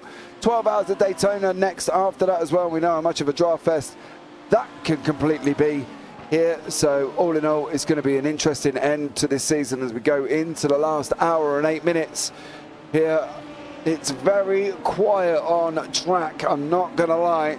Filippo Cristini is the only one that could possibly get caught here at the moment from Ruben Rodriguez from the MRT boys. They are closing slowly and have been about 2 tenths. Cristini was 2 tenths quicker that last lap out, but he lost 2.2 seconds on lap 219, and that brought this battle in here with Felipe Cristini into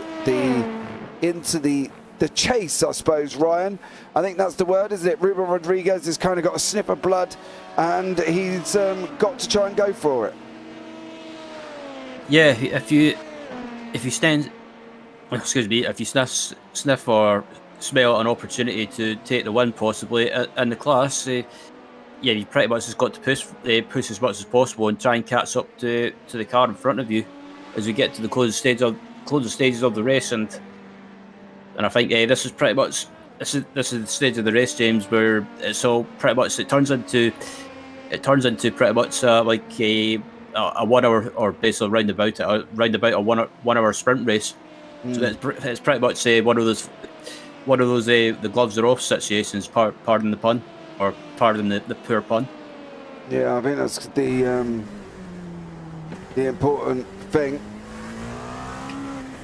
Seeing how they get on. The last thing you want to give is anyone a little bit of a sniff at the end of the race, because otherwise it could be even more interesting when it comes down to that final hour. But this is where the pit stops are going to give. 210 SR Technic and PRT Blue sends it. I missed that. I missed it, but I got a funny feeling it might have something to do with this.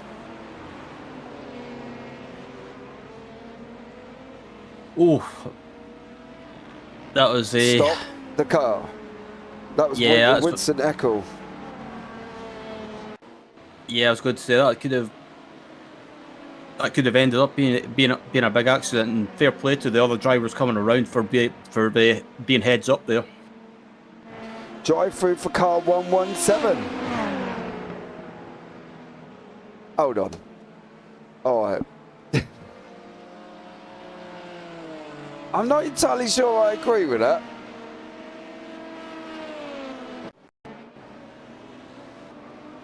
Ooh. That can't be the incident. Surely not. I'm just looking at the replay of that, and I don't know. Just look.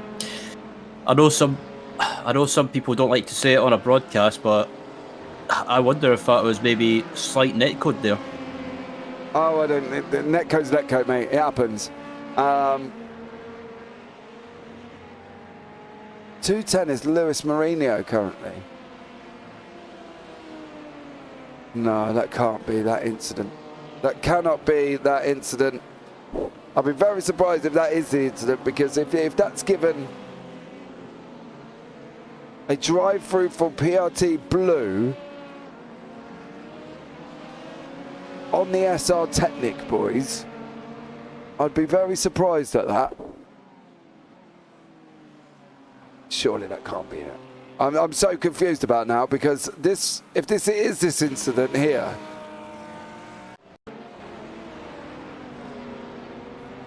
And he's just been squished, but that doesn't look like the same car, mind you, either.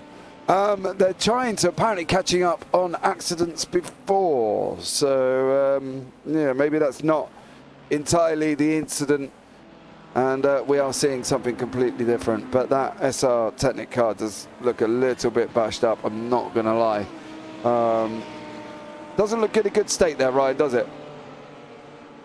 Yeah, that's how would you say, that's looking banged up.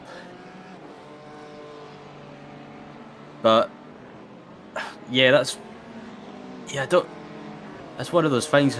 Regarding catching up on the incidents as well, and the reports that I've done race control work before in the past, and in an old league that I used to race in when I first started in iRacing, and it's a tough job for race control or the stewards. So yeah, it's one of those things. It does take a while to get through them, but yeah, I think anyone that does it, I take my hat off to them. Yeah, I wouldn't want to be a steward. Partly because if anybody come in to argue with me, I'd end up arguing with them back. And it wouldn't be a good. I don't think I could be a steward, to be honest. I don't think I could be a steward. Not gonna lie, because it would just be a bit of a nightmare for me.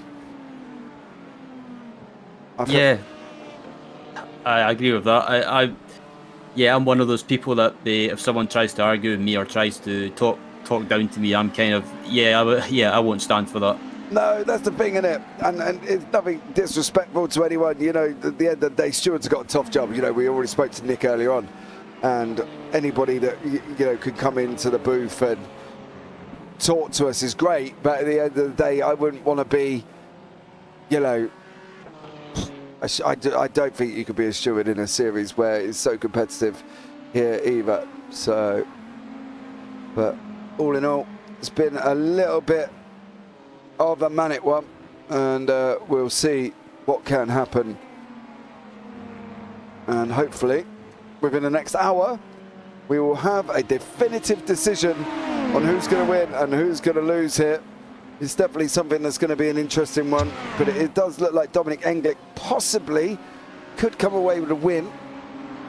He's got that minute 26 gap, of course, over the SimTech Motorsport team, but it does decide where pit stops are. Doesn't it really, Ryan? Pit stops at this stage of the race? Yeah, I would say it's pit stops as well. I think this is pretty much the stage of the race where this is where you've got to get your strategy right and your pit stops right, as we're just about to come up to, we've got about the 1 hour remaining mark, pretty much, and this is the stage of the race where you've got to get your strategy right, and kind of it's one of those things, if you're in contention for a win or a podium, it's what do you do? It's kind of you've got to make it's a tough call, but whatever call you make, it can either make or break your race, I think. 110 filled in the report 3 minutes too late. So that's Sophia Redpass from Platinum Racing Team Black. Okay. Can I get a little bit more information, please? Race control? Does that mean that the warning's taken off? Hopefully we'll find out on that one. So let's see if we can get any more information from race control on that. First warning, 110 filled in a report 3 minutes too late. First warning is being removed. Race control reevaluated hashtag 42. Now we've just got to go and figure it all out. And if we can work all that out, we can go and find where the treasure is. So there we go. Oh, Dominic English, writer engineering now in front. So let's see how these all get on here. Car number 76, of course, followed by the Simtech Motorsports boys of car number 7, and then Tom Dudswell, car number 38. Here, flying along nicely. As you see the gaps on the left-hand side, the leaders are generally ahead by about 26 seconds plus over the cars behind, and everybody currently at this moment in time is spread out across the race circuit to gaps of almost 20 to 30 seconds all the way through the field. So welcome in to the JPB YouTube channel. Don't forget to subscribe, turn on the bells, give the video a big old thumbs up. That would be absolutely amazing. And it's becoming a very difficult one here as we're going to be going into the final pit stops. And I'll tell you what we're doing. Me and Ryan just going to grab a drink for 2 seconds, and then we'll be right back very, very shortly.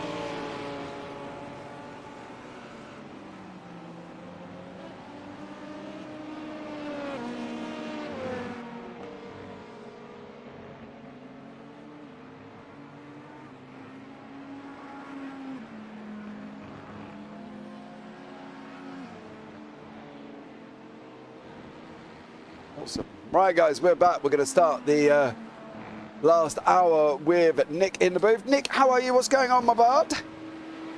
Yeah, it's gotten a bit hectic. So we were just trying to catch up to all the reports we have had over the last hours. So the last one I've filled in is actually about the accident we saw with Platinum Race Team Blue involved and HW Racing involved. Yeah. Drive through for HW. And so that's the last report. The other report you have gotten was for a dive bomb PRT Blue has made against a GT3 car. Right, okay. Awesome stuff. I did wonder why they were getting a drive-through because I did only see the one incident, but that's fair enough as well. So it is a drive-through for the HW Racing car there as well from the Platinum Racing team and that as well from Frank. So thank you very much for filling this in there, sir. Much appreciated. Yes. And as you have stated, the warning for Bazinga Motorsport has been removed. because of the general rule that if you fill in a report, it needs to be within a time span of 30 hours the accident has occurred in. And the hashtag 110 team filled in the report 33 minutes after the incident happened. So it has to be within 30 minutes of the incident? Yes. Right, okay. Correct. Okie dokie. That's all. Awesome stuff. Thank you very much then, Nick. And cheers for clearing that one up, bud. Yeah, you're welcome. Take care. Bye. Bye. Okay, so they have to fill an incident report out 30 minutes there and any later, and it don't get looked at. Yeah, that's one of those. I know another league. Another leagues that they've got a rule or something like that anyway, that you've got to submit a protest that within a certain time frame. And if you don't do that, it doesn't get looked at, or it just basically gets thrown in the bin, if you like. Which is a bit harsh, but I can understand on the other hand that the stewards or race control have got they're pretty busy, so I can understand why they've got that time frame in the rules. Yeah, it's just I do understand it. I completely get it. I really do. It's, as we said before, it's not the most easiest job to be a part of, stewarding in general, is it? And it's not something that, as we say, I think both of us really do not want to be doing, and that's why we set up in the booth there. I'm just wondering why it took half an hour, so 33 minutes to file a thing. Normally, if you know what it's like when you're racing, if something happens, you normally want to get it looked at straight away. But there you go. Let's give you a rundown currently of the standings. We'll go into the last 52. As you can see on the left-hand side there, the boys currently from Writer Engineering are leading the way in the LMP2 class, or GTP class, sorry, with Simstep Motorsport LMDH in second, Altitude Esports third. Magic Arrow fourth, Octopus Racing Team LMDH are down in fifth place.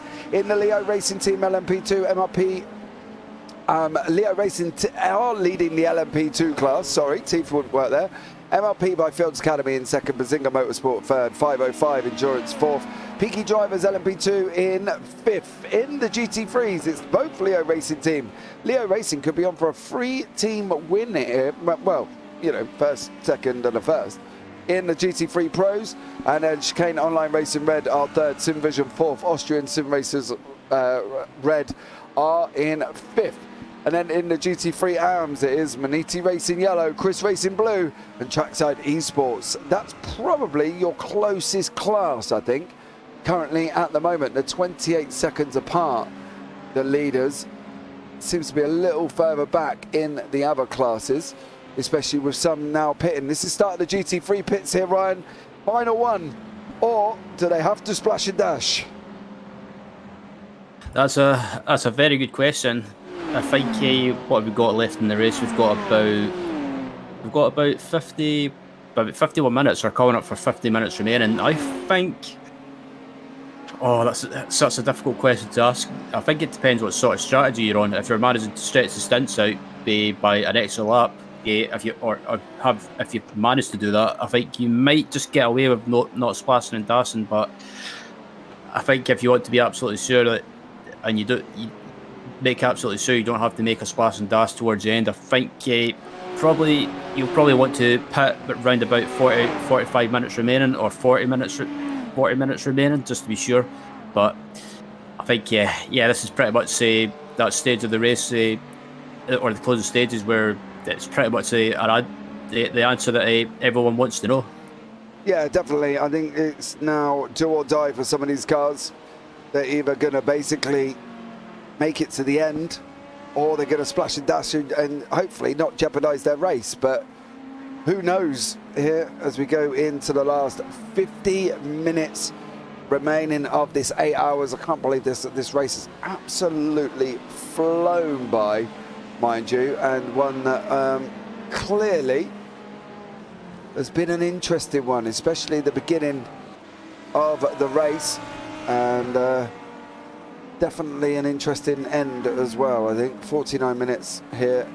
It's kind of, you can see the damage on the Maniti yellow car. I don't think there's one car that probably hasn't had a little bit of a contact. Zachary Lovegood in the He is currently down for Lithia Motorsports in 11th place in class there for Zachary for the LMP2. It's been an interesting one. They've been a few contacts, not so many over this last sort of couple of hours. We've seen some silly moves, Ryan, haven't we? But we saw obviously the Platinum Racing Blue go into the wall after getting tagged by another car. But the last few hours were better than the first few. I think that's what I'm trying to say. Yeah, absolutely. I think it. From what I saw, the racing's been excellent, and there's not really been any like major dramas from what I've seen. But just what we saw not too long ago, there was maybe a couple of cars having issues, spinning and hitting the wall, and just having issues But apart from that, it's all been relatively calm. That's the best description I can use. Yeah, relatively. Oh, I don't really know. It's going to be a very difficult ending here because we're not really. I think this is the bit here, Ryan, where we almost sound completely sort of like oblivious because we don't have access to fuel feeds. We don't have access to pit strategies. We don't have access to, all the driver information. Felipe Cristini, he could not stretch that out past 40 minutes. That is going to be close. I can tell you now, for an LMP2 going 47 minutes, that is going to be very, very close there. He's just lost a position to Gazeppo, but I think Gazeppo's definitely going to have to dash near the end because he pitted on 225. There isn't anyone currently. Maybe Dennis Cho from the 505. He's going to be due in very, very shortly as well. But it's difficult for us to predict because of the fact that we haven't got access to their fuel data. Yeah, that's one thing I'd love.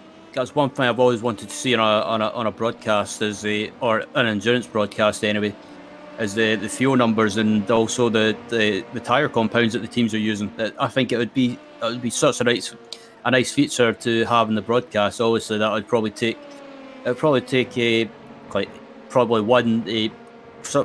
a decent amount of work to implement into live timing, and two, I guess some teams would be maybe a bit hesitant to maybe show what they're using because of because of the strategy stuff, and maybe being not scared, I would say, but maybe don't want to see other teams or drivers seeing what sort of strategy and the tyre compounds are using. Yeah, that's partly why we can't get access to it. We can't get access to it because that's how they see it. So it's a difficult scenario. They won't give it to us because of the fact that they see it as you're going to use that information for your own gain. Do you know what I mean? And that's the problem. Obviously, from our point of view, we're not. It's not going to benefit us at all. We just makes it a little bit more simple for strategies, but that's why we don't get that information, because of the fact that they fear that teams would be using it for an advantage. Well, yeah, absolutely. And excuse me. I think it's one of those things as well. I'm not sure why I said tyre compounds, because iRacing, I believe, and some series don't have different compound options like hard tyres, soft tyres, medium tyres. So, but whenever that comes around for these endurance races at some point, that should be good fun, and they should add a bit of variety. And also, I don't know about you, James, but I can't wait for rain to arrive when iRacing when it eventually comes around. Yeah, that'll make the races epic fun. That's for sure. When? That was the question. That was what we were talking about early on. When? Soon. Oh, that's never going to be soon. The initial response on the forum was, it's on its way, hopefully by the end of the year, but don't keep us to it, because, these things could not happen. So, I don't know. it's a conversation that could just go on and on and on and on and on and on and on, like blue flags. It just goes on and on because every opinion's different on it. If we get it, bargain. Let's hope we do, because I think that would be absolutely amazing. It's going to be interesting here with Gazzapo and Cristini. Cristini has been into the pits. He went into the pits 7 laps later than Gazzapo from MRP. I've got a funny feeling, though, judging by this, Gazzapo has definitely got to go into the pit here, because he pitted on lap 225, and he's never going to make that to the end. So I think the guy from Leo Racing LMP here doesn't really have to push the situation. So, yeah, probably sit tight and not make any silly moves for the Leo Racing team, I believe. Yeah, I was going to say, I think we've got about 43 minutes and 35 seconds remaining, so I think LMP2 pit stop shouldn't be too far away. I think they should be, I'm guessing, they should be in the pits within maybe the next, probably the next 5 or 10 minutes. Yeah. I think if the pit within the next 5 or 10 minutes, what should be about 35 minutes remaining or something round about that, I think they should be good to the end. Yeah, they will be, but I'd be very surprised if it's when they go in. Because he pitted on lap 225, we're on lap 246, so he's already 21 laps in, going about 26 or 27, so in the next 6 laps, he might be able to get it there, but I think overall, he's definitely got to come in here, MRP by Fields Academy, without a shadow of a doubt. We'll see that could mean he'll lose the lead to Leo Racing, of course. Indeed, and I think obviously it's one of those things as well where, again, it could be teams could be on a different strategies. So maybe some teams might have to put earlier than expected towards the end, and other teams that are maybe been trying to stretch out the fuel ever so slightly, or probably, if they can stretch out as long as possible, try and get to that. If they can get to that 40-minute remaining mark or just below it, they'll definitely be good until the finish. But if you're having to pit slightly early, I think they should be fine. But I think you may have to do a bit of just a slight bit of fuel saving just to be sure. Yeah, this LMP GTP2 guys are here as well. The Peter Haruska from Simtech Motorsport are in the pits. But I think Tom Dadswell may be a little bit too far back to actually do anything about it. It's whether or not Dadwell is going to be able to get as well into the final finish. And he pitted on lap 226, and it is now 247. I'm going to put on the understanding that is going to need another pit stop. Dominic Englert might be the only one who might survive that front GTP battle, but got a funny feeling Peter Haruska now should be able to go to the end. 40 minutes, yes. Tom Dadswell, no. I'm expecting a smash and dash coming on that one. Alberto Gazzapo and the MRP of Cristini, we've already spoke about that. Leo Racing, 212, they last pitted for them. Obviously, these guys are now on lap 215, so he should be good to the end. Niels Kors pitted on last lap 209, he's now on 215, he should be good as well. And I won't be surprised if Gaetano Volcano is also good. I'm not expecting pit stops from them guys. 204 for the GT3 AMS, they're now on lap 210, so they've only got gone 6 laps in. They should be good till the end as well. So Kurzman from Beniti, Louis Craig is gone in to the Chris Racing Blue team, and he's taken over from Ryan O'Connor. Norman Boyd Holmes is from the Sissy State Punks Racing.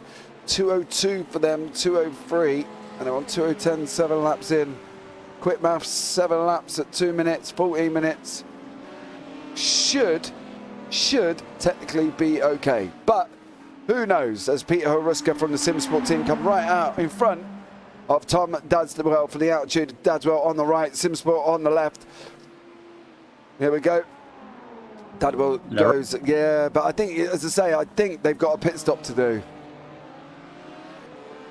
Yeah, I was going to say, I think I think Peter just decided not to make a big deal of it and just decided to let Dadswell go, because I think he's probably been notified that Dadswell still needs to make his splash and dash or make his last stop pretty much. So I think he's just decided to just let him go and not make a big deal of it. And I think Dadswell as well probably not frustrated, but I think it's one of those situations, James, that they were in the contention, or pretty much the contention or challenging for the lead at one point, and yeah, I think Dadswell's maybe when you get frustrated, you start doing, from my experience as well, you get into that kind of like angry driving mode sort of thing, where you just pretty much say hot lapping most of the time. Yeah. Which is sometimes it's a good thing, because it kind of lets you know how quick you can go. But on the other hand, when you're doing that, it can lead to silly mistakes. Yeah. And that's the problem. You don't want to be making them silly mistakes. But as I say, I think Tom Dadswell here has got to make another pit stop. I wouldn't be surprised if there was another one incoming for him. So, yeah. But we'll just have to see. And see what we can do. That's gonna be the issue, I think, here, Ryan. Yeah, absolutely. Just watching Dadswell now. Will he dive into the pits? Just watching now, and no, he doesn't dive into the pits. So maybe this team here are maybe trying to stretch out as long as possible. Maybe try and get to what we are now, 37 minutes 46 seconds remaining, and yeah, I've just got a feeling this team's trying to stretch out as long as possible. Maybe trying to get to that. Well, it's probably a big ask, but maybe trying to get to that close to the 30-minute remaining mark as possible. But I'm predicting this car to be in not their pit stop, not to be too far away. Yeah, I think it's definitely got to be incoming. I don't think he's going to open up a big enough gap over Peter Haruska to be able to get in, get out again. Mind you, the pit stop shouldn't be taking that long. But it is going to be difficult here, Mark. I know you put go on Tom in the YouTube chat, but could be difficult for him to hold on to that second place, especially if they've got a dash at the same time. And yeah. So we'll have to see how this one goes up. So let's see how this materializes for the last 36 minutes here this evening. Hope everybody is well and you've had fun and enjoyed the broadcast. Please, as I say, give the video a big old thumbs up. That'd be amazing. And at the MRP by Leo Racing, Sophia Ridpath is in for the Platinum Racing, Leandro Mendez for Reiko, who carried on. They're a long way back, so fair play to them for carrying on here. And as I say, Christini has been in. MRP have not, but we are expecting them to come into the pits. I think they've got to splash and dash. So let's see what can happen and go from there. It will be difficult with that attitude. Really? Come on, I'm a supporter of attitude, but I just think if he has got a pit, this isn't going to help the scenario, mind you. If he has got a pit as well, which I think he has, because he pitted back on lap 226, and he's now 24 laps in, Mark. He's got a pit within the next 4 or 5 laps, and that isn't going to take 35 minutes to do 4 laps. We're not at Nordschleife, unfortunately, here, Mark. Well, we're not right, are we? He's not going to take a 7-minute lap. Good. Yeah, I don't think Dadswell will be able to basically grow a gap back quickly. I think it's a big ask. I think it's too pretty much. I mean, like you say, if it was on the Nordschleife, then yeah, it's more than possible, because the Nordschleife was a very big track, and if someone crashes, you can build up a gap around the Nordschleife pretty easy. But around Silverstone, around Silverstone, I'm guessing if you wanted to do that, you would probably have to do round about I'm not even going to attempt to do maths on the broadcast because I'll just say, I'll pretty much just face palm if I get it wrong. But Silverstone, you can't really do that. So I think the best that Tom could hope for is a third place. Yeah, I think that's it. I think, Mark, I'm sorry, we're trying to be positive up here in the booth, but it just seems a long shot for him to be able to hold on and take the position. But never say never, Mark. I'm always a positive man. Never say never, as we've said before. But I think it's a big ask. There, some way of showing support. Oh, Mark Hutchinson, don't even go there, young sir. Because you know that is not true going into the last 33 minutes. So let's see how this one pans out and see how we go here this evening with Tom Dadswell. But it's going to be difficult for him, Ryan, isn't it? I think that's the thing. Yeah, I think that's what we're trying to say. Is it's going to be difficult to try and hold on to that second place. I mean, as you can see, Dadswell is doing a good job of building that gap, but I think when it comes to that splash and dash, that gap's just not going to be big enough to hold on to second place. And I mean, as you see there in the background, you can still see the Subtech car, but I think like I say, third place is the best this team could hope for, and I mean it's still a good result, but it's not what it's not what this altitude team is probably would have wanted. But still, it's still a good handful of points. Yeah, I think that's the thing. It's as cheesy as it sounds, and if you like it, it's like Bruce Forsyth used to say, points make prizes. Yep, points make prizes. Oh, Brucey Forsyth there. Anybody remember Bruce Forsyth? If you're slightly older in the UK, of course, you will remember who Bruce Forsyth is. If you're a young whippersnapper, you probably aren't going to know who the hell he is. Hey, I think that's going to be the thing. Us old people. Oh, sorry, I was just looking at someone. But I was looking at my second monitor and I thought something happened, but by the meat. But I think Dadswell, just watching him now, I was watching him. I think he's just pushing as much as possible just to try and increase that gap and try and hold on to second. But I don't think that gap's going to be big enough. As I look at Alberto Gazzapo at the moment, currently leading the LMP2 class. Yeah, I think so.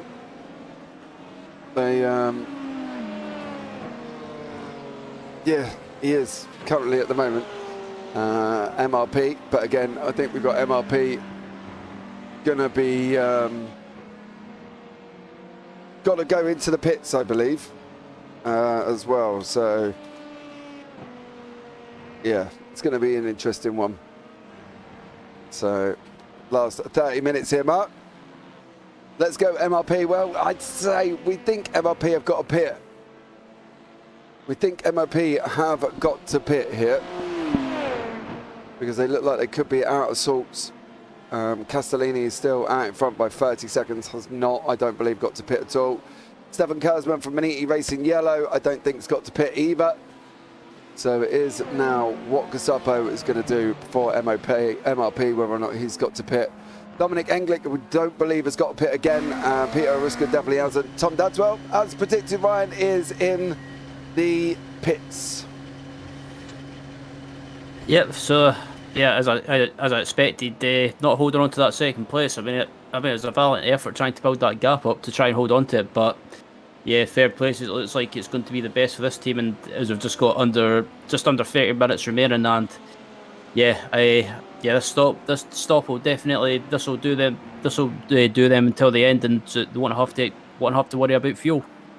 No, but they're also going to be too far back to even grab a podium, to grab second place here with Peter Haruska and that pitted unless there is some form of drama, but it is all going to be on where the MOP boy is going to be. So let's see how Gazapo is going to get on. It's got to be very, very shortly. I can't think he can go much longer. And he hasn't opened up a big enough gap. It's only 5 seconds back to Christini. So very difficult one for him. For Christini's just got to sit back, chill out, and hope for the best, I believe, because that is where the end of this race is going to end up going. So big ask, big ask, but MRP could be in with second place here, Brian, as we go into the last 38 minutes.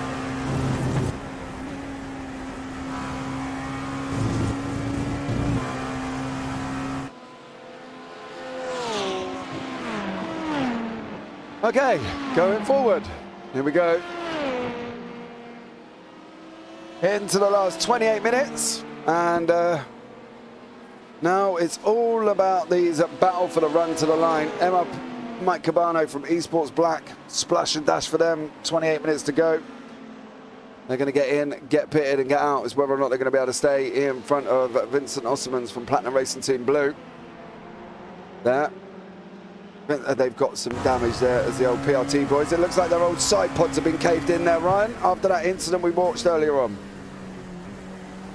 Yeah, absolutely. And they, excuse me, is right on board of Vincent at the moment. Just getting slightly held up there as he gets by the Maniti racing Ferrari, but this team having a good running class at the moment, and then again Vincent just gets held up ever so slightly, and they just watching. I was watching as well. It looks like Vincent's got slight steering damage. No, we did see him hit the wall pretty bloody hard earlier on. I think that's the thing, didn't we? Yeah, I was about to say it. I guess that the force that he hit the wall earlier on, it probably definitely damaged the steering, but still good to see him still going. And I think I'm not sure if I could deal with steering damage going slightly to the right for the remaining pretty much remaining half an hour. I would definitely find that frustrating. Yeah, but it's either that or pull it into the binnet and pull it into the pits. And he's definitely not going to do that. You can tell he's got massive steering angle there, right hand down, about 25 degrees, if not maybe a little bit more. Trying to keep that straight. But he's only got 26 minutes remaining. As he's coming through up onto the back of the BMW there from the Platinum Racing Team Orange. It's always difficult when you go around a car and you've got damage anyway. But here is the current table. Currently at the moment, Dominic Englick is out in front for the Reiter Engineering team with Peter Haruska in second place. 2 minutes 17 back. There are only 2 cars on the lead lap currently in a moment, with Tom Dadswell a further minute and a half back from their Magic Arrow behind that. And then we're Martin in the hands of Norbert Tamas and Martin Perez in 5th place.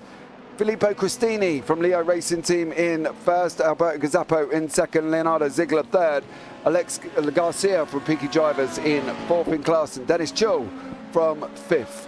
So, yeah, there we go. Lorenzo Castellini is in 1st in the GT3 Pros for Leo Racing. Nils Kors in 2nd, Giacomo Vicano 3rd, and Felipe Arso Barreto from Simvasion in 4th. Benjamin Moser from Austrian Racing Team in 5th. Stefan Kuzman in the GT3 AMS is leading the way. Louis Craig in 2nd place for Chris Racing Blue.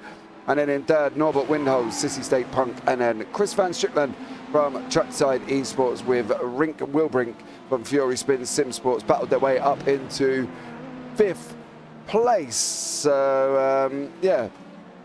All in all, Fury Sim Sport Academy, not a bad recovery there, Ryan, at all for these guys. Yeah, good to see them having a good run as well. Running 5th at the moment, and it's been a good recovery drive by them. And 5th place is, I think it's if they finish here, it'll be a good reward. But obviously, we've still got about just under 25 minutes remaining. So I think if they keep going at the moment, they might be able to pick up another position as a GTP car dives up the inside. But still, it's good to see this team running well. And A team that I've always watched on iRacing in the past, and yeah, on their day they always seem to be there and thereabouts, and they always seem to get good results.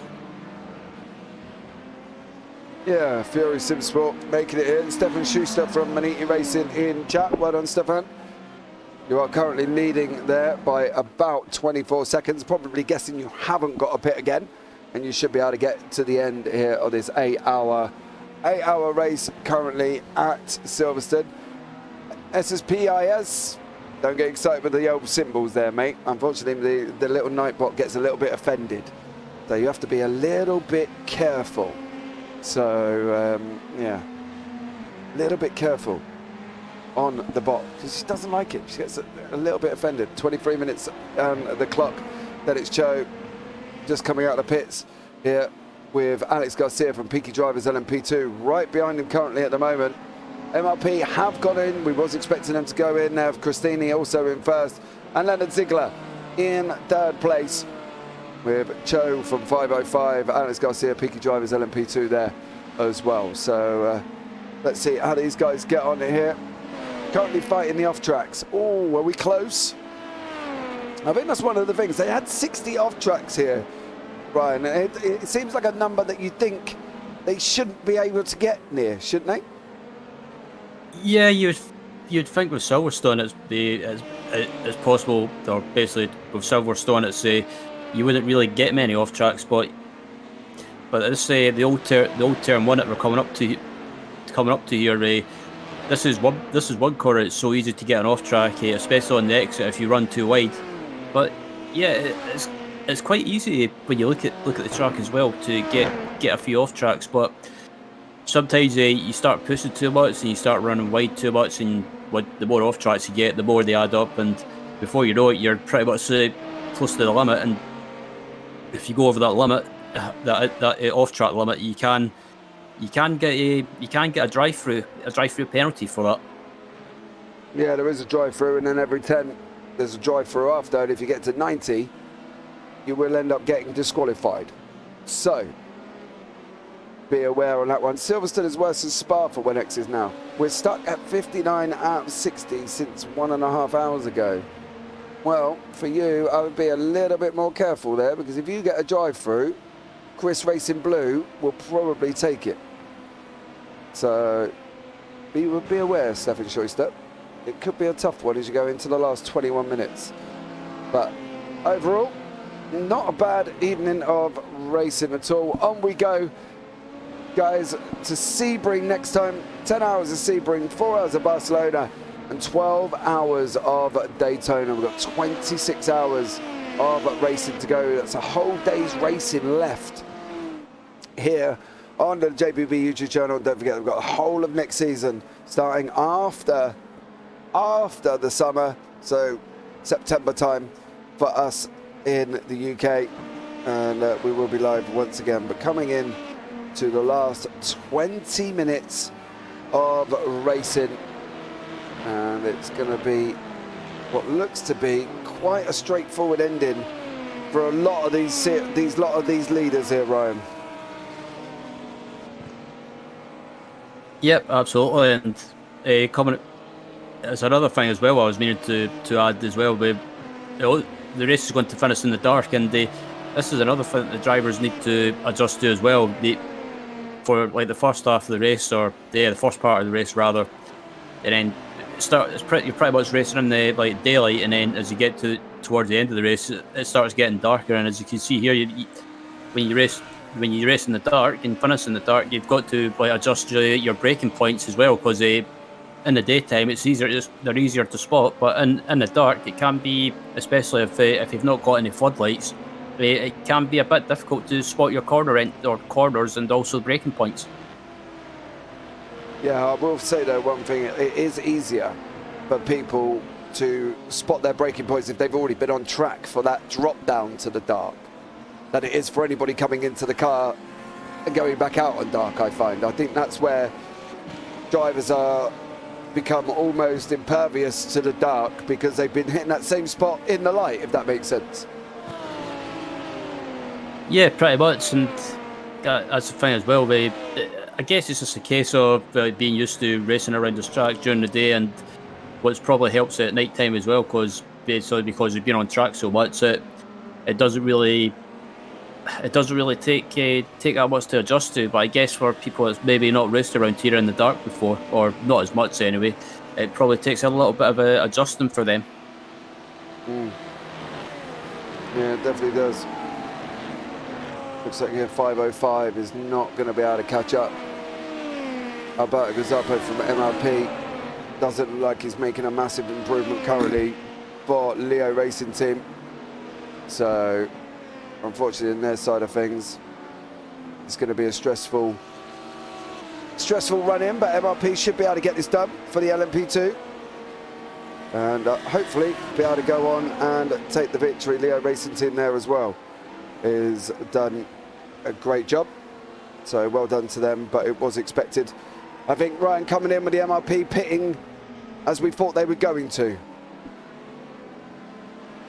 Yeah, and as you see there, Alberto was flashing the lights to try and get by as quickly as possible, but yep, yeah, pretty much pitting when expected, and at the moment they're still running second in class at the moment, and I think if the Ferris here will be happy with that result, and yeah, just be watching Alberto's pace as well. It's I think since we pretty much raced into the darkness, his pace has been pretty good, and as we've got about just caught up for just under 18 minutes remaining, I think if you're not really in a battle or in a battle in any of the classes, I think you just keep telling your driver just to try and get the car to the finish. I think that's going to be the thing. Just trying to get it to the end there. So, see how this one goes for these drivers, and see how they get on here for the final. What we got left? 15 minutes, 17 minutes of racing remaining here at Silverstone. And yeah, let me see how this one pads out. I hope everybody as well, if anybody in the chat wants to come and join in who is a driver, please come and join in, jump in the interview booth with me, come and have a chat about how your race has gone, of course, and what else is happening. As you can see on the left hand side, the gaps are well spread out.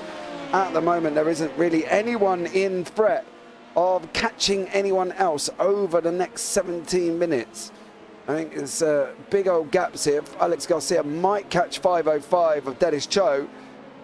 He's about 1.6 seconds back at the moment with 16 minutes remaining, but they're a lot further apart than I think, Ryan, we expected at this time of the race. Yeah, a lot further apart, and I think it's just, again, the nature of the race as well. Again, I think it's just getting to that stage of the race as we come to the closing stages. It's just pretty much most of these teams are pretty much probably just aiming to get to the finish now, like I say, and not do anything too silly. But looking at the field in general, it looks like it's all spread out at the moment. But you never know, we might get some maybe some battles in the final few minutes. Yuki Drivers, LMP, yeah, and Dennis Cho might be the only battle that may happen on track at the moment. And see how this one pans out over the next 15 minutes. So this could be an interesting one here. I would say sit back and grab your popcorn, but I think, to be honest, we're looking at Writer Engineering Esports, Simtech Motorsports and Altitude Esports in the first, second and third. MRP, Bazinga and 5:05 in the LMP2. Leo Racing, Chicane Online Racing Red and Leo Racing Team 221 in first, second and third in the GT3 Pros. The GT3 AMS, Maniti, Crisp and Sissy State Punked in 1, 2, 3. So there we go. It's going to be closing in now for the last 15 minutes of racing here at Silverstone in this 8 hours, and it's been a great evening of racing. It's calmed down over the last hour, so definitely one that has kind of settled down a little bit over the last hour. There's been lights are flashing from our drivers there, from Shuri Simsport sitting 5th in class, Rick Wilbrink. Oh, there still could possibly be some incidents here, Ryan, as they're coming into the last 40 minutes. Everybody in the dark trying to gather positions. Yeah, I was going to say it's all settled down now, but I take that back. It's all we're starting to get some battles going on now, and like you say, some teams and drivers wanting some more positions towards the end of the race.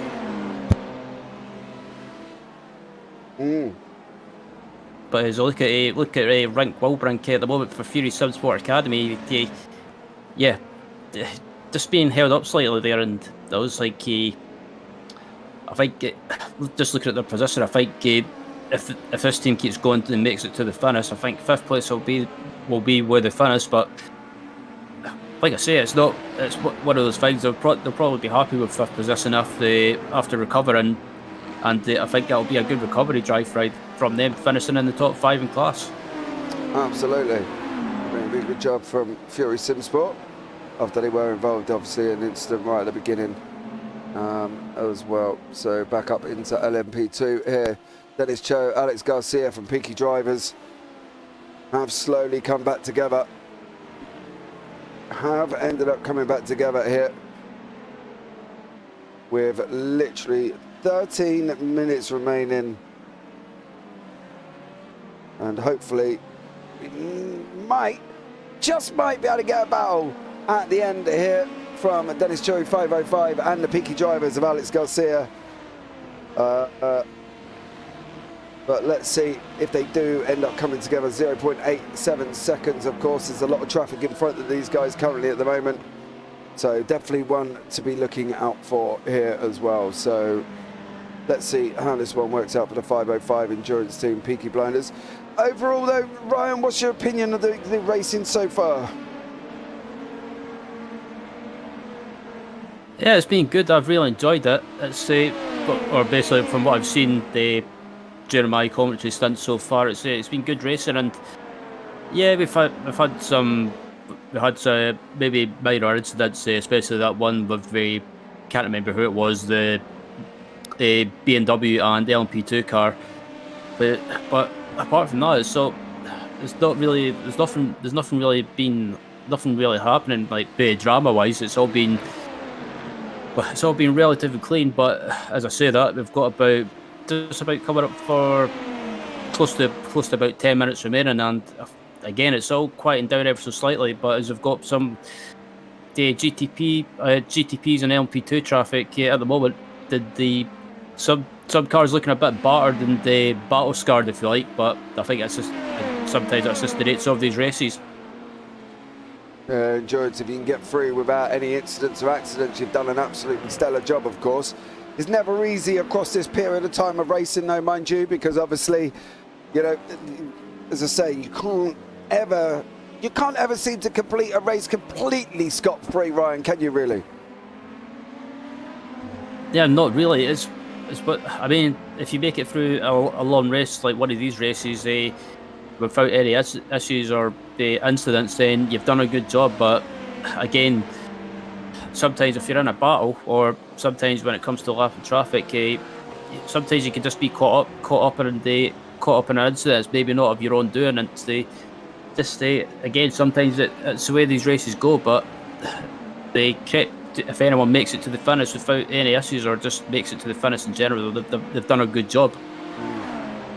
And it makes it even better if you, for example, with the Fury Simsport car, if you make it, if you recover well and they make it up through the field in class and into a top 10 or top 5, again, that's you've done a good job.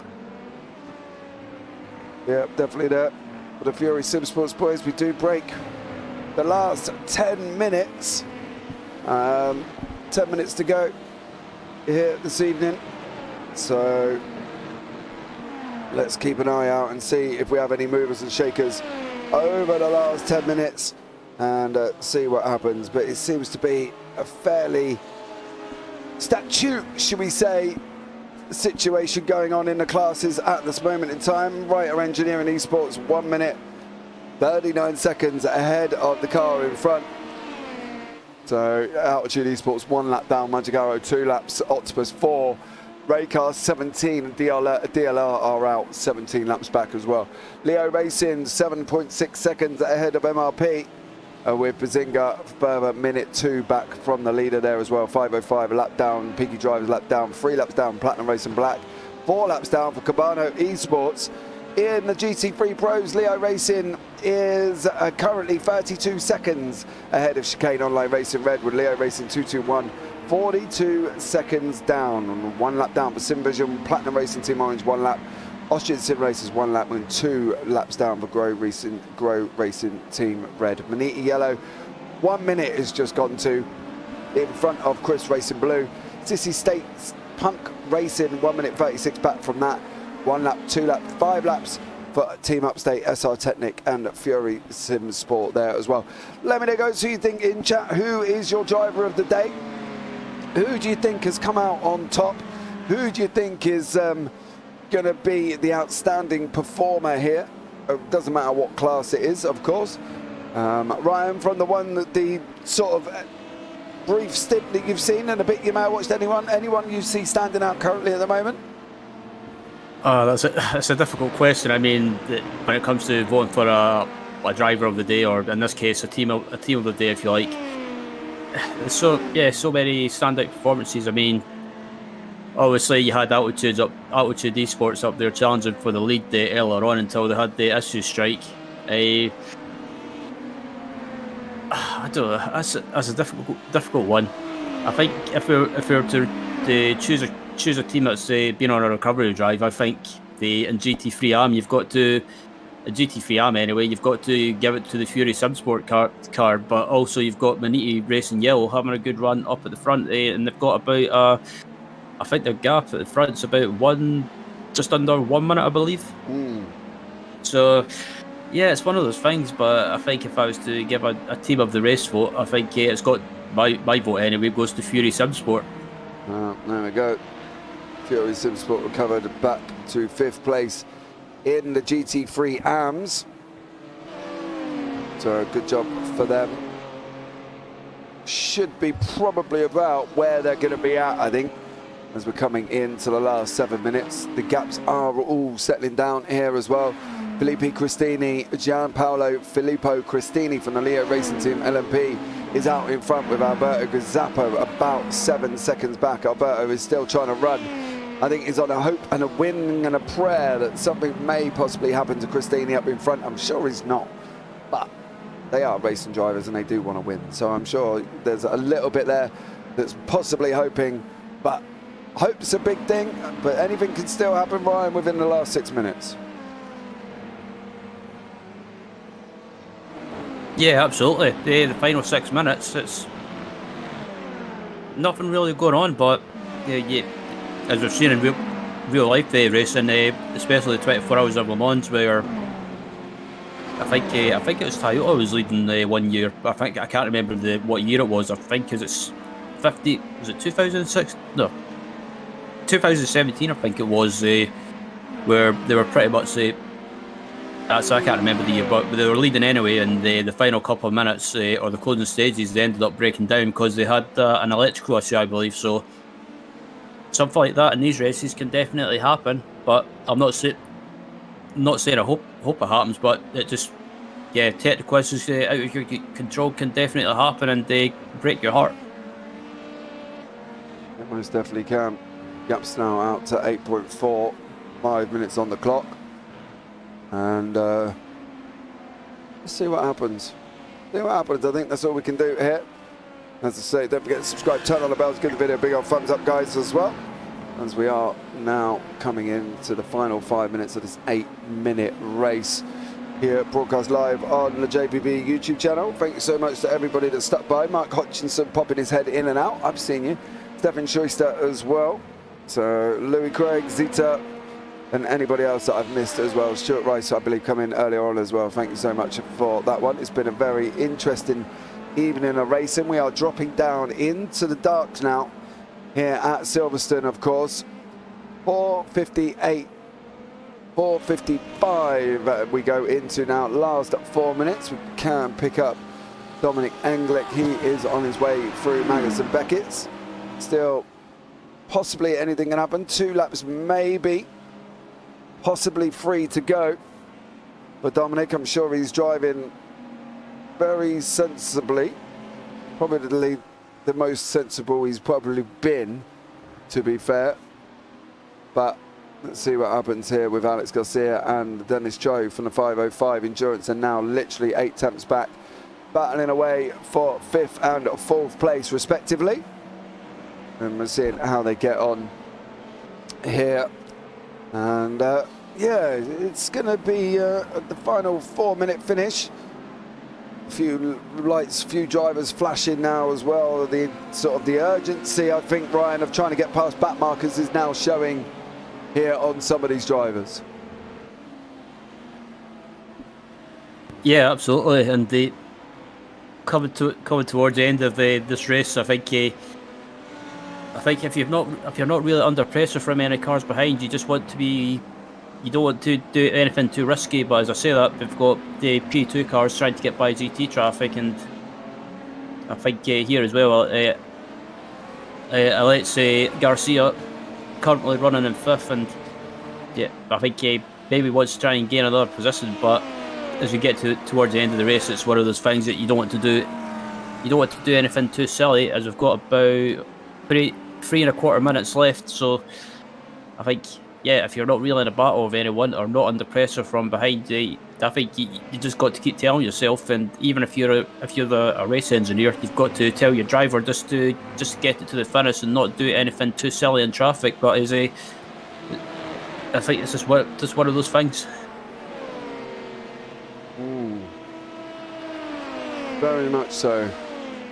Very much so. Just got to get it to the end of the race. 2 minutes 40 on the clock. Dominic Englick is on his way round Stowe. So will he get another lap in here?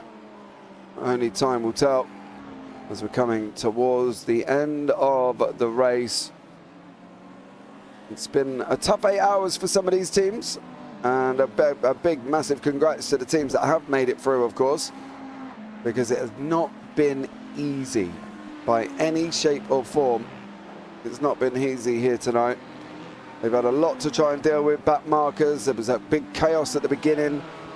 There was a lot of things happening here for a lot of the teams. And currently, Alex Garcia from Peaky Drivers is still trying to get past Dennis Cho. As these guys sweeping through Maggots and Beckett's. Let's see how this one goes on. He's going to try and go Dennis Cho. He's going to try the old cutback. Alex Garcia going to try and run him round now, round the loop. Is he going to give him room? He's got to be allowing him room here. Otherwise it could go all a little bit wrong. He's going to have the run again for the inside into Brooklands. As we're coming into the final stages. It's going to be a big old dive from there if he can make it through. No, not this time. Off round Brooklands and Luffield and down through Woodcote. They're going to have to go again here. Ryan, it's going to be interesting what Garcia is going to be able to do. Yeah, it's one of those things. What do you do? Trying to make a move around here, it's so difficult, especially if you're right behind another car and that dirty air as well. It can play such a it can hinder you slightly, because the car in front, the car you're battling that's in front of you, they don't have any dirty air, but they can carry a lot more speed, and you're stuck behind the car in dirty air, and that can cause a big understeer as well. As it looks like Dennis might lose another position, but still it's a great battle to close out this race, and it's just one of those things, making a move around here. It kind of depends on the car in front of you making a mistake, but fantastic racing nevertheless, and I thought it quietened down, but nope, we've still got pretty much got a battle in the closing stages of the race with coming up to about 20 seconds remaining, and I think the next lap, well, maybe the next lap or the next again lap should be the final lap.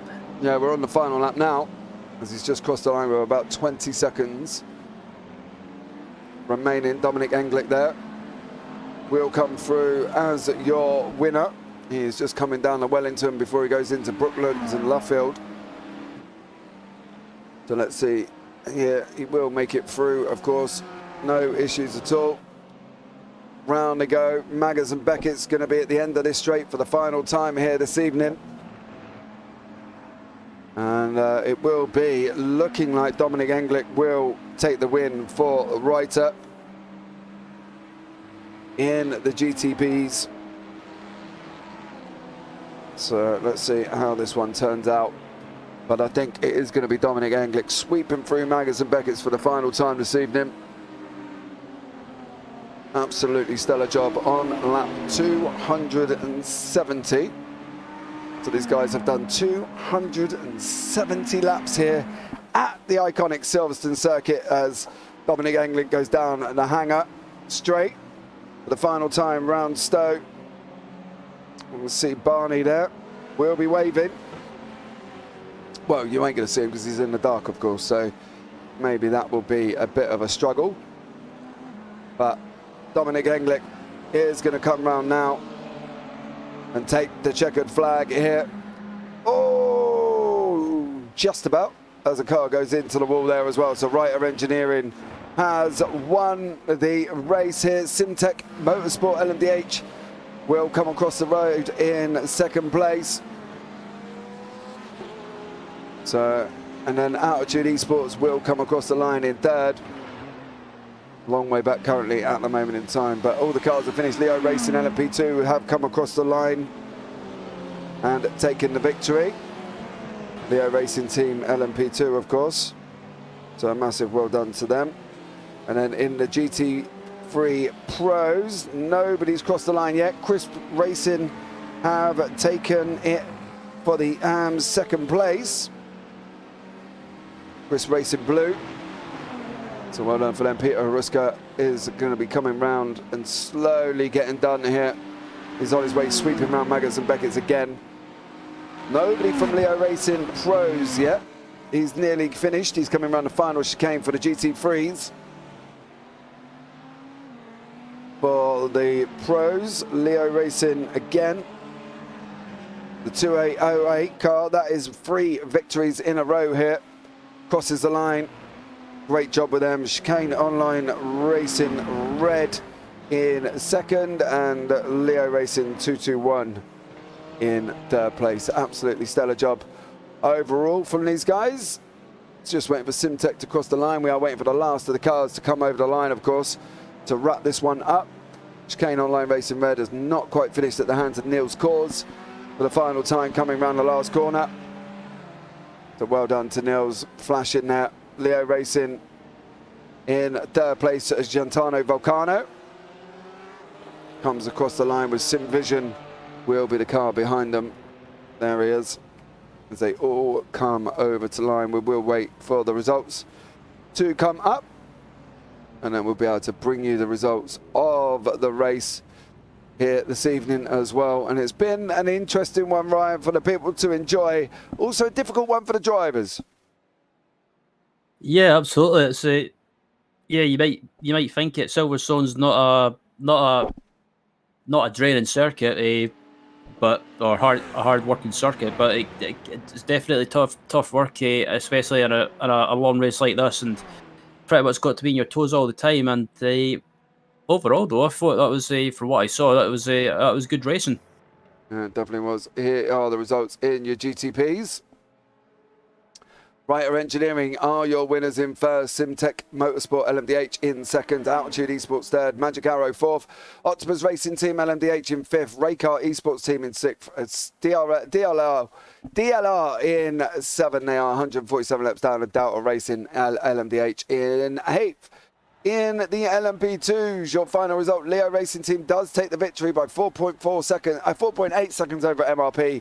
Bazinga Motorsports in third, 505 Endurance fourth, Peaky Drivers in fifth, Platinum Racing Team Black sixth, Cabano Esports in seventh, Platinum Racing Team Blue, XBD Emerald down 8 laps, of course, in ninth, HW Racing beyond that as well. In the GT3 AMS, Maniti Racing Yellow takes the win there. Chris Racing Blue in second. Peak Sim Sport Australia, or Sissy Punk Racing in third. Trackside Esports 4th. Fury Sim Sport Academy 5th. SR Technic Peck in 6th. Team Upstate GT3 in 7th. Protosim in 3rd in 8th. Chicane Online Racing Orange 13 laps down, and Peaky Drivers GT3 beyond that one. Further back from that, you've got Austrian Sim Racers Blue and TR Geeks Energy 200 laps down, did not complete the race. Now into the GT3 Pros we go.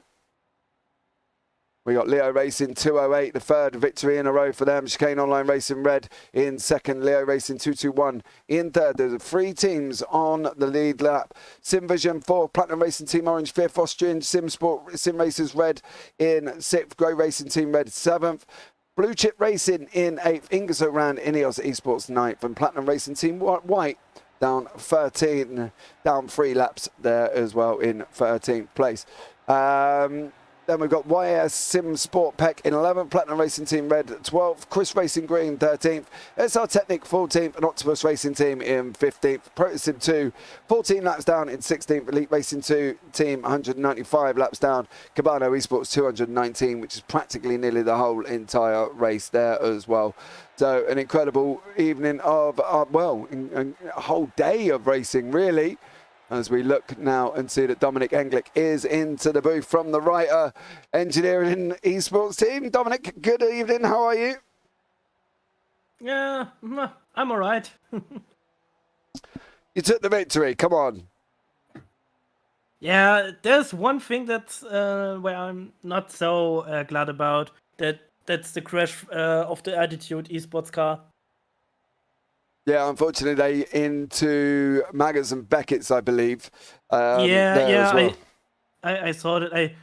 I switched to them and I saw directly that they are crashed. Yeah, we unfortunately didn't see it on the broadcast. Unfortunately, we couldn't find where the incident happened. So, I have it on stream. So if you want a clip, send me a clip and I'll have a look there as well. But overall, look, a great victory for you guys. Going forward, it's going to put you in good stead in the championship. It's going to move you a little bit closer to you and Altitude getting into the mix of a battle. It's going to be a good one, right? Yeah, so far, yeah, it's a good battle, yeah. Yeah, you are currently 3 points apart. You're in 1st, and then Altitude is in 2nd. Is it really? Yeah. 3 points apart currently at the moment. 3 points apart. Wait a second. Altitude is on 85. You're on 88.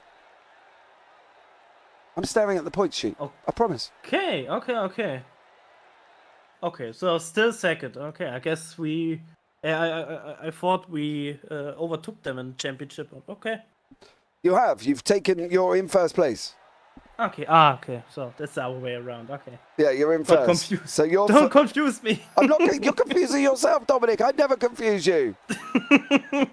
You're in 1st. They're in 2nd.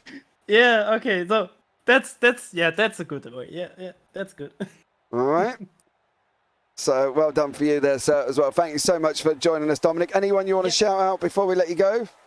Yeah, of course. My team, Writer, the boys, my stream chat, and of course, you again. Because you're doing this. That's awesome.